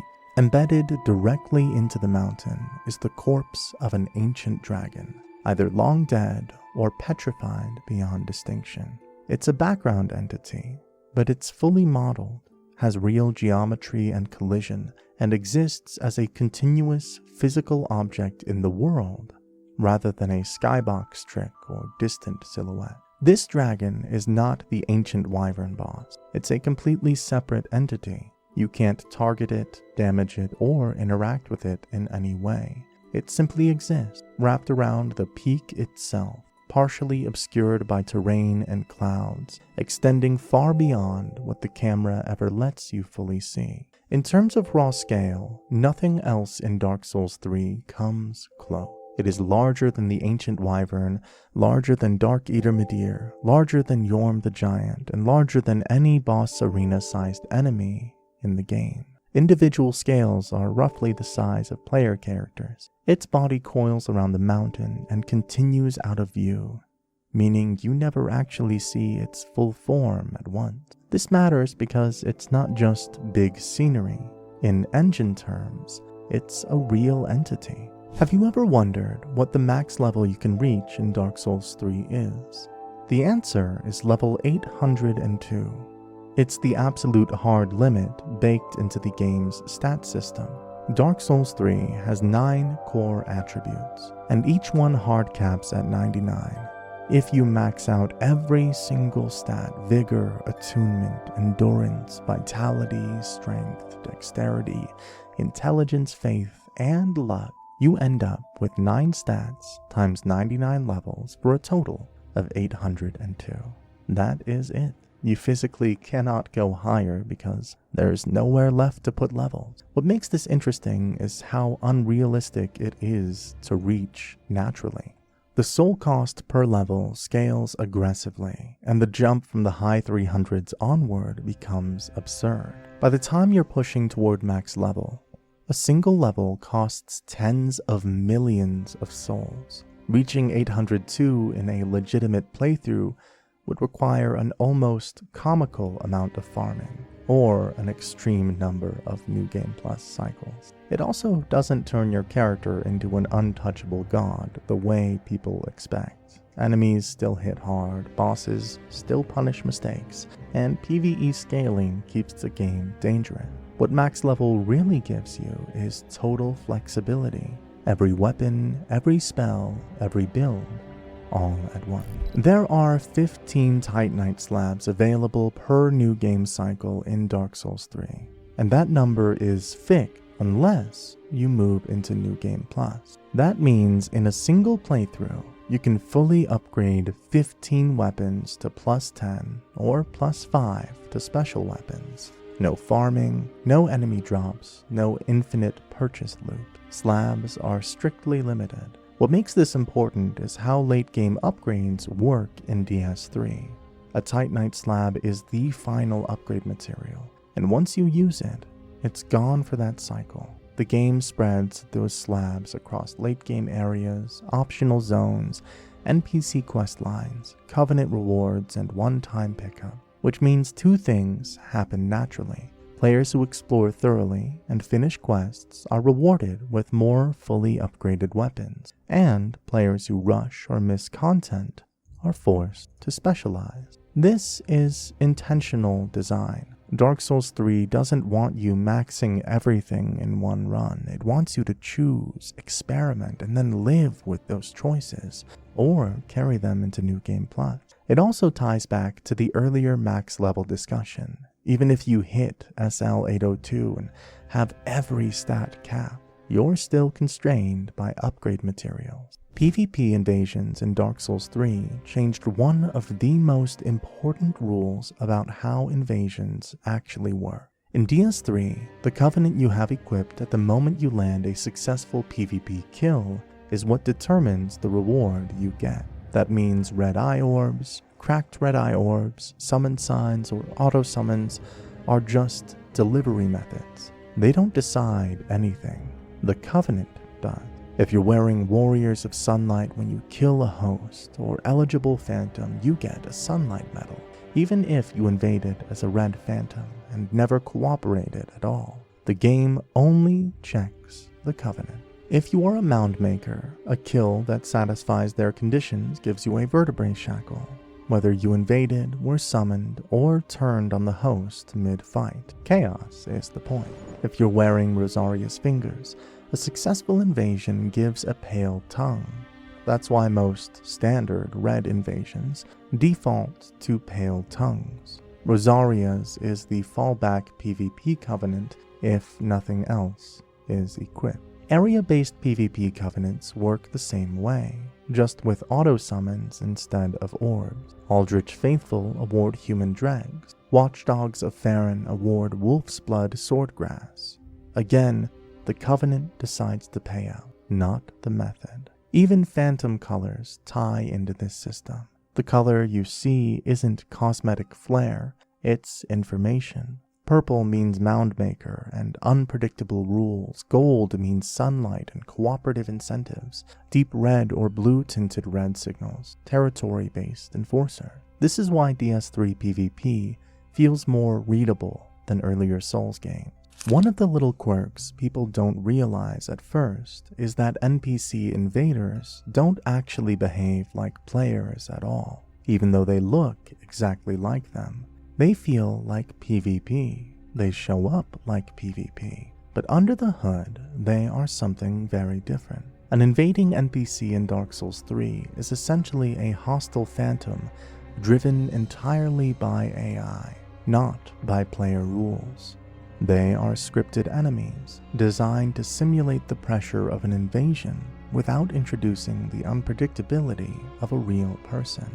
That's why the game can place them at specific moments, tie them to areas, and even use them for storytelling.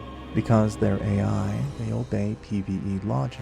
They have threat tables, aggro priorities, pathing routines, and reaction states. That's why things like alluring skulls work on many of them. When you throw a skull, the game isn't asking, is this a phantom? It's asking, is this an enemy that can be distracted? And for NPC invaders, the answer is often yes.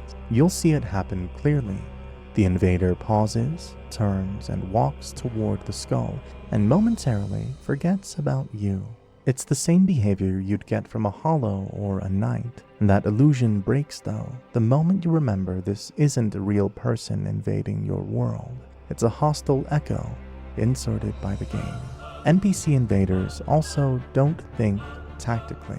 They don't bait roles, they don't adapt builds, and they don't read your habits. They pressure forward, swing aggressively, and reset once their AI loop finishes. That's why tools like spacing, line of sight breaks, and aggro manipulation work so well on them. Lore-wise, this actually kind of fits. NPC invaders are usually framed as lost warriors, oathbound phantoms, mad spirits, or remnants of failed champions. They aren't fully present people crossing worlds. They're echoes repeating the same violence over and over. That's why they feel relentless but shallow, aggressive but predictable. Think about characters like Holy Knight Hodrick, Creighton, or the many nameless invaders scattered across Lothric. They're here because they can't stop fighting. The game represents that obsession mechanically by stripping them of agency and turning them into AI. A lot of enemies in the game have hidden vulnerable states. You can trigger them by hammering a head hitbox, focusing a weak point, or simply exhausting whatever internal poise or posture value that enemy has. This applies to enemies that don't look like they should stagger at all. Huge beasts, armored monsters, things that feel immovable until suddenly they're not. When it happens, you'll see it immediately. The enemy stumbles, slumps, kneels, or freezes in place for a moment. Sometimes they fall outright. Sometimes they just sit there, breathing heavily, wide open. That doesn't always mean you'll get a riposte prompt.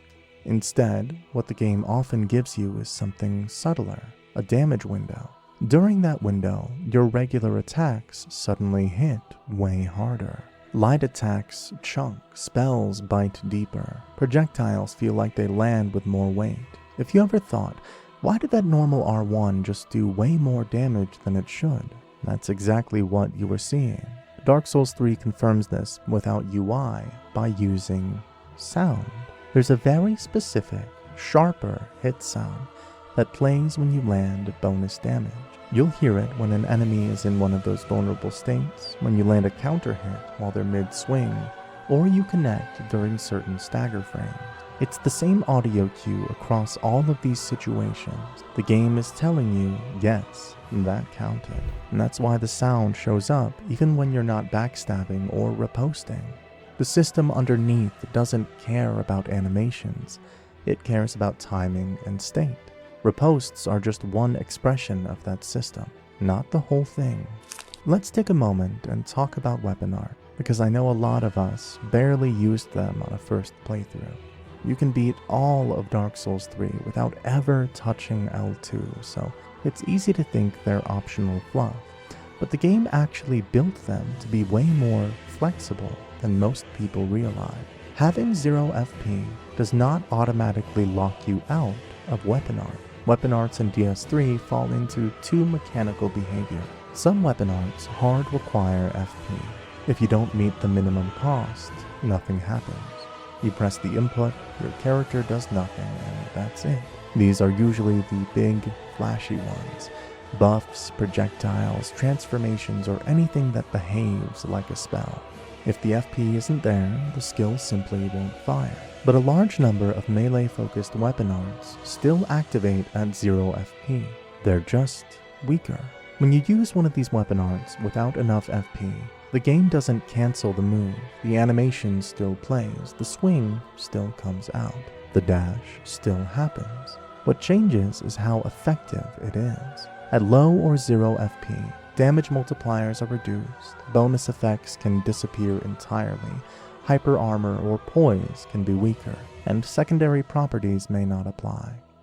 You're basically getting a fallback version of the skill instead of the full-powered one. This is why some stance attacks still hit but feel underwhelming, or why certain gap closers still move you forward but don't hit nearly as hard as you expected.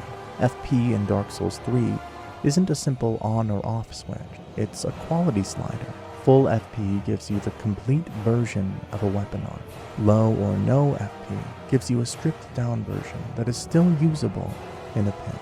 Getting more into combat, let's take a look at jumping attacks, because this is one of those mechanics a lot of players use instinctively without realizing how much is actually going on under the hood. First off, jump attacks are very easy to perform, but the game is strict about the input. The most common method is pushing the stick forward and pressing heavy attack.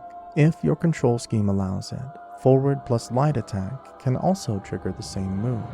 As long as the jump animation comes out, the game internally flags it as a jump attack, no matter what weapon you're holding. That classification matters, because jump attacks have their own damage rule. They use higher motion values than standard light attacks, often landing in the same damage range as hitting a standing heavy attack, sometimes even a bit higher. There's no RNG here and no hidden stat scaling. The extra damage comes purely from the move itself applying a stronger multiplier to your weapon's normal AR. This is why jump attacks feel so chunky, even on simple builds. You're just using a move that hits harder by design. Where things really get spicy is counter damage. If your jump attack connects while the enemy is in the middle of an attack animation, the game applies a counter hit multiplier. You'll hear that sharp, distinct sound cue when it happens. Thrust-style weapons benefit especially from this, which is why jump attacks can sometimes delete chunks of HP way faster than you expect. It's not just damage either. Jump attacks also deal high poise damage. They're great at staggering enemies, interrupting attacks, and knocking smaller foes off balance. That makes them perfect for opening engagements or punishing slow, telegraphed enemies who think they're safe mid-swing. If you're a casual player, you must think that poise is the same across Dark Souls 1 to Dark Souls 3, but it's not. Let's talk about poise in Dark Souls 3, because this is one of the most misunderstood mechanics in the entire game. and it's a big reason people feel like armor does nothing. In Dark Souls 3, poise is not passive. Some players might not even know what it fully does. It's another hidden mechanic that Dark Souls has, which adds so much soul to the whole game, so let me explain. Unlike Dark Souls 1, you cannot just stack heavy armor and expect to tank hits while standing still. Poise only matters while you're actively attacking with certain moves. If you're idle, walking, or just blocking, your poise value might as well not exist. Poise in DS3 is hyper armor based. That means poise only activates during specific attack animations, usually heavy attacks, charged attacks, jump attacks, weapon arts, and certain two-handed swing. When one of these moves starts, the game temporarily turns your poise on. During that window, incoming hits are checked against your poise value to see if your attack continues or gets interrupted. If you're not in one of those animations, you have effectively zero poise, no matter what you're wearing. Armor still matters, but only as fuel. Your armor determines how much poise you have available when hyper armor activates. Heavy armor gives you a larger poise pool, which means you can absorb more incoming poise damage before being staggered mid-swing. Light armor gives you very little room for error. No attack, no poise. That's why players in heavy armor still get staggered by basic enemies if they're just standing there, and why the same player can suddenly power through hits during a greatsword swing. Poise damage is also a thing. Every enemy attack deals poise damage, just like it deals HP damage. If the poise damage you take during your hyper armor window exceeds your available poise, your attack gets interrupted. Smaller weapons deal low poise damage. Big weapons, explosions, and heavy enemy attacks deal a lot. That's why trading with a hollow feels easy, but trading with a knight or a boss often doesn't work unless you're using very heavy weapons with strong hyper armor. Weapon class matters a lot.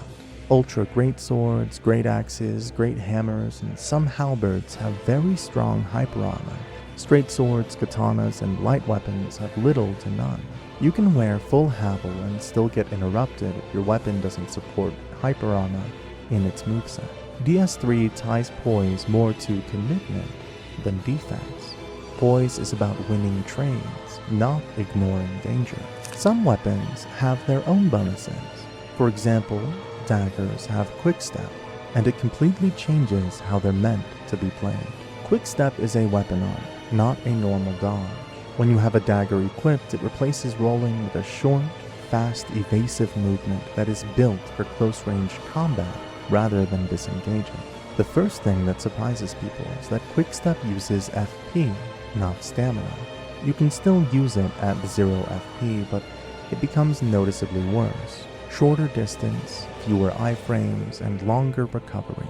FP doesn't just unlock Quickstep, it directly controls how good it is. Mechanically, Quickstep gives you real invincibility frames, but they behave differently from a roll. The iframes start earlier, which makes it excellent against sudden or delayed attacks, but they end sooner. You're invulnerable fast, but briefly. That's why it shines at point-blank range, where rolling would be too slow or too wide. Distance is another key difference. Quickstep covers much less ground than a roll, and that is intentional. It keeps you close to the enemy instead of pulling you away. You can step forward, backward, or sideways, letting you micro-adjust your position instead of resetting the fight. Stamina barely matters here. Quickstep costs very little stamina, so you can attack, quickstep, then attack again without collapsing your bar. As long as you manage your FP, daggers can stay aggressive almost indefinitely. This is why dagger play feels oppressive up close when used correctly. The animation is also part of what makes it strong. Quickstep has faster startup and shorter recovery than a roll, meaning you can chain steps together or transition back into attacks almost immediately. When someone knows the timing, it's extremely hard to punish. In PvE, Quickstep lets you stay inside enemy hitboxes, especially against large or slow bosses. Many enemies simply don't track it well, which makes ankle range fighting much safer than rolling away. In PvP, it is strong, but not unbeatable. Quickstep can dodge roll catches and delayed attacks, and its variable timing makes parrying difficult, but it's weak for disengaging, predictable for side spamming, and can be punished. And once FP runs dry, its effectiveness drops fast. Just like Quickstep gives daggers a built-in movement advantage, some weapons come with their own unique bonuses, and the Sunlight Straightsword is one of the best examples. This weapon has a built-in self-buff weapon art, and the important part is how little FP you actually need to use it. The Sunlight Straightsword's weapon art applies a temporary buff that increases your damage and boosts nearby allies. Mechanically, the game only checks whether you meet the minimum FP cost at the moment you activate it. It doesn't care how full your FP bar is. So even if you're almost empty, just a sliver of focus, the buff still goes through at full strength. This ties directly into how weapon arts work in Dark Souls 3. Buff-type weapon arts fall into the category that require FP to activate. But once that requirement is met, there's no weaker version of the Sunlight Straightsword buff. You either activate it, or you don't. That's why this weapon pairs so well with things that passively give you FP regeneration. If you're running a simple infused offhand item, that slow trickle of FP is enough to eventually let you reapply the buff again, without touching Ashen Aesthetic. In practice, this means the Sunlight Straightsword can function almost like a permanent aura over a long fight. You wait, get just enough FP, pop the buff, and go back to fighting. And building on that, there's another combat option a lot of players underuse for the same reason. They're never really told just how strong it is. You can perform a charged attack simply by holding the heavy attack button instead of tapping it. When you hold R2 or right trigger, your character winds up instead of swinging immediately. Release the button, and you get a charged heavy attack. Mechanically, this does a few important things. The attack has a higher damage multiplier than a normal heavy. It deals much higher poise damage, making staggers more likely. It's far more effective at breaking enemy actions or forcing knockdowns, and against some enemies, contributes heavily to hidden stagger or critical state. This isn't just a slower heavy, it's a different move with its own internal values. The trade-off is commitment. Charged heavies have longer startup, clear tells, and more recovery if you miss. But if they land, the payoff is huge, especially against enemies that rely on poise or pressure rather than speed. Another small detail Dark Souls 3 uses to quietly guide you is item glow, and once you notice it, you can't unsee it. The brightness of an item's glow isn't random. The game uses different glow intensities to communicate importance at a glance. Items with a large, bright glow are almost always things the game really doesn't want you to miss. These include things like Estus shards, undead bone shards, rings, weapons, armor pieces, spell tomes, key items, and other progression-defining rewards. Even in dark areas or at long distances, these items punch through visually. Or on the other hand, items with a small, dim glow are usually common or repeatable things: consumables, soul items, ammunition, crafting materials, resin, moss, throwable. They're still visible when you're close, but they don't dominate the scene. That keeps the environment readable and stops every hallway from turning into a glitter bomb. What's important is what this glow doesn't mean. It doesn't tell you how strong an item is. It doesn't mean it's rare. It doesn't mean it's good for your build or hint at hidden effect. It's purely about design importance, whether the item is unique, non-repeatable, or central to player progression. Another mechanic missed by almost everyone is how grab resistance works across different enemies, and how inconsistent it is on purpose. After the Stray Demon teaches you that some grabs can be escaped, the game quietly does the opposite everywhere else. Most grab attacks in Dark Souls 3 are hard commit executions. Once the hitbox connects, the outcome is already decided. No mashing, no timing, no counterplay. The damage isn't calculated at the end of the animation, It's effectively locked in at the start. That's why mimics, boreal beasts, and many humanoid enemies feel so final when they catch you. The game is telling you you already failed earlier. Grabs in Dark Souls 3 are not one system. They're 3 systems wearing the same animation language. Some grabs are positional punishments. You stood in the wrong place. Some are stamina or greed checks. And a tiny handful are legacy grapple states, like the Stray Demon, where the game still listens to player input. Because the animations look so similar, players assume the rules are universal, but they're not. That's why mashing works once. It feels like it should work again, and then never done. Dark Souls 3 steadily strips interaction away as enemy importance rises. Early, clumsy creatures still let you struggle. Late-game enemies don't. By the time you reach bosses that grab you, the design philosophy has shifted entirely.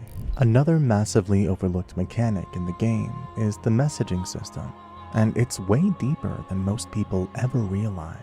Dark Souls 2 quietly removed the orange soapstone entirely.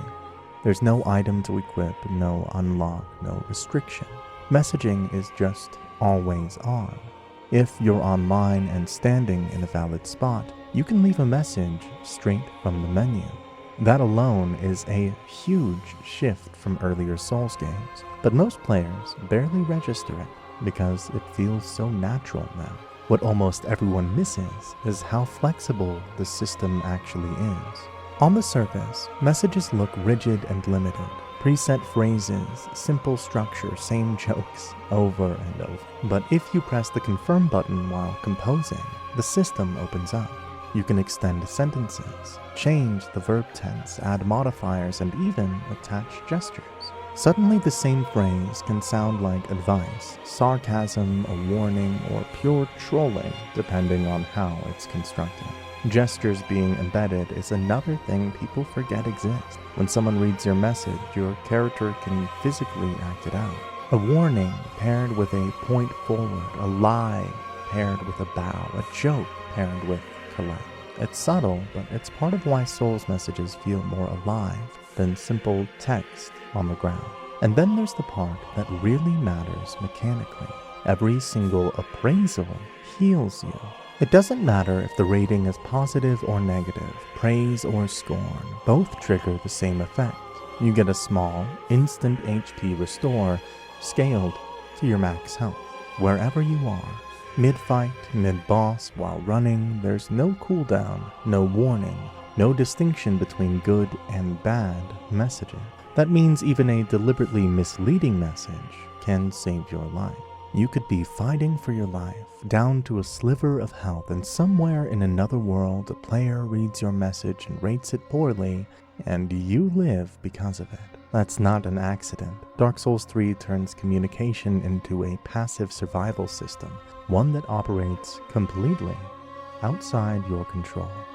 The wild part is how invisible this all is. The game never tells you messages heal you, it never highlights extensions, never pushes gestures. But once you know, the messaging system stops being flavor tech, pun intended, and starts being part of the meta, something that quietly links strangers together in real time, whether they mean to help you or not. It's extremely fun and incentivizes messaging and communicating in a game where communication is limited to phrases and gestures. A lot of people miss that NPC phantoms don't all work the same way, and simply summoning them is often not enough. In Dark Souls 3, some NPCs only reward you if very specific outcomes happen, and those outcomes can permanently change the world or unlock things you never get otherwise. A perfect example is Swamp Cuculus. If you summon Swamp Cuculus for the old demon fight, the game quietly starts tracking something most players never notice: whether she survives. If Cuculus lives to the old demon king, the game updates the world state afterward. When you return to the undead settlement and check Cornyx's cage, there is now a corpse inside. On it is Cornyx's pyromancer set and the spotted whip. If Cuculus dies, even if you win the fight, you get nothing. no fallback reward or no second chance. Items never appear. That is rare in Dark Souls 3. Very few NPCs can alter the world purely by surviving a boss fight, which is why this reward is so easy to miss. Gestures work the same way. They're not handed out for participation, they're handed out for specific interaction. Some gestures require success, others require failure. Some even require you to die. Take Night Slayer Syrric. You don't get his gesture by beating him. You get my thanks only if Syrric kills you during his invasion. Winning locks you out. Losing is the requirement. Then there's Londor Pale Shade. Successfully summoning them and completing the related events grants Dual Bow. No summon, no gesture. Blackhand Goddard works the same way. Summon him for the correct boss fight and you earn By My Sword. Miss the summon window and the gesture is gone for that playthrough. Yellowfinger Heisel follows this pattern too. Complete the correct summon or invasion interaction and you receive proper bow. Fight her the wrong way or at the wrong time, and you'll never see it. Something a little useful for everyone are hard caps and soft caps, because Dark Souls 3 never explains them, but they quietly shape every build whether you realize it or not. Every stat in Dark Souls has a hard cap of 99. That is the absolute ceiling. You physically cannot put another point into a stat once it hits 99, no matter how many souls you have. That part is simple. What actually matters for most players, though, are soft caps. A soft cap is the point where a stat starts giving diminishing returns. You still gain benefits after a soft cap, but each point is worth less than the one before it. The game never tells you when this happens. You just feel it when leveling suddenly stops feeling impactful. For Vigor, HP gains are strong early on, but around the mid-40s, the increase per level dropped hard. You are still getting more health, just not nearly as much per point as before. Attunement gives you spell slots first, then FP. You gain slots up to roughly the low 30s, after which leveling mainly adds FP. Past the high 30s to low 40s, FP gains themselves start to shrink. Endurance is one of the clearest examples. Stamina climbs quick early, but around 40 endurance, you're essentially at peak stamina. Levels after that give very little, even though defenses continue to rise slightly. The key thing to understand is this. Past a soft cap, you're paying more levels for less return, which is why optimized builds spread points instead of maxing one stat blindly. Let's talk about luck, because this is easily the most overlooked stat in Dark Souls 3, and I'd bet most players never touched it at all. Luck isn't a damage stat in the traditional sense, which is exactly why people ignore it. It doesn't suddenly make your weapon hit harder, it doesn't unlock flashy scaling curves, and it doesn't save you in a bad fight. What it does instead is quietly change how often things happen. The first and most straightforward, luck increases item discovery. This means enemies drop items more often. Nothing rarer, nothing higher quality, just more consistent drop. It doesn't affect souls, bosses, or guaranteed loot. But if you've ever farmed Covenant items, weapons, or armor sets, luck is doing real work there. This effect scales cleanly and predictably, and while there's no hard cutoff, its usefulness starts flattening out around the 40 range. Where luck gets misunderstood is status effect. Luck does not add bleed or poison to weapons. It doesn't change how much damage bleed does. It doesn't touch frostbite or curse at all. What it does is increase buildup per hit, but only on weapons that already have innate bleed or poison, or weapons that gain that interaction through infusion. In other words, luck is a proc speed stat, not a damage stat. This ties directly into hollow infusion, which is where luck actually becomes interesting. Hollow weapons gain luck scaling, and once fully upgraded, they also give you a flat +5 luck while you're hollowed. That bonus stacks across multiple hollow items, which means you can raise your effective luck without spending levels on it. That extra luck feeds right back into faster bleed and poison buildup, and higher item discovery. It's a self-contained loop that only really exists for players who understand it. There are only a handful of weapons where luck truly affects raw damage. The standout example is Henri's straight sword, which genuinely scales physical damage with luck. Even then, the scaling is modest, and it still benefits from traditional stats. That's the real takeaway. Luck isn't bad, it's just specialized. It rewards players who build around systems instead of raw numbers, farming efficiency, status pressure, hollow setups, and niche weapon choices. If you're running a standard quality or strength build, you can ignore it completely and lose nothing.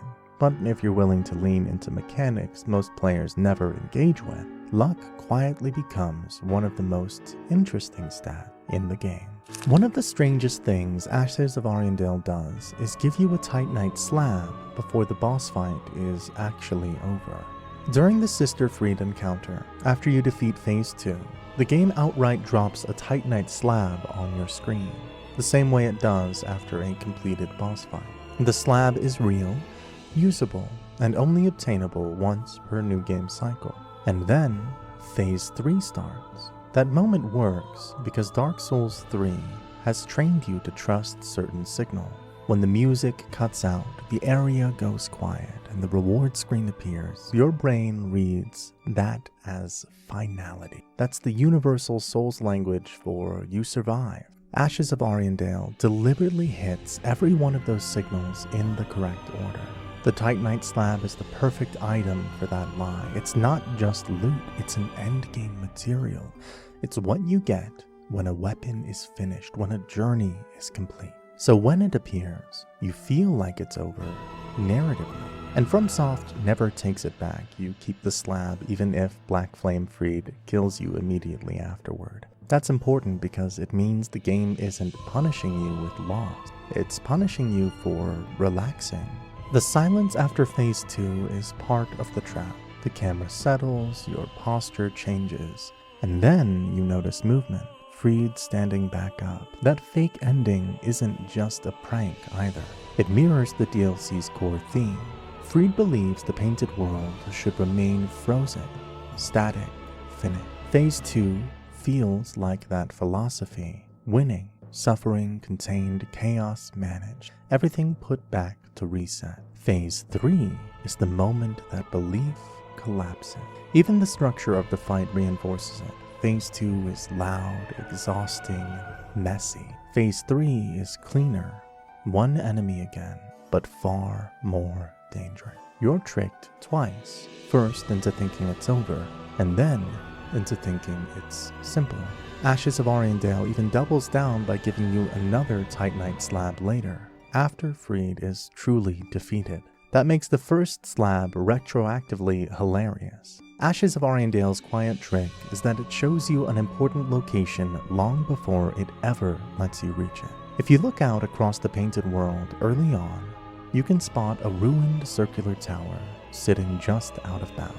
It's visible, framed, and unmistakably deliberate, but there's no obvious path to it. At the time, it reads like background dressing. It isn't. That structure is later reachable through a hidden route, and when you finally get there, the game reveals what it really is, a deliberate echo of crossbreed Priscilla's boss arena from Dark Souls 1, paired with a classic painted world invasion setup. The path to it is pure From Software. You find it by getting lost. Deep in the Ariandel Chapel's fly-infested crypt, there's an illusionary wall tucked into the lower level. Behind it is a narrow exit that leads outside onto massive tree roots clinging to the cliffside. Following those roots down brings you straight into that circular tower you've been staring at from afar. This is where the DLC pulls a very specific Dark Souls 1 rhyme. If you're embered, you're invaded by livid pyromancer Donnell, a hostile NPC who behaves exactly like an old-school painted world invader. Beat him, and you're rewarded with the pyromancy he uses, floating chaos. But that's not the real callback. Just like Xanthus King Jeremiah in DS1, the real reward isn't handed to you directly. Instead, it appears on a corpse in the arena itself. The Pyromancer's Parting Flame. Painted world, Pyromancer invader, corpse loot in the Priscilla-shaped arena. It's Dark Souls speaking in repetition instead of exposition. Even the item reinforces it. The Parting Flame is explicitly tied to Donnell's grief and loss, transforming his flame and turning him into a wandering, cursed spirit. The game never tells you who that loss was. Ariandel isn't about explaining the past. It's about showing you what's left behind. And fittingly, the area gives you no clean exit. There's no ladder, no hidden door, no shortcut back. Once you've taken what's there, the game is essentially telling you, leave the way pyromancers always do. Homeward bone, coiled sword, warp out. On the way through the snowfield, that giant wolf you can either fight or sprint past isn't just set dressing. That enemy is the Great Wolf of Ariandel, and it's the single persistent encounter that appears in 2 different locations in the snowfield. Here's the important, factually correct part. If you fight the wolf the first time, and it retreats, its remaining HP carries over to the second encounter. You're not fighting 2 separate wolves, it's the same enemy relocating. When you finally kill it, no matter which spot you finish the fight in, it drops Titanite as a reward. You don't get rewarded twice for killing it in both places. The drop only happens once, when the Great Wolf actually dies. One of the most important things to understand about Londor is that it was never guided by a single figure. It was shaped by 3 women, treated simultaneously as family, founders, and religious authorities. Those 3 are Elfried, Yuria, and Liliane, and the game is unusually explicit about their order and roles. Elfried comes first. She is directly described as the eldest among her sisters, and the leader of the Sable Church. That alone places her at the top of Londor's hierarchy. She wasn't just a member, she was the one who set the direction. And that's exactly why her absence matters so much. Fried isn't some rogue nun who wandered into a painting. She's Londor's original authority figure who walked away. Yuria comes second. Her own attire identifies her as the second eldest, and in practice, she's the one holding Londor together in the present. If Elfried was the visionary, Yuria is the operator, the one who stayed, adapted, and turned belief into action. Every step of the Lord of Hollow's path flows through her hands, which makes sense for someone positioned just below the founder. Liliane comes last. She's named as the 3rd daughter, and while she never appears in person, her influence is everywhere. She is tied to Londor's miracles, its scripture, and its language. Where Elfried led and Yuria acted, Liliane defined the doctrine, the words, the ideas, the spiritual framing of hollow suffering. She's the theologian of the trio. Another weird little mechanic that almost no one fully understands on a first playthrough is the Pyromancer's Parting Flame weapon art, because the game never explains what it's actually counting. What the weapon art does is extremely literal. When it is ready and you activate it, your character channels for a moment and restores exactly 1 charge to your normal Estus flat. Not Ashen Estus, only the orange flat. No scaling, no randomness, no hidden bonus. While the Parting Flame is equipped in one of your hands, every enemy that dies adds a single death echo to the flame. You don't have to land the killing blow with it, it just needs to be equipped. After 12 enemy deaths, the flame becomes fully charged. You'll know it's ready because a visible aura appears on the flame itself. At that point, using the weapon art consumes all stored echoes and converts them into 1 Estus charge. There are a few important limits that make it feel inconsistent if you don't know the rule. If your regular Estus is already full, the weapon art will still animate, but you'll get nothing back. If you switch the Parting Flame out of your hand, the stored echoes are wiped instantly. If you keep killing enemies after it is full, those extra deaths don't carry over. You are capped at 12. That's why it often feels like sometimes it works and sometimes it doesn't. The game never blocks the animation, even if the conditions aren't met. Where it shines is PvE level clearing. In long areas between bonfires, trash mobs effectively turn it into healing over time. Kill 12 enemies, get 1 Estus back.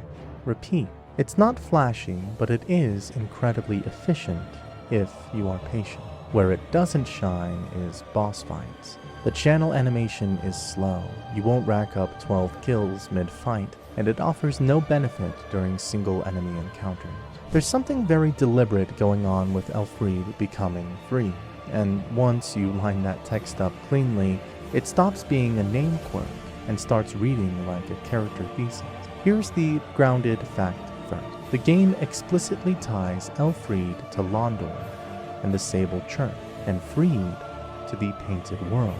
The Onyx Blade description is the anchor point. It names Elfried as the eldest among her sisters and leader of the Sable Church, and frames the blade as a farewell gift.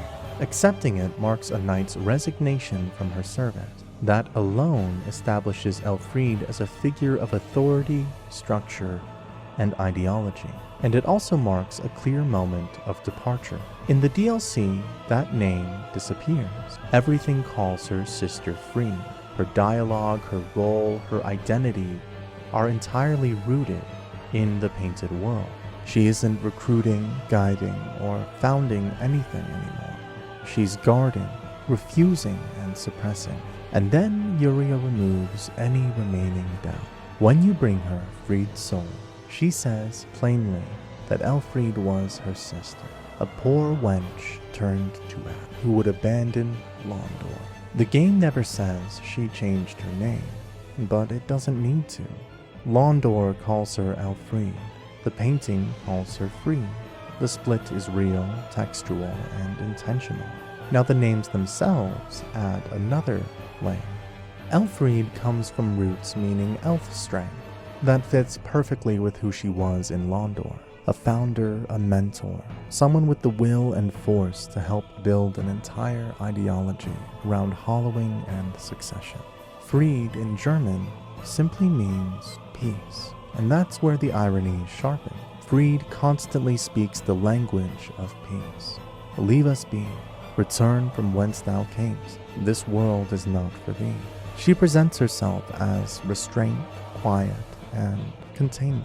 But the moment you refuse to comply, that peace is enforced through overwhelming violence. Scythes, frost, black flame, total annihilation, delivered calmly. Elfried's strength built a movement. Fried's peace freezes a world in decay. And that lines up perfectly with the ideological split between Londor and Ariandel. Londor wants a new order, an age, even if it's brutal. Fried wants stasis, a cold peace where nothing changes, even if it rots. That's why her peace feels so unsettling. Lore-wise, the Ringed City is not a sanctuary or a reward. It's a gilded cage built by Gwyn. We already know what Ariandel is, a sealed painting meant to rot in frozen stasis. So the natural question is, what is the Ringed City supposed to be? The answer the DLC gives is unsettling. The Ringed City is a prison disguised as a gift. After the war with the dragons, Gwyn faced a problem he could never truly solve. Humanity. The pygmies, bearers of the dark soul, represented a power that didn't belong to fire, gods, or order. So instead of destroying them outright, Gwyn did something far more insidious. He gave them a city. At the very edge of the world, beyond time's natural flow, Gwyn built the Ringed City and placed the pygmies there, along with his youngest daughter, Filianor. On paper, this looks like mercy or generosity. In reality, it is containment. Everything about the Ringed City reinforces that reading. It's isolated beneath the collapsing world. It's encircled by massive walls and rings. Time inside it is unnaturally suspended. The pygmy lords never leave. Filianor never wakes. Filianor herself is the linchpin. As long as she sleeps, the city remains preserved, unchanged, frozen in a false eternity. The moment she wakes, the lie collapses, and the Ringed City is revealed for what it really is: ash, ruin, and dust at the end of time.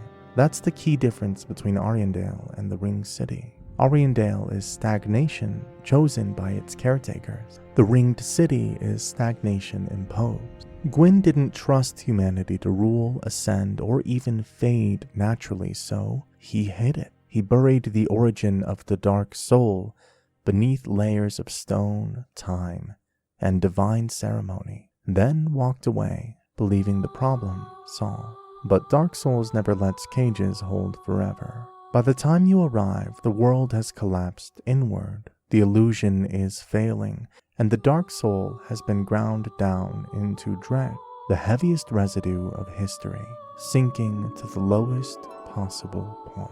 So lore-wise, Ringed City is where humanity was put so it wouldn't threaten the Age of Fire. Let's look at a little puzzle that FromSoft threw at us in the DLC, because on the surface it feels like a throwaway gimmick, but it's actually doing a lot of work all at once. In the Ringed City, you eventually find a broken statue with an inscription that simply says, "Show your humanity." No prompt, no hint, no NPC explanation. The solution is strange on purpose. You're meant to go down into the nearby swamp, where the abyss has pooled into dark water, and use Chameleon or a young white brand. These transformations don't have a fixed result. They pull from a local pool of possible forms. In that swamp, one of those possible forms is a humanity sprite, not a person, not an unhallowed body, a fragment of dark essence. Once you transform into that humanity form and walk back to the inscription, the world responds, a hidden path opens, and the game accepts your answer. And what's behind that wall matters. That path leads you toward the Purging Monument, a structure that can absolve sins, reverse hollowing, and restore broken order.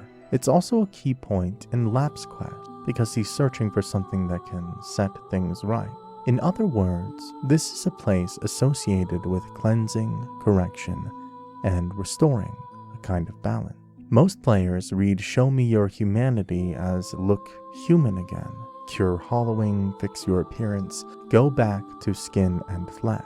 The puzzle flat out rejects that interpretation. Being visually human isn't enough. That is not what the wall wants. Instead, the game asks you to present humanity as it actually exists in Dark Souls, not as a body, but as a thing, a dark fragment, a weight, a residue tied to the abyss. The swamp matters because it's saturated with that darkness.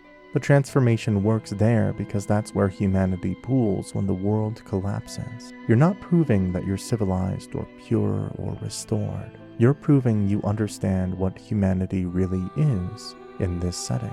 Let's talk about one of the easiest miracles to miss in the Ringed City, and one of the most dangerous to pick up blind: Lightning Arrow. First, this is important. This miracle can absolutely troll you if you grab it too early.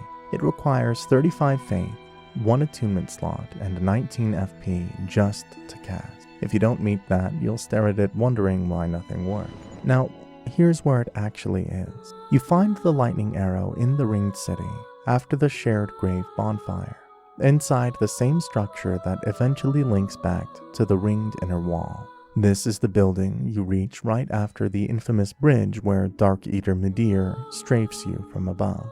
You don't need to fight Midir here, just survive the bridge and move on. Immediately after crossing, you enter a large stone hall lined with statues. Look for the stairs inside the hall, and right next to those stairs is your first clue, an illusionary wall. Hit it. Behind that first wall is a hobbled cleric. Deal with him, then keep going. Hit the far wall inside that hidden room, and there's a second illusionary wall. Then hit the wall again. That's a third. And behind the third wall, sitting quietly, like it's not one of the best miracles in the DLC, is Lightning Arrow. The Demon Prince Arena in the Dreadheap is literally the ruins of Firelink Shrine from Dark Souls 1. Not thematically, not symbolically, geometrically. The game maps it that way on purpose. The strongest confirmation comes from the layout itself. The central circular stone in the Demon Prince's arena aligns with the exact spot where the Firelink bonfire sat in Dark Souls 1. You're fighting the last demons in the world on top of the place where the series originally taught you how bonfires, death, and return work.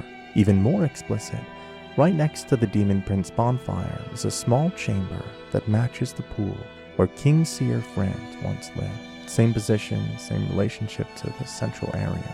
That's not coincidence. It's from software saying that this is that place, crushed, buried, and repurposed by the collapse of the world. So when you step into that arena, you're not just at another boss pit. You're standing in Firelink Shrine, reduced to sediment at the bottom of reality. And that makes the enemy placement brutal in the best way.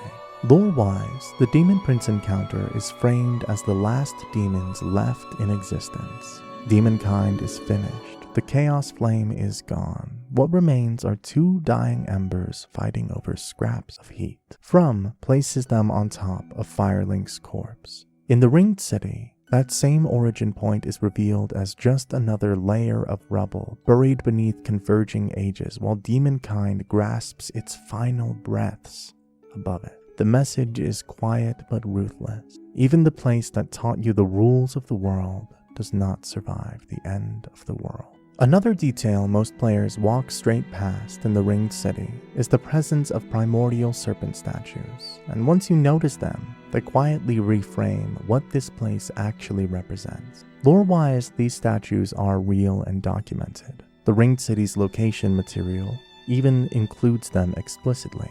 And what stands out is how different they look compared to the serpents we meet directly. Instead of long, purely serpentine bodies, these carvings are rounder, heavier, and partially humanoid, with shapes that resemble limbs rather than coils. The game never clarifies whether this is their true form or simply how early humans chose to depict them. This is where Darkstalker Koth enters the picture.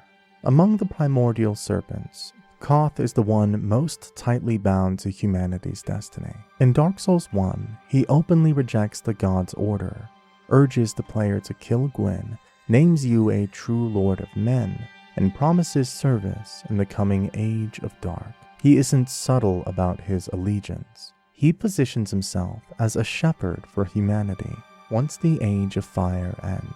Now look at the Ringed City through that lens.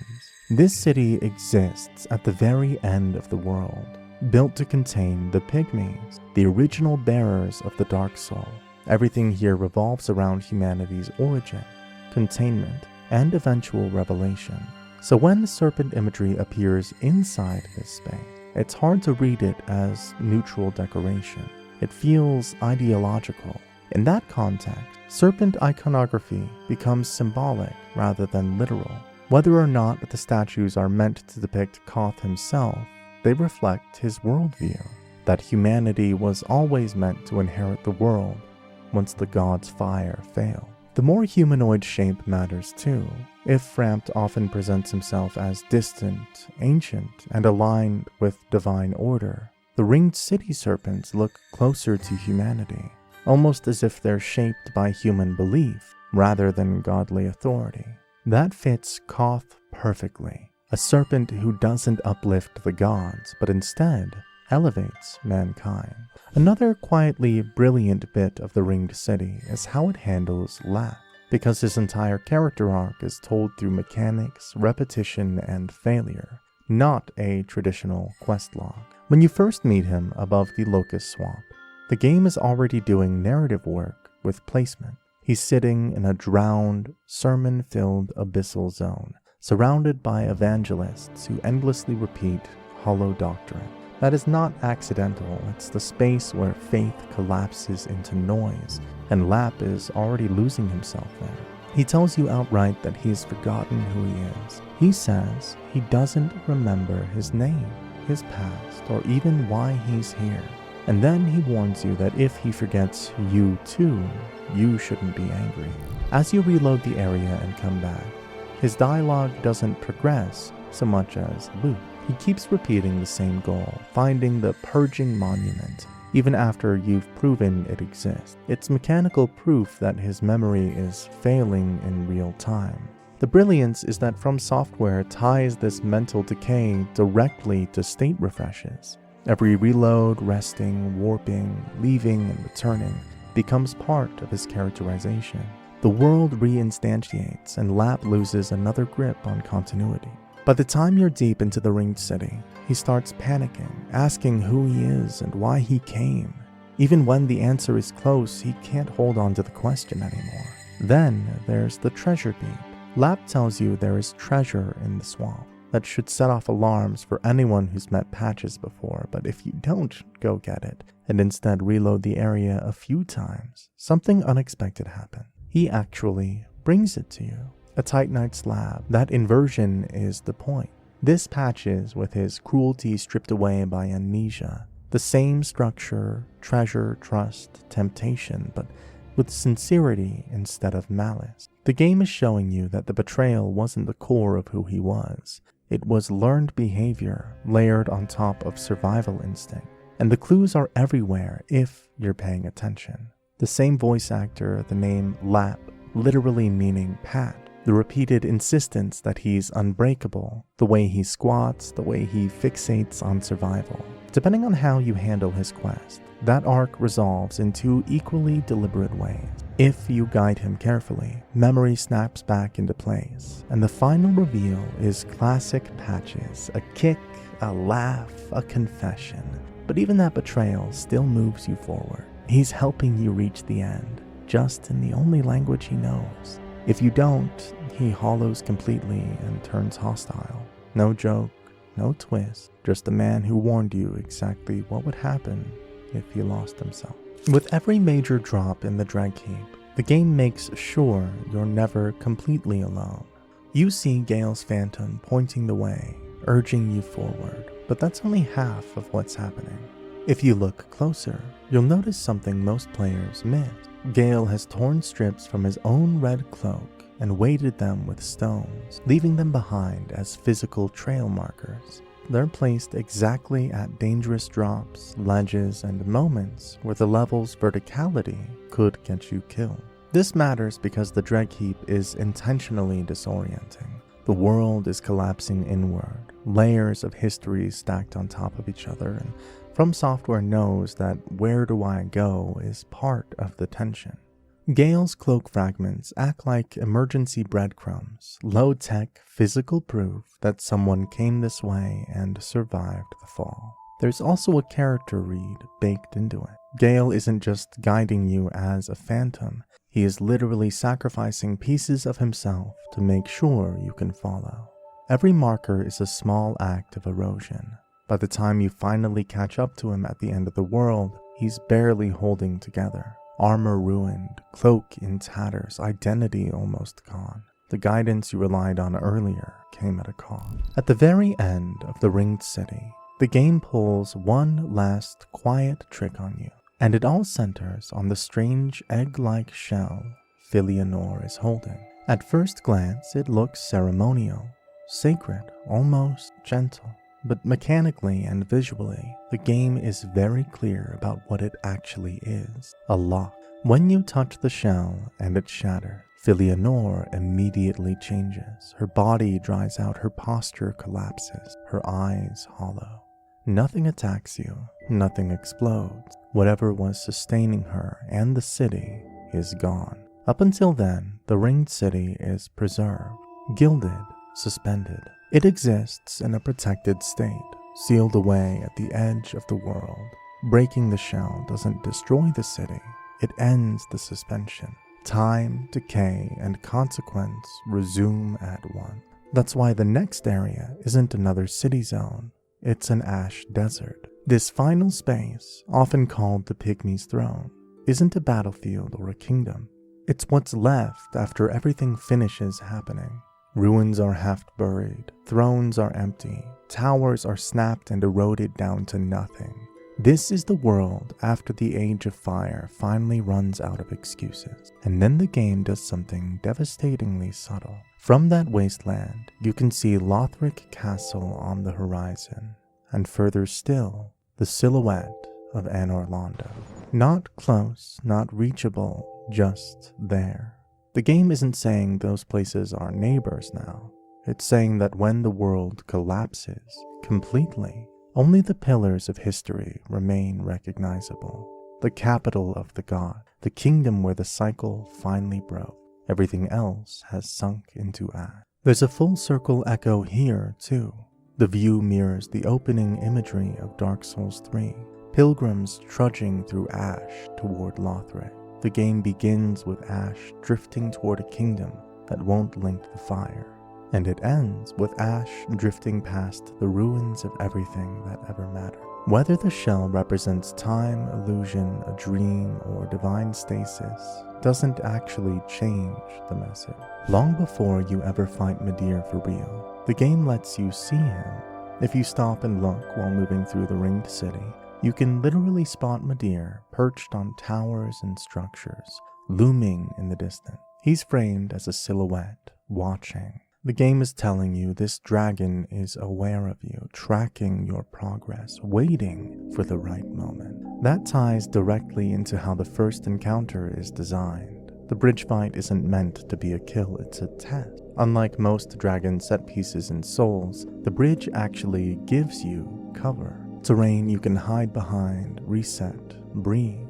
It's unusually fair. And if you pressure Midir enough, he doesn't die, he falls. The encounter ends exactly how it's supposed to. He's forced into the depths, relocating to where the real confrontation belongs. That's where Shira comes in. Her dialogue is a literal GPS. When she talks about the tower honoring ancient knights, the armless statue, and the descent into darkness, she's giving you precise in-world directions to the hidden drop that leads to Midir's true arena. The bridge was the warning shot. The chasm is the execution ground. And once you understand why Midir exists, the tone of the fight changes completely. He's a descendant of the archdragons, raised by the gods themselves and assigned a single eternal duty: hold the dark at bay. Even after the gods perished, even after the world collapsed, he kept fighting, immortal, unrelenting, and slowly losing himself. By the time you reach him, the dark is winning. His corruption isn't a failure of will, it's exhaustion across ages. That's why Shira doesn't ask you to slay Midir. She asks you to end him. It's framed as mercy, putting down a guardian who has outlived both his masters and his purpose, before the dark fully erases who he was. Now, once you understand how Filianor's story ends, the Spears of the Church Covenant clicks into place as the Ringed City's last functioning institution. This covenant doesn't operate like others. There's no NPC sitting at a bonfire waiting for proof items. Instead, everything routes through the Divine Spear Monument, the small shrine outside the Church of Filianor. This is where you offer Filianor spear ornaments, and that location alone already tells you the point.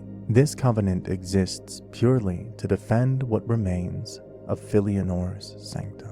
Those ornaments are the Covenant's proof item. You mainly earn them by fulfilling your duty, being summoned as the Spear of the Church and killing the trespasser in another player's world. Even offline, the game loops you back into the same idea. Half-Light stands in when no player is available, letting you repeatedly engage with the Covenant's ritual defense. Everything about it is circular and self-contained. It's one of Dark Souls 3's most unique setups. If you're wearing the Covenant item and the conditions line up, Judicator Argo can pull you out of normal PvP activity and install you as the boss. The ritual summons a painting guardian first, then the spear itself, whether that's a real player or Half-Light filling the role. Even unrelated Ringed City PvP can get hijacked into this process, reinforcing the idea that the Church claims defenders wherever it can find them. Ranking up is simple but deliberately steep.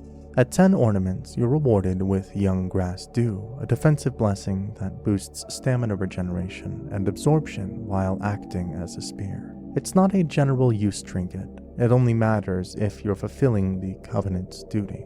The game is very clear here. These rewards exist for service, not build. At 30 ornaments, you receive the Divine Spear Fragment, which is even more restrictive. It can only be used while summoned as a spear of the church, calling down ritual spears as part of a defense.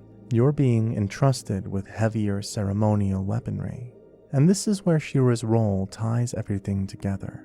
She explicitly recognizes high-ranking spears, framing the title of Divine Spear as an honor rooted in the old age of God. A clever trick in the Ringed City is that the game straight up turns matchmaking into a boss fight. The Spear of the Church encounter has 2 possible bosses, and the game decides which one you get at the moment the fight starts. If you're offline or the game can't find anyone eligible, Judicator Argo summons Half-Light, an NPC stand-in. If you're online and a player with the Covenant equipped is available, Argo summons a real player, and that player is the boss. That's the same design lineage as the Old Monk or Looking Glass Knight. PvP framed as PvE with full boss music, fog wall, and ceremony. What Argo is actually doing during the ritual makes that clear. He starts the chant, calls in painting guardians to apply pressure and healing, and then formally summons the Spear of the Church, either a player or Half-Light. Lore-wise, he's a judge and announcer. Mechanically, he's from Software's in-world matchmaking system. Once you beat the encounter in your world, though, it normally feels like a one-and-done deal. Boss is dead, fog wall gone, and that's it. Except the DLC gives you a loophole. After you've cleared the fight, the Purging Monument unlocks an option called Reinstate the King's Decree. Using it revives Judicator Argo and resets the entire Spear of the Church encounter, letting you fight it again as the host. The soul cost isn't arbitrary, it scales with your soul level times 500, which is why you'll often see numbers like 103,000 at higher levels. The Demon Prince fight secretly branches based on kill order, and that branch matters both mathematically and thematically. Phase 2 is determined by which demon you kill last in Phase 1. In Phase 1, you're fighting Demon in Pain and Demon from Below as 2 separate entities. When one dies, the other absorbs its role. The last demon standing is the body that transforms into Demon Priest, fully healed and winged. That choice directly changes the prince's signature super attack. If you kill Demon in Pain first, the remaining demon is Demon from Below, and the Demon Prince gains the sweeping laser attack. If you kill the Demon from Below first, the remaining demon is Demon in Pain, and the prince gains the Meteor or Fire Orb Barrage kit. This isn't cosmetic. Most players deliberately kill Demon in Pain first because the laser version creates a long, reliable punish window once you learn to circle behind him during the beam sweep. The Meteor version floods the arena with pressure and is far less forgiving. What's important is why the fight works this way. This isn't just 2 demons then a boss. The fight is designed like Orenstein and Smo, but with a shared identity. You're deciding which identity survives to inherit the prince's metal. Phase 1 is effectively about control, not raw damage. As we get closer to the end, let's talk about Slave Knight Gale, and why he isn't just the last boss of the DLC, but the literal endpoint of Dark Souls as a series. Gale is positioned at the end of the world on purpose. The Ringed City isn't framed as another faraway land, but as what's left when the Age of Fire finally collapses and all lands converge. By the time you reach the Ash Desert beyond Filianor's shattered shell, there's nowhere left for the setting to retreat to. History has finished compressing. That's why Gale matters. He's the last conflict that still has meaning when everything else is dust. At the end of the world, thrones don't matter, gods don't matter. Even the flame barely matters. The only thing with narrative weight left is the Dark Soul, the origin of humanity itself. Gale is there because he's chasing that last substance, not for dominion, but to turn it into pigment for the painter's new world. Creation, not rule. That alone makes him the perfect final boss, but the contrast goes deeper. Gwyn was the peak of the Old Order, God King, Lord of Sunlight, ruler by inheritance and power. Gale is the inverse, a slave knight, low status, disposable and forgotten, who survives every age simply by continuing to walk. And fittingly, the Dark Souls trilogy ends not with a god guarding a throne, but with a man who has consumed too much history to remain human. Gale embodies the series' final thesis. Fire consumes, dark consumes, time consumes, and in the end, even purpose consumes the one who carries it too far. Most importantly, Gale isn't fighting you to preserve the old world. He's fighting over the material needed to make the next one. That's why the last boss isn't about linking or ending the fire. It's about what survives after both options have burned out. Gale stands as the closing bracket on 3 games worth of myth, a human-scale figure at the end of a god-scale cycle, showing that when everything collapses, what remains is not power, but intent. And after that, there really is nothing left to say. But that's not really the end, because after you defeat Gale, you get the Blood of Dark Soul. This item is doing a lot of work thematically. The description tells you exactly what it is: blood that seeped out of Gale after he consumed the Dark Soul, when the Pygmy Lord's blood had already dried away. Gale didn't just find the Dark Soul, he became its last container. What you pick up from his corpse isn't a trophy, it's the residue of humanity's origin, carried to the end of time inside a single ruined night. And the game is very explicit about what that blood is for. It's pigment. All the way back in Ashes of Ariandel, the painter tells you that she needs a special color to paint a new world, something tied to mankind, something that won't rot like the old painting. Gale promised to find it for her. The Ringed City is the fulfillment of that promise, just not in the way he intended. He reaches the end, consumes the Dark Soul to gather it all in one place, and loses himself in the process. You're the one who completes the final step. When you return the Blood of the Dark Soul to the painter, the trilogy quietly resolves itself. There's no boss, no choice menu, no dramatic collapse. Just a young woman saying she will paint a world that is cold, dark, and very gentle. A place that will one day be a good home for someone. Dark Souls ends not with salvation or domination, but with creation. The Dark Soul, once the source of fear, curses, and endless cycle, is no longer something to hoard, link, or usurp. It becomes raw material, paint, possibility. Gale's tragedy is that to bring the Dark Soul to the future, he had to destroy himself, and his sacrifice leads to the creation of another world. There are entire areas, bosses, and weapons that never saw the light of day. Things that were planned, experimented with, and in some cases, almost finished, only to be cut before release. Today we're diving straight into Dark Souls cut content to see what could have been, because Dark Souls was, well, let's just say, overambitious. Many ideas were toyed with, reshaped, or abandoned. Some of it is still buried in the game files. My favorite cut content, and maybe the one that should never have been cut, is what the community calls the Undead King Jar Eel. However, the Undead King Jar Eel is not an official name, because From Software never called him that. The name comes entirely from file labels and years of speculation. This is community shorthand, not developer-confirmed lore. Undead King Jar Eel is an unused humanoid boss model hidden in the game's data. If you dive deep into the files of Dark Souls 1, you find an interesting model with a distinct kingly silhouette, a unique armor set complete enough to be wearable, and initial references that point directly to New Londo ruins. This suggests that he was no normal enemy. Everything about the model implies status, authority, and maybe a high-ranking Dark Wraith, possibly something closer to a commander, or even a noble. A strong piece of evidence that this model is a boss comes from Igward. In the final game, Igward hands you the key to the seal the moment you show him the Lord Vessel. But that wasn't the original plan.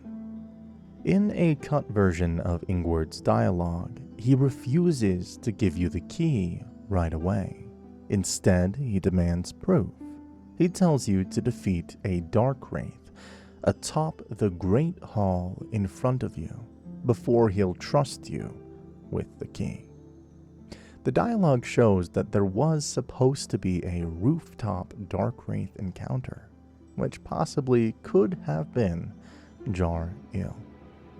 Visually, the unused model is shown wearing a gold ornate armor set, and this is where a lot of the king talk comes from. Modders have even gone a step further and produced explicit Jar-Il themed textures, leaning hard into the idea that this thing was meant to look royal. With the same guy, there's also an old tying link that we could have never seen coming, a link to demon souls. The second major reason Jar-Il became infamous is his reported moveset similarities to a boss from Demon's Souls, specifically Old King Allant. Old King Allant is infamous for one thing: the Soul Sucker, an attack that permanently drains a soul level. Community testing claims that with a little bit of file magic, you could also fight the undead boss model. Jar-Il might not be a confirmed king, but he absolutely represents something Dark Souls chose to abandon. A missed opportunity. Because just look at this dude. I can only imagine how cool his fight would have been. But that's all promises. How would the boss fight really look? Well, we probably will never know. This piece of cut content is all evidenced by a single piece of unused dialogue, which still exists in the data and has been archived by the community. You can read it line by line, and once you do, a very clear picture starts to form. Oscar was never meant to vanish after the Undead Asylum. In those unused lines, he greets you again after you ring the bells of awakening.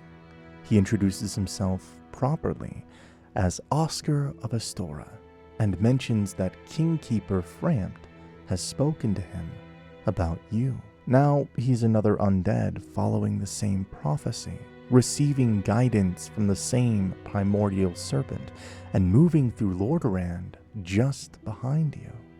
He even tells you exactly where he's headed next, Anor Londo, by way of Sen's fortress. The trail then leads into Darkroot Garden, and Oscar talks about searching for the grave of Artorias. He warns you that the forest is controlled by dangerous bands of thieves and offers to fight alongside you.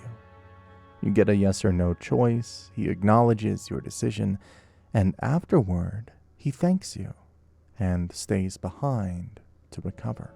It feels like an early Dark Souls take on the recurring knight companion idea that From Software had already explored in Demon's Souls.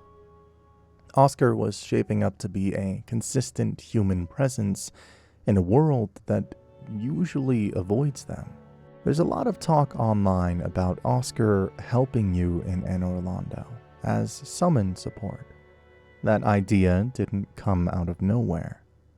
The cleanest proof that we have is still the line where he says he's heading there in a voice line.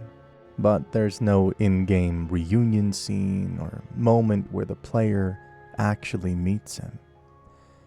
It's a reasonable conclusion. Where things fully lock into place is after the Lord Vessel. After you place the Lord Vessel, Oscar confronts you, and his reaction depends entirely on which serpent you sided with. If you place it with Frampt, Oscar accuses you of being Frampt's pawn.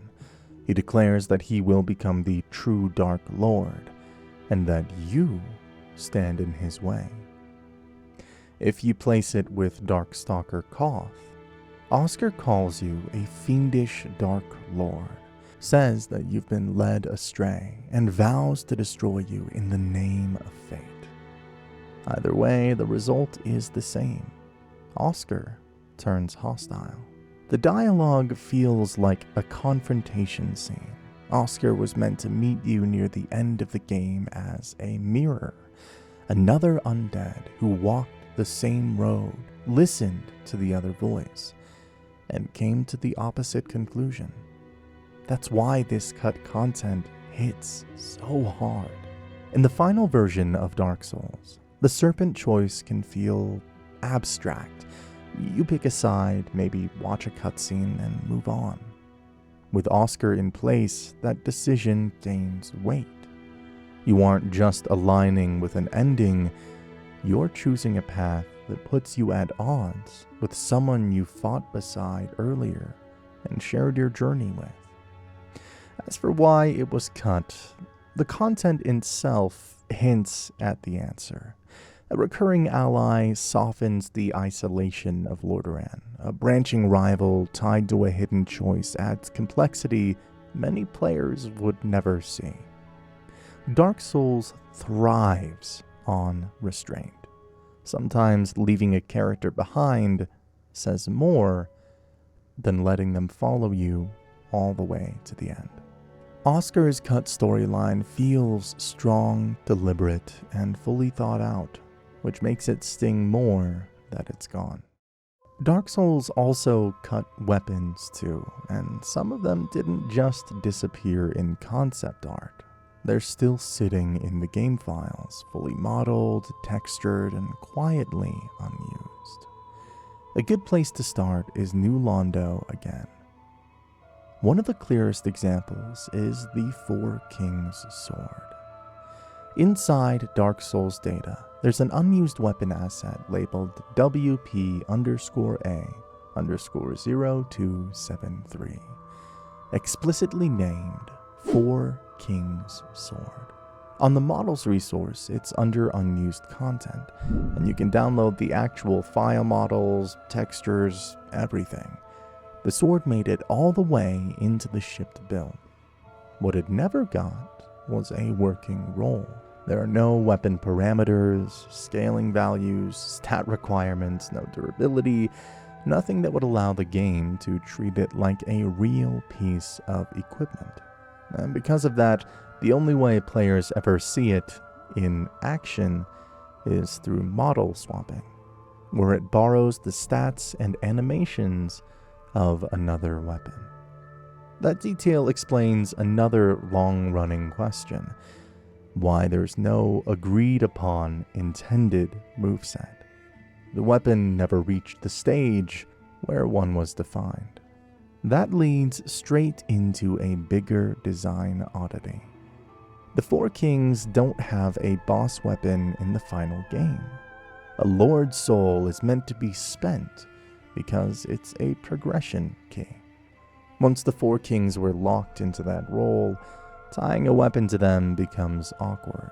You don't want players choosing between finishing the game and crafting a sword. How the Four Kings sword was meant to be obtained, the community still can't pin down. It could have been tied to a separate soul that no longer exists. It could have been a drop, a chest reward, or something connected to New Londo itself rather than the boss. There's no leftover data that settles it either way. Just like Oscar, Shiva too had his entire character arc cut out. Shiva's already suspicious in the final game. He shows up late, he's with the forest hunters, sells rare gear, and then just exits. But if you dig into the long-running community documentation, a much bigger story starts to emerge. One that was built around a single weapon, the Chaos Blade. When Shiva came to Lordaeron, he came to obtain the Chaos Blade, and the player was meant to be the one who made that possible. In the released game, the Chaos Blade is created in a very specific way. You take the soul of Quelaag, combine it with a +10 katana, and forge it at the giant blacksmith in Anne Orlando. That part is still there, untouched. What appears to be missing is what came after. The most defensible reconstruction of the cut quest goes like this. Once you acquire the Chaos Blade, you brought it to Shiva. At this point, the relationship flipped. Shiva kills you and steals the blade. That betrayal beat shows up again and again in older discussions about the removed questline. It's not framed as optional flavor. It's the turning point. From there, Shiva relocates to the painted world of Ariamis, and the quest pivots into a hunt. You track him down and reclaim the Chaos Blade by force. There's an interesting bit of in-game dialogue that suddenly makes more sense in this context. Alvina has a line where she warns you about Shiva in the final game. That warning feels oddly specific for a merchant NPC who never actually betrays you. One of the reasons this cut quest still gets talked about is how cleanly it lines up with existing systems. The pursuit of Shiva in the painted world is often linked to invasion mechanics, and specifically to the Black Eye Orb. In the final game, that item is used for a single revenge arc, invading Knight Lautrec of Kerim after he murders the Firekeeper. The Cut Shiva quest appears to reuse that same idea. A betrayal occurs, the player is given a way to hunt the traitor down. Justice is delivered through an invasion. What makes this more than just a nice parallel is that players have, for years, documented ways to force an invasion of Shiva in the painted world without mods. The exact inputs live in the glitch and speedrun space, but the high-level result is consistent. Shiva can be invaded, fought, and killed. When killed, he drops a souvenir of reprisal, and the game displays messaging associated with punishing the guilty. That item is tied directly to the Blades of the Dark Moon, whose entire theme revolves around judging and punishing sinners. Notably, he does not drop the Chaos Blade in this glitched encounter. That lines up with the idea that the invasion shell survived, while the bespoke reward scripting did not. This entire structure has a clear precedent from FromSoft. Back in Demon Souls, there's Satsuki, whose quest revolves around the cursed katana, Makoto. He demands it, turns hostile if things don't go his way, and then the conflict ends with you killing him and resolving ownership of the blade. As for why Shiva's quest was cut, the design pressures are easy to see. It forces a very specific weapon path if you want to see the content. It turns a Covenant merchant into a mandatory betrayal point, which risks breaking player progression and builds. It duplicates the revenge invasion arc already used for Lautrec, which could make the system feel repetitive. What's left behind is a ghost quest. Let's move on to another piece of cut content, because this one changes how you'd look at one of the most familiar faces of the game. Andre of Astoria was originally written to be far more important than just a blacksmith. That idea doesn't come from speculation or data mining. It comes straight from an interview with Hidetaka Miyazaki in Dark Souls Design Works. In that interview, Miyazaki explains that Andre was originally a descendant of Gwyn. His role was to guard a door inside Firelink Shrine, and when the time was right, Andre himself would move a statue aside and let you pass. The statue Miyazaki is talking about still exists in the final game. It's the large mother and child goddess statue behind Frampt in Firelink Shrine, the same chamber where you later place the Lord Vessel. Some fans call it the Firelink Altar, others the Firelink Chamber. According to the DesignWorks interview, that statue originally covered a path. Andre's job was to stand watch over it. At some point in the story, he would physically push the statue aside and open the way forward. If you look behind the statue using debug tools or no-clip style camera tricks, there's empty space and unused areas that don't serve a purpose in the final version. It's an unfinished area, but it's clearly not accidental either. The space seems like something was once being built back there and then abandoned. There's also concept art that reinforces this version of Andre.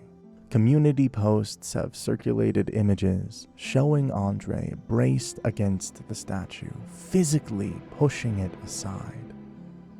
Those images are consistently tied to the DesignWorks material rather than later fan inventions. Even creators like Zully the Witch have commented on how the statue's face placement and proportions still matter in the final game, despite the fact that it was meant to move. That suggests the idea got far enough along to affect asset layout and animation planning, not just early writing. One detail that often gets exaggerated is that Andre is Gwyn's son. The DesignWorks quote says, "descendant of Gwyn," and that doesn't automatically mean son. It doesn't confirm the firstborn. If this version of Andre had shipped, he would feel like a completely different character. In the released game, Andre is a utility NPC. He upgrades weapons, sells materials, and sits in one corner of the map. In the cut version, he's a hub gatekeeper, a guardian tied to Firelink itself, a living reminder of Gwyn's legacy, standing between you and the next stage of the story. So why was it cut? Well, we really don't know. The cut made it possible for us to see Andre as our favorite blacksmith, and I can't really see him as anything else.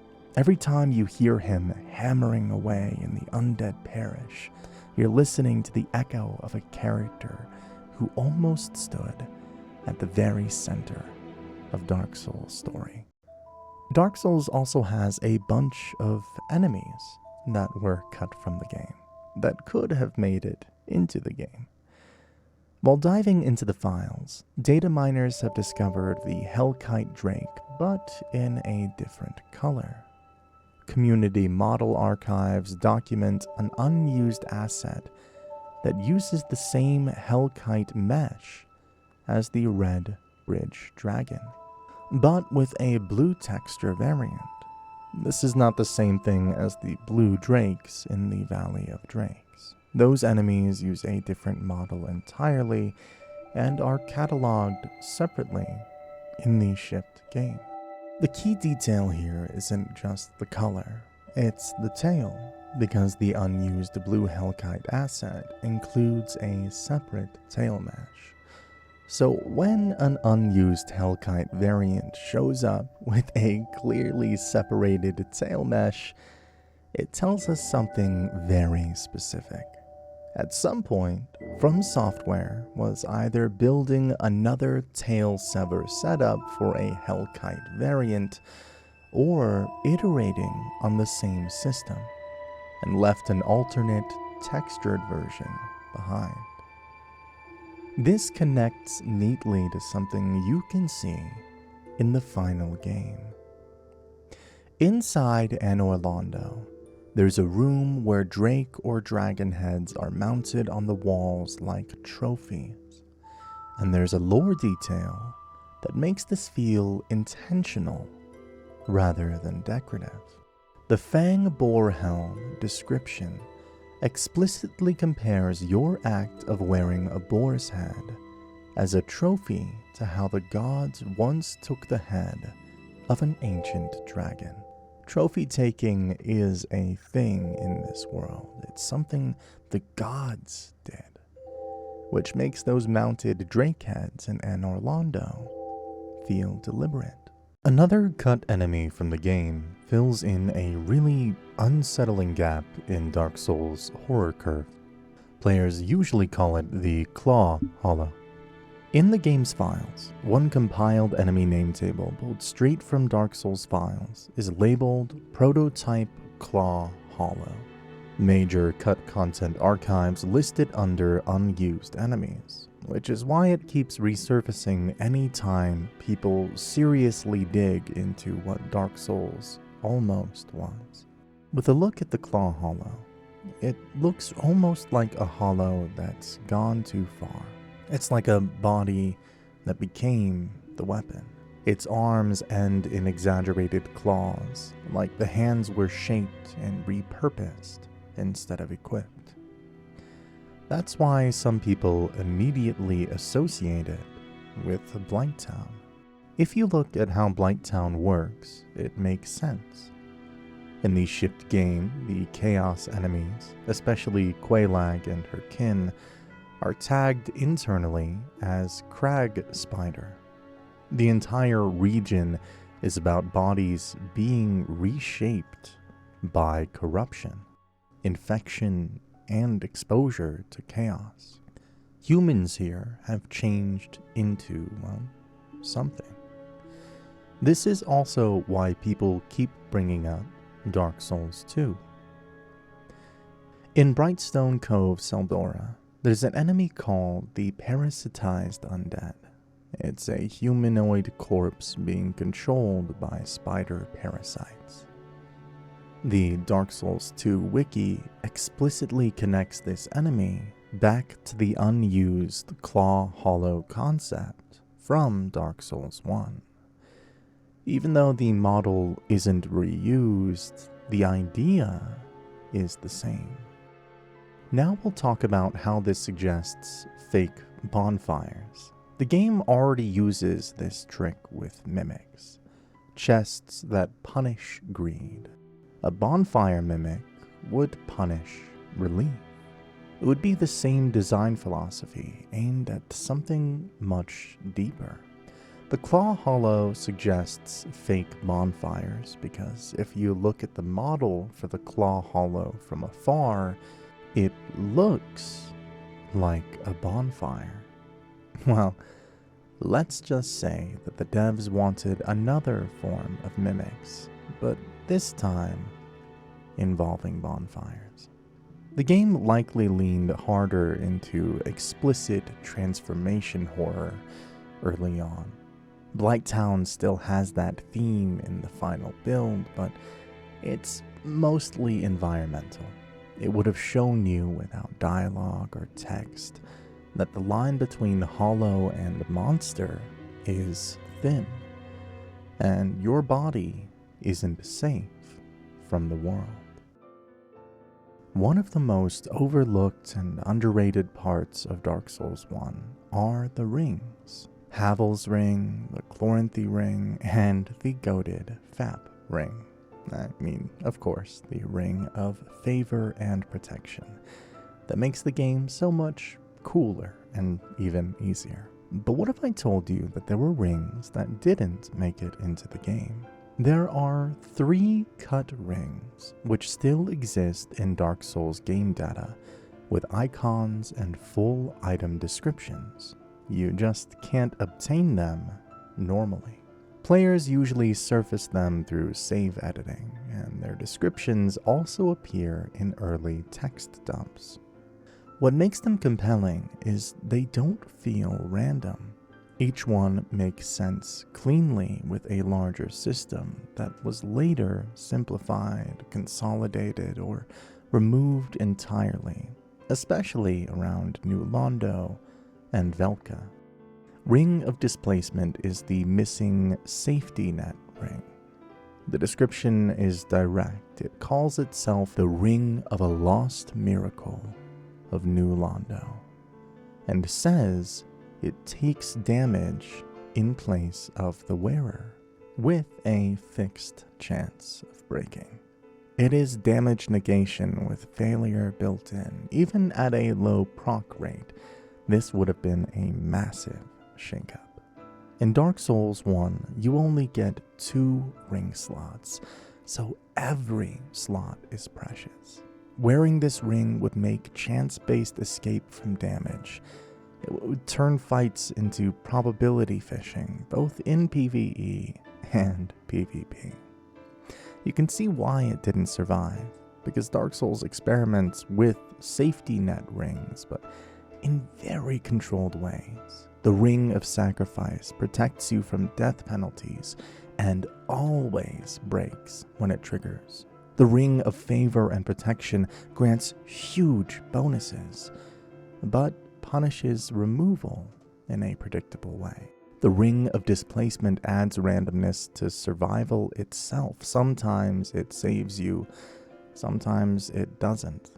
That volatility tends to feel bad on both ends, and From Software generally avoids making core progression hinge on dice rolls. What's interesting is that the idea didn't die.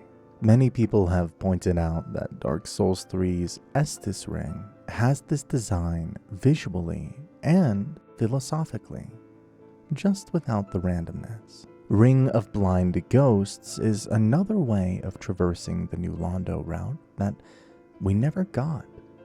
This one is pure world building. The description says it belonged to, quote, the Seal Guardian of New Londo, and prevents discovery by cursed ghosts. Then it drops the important line, there were once 3 guardians of the seal, but 2 of them, tired of their eternal task, left New Londo long ago. That single sentence changes the area in the shipped game. Ingward is the guardian of the seal. With this ring, New Londo's seal was once an order, not a lonely duty. In-game, the ring would have completely changed how you approach early New Londo. Right now, ghosts are solved through Transient Curse, a consumable that allows you to hit ghosts. A ring that prevents ghost discovery turns Transient Curse useless. That's likely why it disappeared, because ghosts define New Londo's opening atmosphere.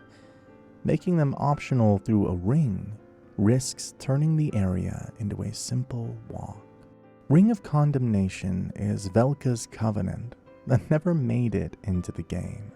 This ring might be the most revealing. Its description says it is granted to those who enter a covenant with Velka, and that it automatically counterattacks when the wearer suffers sustained damage. This mechanic sounds exactly like Karmic Justice, the Velka-aligned miracle that triggers a retaliation after repeated hits. When you line that up with the rest of the game, a pattern emerges.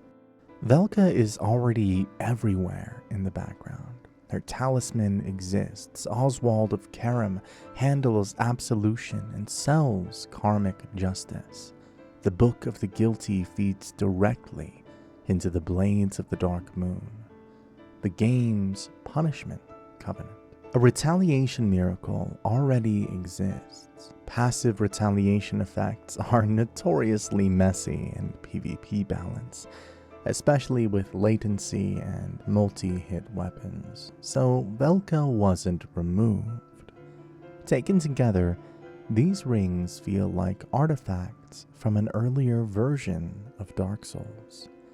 a version where New Londo had more branching solutions, where survival mechanics flirted with risk chance, and where Velka had a more explicit role in how sin and punishment played out. What's left of these ideas are these quiet leftovers in the files. The Bed of Chaos is a result of cut content and developer pressure. There are several developer interviews, unused assets, all pointing in the same direction. In Dark Souls design works, Hidetaka Miyazaki talks openly about this fight. He describes the Bed of Chaos as a boss that best exposes a breakdown in their production process. Deadlines were closing in, the team knew the encounter wasn't coming together, so they shipped something they were unhappy with. He has repeatedly called it his greatest regret in the game. In that same discussion, the art team mentions an earlier concept where King Izalith himself would have been the area boss, seated on a throne, rather than the abstract form we ended up fighting. Adding to this is the unused boss model. Modders and data miners have surfaced an alternate Bed of Chaos model using debug tools and model viewers. It looks different. The color palette is darker, more organic. The body has insect-like wings on its back. Interestingly, it also has animations for crawling and leaping. These unused assets suggest a version of the fight where the boss actually moves through the arena, pressures the player with repositioning, controls space, lunges, shifts in distance. The unused content shows the physical threat coming from the creature. That design direction is a world away from the shipped encounter. The final Bed of Chaos is built around a puzzle structure. The danger comes from the arena, collapsing floors, sweeping limbs, scripted progress where you destroy key weak points. A mobile boss with crawl and leap animations implies a very different experience. It implies an actual fight. This contrast alone tells you how much it was reworked.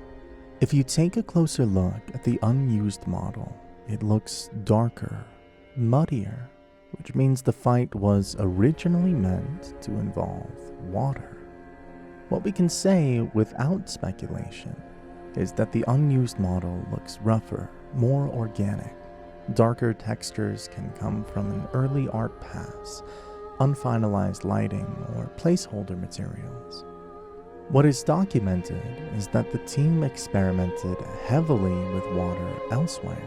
In the same design works material, they talk about Firelink Shrine originally being designed as a water-focused area, before that idea was dropped for practical story reasons. Large environmental experiments were absolutely part of development. Many NPCs were originally supposed to be different. They were designed different, and an example of that is the blacksmith in the Tomb of Giants, Vamos, who was originally meant to look a lot more dangerous. In unused content notes compiled from on-disk leftovers, Vamos is described with a much more armed silhouette. He's listed as wearing his royal helm, carrying a spider shield, a pickaxe, a great axe, plus his smithing hammer. This unused model means that he was supposed to be different. Instead of a half-naked skeleton muttering in a corner, this version of Vamos feels like a guardian blacksmith, the kind of figure you'd expect to survive deep in the catacombs, someone equipped to defend his space if you pushed your luck. In the shipped game, the Royal Helm description explicitly calls it the Helm of Vamos, and says it is believed to belong to an ancient royal line. If you kill Vamos, he drops it. But when you meet him, he isn't wearing it. The rest of his listed gear fits him almost too well. The spider shield matches up perfectly with the region around him. Poison, rot, infestation, the slow creep of Blighttown bleeding upward into the catacombs. The pickaxe and great axe are tools as much as weapons. A pick suggests mining and carving. An axe suggests heavy labor. They reinforce the idea that Vamos didn't just stumble into his workshop. He made it. When you picture him holding a shield and tools instead of sitting defenseless, he stops feeling like a spooky novelty NPC and starts feeling like someone who carved out a niche in a hostile world. So why strip all of that away and leave him basically naked? The reasons are surprisingly practical. First, readability. The catacombs are already full of skeletons with weapons and shields. If Vamos looked armed, a lot of players would read him as an enemy and, on instinct, swing first. Second, space. Vamos sits in an extremely cramped room. Big shields, multiple weapons would clip through walls, break animations, and cause camera problems. Removing them stabilizes the scene. And third, tone. A naked skeleton blacksmith hammering away in the dark is unsettling.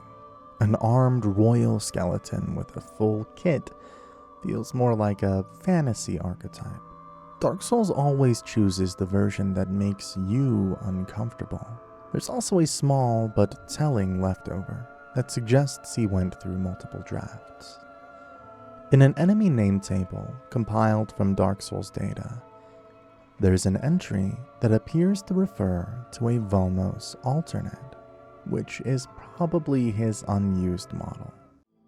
Marvelous Chester, another NPC which saw some character changes before launch. In the released game, Marvelous Chester shows up in Artorias of the Abyss as a sharply dressed outsider. He sells you gear in royal wood, trades barbs with you like he knows more than he's saying, and later decides to settle things with an invasion. Hidden in Dark Souls on-disk data are unused Chester character models. Modding references list prototype Marvelous Chester under model IDs C2590 and C2591, and the model's resource hosts these assets directly, clearly labeled as prototype versions. That's why people say you can swap him in and see the old Chester, because there's a separate Chester actor sitting in the files with its own model package. And with debug or mod tools, you can load him into the game. When players do that, the difference is immediate. The prototype Chester looks creepier, his movements are off, and animations snap or loop strangely. Sound effects are missing or incomplete. That's exactly what you would expect from an NPC that never quite finished the pipeline.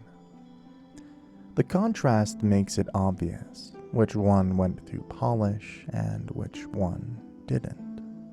There's also a weapon tied to this cut version that keeps popping up in discussions. What fans usually call Chester's Black Zweihander is really removed content.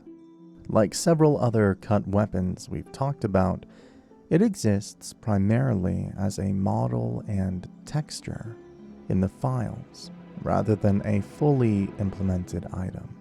No stats block, no normal acquisition method. It behaves like a visual asset, waiting for systems that never got finished. What's interesting about Chester is how late he arrived in Dark Souls' life cycle. He's a DLC character, which means he was developed after the base game shipped. The prototype version feels rougher, stranger, and less readable. The shipped Chester is theatrical, controlled, and deliberately out of place. He looks like he wandered in from another genre on purpose.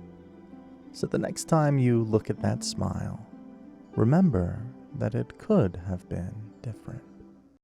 Beatrice is another NPC who saw changes before she was shipped. In the final version of Dark Souls, Witch Beatrice exists in a very limited, almost ghost-like way. You never speak to her, you never meet her in the world. You only know her as a white phantom.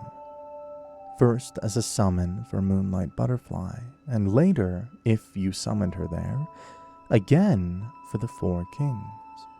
She's less like a character and more like a lingering presence. What most players never see is that this wasn't the only version of Beatrice that existed during development. In extracted asset archives, there's an unused model commonly labeled Witch Beatrice Child. There's a lot of research noting that Beatrice has a visibly younger variant left in the data. There's even a small but telling texture of her staff that refers to it as a wand and not a staff. On the Souls modding wiki, the same model appears as prototype young Beatrice, listed under model ID C2640. There really is a younger Beatrice model sitting in the files, and with a mod or debug tools, it can be loaded into the game. Players either spawn the unused model directly using debug-style functions, or they swap an existing NPC or enemy model with the young Beatrice so that they can see it in the world. That's why footage of her often looks strange. Animations can feel stiff, behavior is incomplete, the audio is missing. The big question is always the same though. Was she supposed to appear in the world? The model suggests that definitely, but how far that idea went is unknown. She may have been planned as a visible NPC early on, and she may have appeared in a flashback-style context, or the model may simply represent an early visual past before the team decided she should remain distant and unreachable. The files don't lock that down. Alongside the Four Kings sword, there were a bunch of weapons and armor pieces that were cut from the game. One of the weirdest ones people keep bringing up is what the community usually calls the Nine Tails Whip. When Dark Souls players talk about the Nine Tails Whip, they're almost always referring to an unused weapon icon or texture in the game files. Visually, it looks like a cat of nine tails style whip. One handle that splits into multiple strands. That's where the nickname comes from, and the final game never gives you an actual item you can loot, equip, upgrade, or use in a normal playthrough. On fan documentation sites, it's usually labeled more carefully as an unknown whip, with Cat O' Tails being an unofficial community name. Sitting right alongside those cut weapons is one of the strangest leftovers in the entire item list. The Unknown Talisman, more commonly referred to as Guinevere's Talisman. This one is easy to verify because it exists at the most basic level possible. Inside of Dark Souls shipped data, there's an unused item name that community documentation has been pointing out since as early as 2012. Internally, it's categorized under Dragon Talismans, and every major cut content index notes the same thing. It has no usable item data in normal play. What really locks this in is that there's also a matching unused asset. On the models resource, there's an extracted model explicitly listed as Guinevere's Talisman, Ancient Dragon Talisman. That matches up perfectly with the internal category and confirms this wasn't just a placeholder someone forgot to delete. A visual asset was made for it. When players force the item into the game using debug tools or save editing, the results are consistent every time. It appears with a name reference, but no proper description text. It doesn't function like a real miracle catalyst. Modding tools flag it as present but non-functional. The interesting part is what this talisman implies. Miracle talismans are deeply tied to belief and divine authority. Linking one directly to Guinevere suggests an earlier version of the game leaned closer to the idea of a central divine catalyst, something closer to a God-blessed focus, rather than the fragmented faith system we ended up with. The final set of cut pieces that we could find from Dark Souls 1 are the armor sets that we could muster from the game files. First up is the bear armor. This one sits firmly in the early cut category. What exists is only an unused armor model and textures, not a real obtainable armor item. On the models resource, it appears under unused content as bear armor, complete with extracted model and texture files. Community documentation going back years describes the bear set as something removed early in development. There's no proper armor entry for it. That's why you can't find it in the world. To see it in-game at all, you'd have to override another armor's model. It isn't set up like real gear. It's an art asset that survived after the gameplay side was abandoned, which makes it feel like a concept that never got past the visual stage. The Elite Cleric set is a completely different situation. This one is a full armor set. It has proper stats, defenses with functionality in the data. What it doesn't have is a legitimate way for the player to obtain it. The Elite Cleric set is not assigned to any chest, corpse, merchant, or drop. If you inject it into your inventory through save editing, it works exactly like normal armor. But there's a reason the assets exist at full quality, because a familiar face wears the armor. Petrus of Thorland wears it in the released game, minus the helm. That explains why the set was fully modeled, textured, and balanced, even though players can't legitimately get it. However, in the models, only a male variant exists. There is no female variant of the set. The Magesmith set follows a similar pattern. Multiple sources identify it as another completed but unobtainable armor set.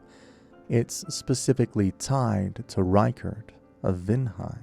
Again, the set is fully functional if you force it into your inventory. Again, there's no drop, no shopping list, no chest tied to it. There's also a small technical detail that supports this being a late cut.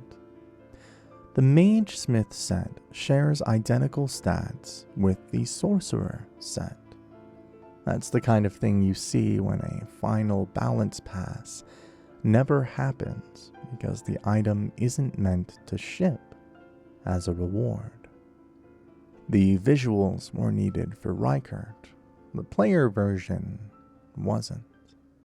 Moving into Dark Souls 2, because here, cut content starts looking like an entire storyline that got ripped out mid-development.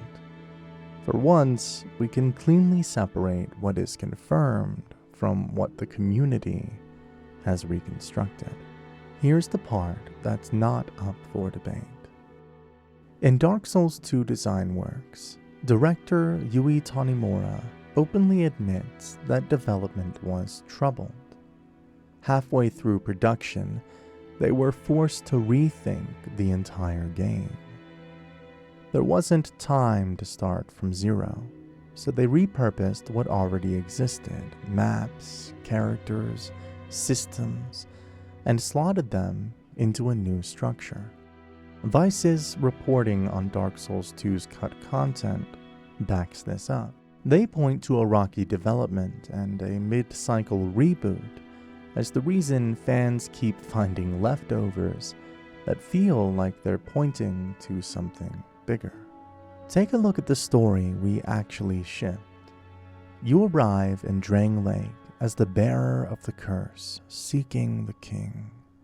We learn that Vendrick was manipulated by Nashandra into waging war against the giants.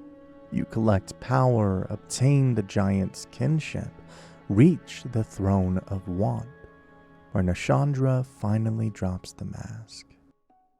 But even in the finished game, there's one mechanic that breaks the rules of that structure: the giant memories. The strongest reconstruction shared across the community is this. Time travel was originally the main engine of Dark Souls 2's narrative. It's believed that time travel played a big role reconstructed from the network test build, unused assets, early trailers, and leftover data. In the early version of Drang Lake, it existed in multiple states: a present-day Drang Lake, broken and decaying, alongside a past Drang Lake, closer to its collapse. Instead of a few sealed-away memory bubbles in the game, you would have shifted between eras more freely. Areas would change, characters would be alive or dead, depending on when you arrived. Politics, war, and decay that is talked about as lore would be playable. Many reconstructions refer to the tool that enabled this as the Pendulum of Time. That name isn't official canon, but the name given to it by the community. Adding on to this, the Emerald Herald becomes impossible to ignore. In the shipped game, she is already strange. She talks about cycles, repetition, inevitability. Talks about your journey as something that has happened before, something that will happen again. But buried in the files, there's also a child model of the Emerald Herald, which was never used in the game.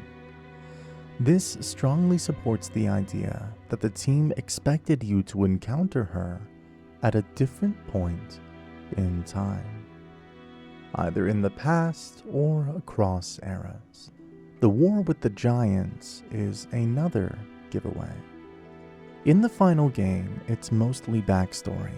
You touch it through memories, broken fortifications, ghostly echoes. It's world building to tell you enough about the game. But if time travel was once central, then the giant war makes perfect sense as a playable arc, not a historical footnote. Instead of brief memory dives, you could have experienced the conflict unfolding, watching Drang Lake tear itself apart in real time. Even the geography starts to make more sense through this lens. Tanemura says they had to repurpose maps, force them into a new world layout. If the original design assumed you were navigating through time, then a strange transition and dreamlike connections wouldn't be a problem. The instability would be intentional. But once the time travel mechanic was removed, those same connections start feeling off when read as normal physical space. What players experience now may be a world meant to be understood through time travel. Now let's talk about a cutscene, because Scorpioness Nazca is one of those Dark Souls 2 bosses where you can feel something got pulled out at the last minute. In the shipped version of Dark Souls 2, Scorpioness Nazca is one of the bosses of the Shaded Ruins, with Man-Scorpion Tark as an optional summon, but only if you talk to him using the Ring of Whispers and exhaust his dialogue. What we get is already tragic.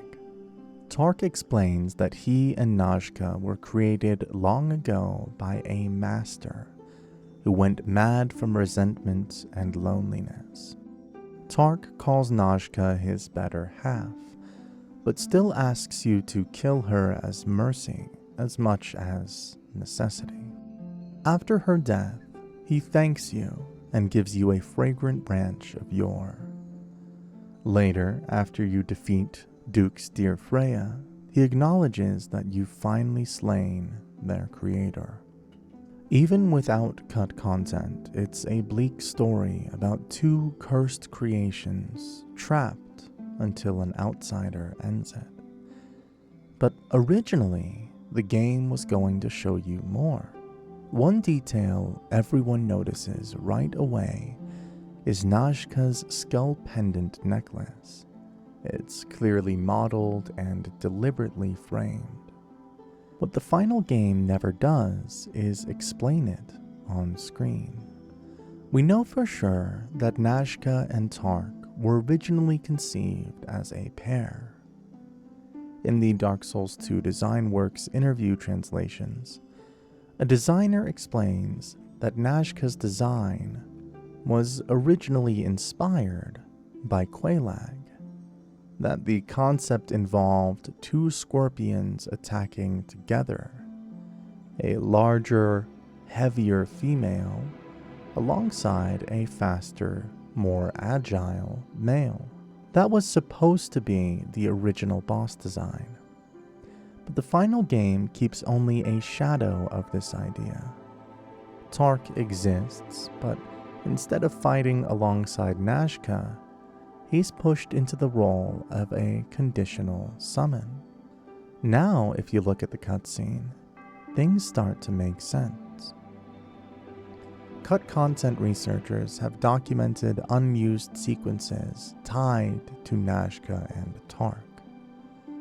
One of the most striking details is that one version shows Tark taking Nazca's skull necklace after her death, instead of Nazca simply collapsing, fading out like a normal boss.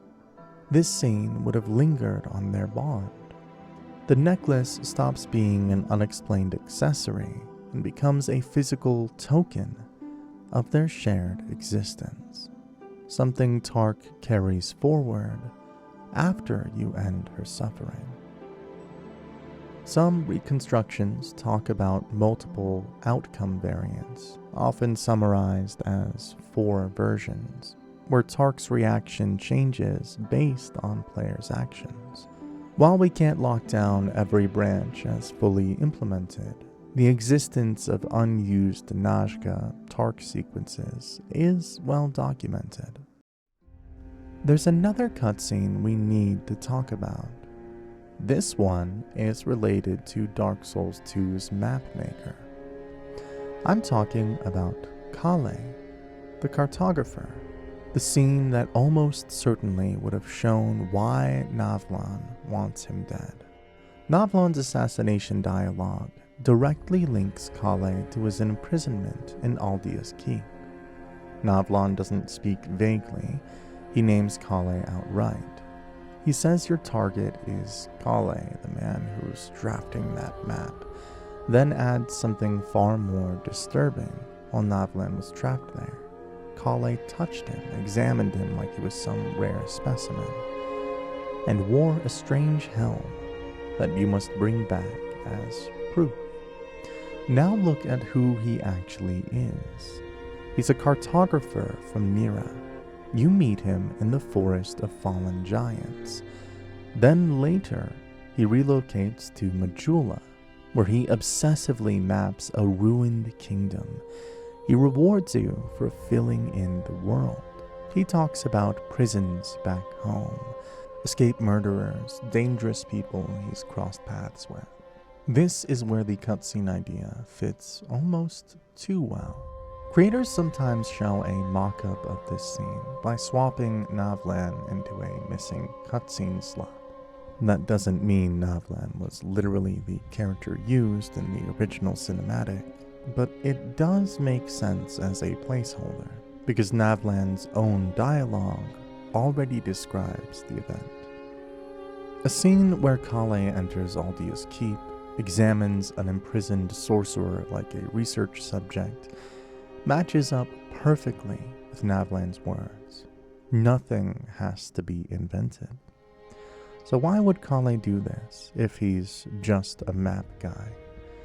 Well, he might have been a little too curious.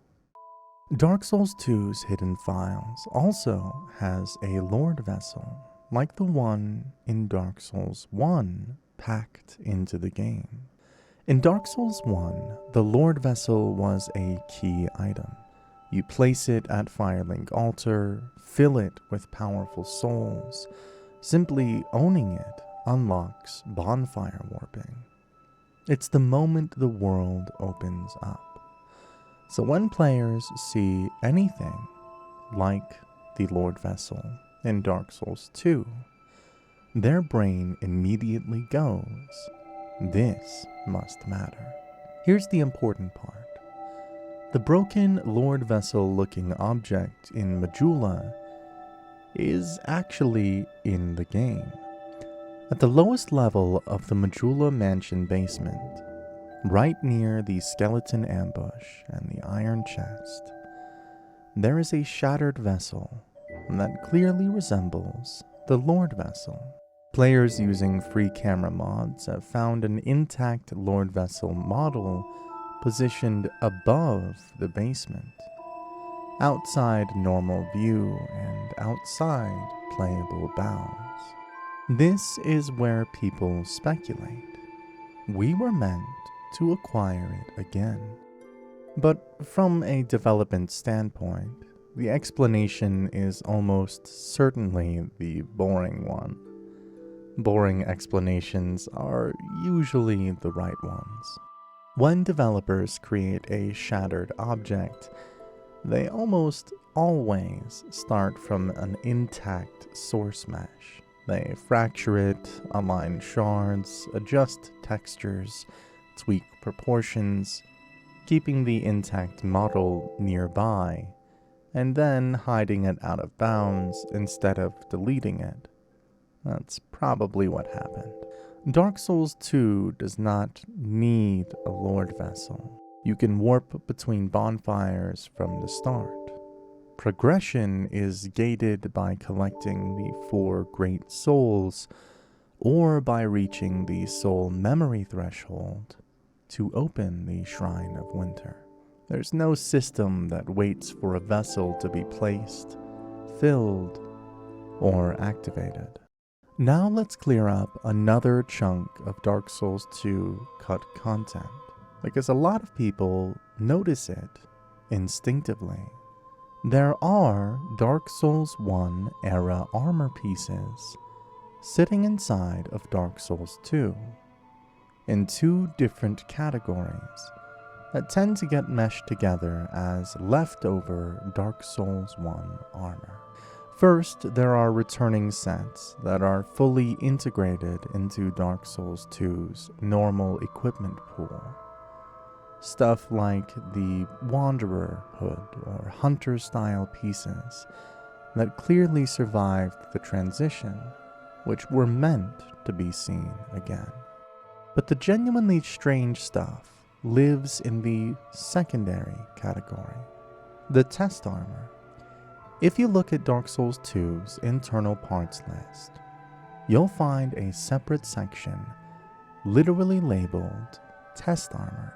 This list contains armor parts whose names line up exactly with iconic Dark Souls 1 gear.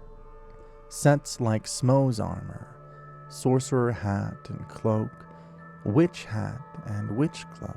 Smo's set exists as armor, gauntlets, leggings, but no helm. The Sorcerer's set shows a hat, cloak, and gauntlets, but no leggings.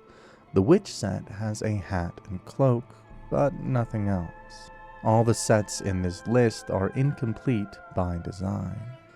They're all model parts that exist independently of a finished item entry. Dark Souls 2 builds armor visually of modular parts. Head, body, arms, legs, each referenced separately by an internal ID. That system makes it incredibly easy for developers to drop any model onto the player's skeleton for testing. Dark Souls 2 also has a bunch of weapons from Dark Souls 1. Buried in the game's data is a category that literally has a developer label. Test weapons with just raw models that exist because someone needed to check if things worked. The names on that list are immediately familiar if you played Dark Souls 1. Smo's hammer, Dragon King Great Axe, even the Izalith Catalyst. Seeing those names makes your brain light up because they carry so much baggage from the first game. But in DS2, those weapons just exist as textures and nothing more. They're visual models sitting in the parts data because there's no logic attached to them. They don't have attacks, stamina rules, or hitboxes, and they were never tuned for combat. When modders make them swing, what they're actually doing is duct taping another weapon's behavior onto the model. They're borrowing logic. The game itself never actually shipped with intent for these to function. And that tells you a lot about the development. Dark Souls 2 went through a rough rebuild halfway through production. Assets were reused aggressively. Anything that was already rigged, textured, already known to work on the skeleton became incredibly useful. Smo's hammer isn't there because someone wanted you to wield it again. It's there because it's a perfect test object. Big, heavy, extreme proportions, great for checking animation clipping and collision. Same with the Dragon King Great Axe, and again, with the Izalith Catalyst. The Shrine of Amana is one of the most painful places in the game. It's an area that everyone hates. But the original Shrine of Amana was going to be a little different. Inside Dark Souls 2's map listings, there are two separate map IDs tied to the Shrine of Amana content. One is the version you actually play. The other is literally labeled Shrine of Amana Unused Old Version. Internally, both maps are called Fairy River Blank, with the Japanese name Yose no Hotori. That word Yose straight up means fairy. We'll never know how this area could have turned out. Looking at one of the coolest places in Dark Souls 2, Drangleic Castle, the final version that we see in the game, is quite different from the earlier versions. Again, in the game files, we find 2 map IDs. One of them is labeled Drangleic Castle, unused old version. The other version we can actually play, labeled Drangleic Castle and Throne of Wand. Both share the exact same internal concept name, Rock Peak Castle. So we possibly could have seen a different version of Drangleic Castle too. In Dark Souls 3, we can find a really interesting bit of cut content that modifies the way the player character moves, which adds a new layer of stealth to the game. Buried inside of Dark Souls 3's player animation archive, the same core file that controls rolling, attacking, blocking with everything else, there's a complete stealth-style animation set. A crouched posture, lowered stance, slow movement, faster crouched movement, blocking while crouched, with a clean transition back to standing. It's a full, intentional sequence, the kind of thing you only build if you're experimenting with a new player state. The important part is this: Dark Souls 3 does not store unused animations casually. Player animations live in a tightly controlled archive that derives gameplay logic frame by frame. If something is in there, it was tested and added into the systems. So when you see a crouch enter animation followed by crouched movement alongside exit, what you're looking at is the skeleton of a mechanic, a stealth stance. What makes this even more striking is how the animations are categorized, because the animations sit in a two-handed context. In Dark Souls 3, two-handed context means one thing: skills. Weapon skills are the one system in Dark Souls 3 that deliberately changes your stance, your movement, and your animation logic while active. Press L2, your posture changes, your inputs do something different, and the game treats you as being in a special state. That lines up perfectly with what this crouch set looks like. Now think about how Dark Souls 3 already handles stealth. It absolutely supports it, but not through posture. Instead, it uses effects with spells that silence footsteps, reduce enemy detection, and rings that mask sound entirely. You can already ghost through areas in DS3 if you build for it. What this animation set represents is a physical version of that idea. But the reason it probably didn't end up in the final version is because Dark Souls 3 is not built like a stealth game.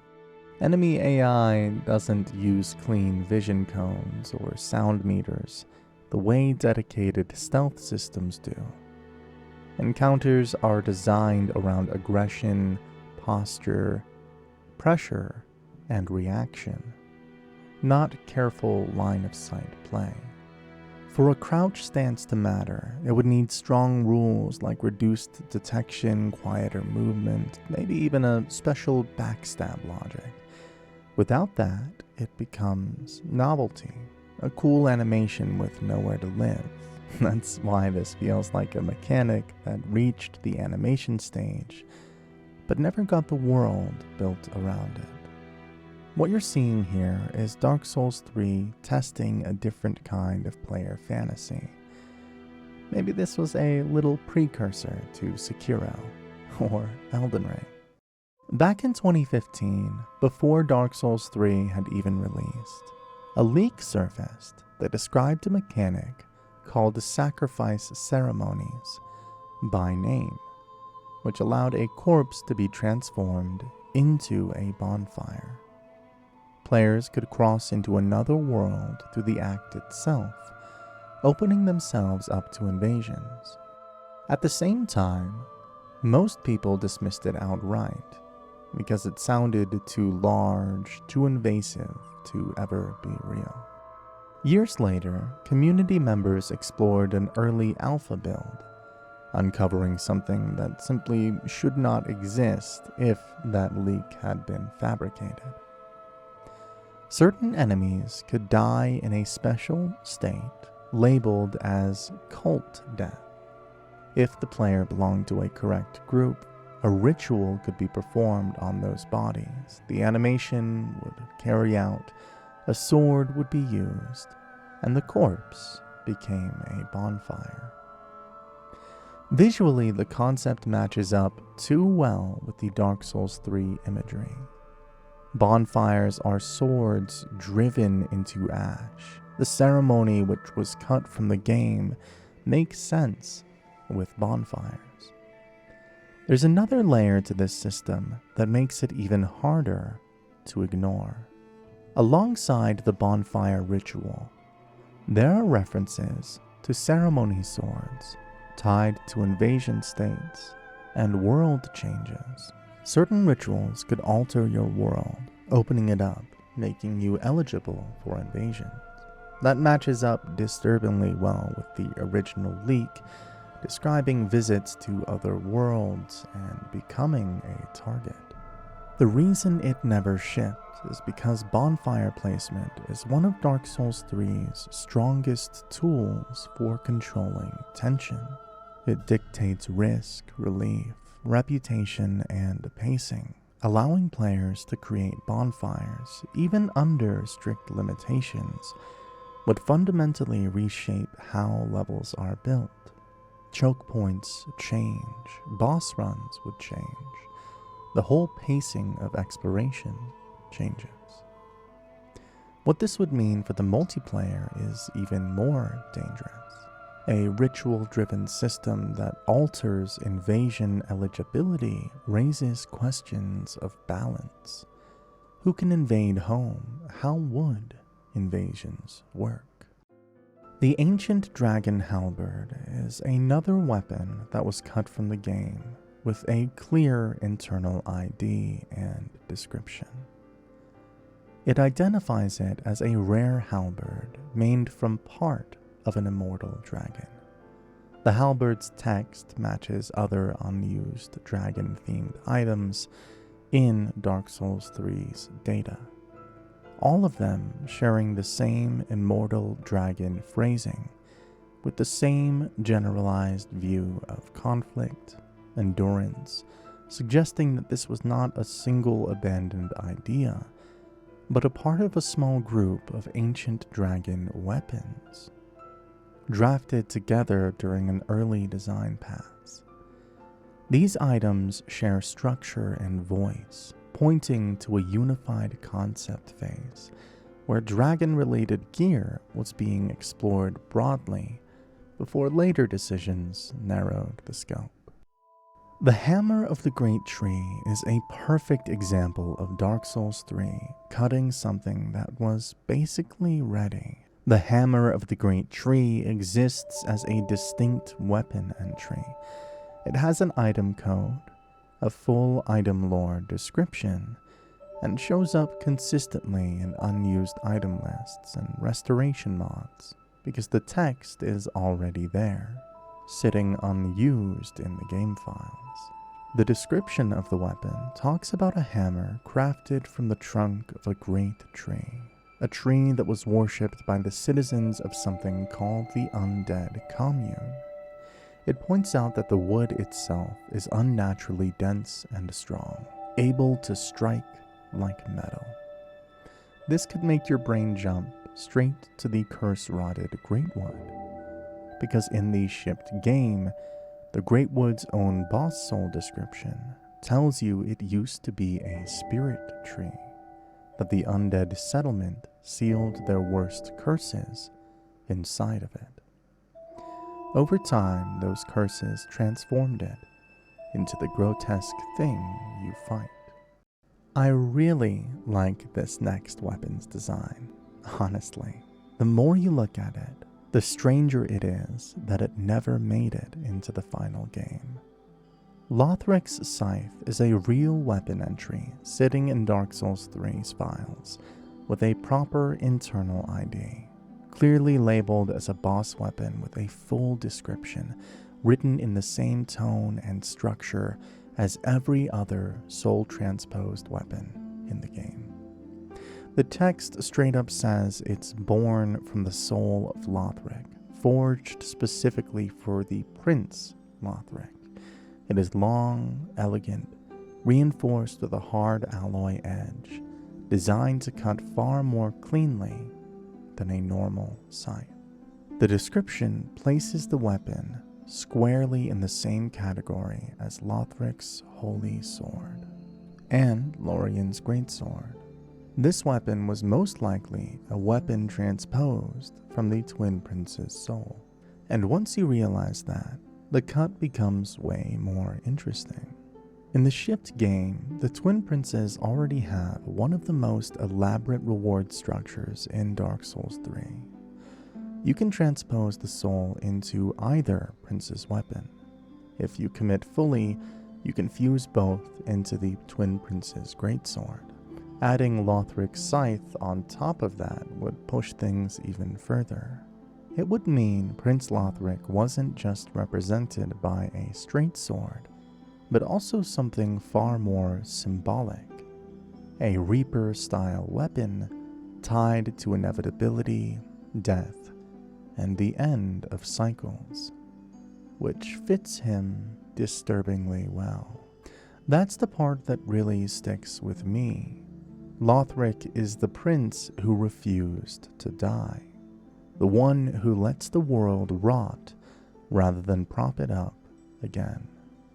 Giving him a scythe feels intentional in a way a sword doesn't quite capture. A sword defends, a scythe ends, and yet that idea never makes it to the player. The clearest explanation isn't lore drama or a scrapped ending. It's a reward economy. The Twin Princes fight already hands out a lot.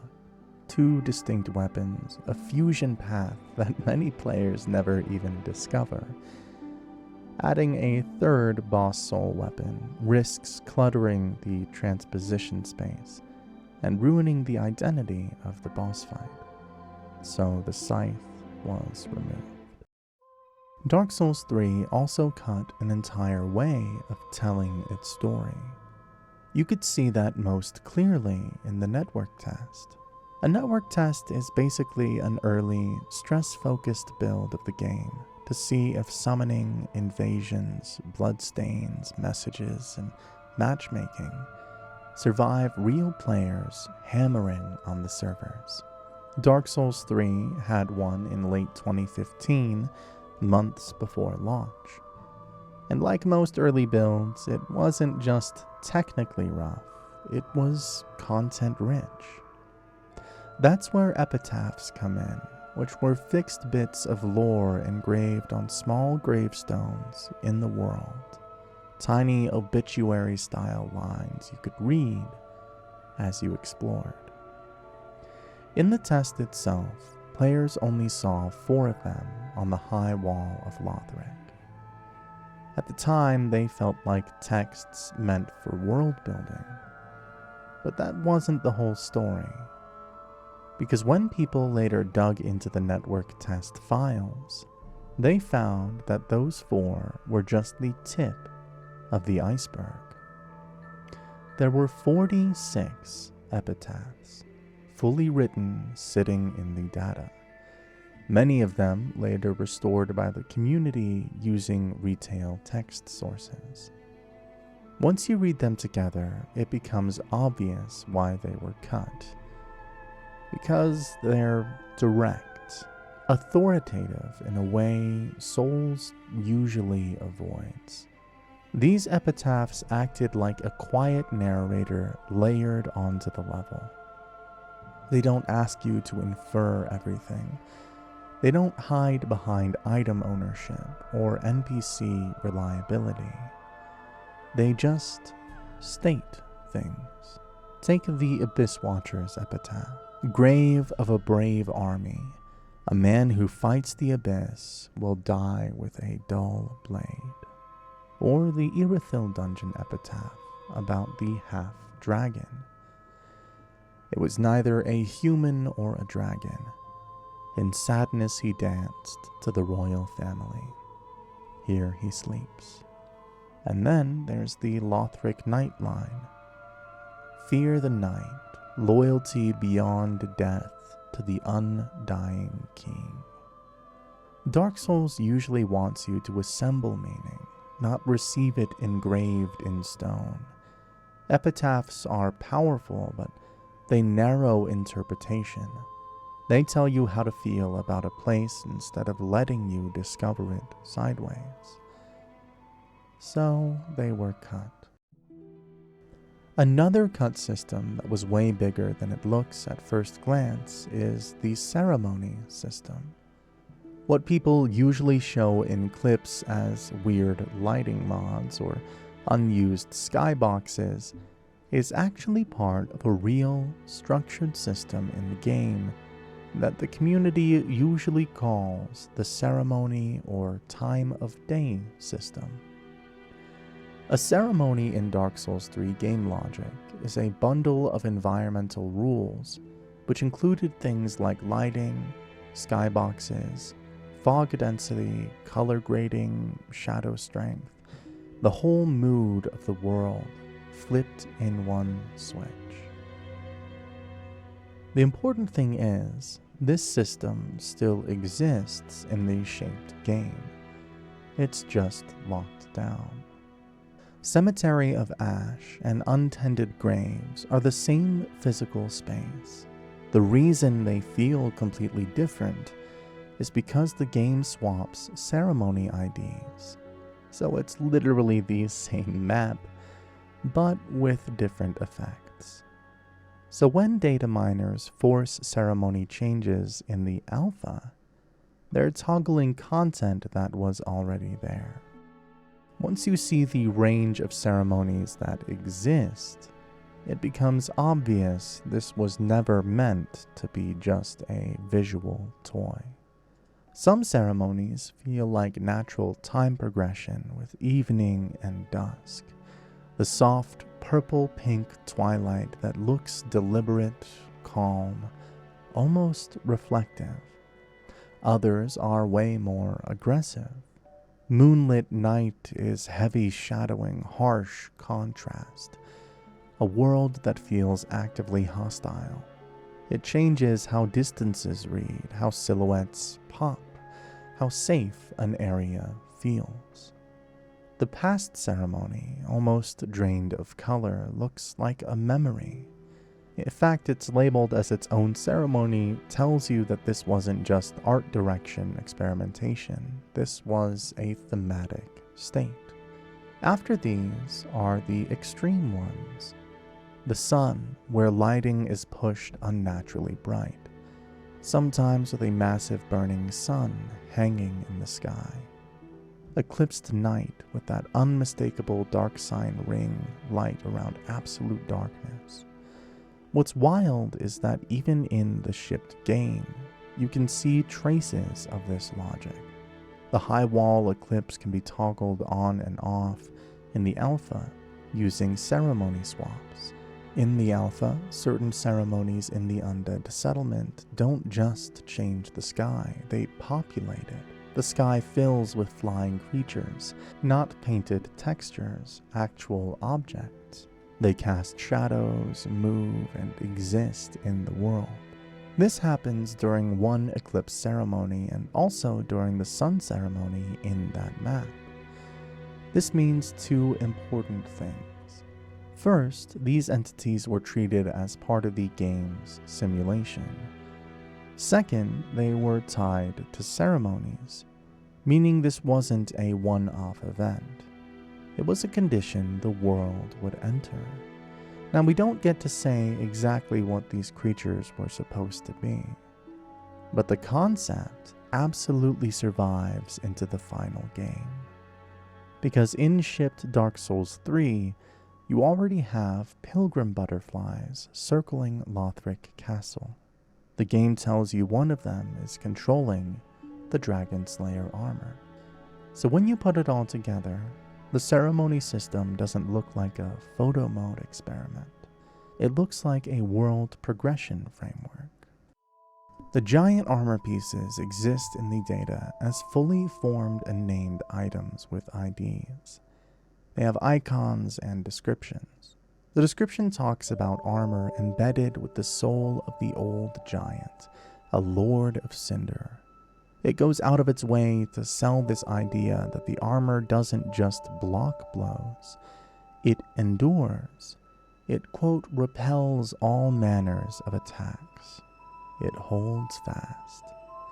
Once you hear that, the connection becomes obvious.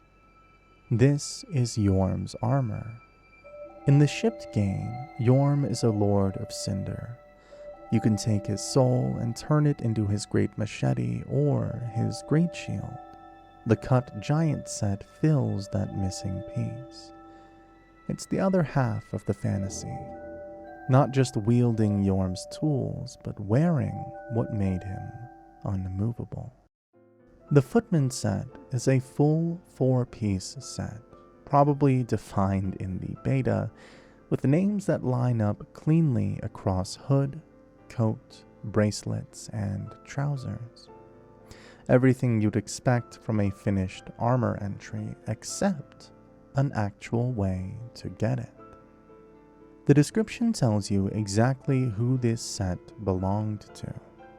It talks about a manservant who roams the undead commune, someone given the most dejectable tasks, someone physically warped by labor and hollowing to the point where their strength far exceeds what their body should be capable of. And when agitated, they become uncontrollable. If that sounds familiar, it's because you've already fought these people. The undead settlement in the retail game is crawling with hollow manservants, the ones dragging cages full of corpses, hauling pots of meat. The Footman set feels like it was made for them, the kind of people who keep a rotten system running while being crushed by it. The Saint set is an armor set which didn't make it into the game, but has a description which ties itself to Yorkshire.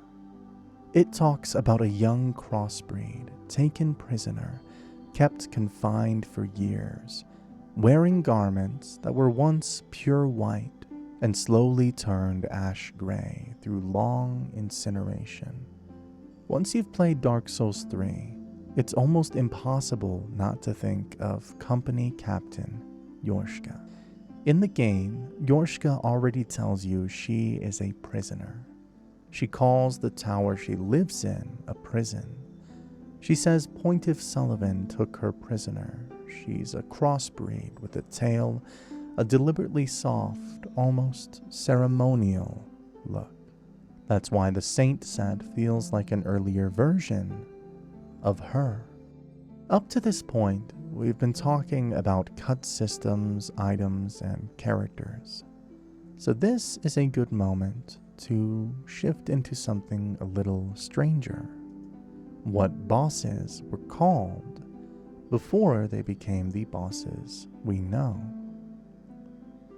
One of the easiest ways to peek behind the scenes of Dark Souls 3 is to look at the names, internal names, the kind of labels developers use to keep things straight while the story is still in flux. The important thing to understand right away is that these names are not lore. Pontiff Sullivan was labeled as Black Old King. It shows up in data mining and early Dark Souls 3 development coverage. This explicitly references file naming that links Pontiff Sullivan to Black Old King. when talking about how much of Dark Souls 3's world and bosses were reworked mid-development. Black Old King sounds like a ruler, a monarch, someone who owns the city rather than preaches to it, which matches up really well with another piece of cut content. The Old Monarch Crown and Old Monarch Robe. Their descriptions talk about an old king who protected the capital of the Frigid Valley, and about garments eroded by darkness over time. This is really interesting because Frigid Valley is an early development name for what becomes the Boreal Valley, the space Irithyll occupies in the final game. Even the dancer carried that name early on. What's emerging now is what could have been earlier versions of Irithyll and Pontiff Sulyvahn. Early drafts seem to have framed Irithyll around an old, darkened monarch figure, a king tied to the frozen capital. Pontiff Sulyvahn's internal label fits that role cleanly. In the shipped game, that kingly identity doesn't disappear. Sulyvahn still rules Irithyll in everything but name. He controls the city, the knights, the prison, the cathedral, and the fate of the gods who once lived there. He just does it as a pontiff instead of crowned monarch. Aldrich's internal name is actually shocking. You'll often hear that Aldrich was called Sulyvahn internally, and that this means Aldrich and Sulyvahn were once the same character. Here's where you have to be careful. Unlike Black Old King, it's harder to tie the Sulyvahn label to a single, clean, data-mined source, but it shows up repeatedly, but mostly through community aggregation rather than one definitive group. What is proven is that in the final game, Sulyvahn and Aldrich are narratively welded together. Sulyvahn orchestrates the fall of Anor Londo, imprisons a god, and feeds him to Aldrich, which makes the development theory tempting but restrained. Earlier drafts may have bundled the Ruler of Irithyll role and the Devouring Horror role closer together, possibly even in one entity. Later, they split them. Sulyvahn became the political architect. Aldrich became the Lord of Cinder, the monster at the end of the line.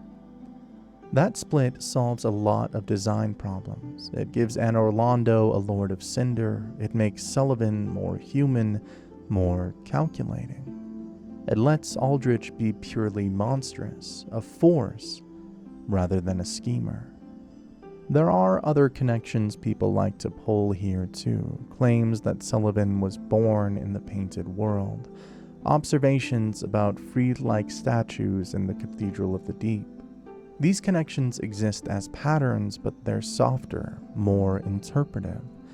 They reflect how Dark Souls 3's themes overlap across Irithyll. The Deep and the Painted World. Not a single clean, confirmed origin story. Early in development, Osiris wasn't called the Consumed King. He was called Dragon Angel.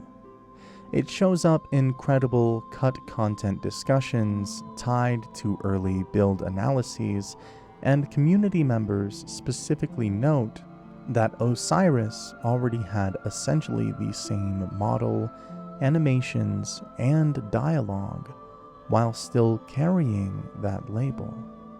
This was just him, framed differently. Consumed King tells you what he is now. Broken, obsessed, degraded, Dragon Angel tells you what he thought he was becoming. It suggests his aspirations for sanctity, a ruler chasing transcendence through dragons, not just losing his mind to them. That framing narrative matches up eerily well with Osiris's lore, as much as a monarch who believed dragons were the key to enlightenment, directly echoing the legacy of Seth the Scaleless. Like Seth, Osiris seeks draconic truth, rejects the natural order, but ends up as a twisted imitation rather than a true ascendant being. You also have to look at the arena itself. Before Osiris was locked into the consumed King's Garden, leaked pre-release screenshots show Indux Gundyr occupying that space instead. The ruined temple garden was originally a flexible set piece, not Osiris's arena just yet. That tells you the garden existed first as a major narrative location, but then the boss assigned to it came later. From Software was still deciding what story that space would tell. In the retail game, Osiris speaks to cradles and ultimately crushes an invisible child. That's Ocelot. It's disturbing precisely because you're never shown the full truth. You're left wondering whether the baby is real, dead, imagined, or something worse. But in the alpha build, that ambiguity didn't exist. Baby Ocelot was originally visible. The intro cutscene had different camera angles. The child was part of the scene in a literal, physical way. That means the most infamous moment of the fight, Osiris's collapse into animalistic rage, was originally even more clear. Making the baby invisible was probably done because a king violently killing an infant is a line most studios won't cross at launch. But there's a second reason that fits Dark Souls far better. Ambiguity is more powerful than certainty. By hiding Ocelot, the game lets Osiris exist in a liminal space. He might be mad, he might be delusional, or he might be the last witness to a horror the world refuses to acknowledge.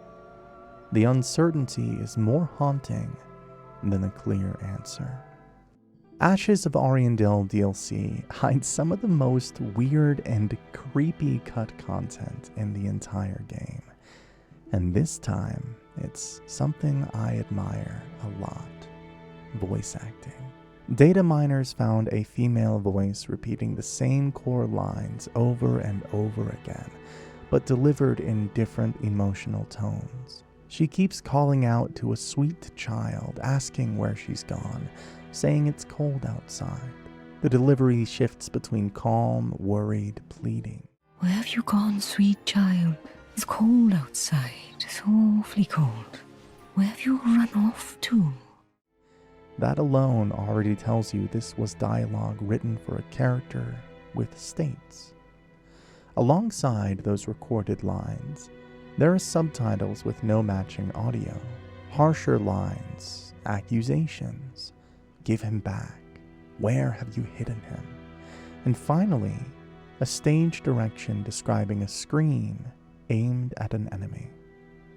In From Software games, when you see voiced lines paired with later subtitle-only lines, it usually means the scene was partially implemented, then removed before the recording session was finished or before final scripting was locked in. In other words, this was cut late. So, who was supposed to say this? All signs point to a very specific enemy in the DLC, the Birch Woman, sometimes called the Tree Woman. Multiple major wikis explicitly connect this unused dialogue to the Birch Woman who guards the Snap Freeze sorcery. That encounter has always stood out to players as strange.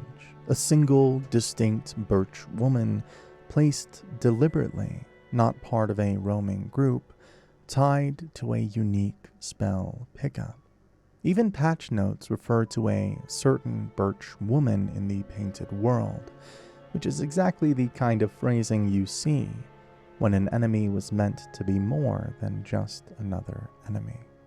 When you read the dialogue in sequence, the shape of the cut becomes pretty clear. You approach her, but she isn't immediately hostile. She's calling out, lamenting, talking to a child who isn't there. Then something triggers the second phase, maybe proximity, aggression, or the presence of the player itself, which flips her tone. The lines turn accusatory. Someone took the child, someone is responsible. Then the scream cue clicks in, signaling the transition into combat. This was a scripted encounter that never made it into the final build. You'll hear theories that this is Sullivan's mother, or the Queen of Lothric, or someone calling out for Ocelot. The problem is, the dialogue itself never names the child, so while those theories are tempting, they go beyond what the actual evidence supports. Let's look at the trailer, because the trailer has something that was cut from the game. In the Ashes of Ariandel trailers, there's a very clear shot of Father Ariandel striking himself with a flail. You see the motion and the intent.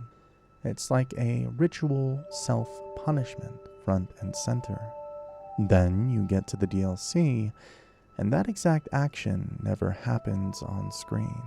In the released game, long before you ever see Ariandel, you can hear him. Heavy, rhythmic impacts echoing through the chapel. Guides and players picked up on this immediately because the sound design is doing the same storytelling the trailer did, just without showing it. Ariandel is still hurting himself. You're just not allowed to watch anymore. The missing visual has a very clean explanation once you look at how the DLC ends up handling it. The self-flagellation was there in a different version.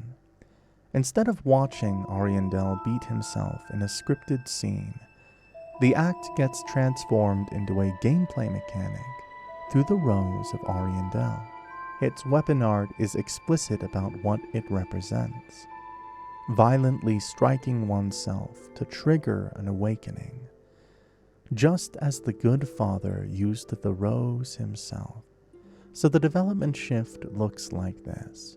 Early on, Ariandel's suffering is cinematic. A flail, a visible ritual, something you see in a trailer moment. Later on, that suffering becomes abstracted. You hear it off screen, read it in item descriptions. You perform it yourself through a transposed weapon. Same idea, different delivery. That also explains why the flail feels like it's missing during the actual boss fight. By the time you reach Ariandel, his role has changed. He no longer is the focus of the ritual, he's the vessel containing it. In the Ringed City, there is this icon people always point at, a white square with a dark, swirling void in the middle, almost like a flat UI humanity hole. That thing is real, it's a leftover UI asset sitting in the files. What makes it interesting is how it's classified. On removed content documentation, it's grouped under unique pieces and labeled as an unused armor icon, with a very specific note attached to it. It resembles the head of the Herald Legion Knights. Once you know that, well, everything clicks. In the shipped DLC, the Herald Legion set exists, but is incomplete. You get the chest, the gauntlets, the leggings. There's no headpiece. That's straight from the item lists and parts IDs. There simply isn't a Herald Legion head slot entry wired up like the rest of the set. Yet the enemy very clearly has a head concept, a void. The game's own descriptions say the Herald Knights' heads have been replaced by a mass of humanity. They've been hollowed out and filled with something else. So if a headpiece ever existed for the player, It was never going to be a normal helm. It would have been wrong, which is exactly what that icon looks like. There's an unused bonfire name sitting in the text data that roughly translates from Japanese as normal bonfire, remnants of Lothric. Now, in the shipped game, you never rest at a bonfire with that name. If you've played the DLC, you know the actual bonfires are in Dreg Heap. You start the Dreg Heap, then later hit Earthen Peak Ruins, within the Earthen Peak Ruins, and finally the Demon Prince. No remnants of Lothric anywhere on the warp list. So if the name exists, it's pointing to something that didn't make it through. What it's pointing at makes perfect sense once you think about how the Dreg Heap is staged. That opening stretch of the DLC is unmistakably Lothric, broken high wall stonework, familiar architecture collapsing inward. The world is folding in on itself, and Lothric is just one more layer in the pile. This strongly suggests that at some point, there was meant to be a separate checkpoint early on, before the descent really commits. A bonfire placed in that initial Lothric-flavored ruin, giving players a moment to breathe before angels, long drops, and stacked hazards start demanding perfection. If you've ever replayed the DLC, you can feel where that bonfire would have gone. That opening is brutal on a first run. It throws navigation, ranged pressure, environmental danger at you immediately, with very little room for error. There are some very practical reasons they'd cut it. The Dreg Heap is supposed to feel like a desperate descent. Fewer bonfires make that sensation stick. One extra checkpoint can turn a terrifying plunge into a series of safe retries, and that's not the emotion they're chasing here. There's also a layout drift to consider. If the opening path was shortened or a shortcut was added later, that bonfire might have gone from necessary to redundant overnight. Removing it is faster than rebalancing everything around it. And finally, multiplayer.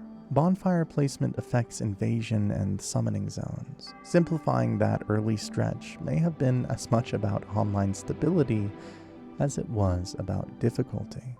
In the shipped game, the Ringed City teaches you a very specific rule early on. The Judicator Giant enforces the space by calling others and doesn't fight you directly. You're punished from afar by forces you didn't personally provoke, and that creates this feeling that the city itself is judging you. The cut proof of a pact item would have let you step into that same role. That's the big item loss that gave you the ability to act like the authority of the area, which changes Silver Knight Leto. In the final game, Leto shows up as an invader, does crazy damage, drops his hammer, and leaves. He's easy to read as bonus content or a late game throwback. The cut material says he was one of the entities the Ringed City could deploy. Someone bound strongly enough, respected enough to answer a call when the giants judged it necessary. That also explains why the cut item text spends time distinguishing coercion from friendship. Leto's weapon lore already tells you he became close to the giants. The cut system would have made that visible in play, not just in text. When you layer the unused armor icons on top of that, it starts to look like Leto was originally meant to feel like a named enforcer class, not just a guy in standard Silver Knight gear, with a distinct visual identity, a distinct role, and a clear place in the city's hierarchy. All of that got simplified. Instead of a system where you can temporarily wield the Ring City's authority, we get a cleaner, more readable experience. Giants summon threats, you endure them, and Leto stands alone as a brutal, memorable duel. What's left behind in the files isn't a half-baked idea. Digging deep, we also find a couple of unused items which we found with descriptions that didn't make it into the game. First, let's talk about Gwendolyn's finger, because this one immediately tells you how far some systems got before being pulled. This was a fully written interaction item. The description frames it as a ruined finger of Dark Sun Gwendolyn. It explicitly relates it to Yorshka, calling her a young crossbreed who loved her mother. What pushes this beyond trivia is that unused Yorshka dialogue exists reacting to receiving it, and that it was meant to be given, received, and responded to. A real quest item. Whatever that interaction was meant to resolve, it was cut late enough that voice reactions survive. Oh, this is my brother's finger. How it has thinned and withered. Oh, my thanks. I'm certain thou'st given my brother peace. Thou'st granted me my brother's touch, as my thanks. Not as a captain, but as sister to the Dark Sun Gwendolyn. From there, slide straight into Holy Remains, because their tone is similar, but the scale is bigger. This item feels like a ritual object, a skull chalice tied to a noble king and an altar in the catacombs, with language about drawing people toward the world of the undead. If that sounds like High Lord Wolnir, that's because it almost certainly is. This feels like an earlier framing of his domain, where the pull into death was an explicit ritual act, rather than a sudden teleport into a boss arena. It's not hard to imagine Wolnir's encounter once revolving around a physical relic, instead of just stumbling into his darkness. Now jump to Soul of a Wicked Spirit, because this one is fascinating in how vague it is. The description talks about a malevolent god that possessed a heroic king. It's meant to be offered at the transposition kiln. It sounds like a boss soul description, but there's no matching boss in the final game, which tells you this wasn't cut early. This was a removed boss concept, one that reached the point where its soul item existed, but the fight itself didn't survive. Right alongside it sits Soul of the Great Bat, which feels like it belongs to the same pile of dead ideas. A massive bat sealed beneath the earth as a transposition soul. That description sounds like a monster that once had a place in the world's vertical structure, something buried, ancient, and released that simply didn't make it through the final layout pass. The Iron Seal of the Wolf reads like an early access key. Its text references draft names like Fort Farron and mentions a Venheim character, which is why people connect it to Orbrek of Venheim as an earlier placeholder. This matches up perfectly with a version of the game where Farron Keep wasn't unlocked by lighting 3 flames, but by presenting a crest or seal. That's a much more Dark Souls 1 style gate. That becomes even clearer when you bring in Hawkwood's unused medallion line. There's unused dialogue where Hawkwood implies he gave you a medallion to gain entry to the Undead Legion's keep. That's literally an NPC handing you the key to progression. Put that next to the Iron Seal text, and you see a completely different early game structure, one driven by NPC trust and items, not abstract world states, which leads us perfectly into the bridge key. This one feels older, more mythic. The description talks about a great bridge not made by human hands, and hints at something unknowable beyond it. It doesn't sound like a boring key, it sounds more like a reveal, something closer to crossing into a new phase of the world. It's generally treated as cut progression text. The pendant, yes, it's back. Yes, it does nothing. And yes, this is almost certainly intentional. This is From Software carrying forward the same joke item from Dark Souls 1. The pendant exists because they like the idea that it doesn't. It's a quiet callback to how much meaning players project onto objects that are intentionally empty. And finally, the Spirit Amethyst. This one is easy to overlook, but it hints at a very different online toolkit. A purple crystal inhabited by spirits, usable a limited number of times, recharging at bonfires, seemingly meant for tracking or confirming targets across worlds. That's a much more hands-on multiplayer utility than what DS3 ended up shipping with. Taken together, these unused items don't feel random at all. Did you know you can kill the final boss of Dark Souls Artorias of the Abyss DLC without ever stepping through the fog gate? Manus, the father of the Abyss, can be slain with a simple trick. The DLC first launched on August 24th, 2012, bundled into the Prepare to Die edition on PC, before being sold separately on PlayStation 3 and Xbox 360 a couple of months later in October of 2012. And while it's remembered for its travel and tragic nights, the real star of the DLC is Manus. At first glance, Manus is a threat to Ulasil. He's the force behind the corruption and the reason everything in the DLC feels like it's collapsing. But lore-wise, Manus is something much worse. Most interpretations from item descriptions, years of community archaeology, agree on one thing. Manus was once human. A human whose humanity fell to the dark side, and that's why he's called the Father of the Abyss, because he became the first example of humanity breaking reality when it was pushed too far. You encounter Manus at the very bottom of the DLC path, deep inside the chasm of the Abyss. Unlike most Dark Souls bosses, the arena itself is part of the boss fight. The lighting in the arena is dim, and it gets harder and harder to track Manus.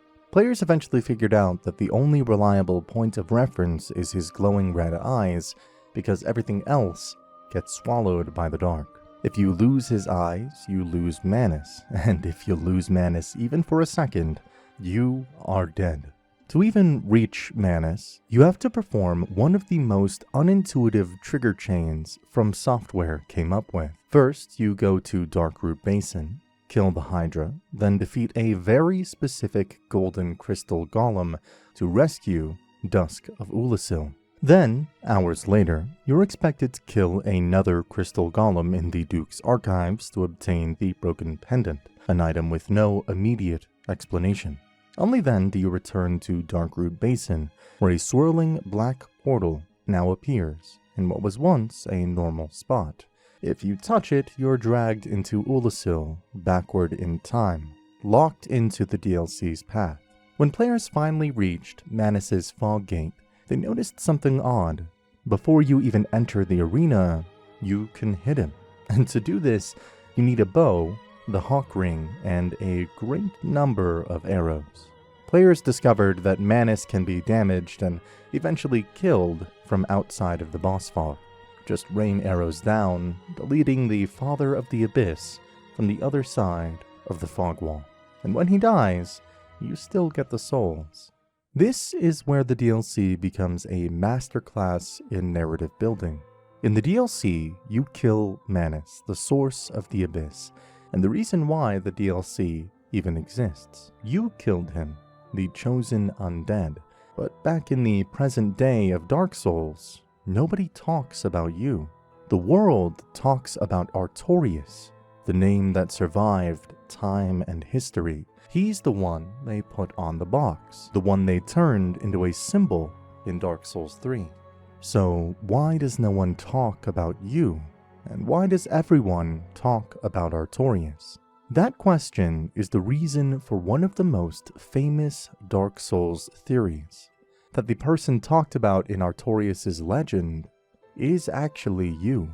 People came to this conclusion because when the people wanted an answer to the end of their questions, they looked at the one who slayed the darkness, and the closest thing that they could stick to was Artorias. The reason he is picked is that he's already a legend in the world as the Great Artorias. He's a high-profile knight tied to Gwyn. He's already linked to the Abyss, and he really did go to Ulasil on that mission. So if the world needs a single figure to carry history on his back, they're not going to pick some nameless undead who popped out of a portal and then vanished. When you fight Artorias, you're fighting the aftermath of Artorias' loss. You find him broken, corrupted, and consumed by the Abyss. Then, when you continue forward, despite the tragedy, and go deeper into the part of the story no legend really wants to explain, when it's over, nothing. The world keeps rolling forward with the version of the story that's easier to tell. That's why people think this theory fits Dark Souls. Depending on how deep you want to go, there are a few versions of this story. One version is basically poetic. Artorias becomes you in the sense that your actions are what people end up attaching to his name. Another version is more charitable. Artorias really did fight and sacrifice himself. He saved Sif, held the line, earned the right to be remembered, but he never got the win. You did. The legend just compresses the story into one neat sentence.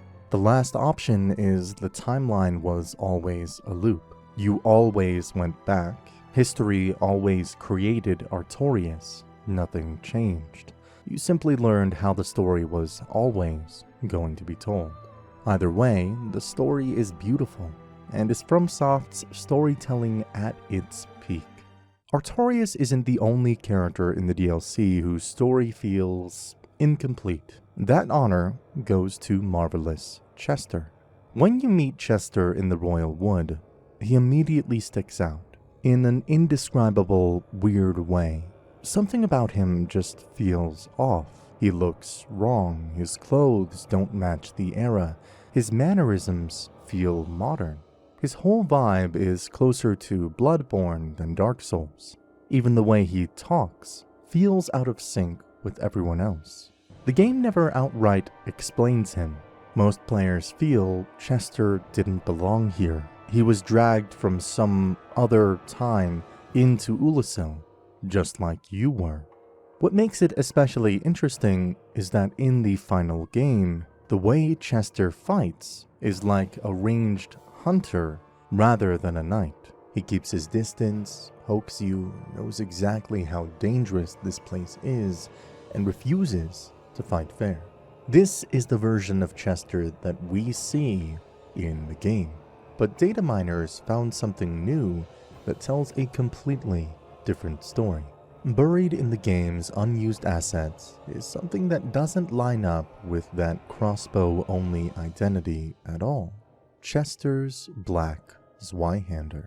It's a fully defined, unobtainable weapon, never dropped, never rewarded, or placed in the world, and every credible cut content archive points to the same conclusion. This thing was meant to be his. The community notes that the weapon appears to have been planned for Chester in Royal Wood, either as a drop or some other interaction that never made it to release. The speculations go deeper, explicitly tying the Black Zweihander to a prototype version of Chester found in the game files, a weapon that lines up directly with an earlier version of the character. That changes how you understand Chester. If you kill Artorias and then sit at a bonfire, after beating the Twin Sanctuary Guardian, when you return to the arena where you fought the original Sanctuary Guardian, it is no longer empty. Instead, 2 lesser Sanctuary Guardians spawn in its place. Each lesser Guardian drops 3,000 souls, and because they respawn, This turns the area into a repeatable farming loop inside the DLC. It's not the most efficient soul farm in the game, but it's safe, consistent, and available after one of the hardest fights in the expansion. That alone would justify their existence, but that's not the real reason they're there. The real reason has to do with tails. In Dark Souls, tail cuts give really important weapons. The tail has its own hidden damage threshold, separate from the enemy's main health pool. If you don't deal enough damage to the tail itself, it doesn't come off even if the enemy dies. That's why you can kill the Sanctuary Guardian and still walk away empty-handed. That's what's happened to a lot of players. The problem is that the Guardian almost never leaves its tail in a good position. Most of the fight, it's elevated, swaying, or whipping around somewhere your weapon can't reliably reach. Community guides eventually narrowed it down. Only a couple of its attacks consistently expose the tail long enough to punish. Usually it's the charge or the swooping attack. You bait it, dodge cleanly, and for a brief recovery window, the tail drops low enough to hit. Miss that window a few times, and the fight's over, tail intact. Which means the weapon tied to it is gone for the rest of the playthrough, unless the game gives you another chance. And that's what the Lesser Sanctuary Guardians actually are. After Artorias, the arena brings back 2 respawning versions of the boss, specifically so you can sever the tail and obtain the Guardian Tail weapon if you missed it the first time. You can cut the tail on the original boss or on one of these later enemies. Both work. The Artorias fight is a brutal duel where Artorias is beast-like. Because the DLC tells you what Artorias was supposed to be, he was the knight sent to stop Manus, to be the hero of Ulasil, to stop the Dark, who never came back. He fights chaotically, but he has a single calm moment that stands out. That's why his one calm moment in the fight hits so hard. It's also often misunderstood. Mid-fight, Artorias will kneel, lower his head, and begin gathering abyssal energy. It looks almost like a prayer. Players sometimes read it as restraint or mercy, or even grief. This is his Drink the Abyss power-up. What he's doing is deliberately letting the abyss flood in, to use it to kill you. When the channel completes, he releases a shockwave, coming back stronger, hitting harder, moving faster, and spiraling further out of control each time it succeeds. Community testing has shown that repeated successful charges make him significantly more dangerous. That's why experienced players treat this moment as a scary moment in the fight. If you let him finish it multiple times, the fight snowballs. But there's a way the game lets you stop him. There are 2 consistent ways to stop the charge. The first is simple brute force. You rush him, land enough hits during the channel window, you can knock him out of it. The second method is one that feels almost disrespectful. You can stagger him with a quick hit to the head using a small projectile. A throwing knife, an arrow, a bolt. And sorry to interrupt you here, but if you are enjoying this video, drop a like and subscribe because it does go a long way. Sif doesn't do much in the game. He guards a grave of Knight Artorias. He protects the Covenant of Artorias' ring. The ring is crucial for the game because you need it to survive the Abyss in New Londo Ruins. Without it, the Abyss kills you, and you can never reach the 4 kings. So when you fight, you're fighting him for the ring that he drops to walk the Abyss, to slay the 4 kings for their Lord Soul, which you can't complete the game without. That's the version most players experience, but if you play the DLC first, it's a different story. In Artorias of the Abyss, you can find Sif long before that boss fight ever happens. This time as a younger wolf, trapped in the chasm of the Abyss. Artorias' magic the only thing keeping him safe, holding back the darkness just long enough for you to arrive. You can rescue him here from that darkness. If you do that before ever stepping into Sif's arena in Darkroot Garden, Sif will remember you and your kind act. The cutscene then changes. Instead of immediately raising the sword, Sif recognizes you. There's hesitation, a pause that wasn't there before, just long enough to communicate one devastating fact. This isn't a misunderstanding. He knows exactly who you are, but he fights anyway. And that's the part that hurts, because his recognition doesn't lead to anything new. No alternate ending or secret path where the sword is laid down and the ring is handed over. Sif's role won't change. He's still the guardian of the grave, and still the last thing standing between the abyss and the world. All the DLC does is make sure you understand what this costs. The game reinforces that during the fight itself. As Sif's health drops, his behavior changes, and he starts limping. His attacks lose confidence. He struggles to carry the sword that was once wielded by Artorias. Dark Souls doesn't keep him clean and heroic until the final blow. You can see his struggle.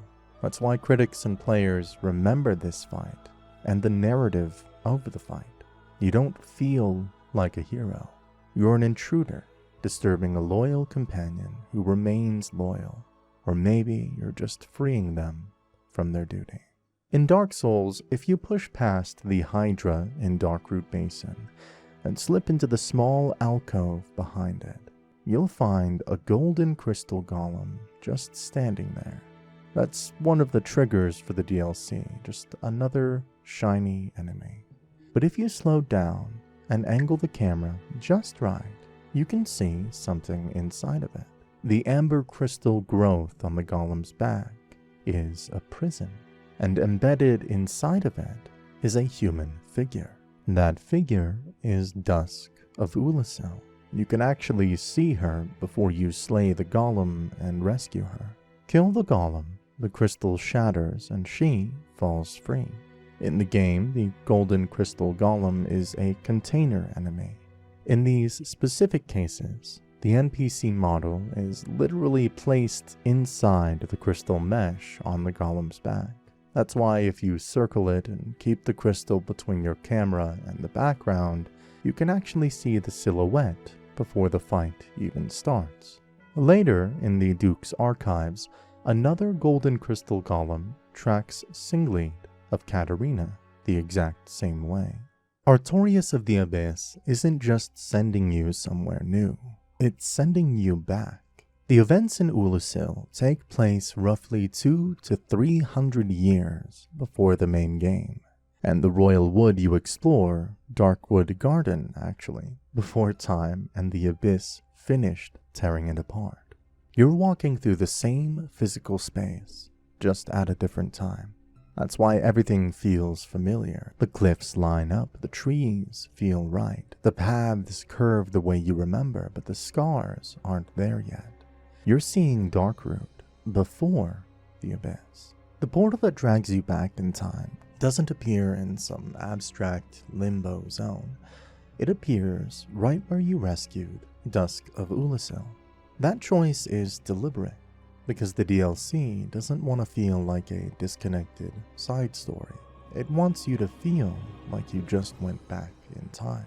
There are also the landmarks that are extremely similar looking. Take the route toward Great Grey Wolf Sif. In the present, Sif waits behind sealed doors in Darkroot Garden, guarding Artorias' grave. In the DLC, Royal Wood occupies that same region. Players have pointed out for years that the stone bridge you cross when entering the Royal Wood matches the bridge you cross to reach Sif's arena, just approached from the opposite direction, before the space was closed off and sanctified.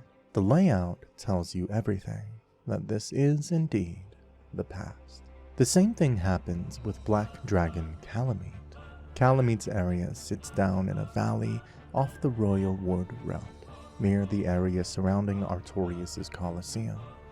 Meanwhile, in the present day, the Hydra lurks in the Darkroot Basin, at the bottom of the lake, surrounded by cliffs, waterfalls, and open basin geometry. Did you know that Dark Souls 2 ended up getting 3 major DLC expansions, all released within just a few months of each other? When Dark Souls 2 launched, it was already one of the longest games From Software had made. But in 2014, they expanded it even further with a trilogy of DLC chapters collectively known as the Lost Crowns. The first of these DLCs, Crown of the Sunken King, released on July 22, 2014, sends the player into Shulva, Sanctum City, a massive underground ruin hidden beneath the surface of Drang Lake. You access it through a strange shrine near the primal bonfire after defeating the Rotten in Black Gulch, as long as you have the Dragon Talon key item.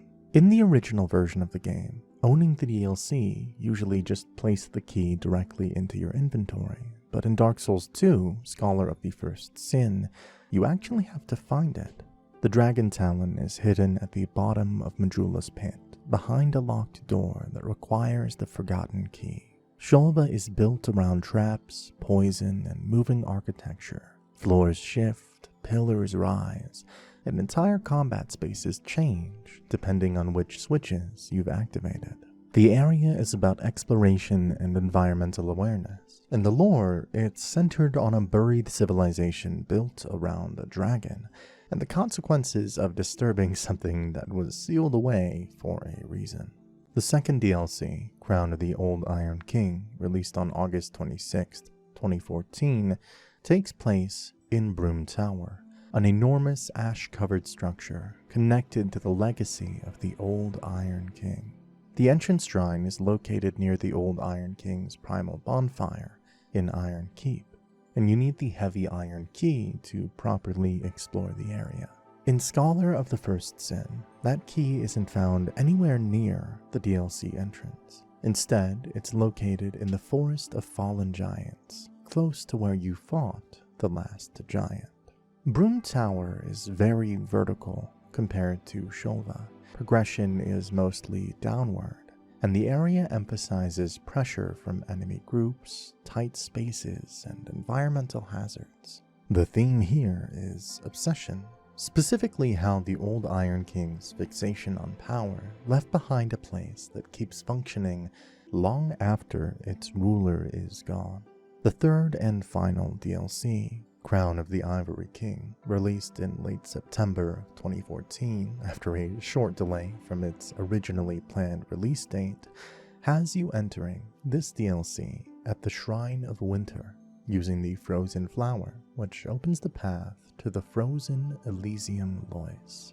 In Scholar of the First Sin, the Frozen Flower is found in Drang Lake Castle, shortly after the first bonfire. Elysium Lois immediately stands out because visibility is intentionally limited. A constant blizzard reduces sight lines and makes navigation difficult. As you progress, the storm can be lifted, which permanently changes how the area plays and allows easier exploration and backtracking. Let's look into the Sunken King DLC. The first Dark Souls 2 DLC drops you into a kingdom that was wiped. It was wiped out because somebody committed one sin the place was designed to prevent. The game hides the whole premise in an item description. The Eternal Sanctum Key says the Sunken King built the Eternal Sanctum to shelter Sin, the slumbering dragon. It looks like a solemn temple, but it's packed with devilish creatures, so no trespasser can get in. What Shulva is actually protecting is a sacred boundary. The city exists to keep a sleeping dragon sleeping, and the penalty for trying to break that arrangement is, well, everything you are walking through. The helm text for the Crown of the Sunken King talks about Shulva. It says the king raised a great bulwark beneath the earth to honor the dragon, and that the whole thing crumbled shortly after the dragon awoke. That's only the first layer of the problem, because down there in the sanctum, resting near Sin, is Alana, the Squalid Queen. Her soul calls her a child of dark, which means she's part of Manus's lingering legacy. So Shulva's also a result of the corruption laid by the Abyss, which means this place had two disasters together. A kingdom whose survival depends on nobody waking up the dragon, and an Abyss-born figure waiting right next to it. Then, the trespasser shows up. The lore points to an invasion led by Sir Yor and the Drakeblood Knights, the guys who chased Dragonblood. Their target was always the creature at the center of the whole belief system. So when you step into Crown of the Sunken King, you're walking through a fallout. Elena, the Squalid King, is dangerous because she brings friends and not because of her spells. Midway through the fight, Elena can stop attacking altogether and start summoning backup. Most players quickly learn the two outcomes that show up almost every run. Sometimes she calls in a pack of skeletons, other times she pulls out what is essentially Velstadt, the Royal Aegis. But there's a third option a lot of people never see. Very rarely, Elena can summon a small group of the Majula piglets, the same ones that terrorize new players at the start of the game. It's uncommon, but it's documented across reference pages and long-running player reports, which is why the fight feels a little unpredictable. Most guides agree on one thing. Elena's summoning behavior is largely RNG driven. She can summon early, late, repeatedly, or barely at all. Some players swear co-op affects the odds, others say it doesn't. There's no clean consensus, and no official explanation. If you struggle while dealing with her summons, here's how you beat Alana easily. Alana generally won't add new summons if a previous one is still active, or at least her options change depending on what is already alive. That's why experienced players don't just rush to clear everything on sight. Instead, the fight becomes a decision tree. If she summons skeletons, you can wipe them immediately and reset the arena, but doing that often invites another summon roll, which might land on Velstadt next. Or you can leave one skeleton alive, keep it controlled, and slow the pace of the fight. That reduces chaos, but it's not a hard lock. Some players report she'll still summon again, eventually. But everything changes if Velstadt shows up. When skeletons show up, it's hectic and manageable. You're dodging spells, clearing space, and keeping track of angles. Velstadt breaks the fight completely. Now you've got a heavy melee threat applying constant pressure, forcing rolls and repositioning, while Alana keeps casting from range and occasionally relocating herself. Once Alana is dealt with, the path forward has a harder challenge, because the game funnels you deeper into Shulva, toward the thing everything else has been built around from the start. This is where you finally reach Sin, the slumbering dragon. The architecture changes, the space is open, and the music drops into something heavier and more ominous. There was a reason why Sin was trapped. By the time you step into this arena, you're confronting the consequences of awaking it, and in no way challenging him. Sin has eroded you. Every melee hit against his body chews through weapon durability at an abnormal rate. Keep whacking his torso, legs, or wings too often, and your weapon can shatter mid-fight. Because every hit at Sin is reducing your durability, now you're watching your gear fall apart while the dragon barely notices. This is why the players should be hitting the head and the spear. Those points don't punish durability the same way. Waiting for his head to dip or landing hits on the spear embedded in him lets you keep dealing damage without burning through your weapon in seconds. This fight, unlike others, is about timing and restraint. In this fight, you choose your swings with more thought. Look at the perfect time to land your hits on his head and the spear. But what about that spear? How did it get there? The spear lodged is no random weapon. Lore ties it directly to Sir Yar and the Drakeblood Knights, the outsiders who came hunting Dragonblood. That strike is what disturbed Sin's slumber in the first place. It's the moment Shulva's entire belief system failed, which makes the symbolism brutal. The safest place to hit the dragon is the wound left by the original act of trespass. Mechanically, it's an open you're meant to exploit. Narratively, it's proof of what went wrong. Did you know the Sunken King DLC gives you a way to repair broken weapons in the middle of the level by whipping a tree? Right after you've spent time fighting Sin, the slumbering dragon, watching your durability evaporate just for touching him, Dark Souls 2 gives you a solution to the problem.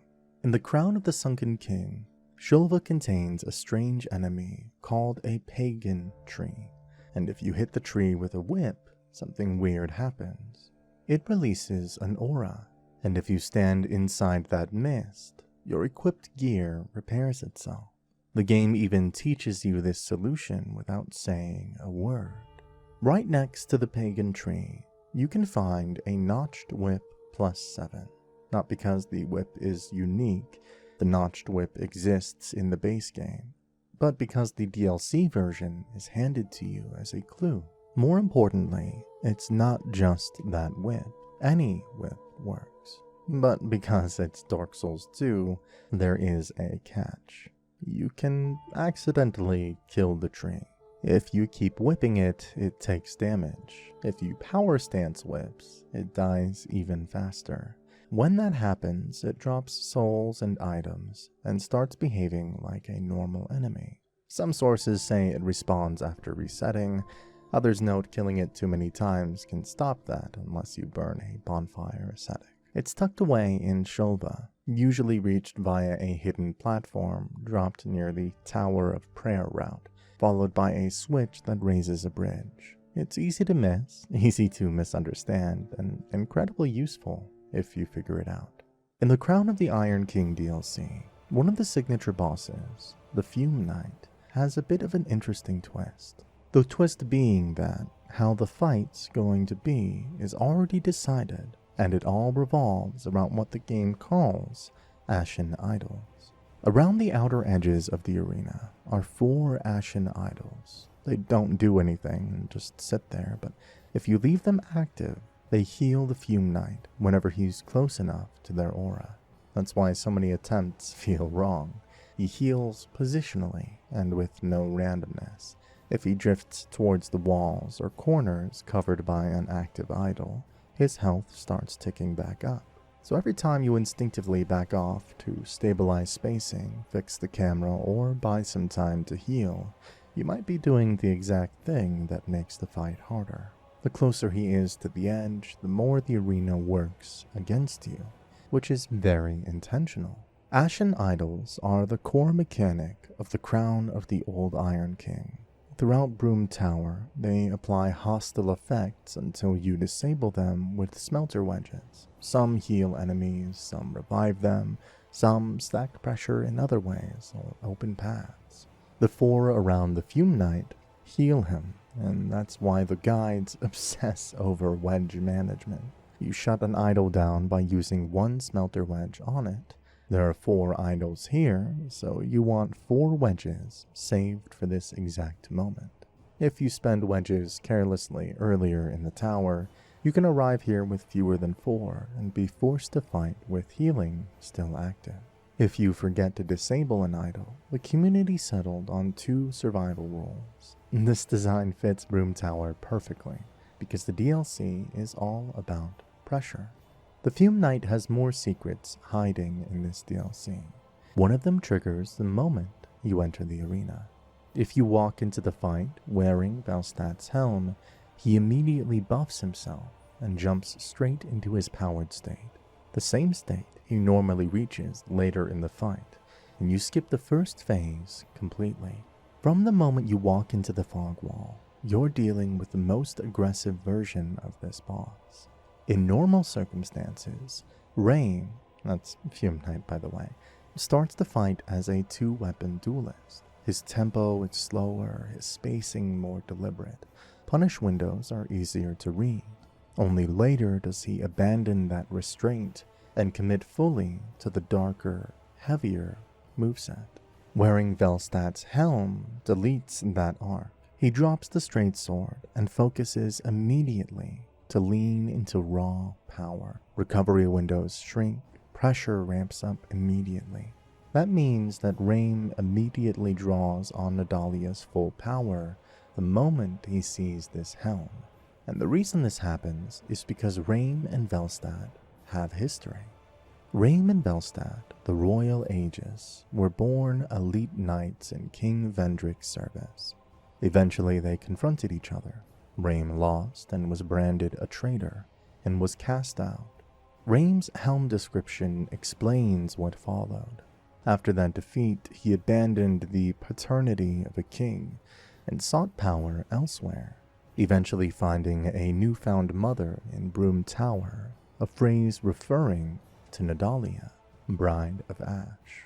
This means that is Raim forcing himself into his most dangerous state out of sheer reflex at the sight of Velstad. And that tells you something pretty important about him. Raim isn't a hollow puppet. If he were, the helm wouldn't matter.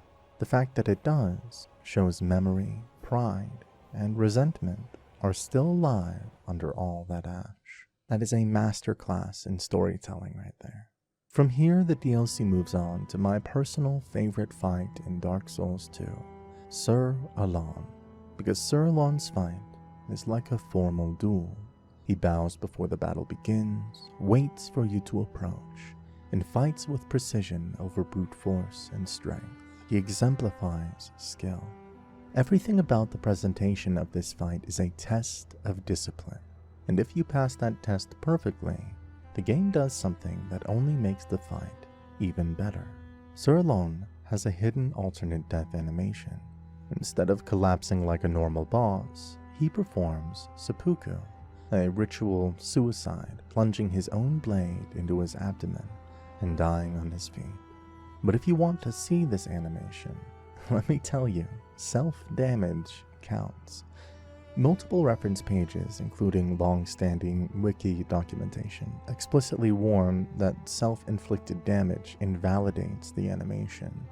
So if you're using weapons or effects that chip your own health, things like the Chaos Blade style mechanics, risk-based gear, or anything similar, you can fail the condition even if Sir Alon never lands a hit. He fights like a duelist, bows before you, and commits to the fight. If you beat him without ever being touched, it means he failed to land a single blow in what he treated as an honorable contest. So he responds accordingly with seppuku. The next boss you're pushed toward is familiar and deliberately wrong. This is where Blue Smelter Demon comes in the optional fight waiting at the end of the Iron Passage in Crown of the Old Iron King. The game wants you to assume you already know how this goes. The original Smelter Demon is a base game fight in Iron Keep. His identity is built around fire. When he buffs himself, his abdomen ignites, creating a burning aura that punishes you just for standing too close. Later, he stabs his sword into his own core and pulls it out blazing. Fire everywhere. Blue Smelter Demon is nothing about a cheap skin swap, and the damage type is switched from fire to magic. Instead of fire, the Blue Smelter Demon applies a magic-based body buff. The area damage around him is magic, and in later phases, he also enchants his weapon accordingly. Talking about the Iron Passage is worth stopping and actually looking at Iron Passage's design, because its design is quite interesting. Iron Passage is a space that was built with co-op in mind, and is not a narrow passageway meant to be walked alone. The side area sits beneath Broom Tower in Crown of the Old Iron King, and it leads to the optional Blue Smelter Demon.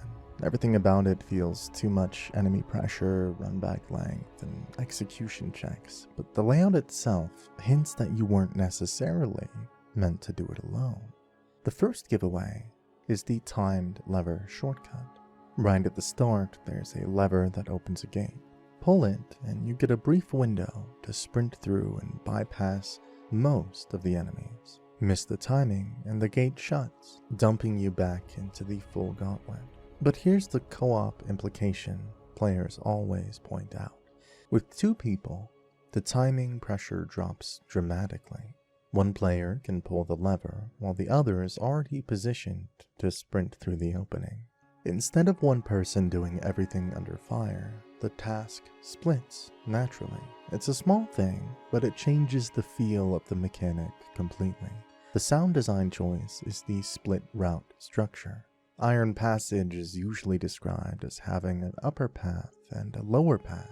The upper route is tied to that lever shortcut. It's riskier in execution-timed games, fireball pressure, but it has fewer direct enemy encounters if you succeed. The lower route is the opposite. No tricks, no timing puzzle, just a straight gauntlet where you fight through heavier enemy density to push forward. Most guides frame this as a choice, execution versus endurance, but players who look at it specifically notice something else. The two routes overlap vertically. From certain points on the upper path, you can see and support the lower route. That's why community discussion often frames this area as an unintentionally co-op friendly one. One player pushes the lower path, drawing aggro and surviving the pressure, while the other takes the upper route and provides ranged support with bows or spells. The level doesn't force cooperation, but it does reward it if you bring it. Seen through that lens, the design makes a little more sense. After all of the bosses, I want to move on to an NPC, Maldron, the assassin. Maldron invades you in Broom Tower, and from the first encounter, it's obvious he's not designed to be an honorable duel. He's designed to be annoying on purpose. The most infamous thing he does is disappear. In Broom Tower, Maldron can use a silver talisman to disguise himself as part of the environment. Players notice this almost immediately after release, because it looks like he just turns into a prop and vanishes. One moment he's there, the next he's gone, and then you get backstabbed. He even does this near a chest close to where he spawns, which makes the ambush feel deliberate rather than random. It's not a glitch, it is a tool he's actively using. Then he starts attacking your gear instead of you. Maldron throws corrosive urns, which damage equipment durability rather than HP. These are the same items players can use, and they are brutal if you're not expecting them. Weapons degrade, armor breaks, rings take durability hits. So even if you dodge him cleanly, you can still lose the gear. Even if you win the fight, you lose your gear, and victory at what cost? And when you finally try to pin him down, he refuses to commit. Maldron constantly disengages, backing away instead of trading blows. He keeps retreating through enemy-filled areas on purpose, turning the level itself into part of the fight. You chase him, and suddenly you're surrounded by Broom Tower enemies, while he repositions safely. If you give him space, he'll heal himself with Estus, undoing whatever progress you made before resetting the situation. And this is why people call him a troll. There's even a community-approved counter that proves this behavior is intentional. Players regularly recommend using a Seed of a Tree of Giants during his invasion. When activated, nearby enemies target invaders, and Maldron's habit of running through enemy groups suddenly backfires on him. That advice only makes sense if the designers expected him to interact with enemies during his retreat, which they clearly did. Even his gestures are part of the joke. Sources note that Maldron performs specific taunts depending on where and how he kills you. He isn't framed as a rival or a warrior. He's someone whose victory is humiliating you, not outplaying you. Before leaving Broom Tower, there's one last thing the DLC quietly expects you to deal with. It's the actual objective hiding underneath everything else. Throughout Crown of the Old Iron King, you're collecting fragments of Nadalia, whether you realize it or not. There are 12 in total, and once you have all of them, they automatically merge into the soul of Nadalia, Bride of Ash. Well, mostly, because there's a nasty little inventory rule that has trapped a ton of players. The fragments won't always merge if you've been stashing them in your item box. The fix is that you need to have all 12 fragments on you. not stored, and be in Broom Tower for the full soul to actually form. So if you ever wonder why you definitely have them all but nothing is happening, well, congrats, you've been outplayed by storage management. And here's how those fragments are distributed. 11 of them come from destroying ashen idols scattered across Broom Tower. The 12th comes from defeating Fume Knight. You can't complete Nadalia's soul without fully engaging with the tower's systems and its final guardian. Ashen idols are containers and not just objective items. They can be destroyed only by using a smelter wedge, and the game explicitly describes them as fragments of Nadalia's soul. Every time you wedge one, you're tearing away a piece of her. That's why idols do so many different things. You can finish the DLC without ever completing this process. Nothing stops you from killing Fume Knight and walking away. But collecting all 12 fragments is the only way to obtain the complete soul of Nadalia, Bride of Ash, which makes this DLC's big optional objective not required, but absolutely the full clear of what Broom Tower is about. Once completed, the soul of Nadalia can be consumed for 30,000 souls, traded to create Outcry, one of the most powerful pyromancies in the game, or traded for the Chime of Screams, a weapon directly tied to her identity. But lore-wise, it's something more. Nadalia's item text states that she has, quote, renounced her flesh and wandered Broom Tower. You're dismantling her piece by piece. Each wedge removes another fragment, and the destroyed idol weakens the whole, and only after rain falls does the last piece surface, which reframes the entire DLC. Broom Tower is a containment structure for a being that gave up her body and embedded herself into stone, ash, and ritual. So by the time you hold the completed soul, you haven't conquered a kingdom. You've finished unmaking a presence that never had a single form to fight in the first place. That's why Crown of the Old Iron King feels so methodical. After this DLC wraps up, Dark Souls moves toward its final DLC, but it didn't arrive exactly when it was supposed to. Crown of the Ivory King was originally scheduled to release on September 24th, 2014. That was the plan, and it was publicly listed that way right up until the week of launch. Then, 2 days before release, the schedule slipped. On September 22nd, 2024, Bandai Namco UK announced that the DLC had been delayed and provided revised dates split by platform. Multiple outlets reported the same change the same day, all saying the same thing. The September 24 release was off the table. The new rollout looked like this. On Steam and Xbox Live Marketplace, September 30th, 2014, and PlayStation Network, October 1st, 2014.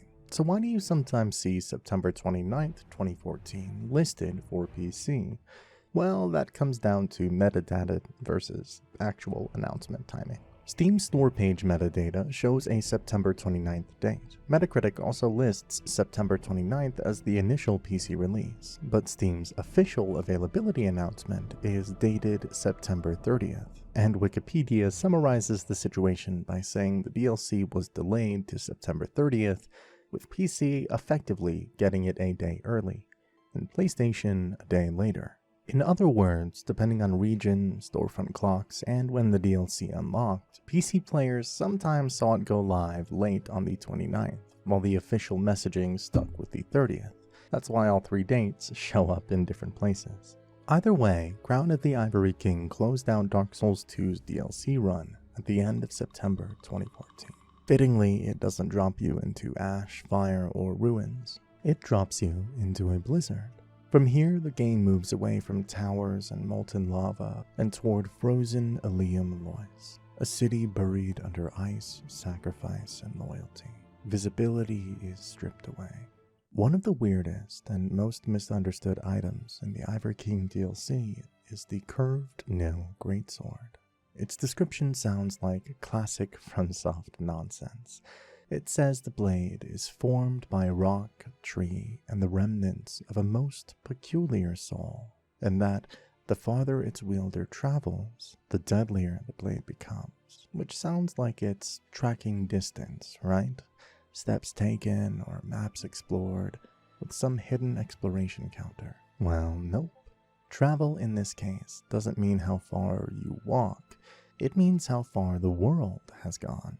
The curved nil greatsword scales with new game cycles, new game +1, +2, all the way up to new game +9. That's the counter it's watching. In your first playthrough, the sword is basically just a solid curved greatsword. Big, sweeping attacks, Marakumo-style moveset, respectable damage, nothing outrageous. But the moment you enter New Game Plus, the blade changes. It gains a flat +5 attack rating bonus, and that's also when the visual cue kicks in. Your character starts glowing with a faint red aura. It's like the weapon is quietly acknowledging that the cycle has turned once. Then it keeps going. Every journey adds more flat damage, raw numbers stacked on top of the weapon's base AR. And by the time you hit New Game +9, the sword is sitting at a +100 bonus in PvE, and an absurd +200 bonus in PvP when you're the host. That's just power bolted straight onto the weapon. And here's why it gets crazy. That bonus is applied after normal stat scaling, so it stacks with strength and dexterity, it stacks with all the damage rings in the game, and everything works together. In a late cycled world, the curved nil greatsword stops being interesting and starts being an execution tool. There's one more catch that makes it even stronger. The bonus is world dependent. If you invade someone whose world is still on New Game, your sword loses all that confidence and behaves like a normal weapon again. But back in your high cycle world, it remembers everything. The Lois set has a hidden heal on kill effect, a quiet HP absorption when an enemy dies. When it triggers, you gain health the moment a foe goes down, the same style of effect as the Ring of the Evil Eye. But there is something different about this bonus when you play as a male, because it only works on female characters. It's proven because multiple long-running community sources all agree on this. The Dark Souls 2 fandom pages for the Lois set, Charred Lois set, and Ivory King set all state the same rule. The heal on kill effect does nothing if your character is male. GameFAQs threads from years back repeat it almost word for word, usually because someone is confused why the effect, quote, isn't working.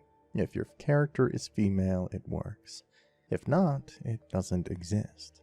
In all effects, it's a per kill HP absorb, and it stacks. The number most players cite, and the one that keeps showing up across threads, is 10 HP per kill. You'll see a small red upward arrow icon when it triggers, the same icon used for other life drain effects. It stacks with the Ring of the Evil Eye, and multiple sources note that wearing more qualifying pieces increases the total heal. It's not flashy, but over long stretches, especially in LM Lois's mob-heavy sections, it does add up. Before that matters, though, it's worth talking about how you even get the Lois armor, because the process itself reinforces the theme. You earn it by fighting alongside the Lois Knights during the Ivory King encounter. During the final battle, waves of charred Lois Knights pour out of the old chaos, and when you defeat them, they drop Lois souls. After the fight, you trade those souls to Alsana to obtain pieces of the Lois set. So the armor is a reward for holding the line, finning endless enemies, surviving wave after wave, and doing the same job the original Lois Knights died doing. There's also a misconception the community had to kill off repeatedly. The healing effect does not depend on the enemy's sex. Early on, people only assumed it worked when killing an enemy of the opposite gender. That idea falls apart immediately once you realize most enemies aren't gender-coded at all. The Lois set, Ivory King set, and Charred Lois set all explicitly call this belief false. The check isn't about who you kill, it's about who you are. Then there's one more strange interaction. If you're using the Wicked Eye Great Shield, the Loisette's heal on kill effect gets nullified completely. No HP absorption at all. That interaction is documented consistently across references. What makes it even stranger is that the Butcher's Knife, which has a similar life on kill mechanic, still works fine, so it's a very specific conflict between two systems. Why it works that way is, well, anyone's guess. Taken together, it's one of the strangest hidden armor mechanics in the entire trilogy. With Dark Souls 2 all wrapped up, the series moves forward, and this is where Dark Souls 3 begins expanding its world. The first DLC expansion for Dark Souls 3 is Ashes of Ariandel, and it arrived in late 2016. Officially, both Bandai Namco and FromSoft announced the release date as October 25th, 2016. That's the date you'll see in press releases and most coverage. But if you played it on PC, you might remember it differently. Steam lists the release as October 24th, 2016. That mismatch comes down to region and store timing. Steam unlocked it earlier in some regions, while the global messaging stuck with October 25th. Yes, this one did indeed come out first. Ashes of Ariandel released before the Ring City, making it Dark Souls 3's opening expansion. In the Cathedral of the Deep, at the Cleansing Chapel, you meet Slave Knight Gale, interact with him, and he pulls you straight into the DLC. One conversation later, and you're dragged into the painted world of Ariandel. Ashes of Ariandel is a DLC that locks an entire boss fight behind a little bridge. The bridge in question is the rope bridge that connects the Snowy Mountain Pass side of the map to Ariandel Chapel, the cathedral where you eventually fight Sister Fried. At first it looks like a normal traversal point. You cross it once, maybe twice, and move on. But the trick is, when you attack it, if you strike the rope bridge, it collapses, and most players assume that's just a shortcut, a way to permanently block a path so enemies can't follow you. The bridge collapses, the broken ropes don't despawn because they turn into a climbable ladder, and climbing down the destroyed bridge drops you into the depths of the painting round, a completely optional area the game never explicitly points you toward. That path eventually leads to the optional boss fight against Champion's Gravetender and the Gravetender Great Wolf. A lot of players miss it. If you never attack the bridge, the depths of the painting might as well not exist. You can actually encounter and fight the Great Wolf before the official boss fight, twice, in the painted world of Ariandel, depending on how thoroughly you explore the lower areas. At first, it just feels like an early preview, a dangerous roaming enemy meant to scare you off or drain resources. But it's doing more than that. If you defeat the Great Wolf during these encounters, the game remembers. When you later enter the boss arena with Champion's Gravetender, the Great Wolf that joins the fight shows up with reduced HP, and that's not vague or symbolic, it's mechanical. Each pre-boss defeat reduces the Great Wolf's HP in the boss fight by about 10%. Every early kill matters because, yes, the attacks, it always stacks. If you defeat the Great Wolf twice before ever stepping into the boss arena, both reductions apply. Using the commonly cited figure, that's about a 20% HP reduction waiting for you in the actual fight. There's one connection in this whole sequence that ties Ashes of Ariandel back to the very first painted world. The Champion's Gravetender Arena is widely described as being directly beneath the old battle arena of crossbred Priscilla from the painted world of Ariamis. In Dark Souls 1, Priscilla's arena was a quiet, optional area and gave you the chance of mercy, a place you didn't even have to fight if you chose not to. In Dark Souls 3, that same space, or what's left of it, has become a pit. There's also a very specific, very easy to miss rule tying Gale to both DLCs. First, Gale as a summon for Sister Fried. In Ariandel Chapel, Gale's white summoning sign appears inside of the bonfire room. Tucked into the upper left area of the chapel, this summon is unusual in 2 ways. You don't need to be embered to summon him, but he doesn't appear at the start of the fight. Instead, Gale is pulled into the arena when Phase 2 begins of the Sister Freed fight. It's a delayed arrival, almost like the game is staging his involvement rather than treating him like a normal helper. Multiple sources confirm that once you've defeated the Demon Prince, Gale can no longer be summoned for Sister Freed. His sign simply stops appearing in Ariandel Chapel. Now contrast that with Gale's other summon. In the Dreg Heap, near the Within the Earthen Peak Ruins bonfire, Gale can be summoned normally for the Demon Prince fight. This one behaves like a standard NPC summon. The important part is how these two connect.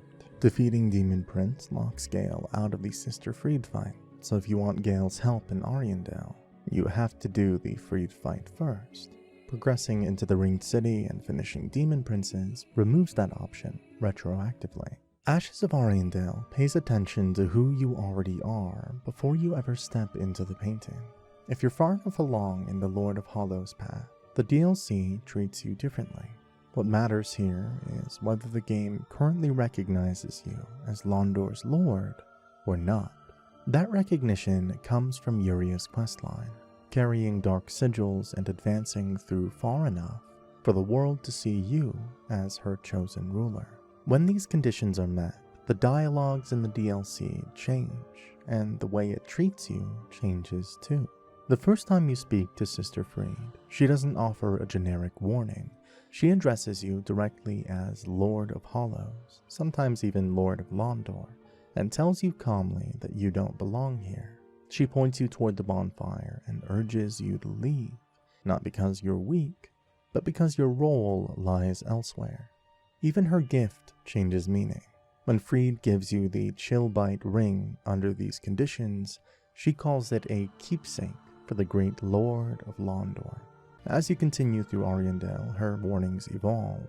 She doesn't just ask you to leave, she reminds you that you have subjects waiting. That line only makes sense if the game sees you as more than a lone traveler. From her perspective, every step deeper into the painting is an abdication of responsibility you've already accepted. Even her death lines adapt. If she kills you while those flags are active, she explicitly tells you to return to where you came from because Yuria awaits you. That's the DLC anchoring your identity directly back to Londor's hierarchy. Sir Wilhelm removes any remaining ambiguity. If the conditions are met, he doesn't test you or posture. He addresses you outright as Lady Uria's Lord of Hollows. Later, he urges you forward for Yuria and for Londor. He understands the structure and your place in the world. Yuria calls Freed her sister, Elfried, someone who abandoned Londor's path. So when Freed calls you Lord, it's acknowledgement paired with refusal. Londor has arrived at her door and she wants no part of it. The word she keeps returning to is duty. Londor's philosophy is duty through hollowing, rejecting the fire, accepting decay, and ushering in a new order. Freed's philosophy is just as rigid. Preserve this world in frozen stagnation, no matter the cost. She opposes you because your belief system contradicts hers. One of the funniest things to happen in Ashes of Ariandel happens right in the middle of the Sister Freed fight. After you defeat Phase 2 of the fight, the game drops a Titanite slab on your screen, exactly like it does after a real boss kill. The music stops, the arena goes quiet, and the reward text appears. Everything about that moment tells your brain the fight is over. The slab is real too, you keep it, use it, and only ever get one per new game cycle. Then, without resetting the area or rolling credits or anything dramatic, Phase 3 starts. That works because Dark Souls has trained players to trust certain signals.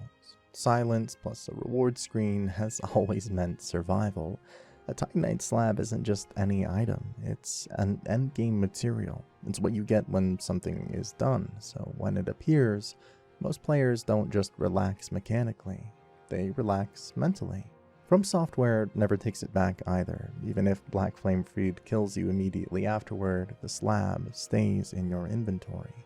The game is punishing you for dropping your guard. That fake ending also mirrors the DLC's theme. Freed believes the painted world should remain frozen and finished. Phase 2 feels like that philosophy winning, chaos contained, everything put back to rest. Phase 3 is the moment that belief collapses. Data miners uncovered a set of unused voice lines spoken by a woman, all repeating the same phrases but delivered in very different emotional states. She keeps calling out to a sweet child, asking where he's gone, saying it's cold outside, in tones which are calm, worried, and sometimes almost pleading. These were lines recorded in multiple emotional deliveries, the kind you use for a character who reacts to player presence and changing states. Along with those voice lines are subtitles with no matching audio, harsher lines, accusations, give him back, where have you hidden him, and finally a stage direction describing a scream aimed at an enemy. That split is important. In FromSoft games, when you see voiced dialogue paired with later subtitle-only lines, it usually means the scene was partially implemented and then cut late in development. The writing was finished and the structure was there, but it never made it all the way to final scripting or recording. So who was supposed to say this? All signs point to a very specific enemy in the DLC, the Birch Woman, sometimes called the Tree Woman. Multiple major wikis explicitly connect the unused dialogue to the lone Birch Woman guarding the Snap Freeze sorcery. That encounter always felt off. A single distinct enemy, deliberately placed, not part of a roaming group, tied to a unique spell. Even patch notes refer to a certain Birch Woman in the painted world. When you line the dialogue up as a sequence, the cut event becomes pretty clear. You approach her, and she isn't immediately hostile. She's calling out, lamenting, speaking to a child who isn't there. Then something changes, maybe proximity, aggression, or just your presence. The tone shifts, the lines turn accusatory. Someone took the child, someone is responsible. Then the screen cue triggers, signaling the transition into combat. Let's take a look at the Ashes of Ariandel trailer for a second, because it accidentally preserves something the final game buried deep in the files. In the trailer, there's a very clear shot of Father Ariandel striking himself with a flail. Then you play the DLC, and that action never happens visually. What's important is that the idea doesn't disappear, it just moves. In the released game, long before you ever see Ariandel, you can hear him, heavy rhythmic impacts echoing through the chapel. Players picked up on this immediately because the sound design is doing the same storytelling the trailer did, just without showing you anything. Ariandel is still hurting himself. You're just not allowed to watch anymore. And once you see how the DLC handles it, the missing animation makes sense. Instead of a scripted scene where you watch Ariandel flagellate himself, the act gets turned into a gameplay mechanic through the rows of Ariandel. Its weapon art is explicit about what it represents. Violently striking oneself to trigger awakening, just as the good father used the rose himself. The Pyromancer's parting flame weapon art looks vague on purpose. When you activate it, your character channels for a moment, then restores exactly one charge of normal Estus. The part most players miss is how it charges. While the parting flame is equipped in either hand, every enemy that dies adds one invisible death echo to the flame. You don't need to land the killing blow with it, it just has to be equipped. After 12 enemy deaths, the flame is fully charged. and you'll see a visible aura appear on it. That's your only real indicator. Once it's charged, using the weapon art consumes all stored echoes and converts them into one Estus charge. The reason it feels inconsistent is because of the limits the game never explains. If your regular Estus is already full, the weapon art will still play the animation, but you get nothing back. If you unequip the parting flame, all stored echoes are wiped instantly, and if you keep killing enemies after it's fully charged, those extra deaths don't carry over. You are capped at 12, so a lot of players walk away thinking it sometimes works and sometimes doesn't, when in reality it's working perfectly. It's just extremely literal. Where it shines is PvE exploration. In long stretches between bonfires, normal enemies effectively become healing over time. Kill 12 mobs, get 1 Estus back, repeat. It's slow, but incredibly efficient if you're methodical. Where it doesn't shine is boss fights. The channel animation is too slow, you're not killing 12 enemies mid-fight, and it provides no value against single targets, which fits the theme perfectly. Dark Souls 3's journey doesn't end with Ashes of Ariandel. The story actually closes with the Ringed City, the second and final DLC for the game, and the Dark Souls series as a whole. As the fire fades, all lands physically converge at the world's end. It's stated outright. The official description for the Ringed City explains that upon the close of the Age of Fire, the world collapses inward, and all lands converge upon themselves. The same text describes the Ringed City as being located at the very edge of the world, as far as one can go. The game repeats that exact idea inside of the DLC. Early on, the stone-humped hag explains that when the Age of Fire ends, all lands meet at the end of the earth, great kingdoms and forgotten townships becoming one and the same. The place where this convergence is shown is the Dreadheap. The Dreadheap is the literal result of the world folding in on itself. Entire regions from different eras crushed together into a single vertical ruin. You're walking through what's left after they've all arrived at the same endpoint. The game even points out specific remnants.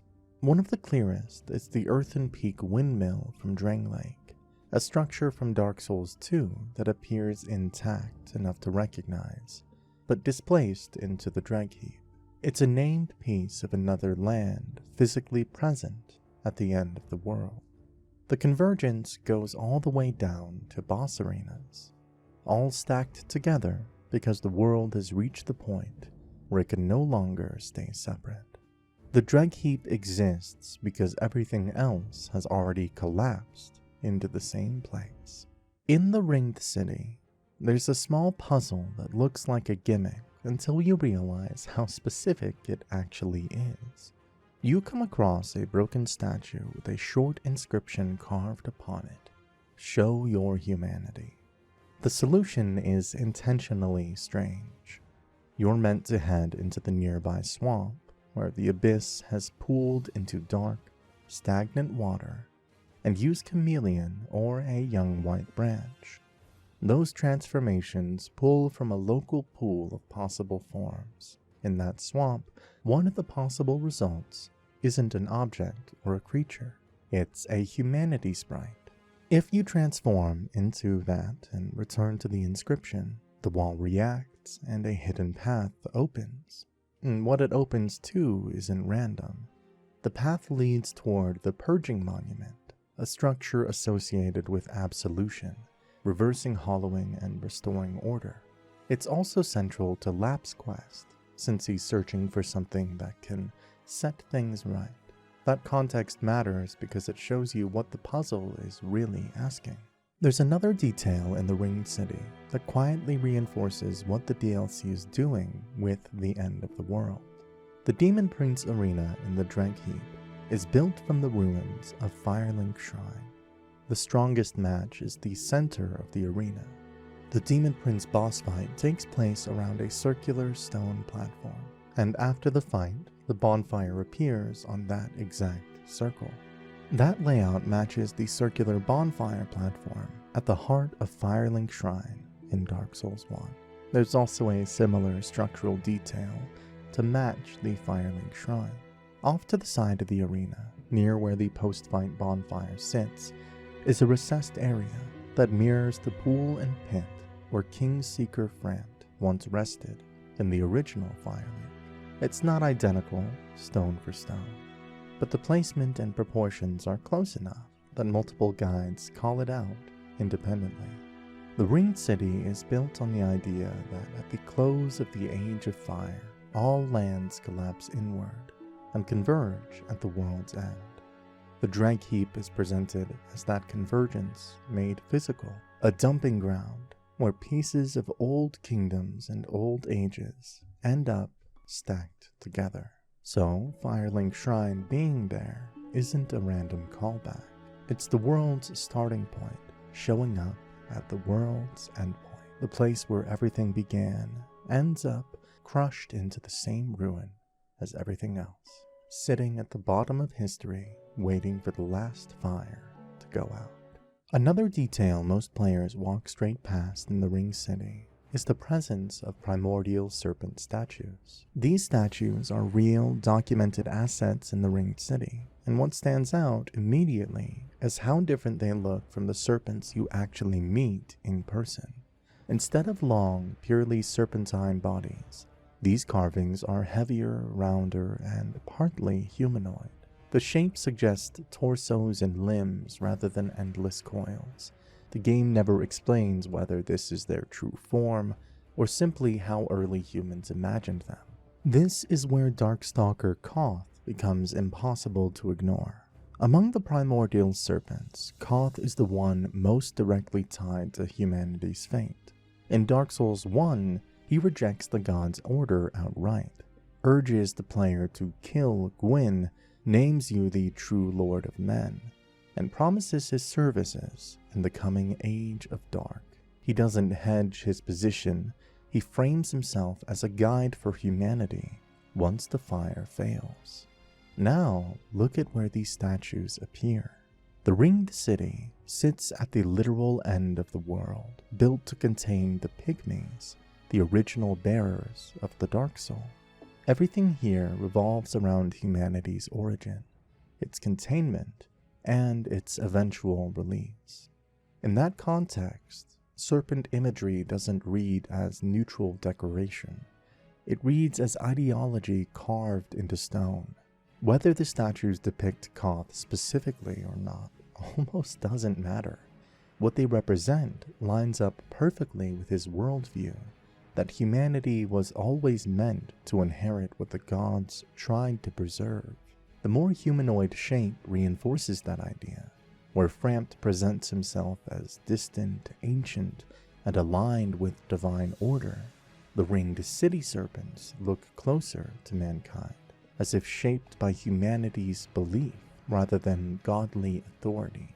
That fits Koth's role exactly, a serpent who doesn't uplift the gods, but instead elevates humanity. Another detail the Ringed City hides in plain sight shows up the moment you start dropping through the Dreg Heap. With every major fall, you're never completely alone. You see Slave Knight Gale's phantom pointing the way, urging you forward. But that's only part of what's happening. If you look closely, you'll notice strips of red cloth tied down with stones, left behind at the most dangerous drops and ledges. It's not random debris, they're torn from Gale's own cloak and placed exactly where you could die after a fall. Gale's cloak fragments work like emergency breadcrumbs, physical proof that someone came this way and survived the fall. It also says something about Gale himself. He is literally breaking himself apart to make sure you can follow. Every marker is a piece of him left behind. By the time you finally reach him at the end of the world, his armor is ruined, his cloak is shredded, and his identity is barely holding together. The path you relied on through the Dreg Heap wasn't free. Another quietly smart thing the Ringed City does is how it handles Lap. The first time you meet him, the game is already telling a story with placement. He's sitting above the locust swamp, a drowned, sermon-soaked abyss where evangelists endlessly repeat hollow doctrine, and Lap is already coming apart inside of it. He tells you this plainly. He's forgotten everything, his name, his past, why he's here. Then he adds a line that sounds casual until you realize it's a warning. If he forgets you too, don't be angry. As you reload the area and return, his dialogue doesn't advance so much as loops. He keeps talking about finding the purging monument, even after you've shown him it exists. By the time you're deeper into the ringed city, the tone shifts. He starts to panic and asks who he is and why he came. Even when the answer is close, he can't hold on to the question long enough to reach it. Then there's the treasure beat. Lap tells you there's treasure in the swamp, which should set off some alarms for anyone who knows patches. But if you ignore it and reload the area a few times, something unexpected happens. Lap brings you the treasure himself, a Titanite slab, which subverts your expectations completely. This is Patches with his cruelty stripped away by amnesia.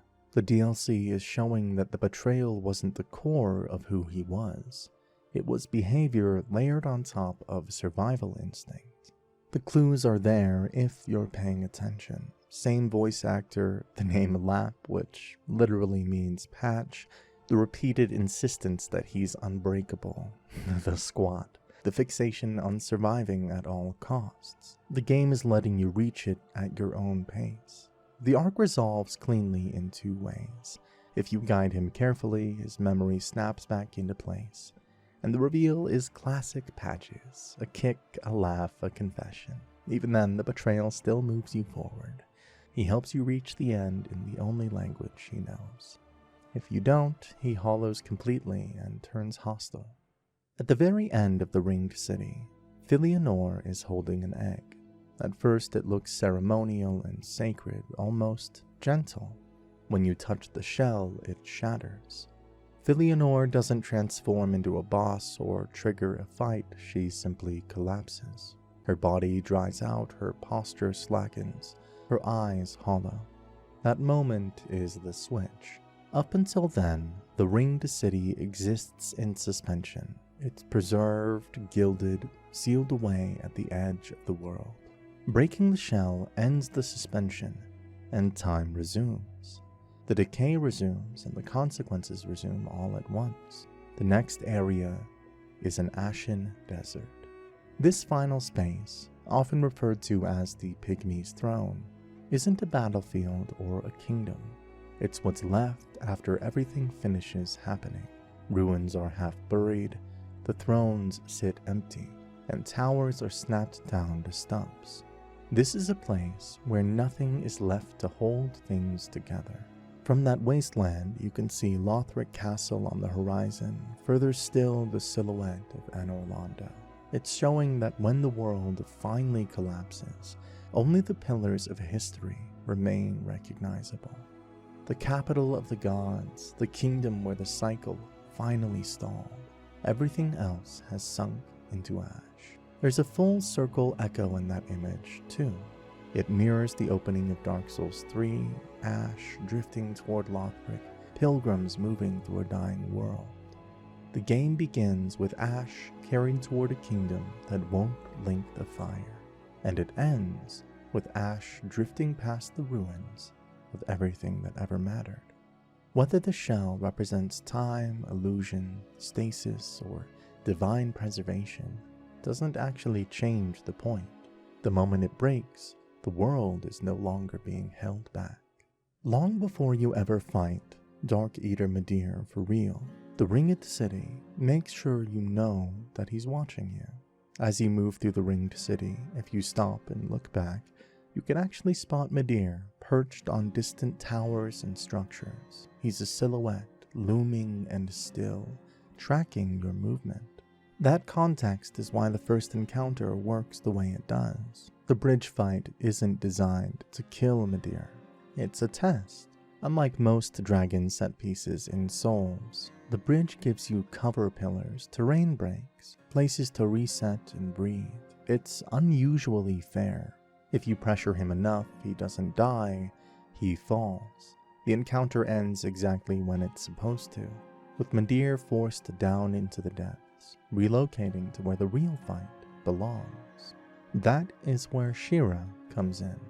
Her dialogue functions like in-world navigation. When she talks about the tower that honors ancient knights, the armless statue, and the descent into darkness, she's giving you precise directions to the hidden drop that leads to Midir's true arena. The bridge is a warning shot. The chasm is the execution ground. Once you understand who Midir is, the tone of that fight changes completely. Midir isn't a wild or feral dragon.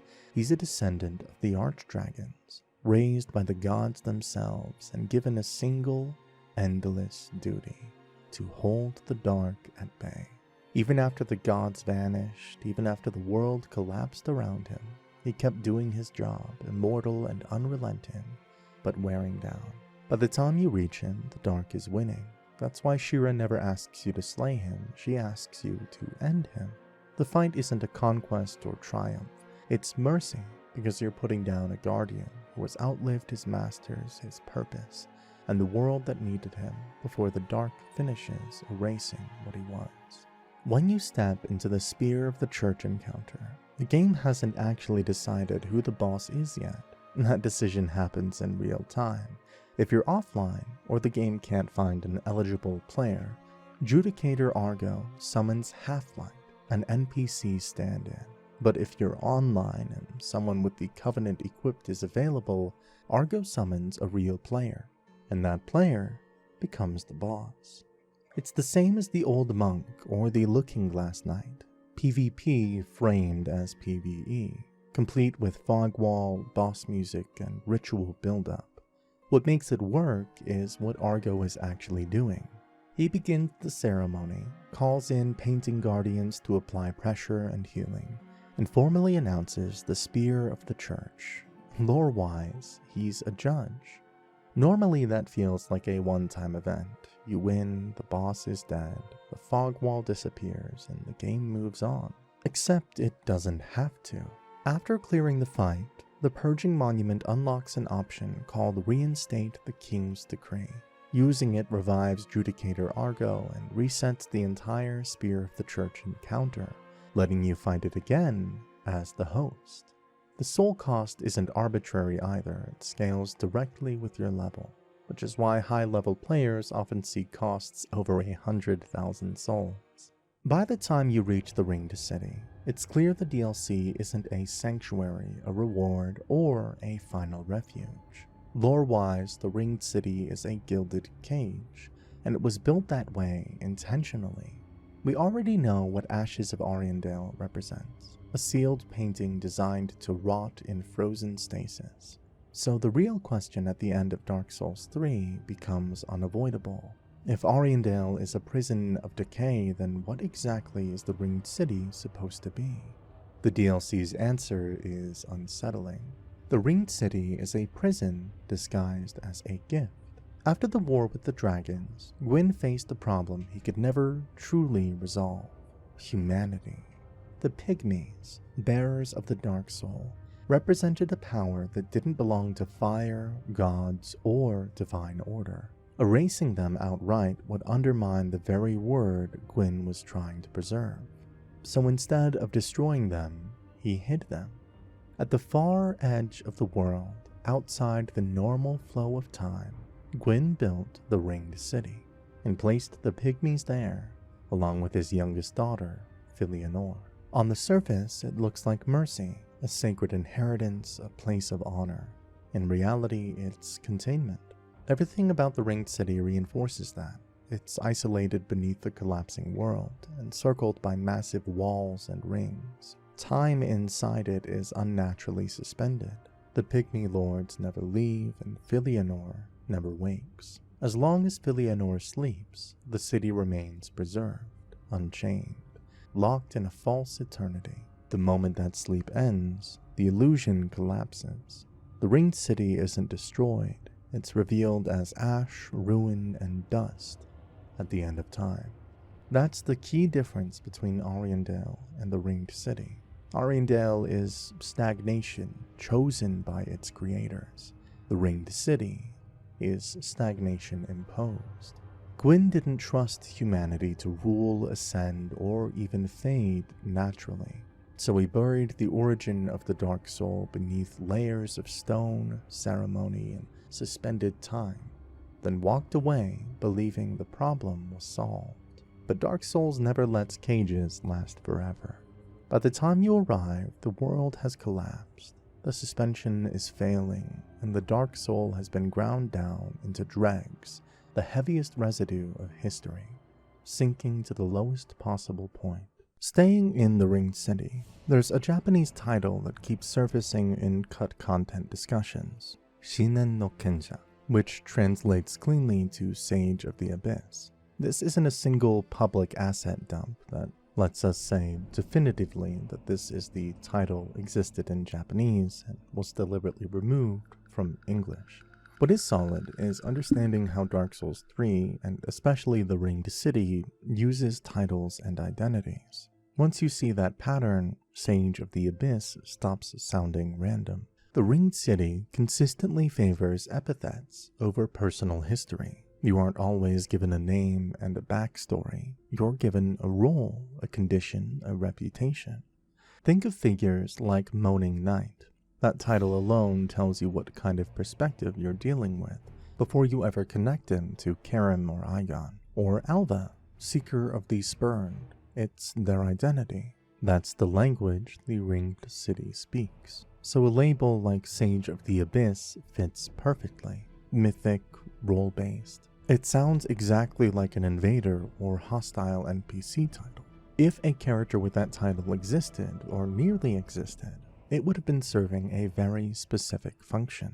The Ringed City uses NPC invasions as pressure between major set pieces. You move forward, you stabilize, and then the game reminds you that knowledge and ambition can be just as dangerous as brute force. A caster-style invader called the Sage of the Abyss fits that slot cleanly. The second is thematic collision. This DLC is obsessed with two ideas grinding into each other: the Abyss and the Dark Soul at the end of the world. A sage isn't just corrupted by darkness, they've studied it, understood it. That's far more unsettling than a mindless abyssal creature. And finally, third, it feels like a deliberate inversion. Dark Souls 3 already has the Crystal Sage concept embedded in its DNA. Sage of the Abyss feels like the dark version, in the same pursuit of truth, but arriving at the opposite conclusion. That's where Daughter of Crystal Camilled becomes interesting. So while Sage of the Abyss may never have shipped as a finished character, the title itself also tells us something real. In this shipped version of the Ringed City, the DLC teaches you an important rule almost immediately. The city doesn't confront you directly. The Judicator Giant never swings at you himself. He enforces the space by calling others. You're punished from a distance by forces you didn't personally provoke, and that creates the feeling that the city itself is passing judgment. You aren't being attacked, you're being sentenced. And that context is what makes the cut proof of a pact item so revealing. The item would have let you step into the same role, not just summoning help, but temporarily acting as an extension of the Ringed City's authority. The real loss isn't we lost a cool summon, it's that we lost the ability to experience what it feels like to enforce judgment instead of enduring it. In the final game, Leto appears as an invader, hits absurdly hard, drops his hammer, and disappears. He's memorable, but he's nothing more than bonus content. The cut material suggests something more deliberate. Leto wasn't meant to be a wanderer, he was one of the entities the Ringed City could deploy, someone bound closely enough and respected enough to answer the giant's call when judgment was passed. That also explains why the unused item text goes out of its way to distinguish coercion from loyalty. Most summons are forced. Leto isn't. His weapon lore already tells you he grew close to the giants. The cut system would have shown that relationship in gameplay. Layer the unused armor icons on top of that and a pattern emerges. Leto looks less like a silver knight with a big hammer and more like a named enforcer, a distinct visual identity, a distinct mechanical role, and a clear place in the city's hierarchy.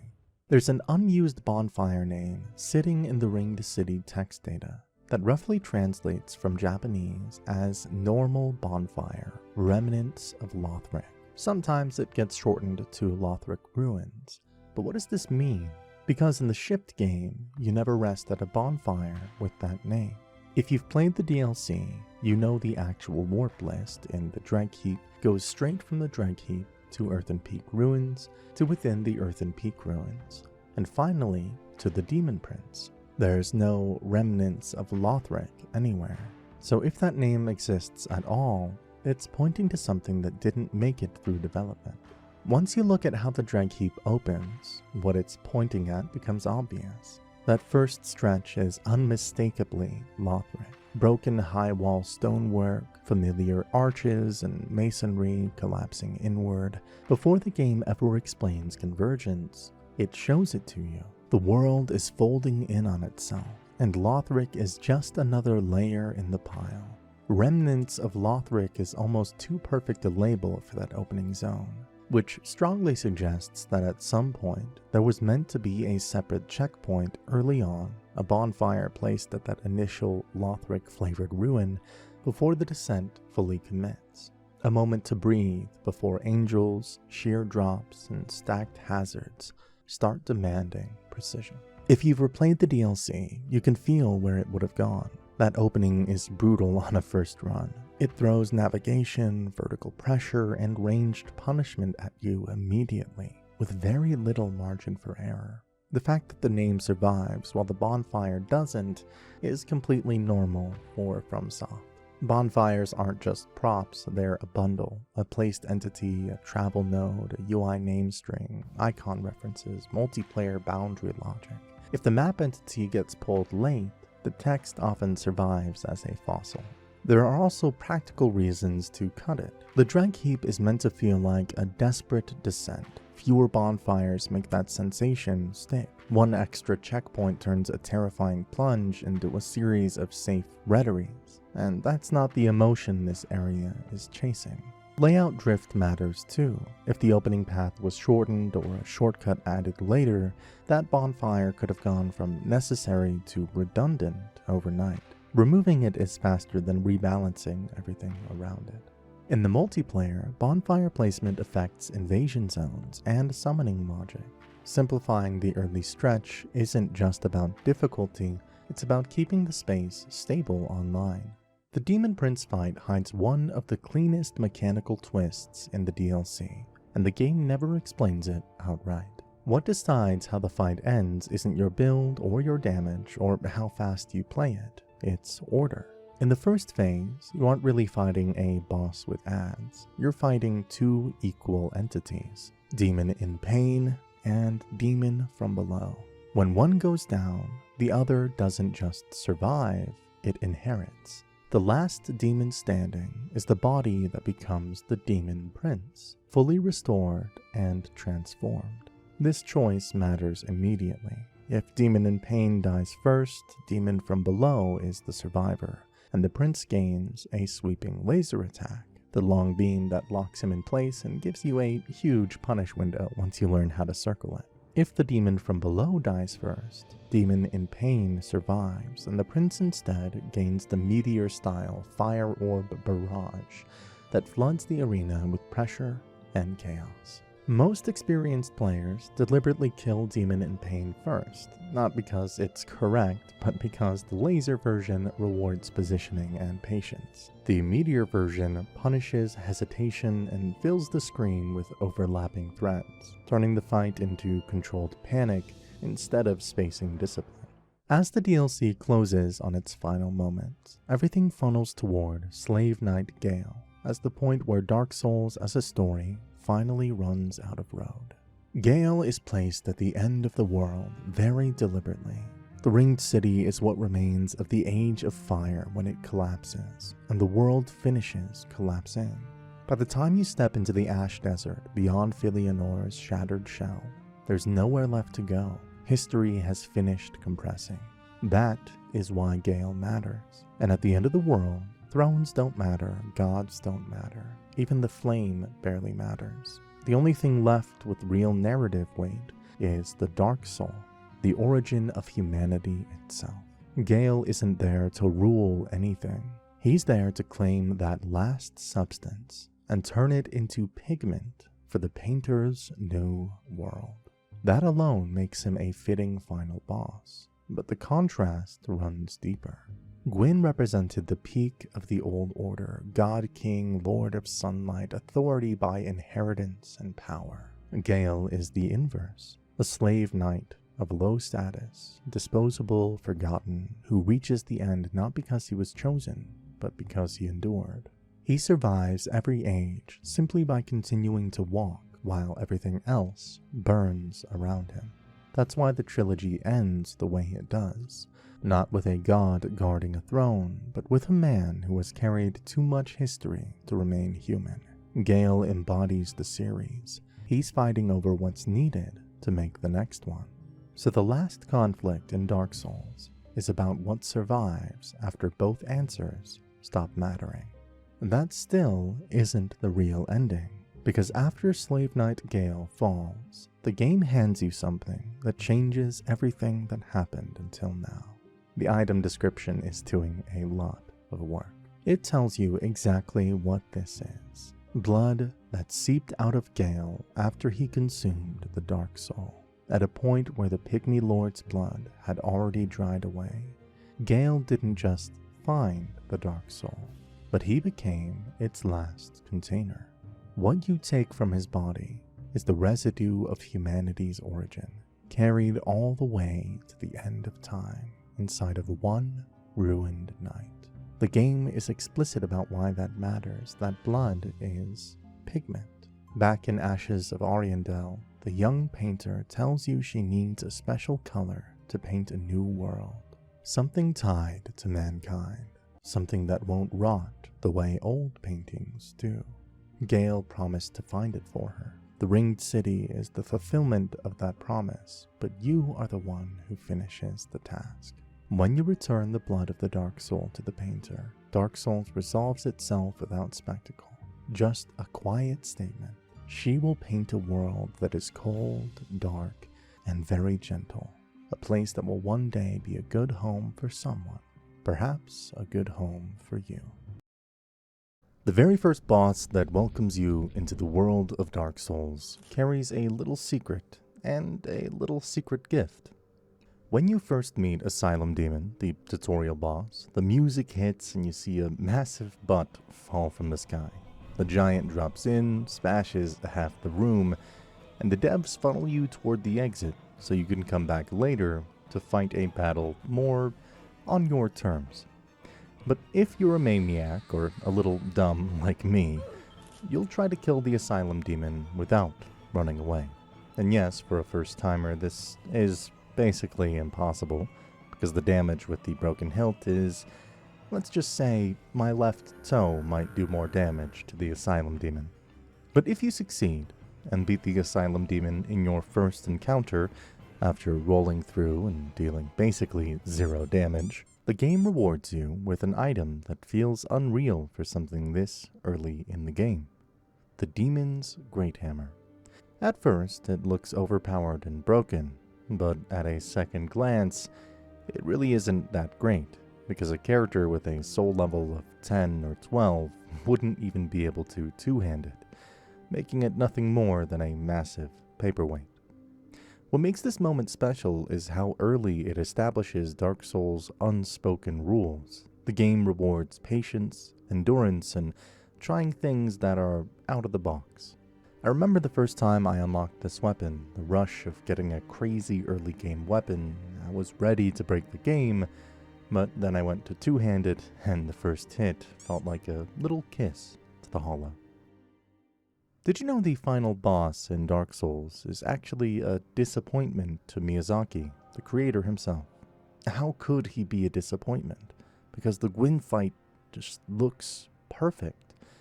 But Hidetaka Miyazaki once admitted that the final battle with Gwyn drifted from his intent. He originally envisioned it as a true final test for players before the game was over.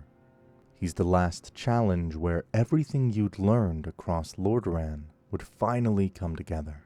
All the things that you learned through dying again and again, spacing, dodging, stamina management, poise breaking, and parrying, all meant to be tested in one cinematic showdown.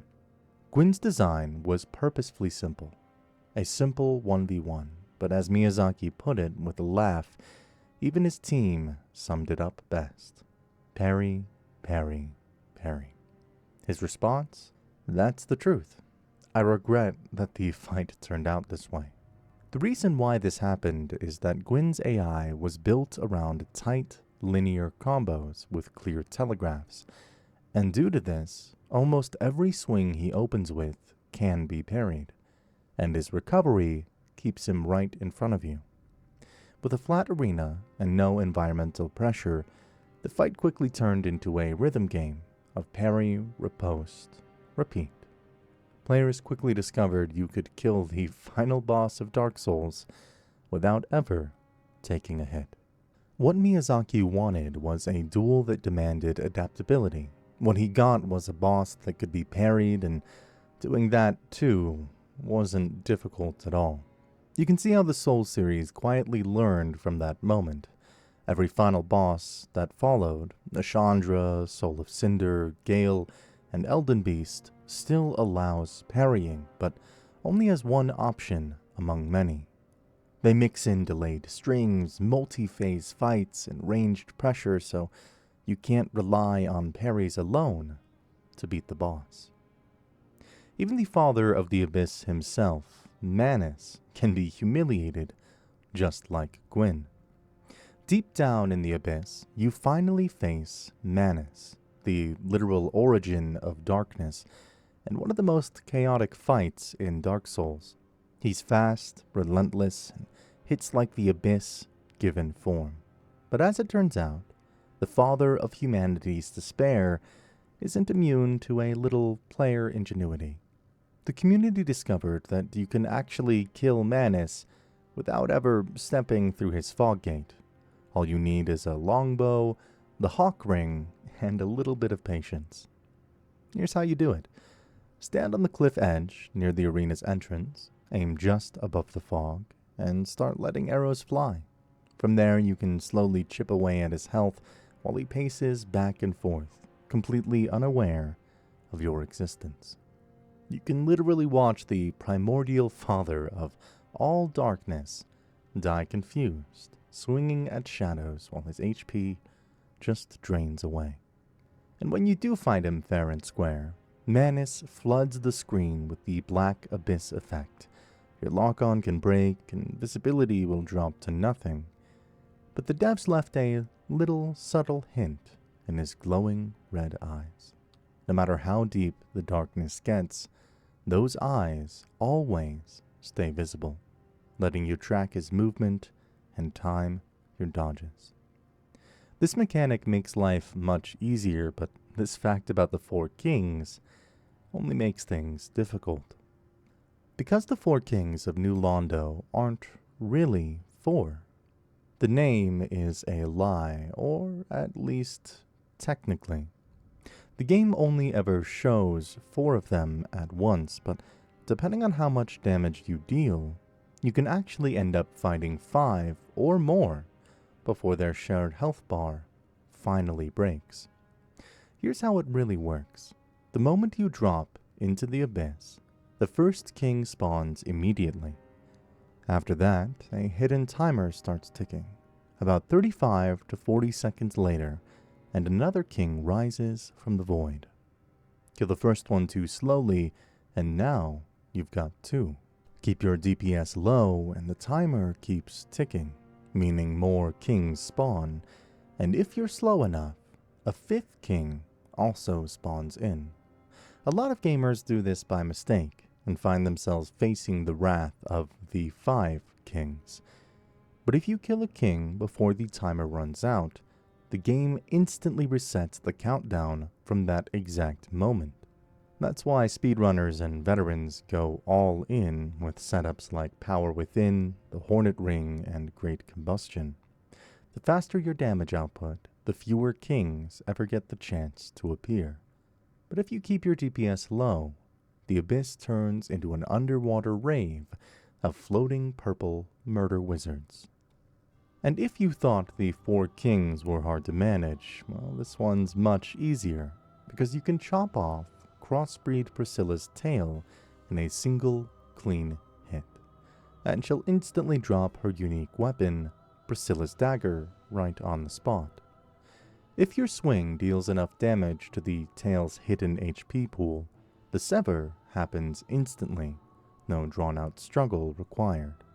Because Priscilla's tail has its own separate health bar, completely independent from her main HP, in New Game, that tail HP sits around 395 and scales up to about 620 in New Game Plus. That's roughly 17% of her total health, meaning if you can do that much damage to the tail in one shot, it's gone. I've never pulled this off, but if you're going through it again, just pull out your strongest buffs and weapons and smack that ass hard, and there you have Priscilla's dagger. Speaking of the damage numbers, let's talk health math. The Iron Golem at the top of Sen's fortress is the final test after all the traps and tricks. The game greets you with the Iron Golem, and when you first enter the arena, he looks unstoppable. But the secret to this fight is breaking his legs. See, the Iron Golem doesn't use normal stagger mechanics. Instead, he's got a hidden leg HP system. Every time you hit the same leg, it builds up damage, and once you reach that threshold, he starts to wobble. Hit him a bit more and he topples flat on his back. This is where it's a bit more interesting, because after some player testing, the community discovered that after he's down, his leg HP resets to lower HP for a short window, meaning that it's way easier to chain stagger him again. That's why heavy weapons and constant aggression turn this fight into a complete joke. And that's why a Chad strength build is gonna make this massive Iron Golem quiver in his armor. And if you want to bully this guy a little bit more, get him wobbling around the edges of the boss arena, watch him throw himself over the cliff because his recovery step will literally carry him right off the platform.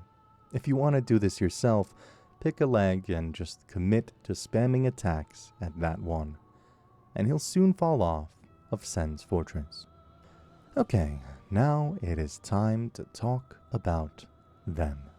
The most iconic gank fight in all of Dark Souls. It's the duo that has made many players cry after crushing their hopes and dreams again and again. When you finally reach Anor Londo and step into that grand cathedral, you're challenged by 2 gold-clad Chads, Orenstein, the zappy one, and Smo, the psycho executioner. If you look at Smo's design, it has a creepy undertone that is very difficult to notice at first glance. Smo hides something far darker than most players ever realize. See that smiling baby face on his helmet? That's not really his face. In an interview with Hidetaka Miyazaki, he revealed that those angelic eyes and that wide grin are fake, a mask layered over his real face. His true eyes are hidden lower down, behind a narrow slit beneath the smile. The devs designed him that way intentionally. He's an executioner who literally wears the face of joy while turning people into paste. His soul description is even more interesting, with it describing him as the eerily graceful executioner. In the game files, his attack sounds include faint laughs that play during his hammer swings, and you can actually hear him giggling if you mute the music. And now, the interesting part. The order in which you kill these guys makes a difference in the characterization of these bosses. If you slay Smo first, Orenstein actually mourns his death and gets a power-up, but Smo, on the other hand, strolls over, raises that massive hammer, and crushes Orenstein's body flat before absorbing his power. And this is just another execution for Smo. The order in which you kill them also makes a difference in the reward you get. If you want the Leo ring, Orenstein's signature ring, you have to kill Smo first. That's what triggers Orenstein's power-up phase. And when you finally bring him down in that form, the Leo ring drops right where he dies. But for some reason, this ring just sits around and doesn't directly go into your inventory. It just sits there on the ground like any other item drop, and if you walk out of the boss arena without grabbing it, well, that is it. It's gone forever. You can kiss it goodbye and only see it again in New Game Plus. And if you do the fight the other way around, killing Orenstein first, the Leo ring never drops at all, and you just get Smo's soul. No rings for you because the Executioner carries nothing for anyone. But what does the ring actually do? The Leo ring enhances thrust-type counter hits when you strike an enemy in the middle of their own attack animation that is considered a counter hit, which already deals about 20% bonus damage by default. But with the Leo ring equipped, that bonus stacks by another 40%. Meaning you can deal roughly 68% extra total damage if your timing is on point. And it's not just for rapiers and spears like most people assume. Any weapon with a thrusting move, claymore heavies, halberd pokes, or even certain boss weapons can trigger it. Quickly, if you are enjoying these cool facts about the bosses in Dark Souls, be sure to like and subscribe because it does go a long way. Talking about the bosses in Anor Londo, let's talk about the optional boss, Gwyndolin. But even just reaching Gwyndolin is a pain and puzzle in itself. Gwyndolin hides behind an illusion, just like Guinevere. The path to his chamber is hidden. To even find it, you need the Dark Moon Seance ring, which is hidden deep within the catacombs. Equip that ring in front of the giant statue in Anor Londo, the one flanked by figures of Guinevere and Gwyn, and then the statue silently slides aside, revealing a spiral staircase that leads straight to Gwyndolin's domain. And when you finally step through that fog, you're welcomed by a moonlit corridor that stretches on for eternity. You sprint forward, and you're pelted with arrows, and every time you close in, Gwyndolin vanishes in a flash of light. And then the corridor repeats again and again, and you feel like you're in an endless loop. What's happening in the background is the game doesn't just use modular corridor segments, teleporting Gwyndolin further away every time you deal enough damage or get too close. It creates the perfect loop of pursuit. But beneath what feels like an entire corridor sits a limit and a dead end. Push him far enough and you'll find it. At the end, there's an endpoint, a wall that stops the cycle, because Gwyndolin doesn't have infinite teleport points that he can just run to again and again. And we reach a dead wall where nothing can stop you from killing him. Players have tested this for years, and they've dropped bloodstains deep into the corridor and returned later to find them in the same place. Speedrunners, on the other hand, have sprinted straight down to prove the hallway actually ends. You can even see the repeating architecture if you look closely enough. In the boss fight, those pillars lining the hall are your best chance at survival. Every spell Gwendolyn casts, from his homing orbs to his massive moonlight beams, can be blocked by them. The fight turns into this pattern of sprinting to a pillar, waiting for the attack, moving in, striking, and chasing again. Keep chasing him, and eventually you can pin him into that final corner where the fight breaks completely. It's a perfect mirror of Anne Orlando's design itself. It's time for the tale of Sif, the one that makes every grown man cry. Sif is at the end of Darkroot Garden, still guarding his master's grave like a loyal companion. He is, for his master, the Abyss Walker Artorias. Fighting Sif for the first time was as fun as fighting any boss, but he's different because after learning about his history with Artorias, just about anyone would cry. In lore, Sif is guarding the resting place of his master, Knight Artorias, the legendary warrior who once fought the Abyss itself. And he's still there, guarding his master's grave for centuries. When you walk into his arena, Sif leaps in front of Artorias' grave, grabs that enormous greatsword in his jaws, and the fight begins with zero hesitation. But if you've played through the DLC and rescued him beforehand, everything changes as you enter the boss arena. He looks at you, sniffs you, and recognizes you. He even pauses and lets out a howl to mourn what he must now do. To trigger that scene, you have to go pretty far out of your way. Free Dusk from the Golem in Darkroot Basin, collect the broken pendant in the Duke's archives, and step into the Ulasil DLC. Deep in the chasm of the Abyss, you'll find a young Sif trapped behind a magical barrier.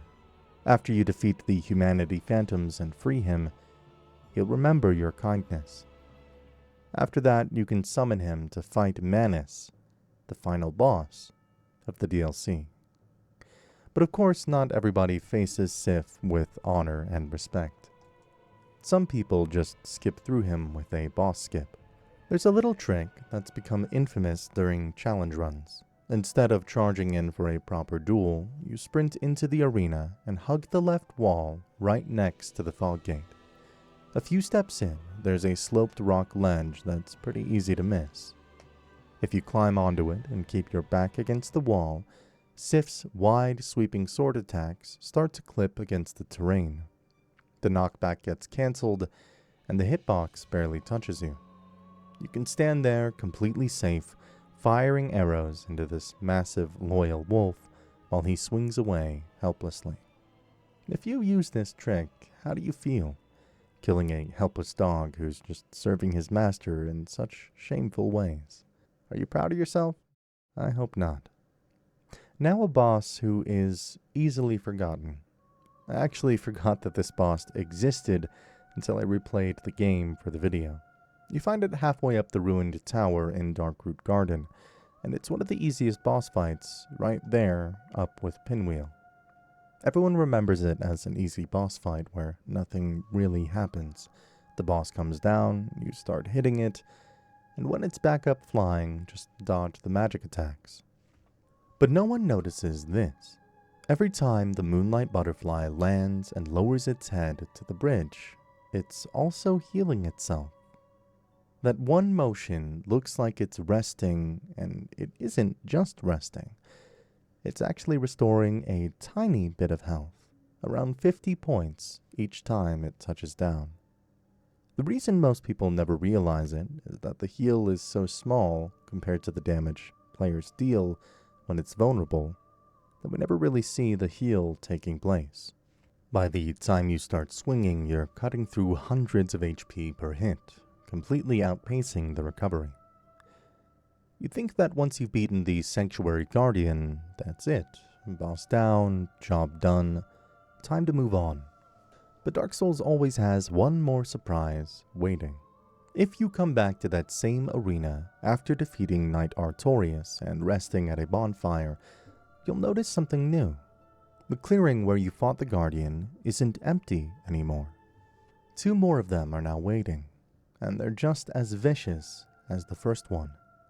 But this time, they don't get a boss health bar, but don't let that fool you. They've got the same lightning attacks, the same charging pounce, and that brutal tail swipe that can catch you mid-roll.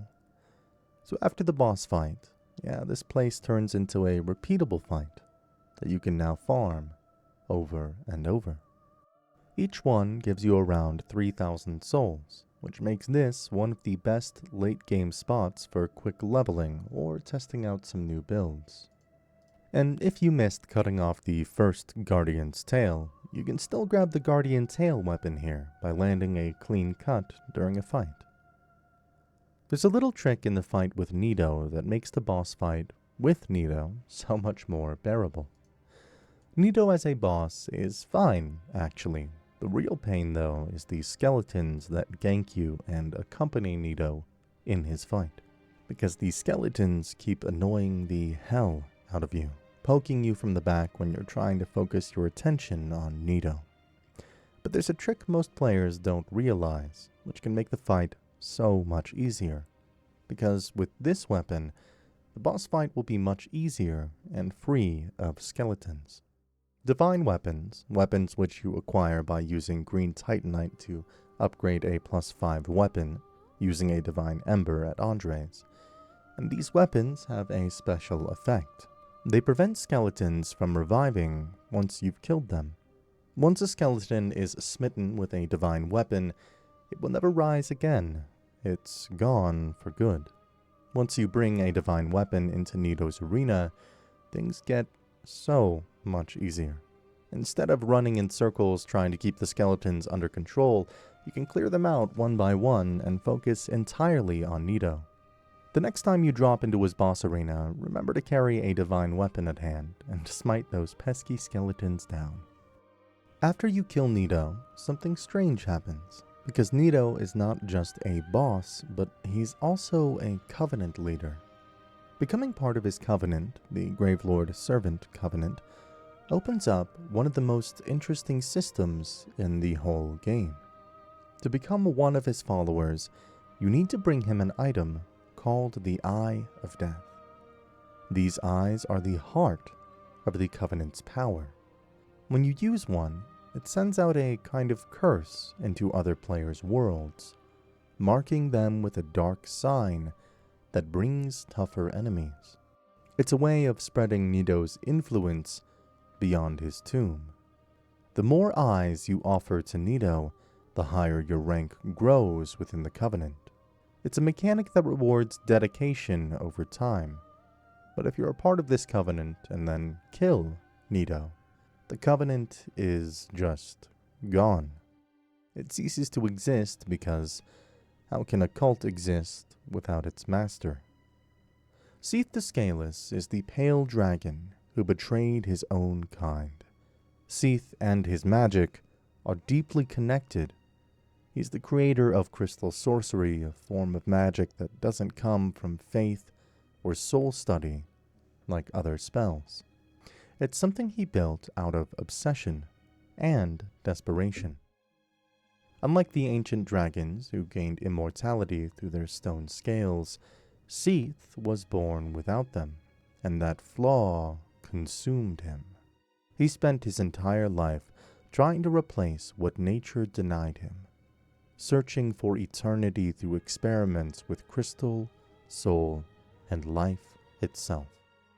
The Duke's Archives, the massive library where you fight him, is actually his crazed experimental lab, and everything there is a part of his experiments. Remember the crystallized hollows? Those horrifying serpentine beings known as Pisakas are all living proof. They were once humans, transformed by Seath's attempts to force crystal growth into living bodies. His knowledge came from experimenting on humanity over centuries of failed creations. Crystal sorcery is powerful, but it's unstable, and it can't be passed down or safely taught. Unlike normal sorcery, which can be learned from scrolls or teachers, crystal magic requires direct exposure to Seath's experiments. For anyone else, that kind of contact is deadly, and only Seath himself could survive it. Seath was kept alive through his connection to the primordial crystal, a glowing relic that anchors his life and his research. The crystal that you destroy is the heart of everything. It sustains Seath's body, his madness, and his power. When you destroy it, his illusion of immortality shatters, and with him dies everything he's built. Just like Gwen, Bed of Chaos was also a bit of a disappointment, because Miyazaki has said in interviews that it's the one boss fight he truly regrets. According to him, the boss fight was going to be much better than the final product that we got, and like many great ideas, production issues and poor coordination got in the way, and we got our Bed of Chaos, which is barely a fight.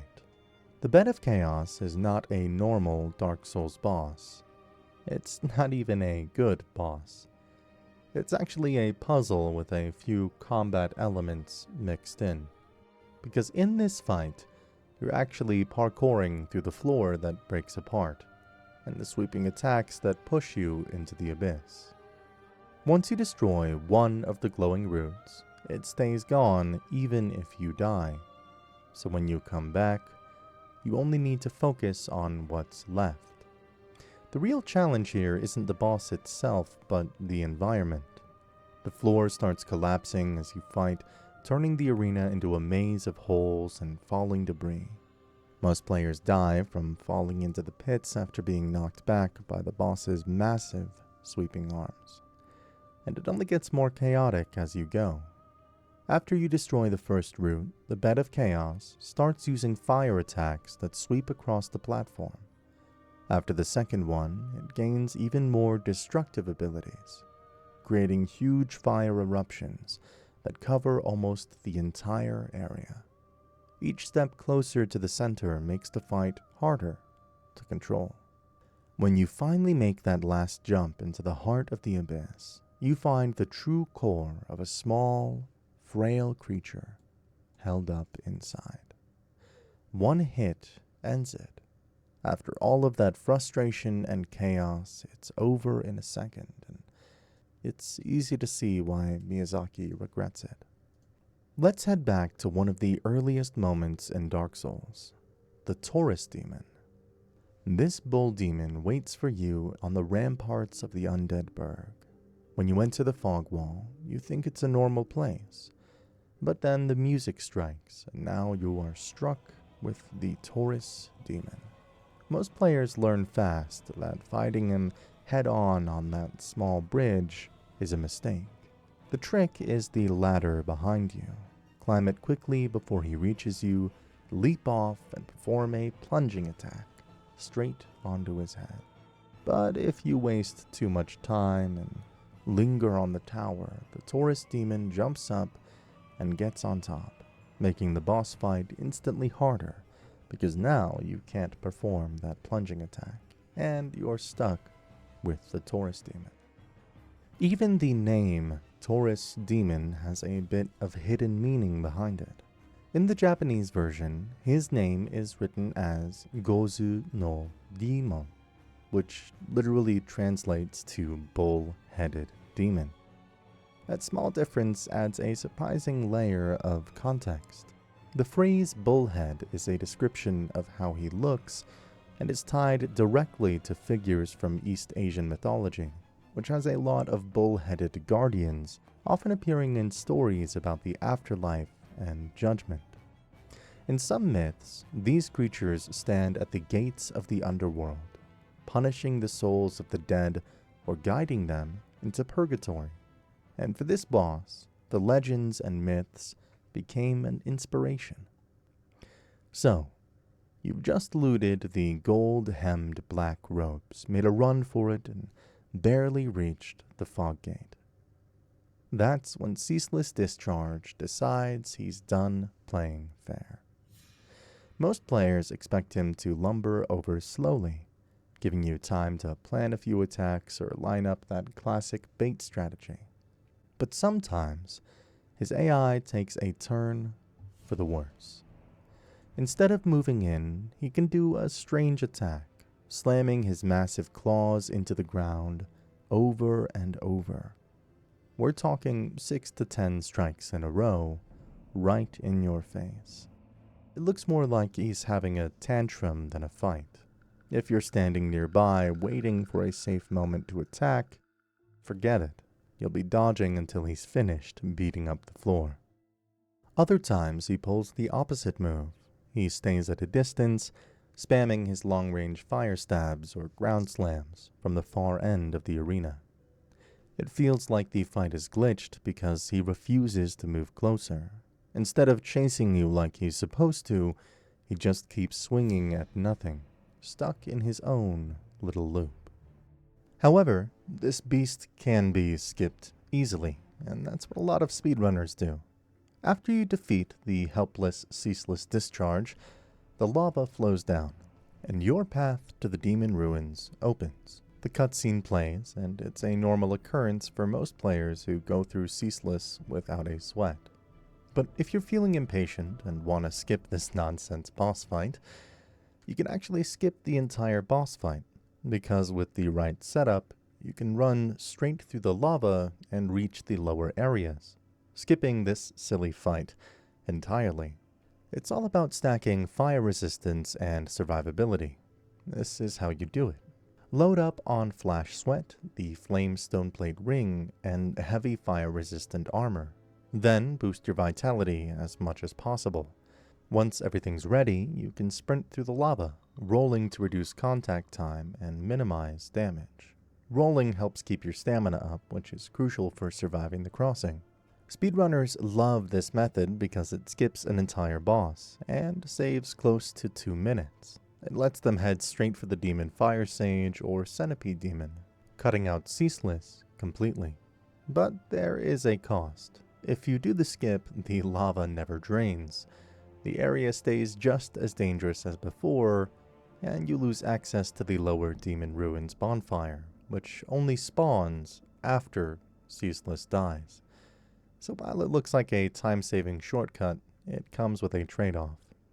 You might save a few minutes, but you'll be running through fire every time you come back. The Capra Demon is where a lot of Dark Souls runs go off the rails. It's a hard cap for many players where they get stuck, because the boss fight is pure pain. You're stuck in a small room with a boss that has a simple but extremely annoying moveset, with an AI that doesn't give you any break at all. Capra's boss fight has a very artificial sense of difficulty.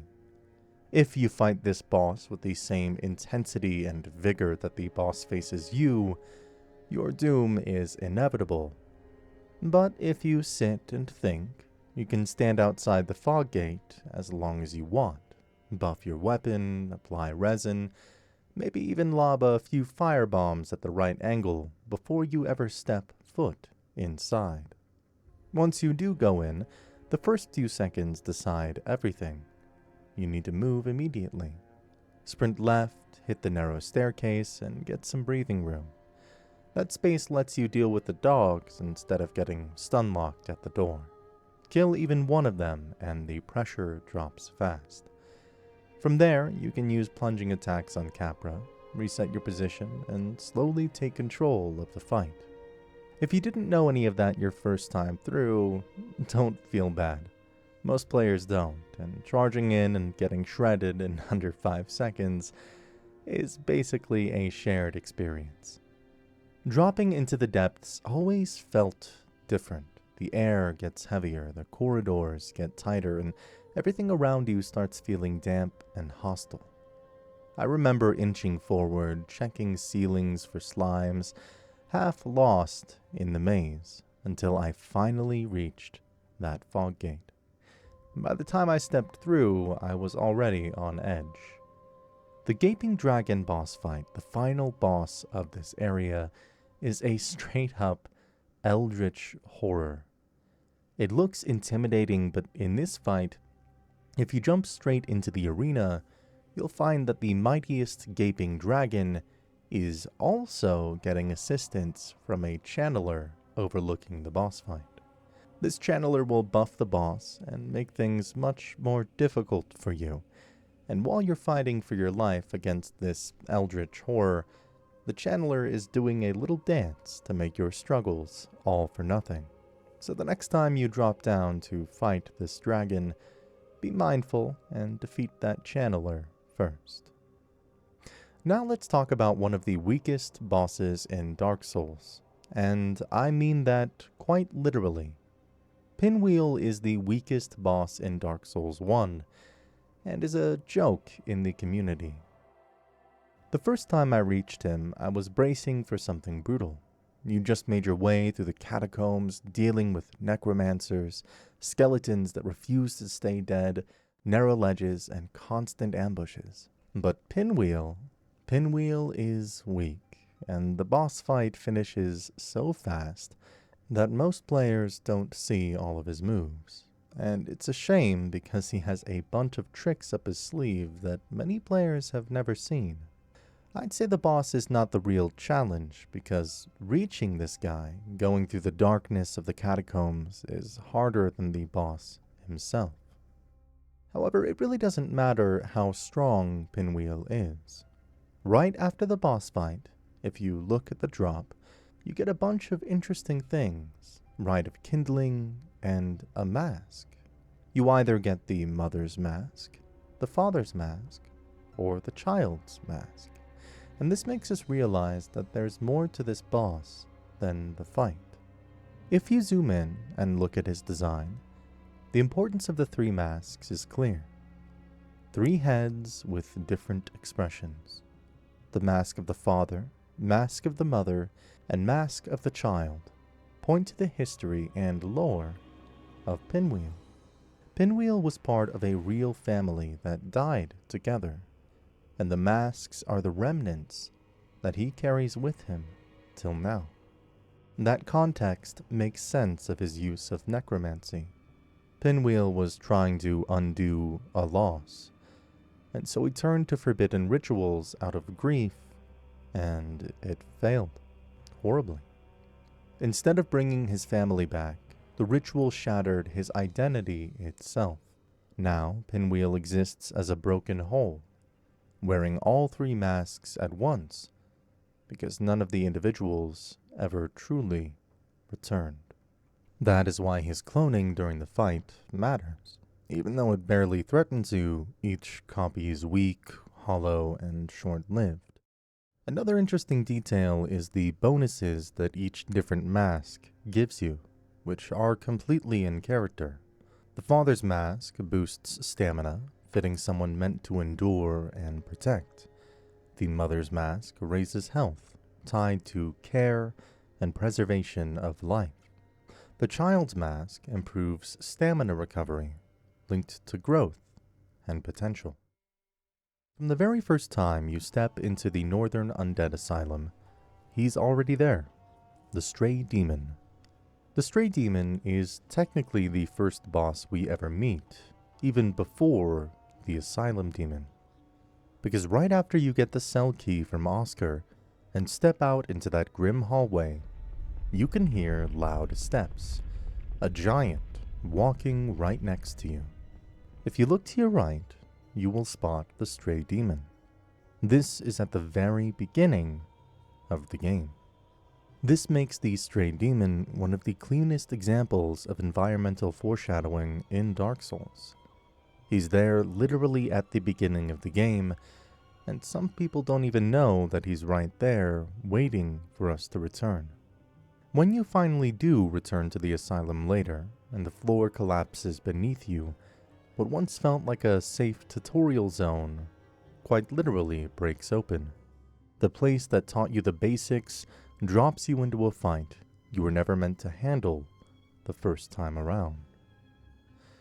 The Fire Sage Demon in the Demon Ruins may seem like a new boss entirely, but it's in Lost Izalith and the Demon Ruins where Dark Souls 1 starts to feel rushed and even ignored. Miyazaki has claimed that Lost Izalith and the surrounding areas were rushed. He even apologized for the rushed feeling of the region. Due to production demands and the launch date coming ever closer, the devs had no choice but to completely redo this area using random assets, creating an area that feels lifeless and boring in a bad way. An example of this is the Fire Sage Demon. When you first see him, he looks intimidating with a huge body glowing red like fire, but there's something weird about him. He seems too familiar to the Asylum Demon. Almost immediately you realize you've done this before. The way he jumps, the way he slams his catalyst into the ground. You realize that this boss is nothing but a rehash of the Asylum Demon, the tutorial boss that you fought in the very beginning. They use the same model and have the same attacks, except the Fire Sage Demon has some fire elements attached to it. By the time you reach this boss, you're fighting this archetype of a boss for the third time. In the beginning by fighting the Asylum Demon, then the Stray Demon upon your return to the Undead Asylum, and finally, for the third time, when you reach the Fire Sage Demon. Another strange decision, or maybe an oversight by the devs, is the type of damage his fire attacks do. His attacks, as his name and look might suggest, should cause fire damage, but they don't. Instead, they do magic damage, which is odd for a boss with the name Fire Sage Demon. And to beat the Fire Sage Demon, you use fire damage, which is the opposite of what you would think.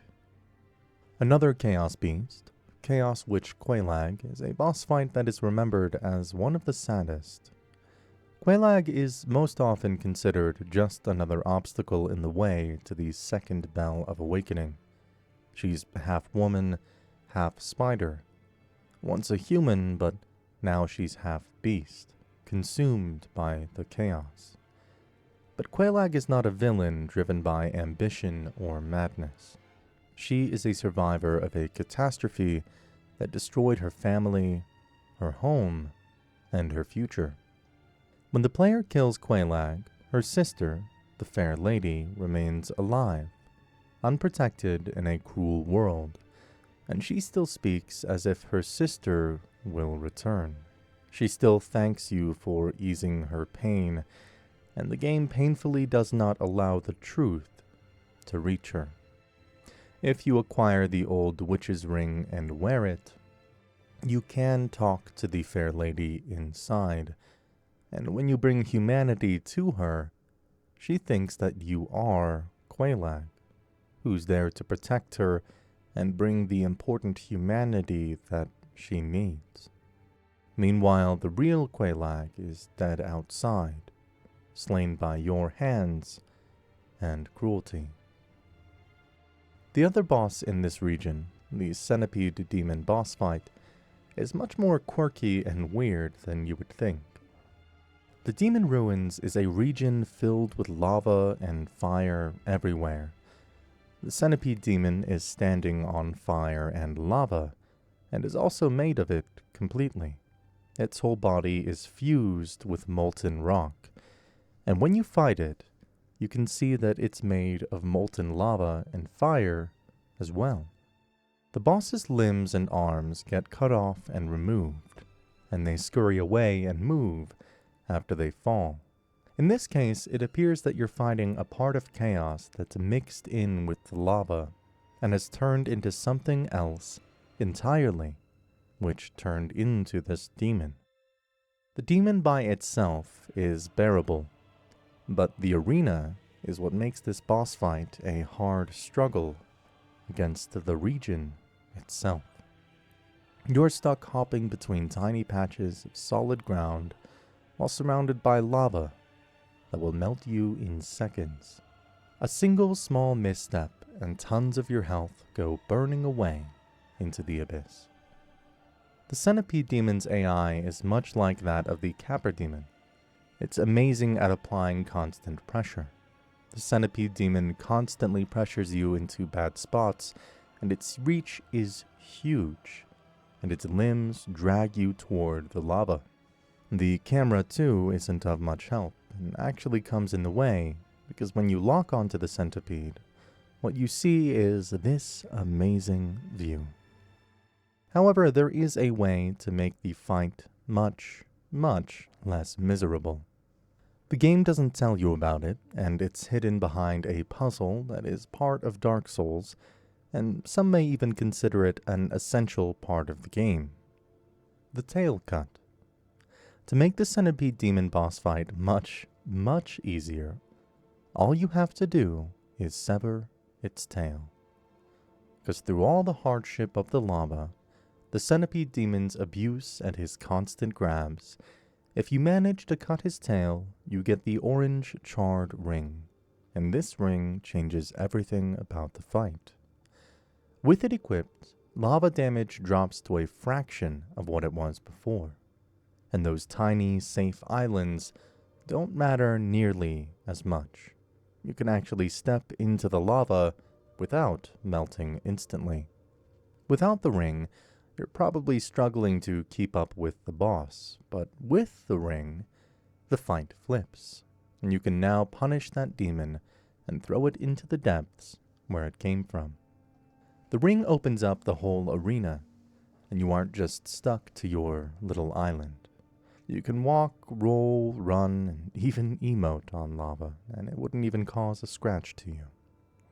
If you didn't know anything about the orange charred ring, you'd still be struggling against the region and the boss, so next time, try to cut that tail right away to make your life that much easier. The mother of all chaos beasts, the Bed of Chaos, feels different the moment you step into the arena. Just different in a way that doesn't line up with the rest of Dark Souls. Hidetaka Miyazaki has been very open about the Bed of Chaos. In Dark Souls design works, he directly points to this boss as the clearest example of a breakdown in the team's production process. He has repeatedly described it as his greatest regret in the game. This was not a misunderstood design, it was a compromised one. According to Miyazaki, deadlines were closing in while the team knew the encounter was not coming together. They had ideas, but they couldn't align on a single direction quickly enough. What was shipped was not the intended experience. That becomes easier to understand once you look at how unstable the boss concept was late into development. The art team has confirmed that an earlier idea placed King Izalith himself as the area boss, seated on a throne.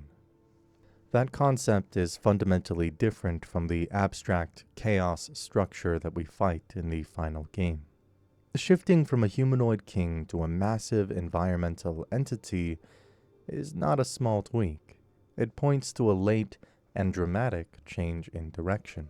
There is also physical evidence to that change. Data miners have uncovered an unused version of the Bed of Chaos hidden in the game files. This model looks rougher and more organic. It has insect-like wings and movement animation too.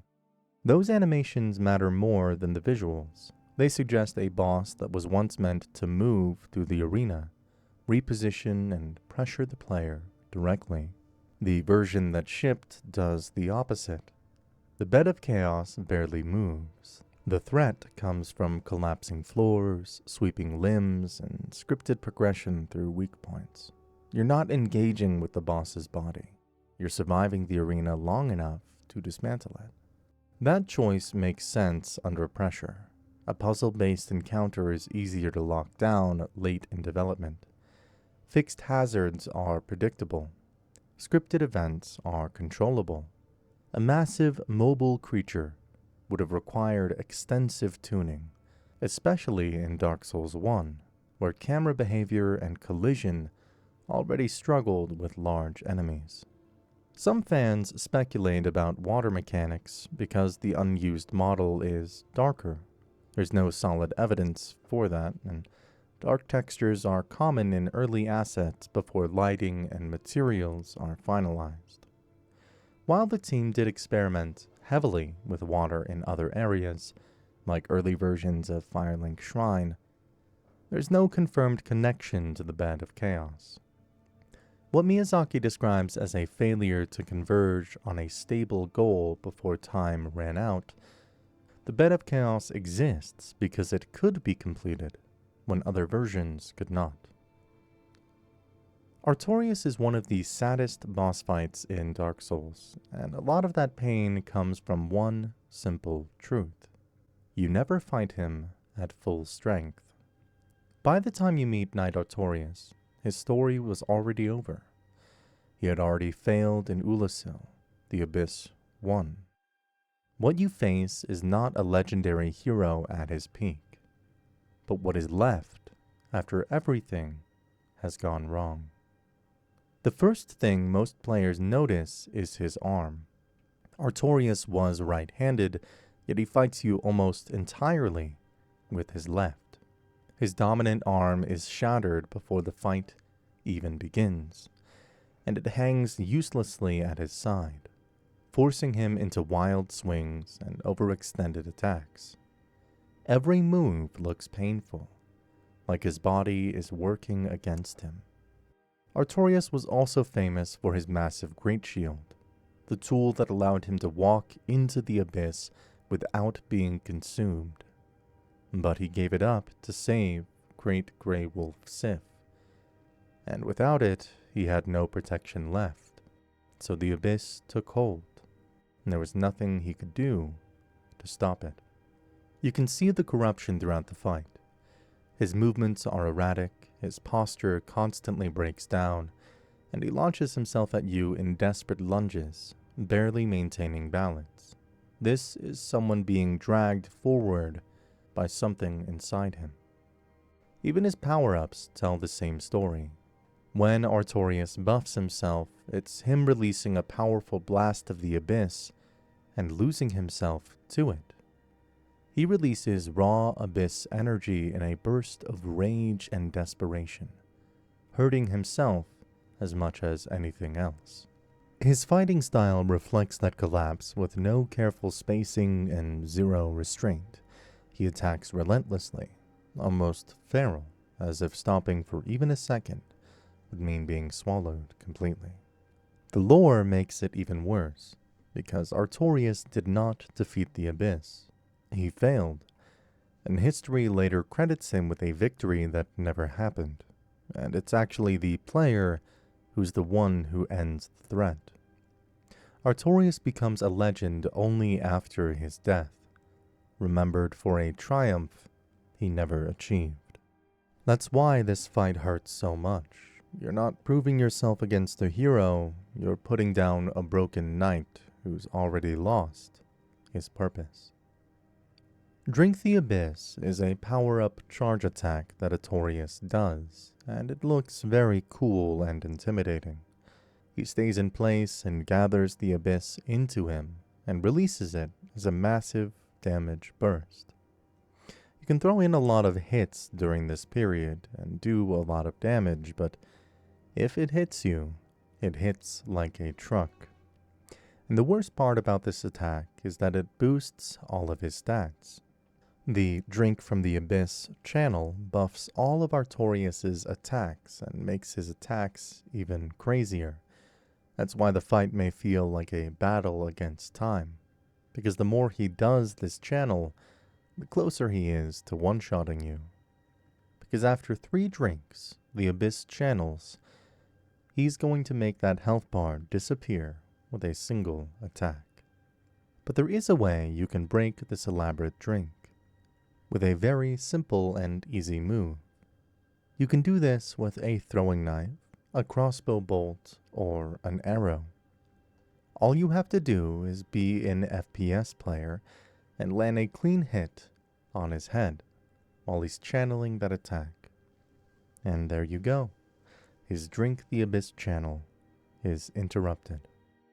Another boss who has mechanics that go beyond damage is the Black Dragon Calamite who's one of the last of the everlasting dragons. Just like Artorias, Calamite too has an attack which is similar to his Drink the Abyss. Calamite has Mark of Calamity, a grab attack that if it hits will change the course of the fight. Calamite rises up on his hind legs, his crest begins to glow, and he lets out a sharp, piercing sound. If you're standing in front of him when that happens, he can grab you even without touching you. You get lifted into the air by sheer force, slammed back down, and the moment you hit the ground, the game quietly brands you. An eye icon appears above your head, and now you are marked for death. What this mark, or debuff, does is it makes you take double the damage for about a minute. If you get grabbed, you're on edge all the time, and every attack is possibly a fight ender. What makes this debuff so brutal is how different it is from most status effects in Dark Souls. Poison and toxic wear you down slowly. Bleed pops and then resets. Curse ends you immediately. This attack is directly tied to Calamite himself, because if you look at the description for the Calamity Ring, which makes you take double the damage, it is said that the Calamity Ring was gazed upon by Calamite's orange gaze, leading to the double damage effect. Like many tailed bosses in the game, cutting Calamite's tail gives you a really worthy reward. But for this one, the game makes sure that you earn it. Cutting Calamite's tail is considered to be one of the hardest tail cuts in the whole game. It's because the tail cut is only available for a very few rare moments. For most of the fight, the tail is untouchable. Also, you can't hit it anywhere. You need a precise hit to remove that tail from him. The best moment to cut his tail is right after his tail slam, when it stays on the ground for a short while. Even if you land a hit, the hitbox is not generous, and it's extremely precise. Unlike other dragon fights, you can't just swing anywhere along the tail and hope it counts. The cut only registers near the very tip. Hitting the base or middle does nothing, even if it looks perfect on screen. Calamite, on the other hand, doesn't make it easy, because he's constantly on the move from one area to the next. Getting behind him may be easy, but staying there is a whole other challenge. And let's say you do stay there, but then in come the tail swings and slams. There's also the damage requirement to hit the tail cut. Tail cuts are not something you chip away at over time. You need to deal enough damage in a small number of windows. Weak weapons or hesitant swings simply won't get it done. When the opportunity appears, you have to commit. If you find yourself behind him, dodging the tail swings and the tail slams, you finally land the hit that cuts his tail off. You get the Obsidian Greatsword, which is hella cool and hits hard straight off his tail. But it's got no scaling for the future. In the final boss fight, when the world is ending, and we are the end of it all, there's a certain sense of loneliness we all felt as the game was finally coming to an end. When you step into the kiln of the first flame, everything is quiet. No NPCs, no dialogue, just silence with Ash, Wind, and Gwyn, the Lord of Cinder, waiting ahead. It's designed to feel lonely. It's the finale, after all. You've defeated the Lord Souls, you've conquered everything, and all that's left is Gwyn, the Lord of Cinder. But this loneliness may fade if you're human, and you may see a familiar sign, a golden summon which has stuck with you till the literal end of the game. You only get this joy if you save Solaire of Astora. There's only one way to get his aid, and the joy of watching his summon animation and him popping up is unrivaled. If you followed his quest the right way and stopped him from going hollow, his golden summon sign appears inside the kiln, right before the final fight. Seeing it there feels unreal. After everything you've been through, the one man who never stopped believing in the sun is standing with you at the end of fire itself. Summon him and the fight is the same, but now you have Solaire on your side. And Solaire doesn't hesitate. You charge straight at Gwyn, drawing his attention and trading blows like equals. The fight becomes safer, yes, but more importantly, it becomes shared. That moment hits hard because Solaire has been with you since the early hours of the game. He helped you learn how summoning works, he laughed, he hoped, he searched for meaning in a dying world. And if you protect him from despair, he's there for you when it matters most. Dark Souls rarely gives you comfort, and it rarely gives you companionship. But at the end, letting Solaire stand beside you against Gwyn is one of the few times the game allows warmth to exist in its final moments. The world may be ending, but you are not alone. And this makes the ending a little bit more bearable. And we won't leave you with nothing in the end, because if you liked this video, check out our other video on Dark Souls 1.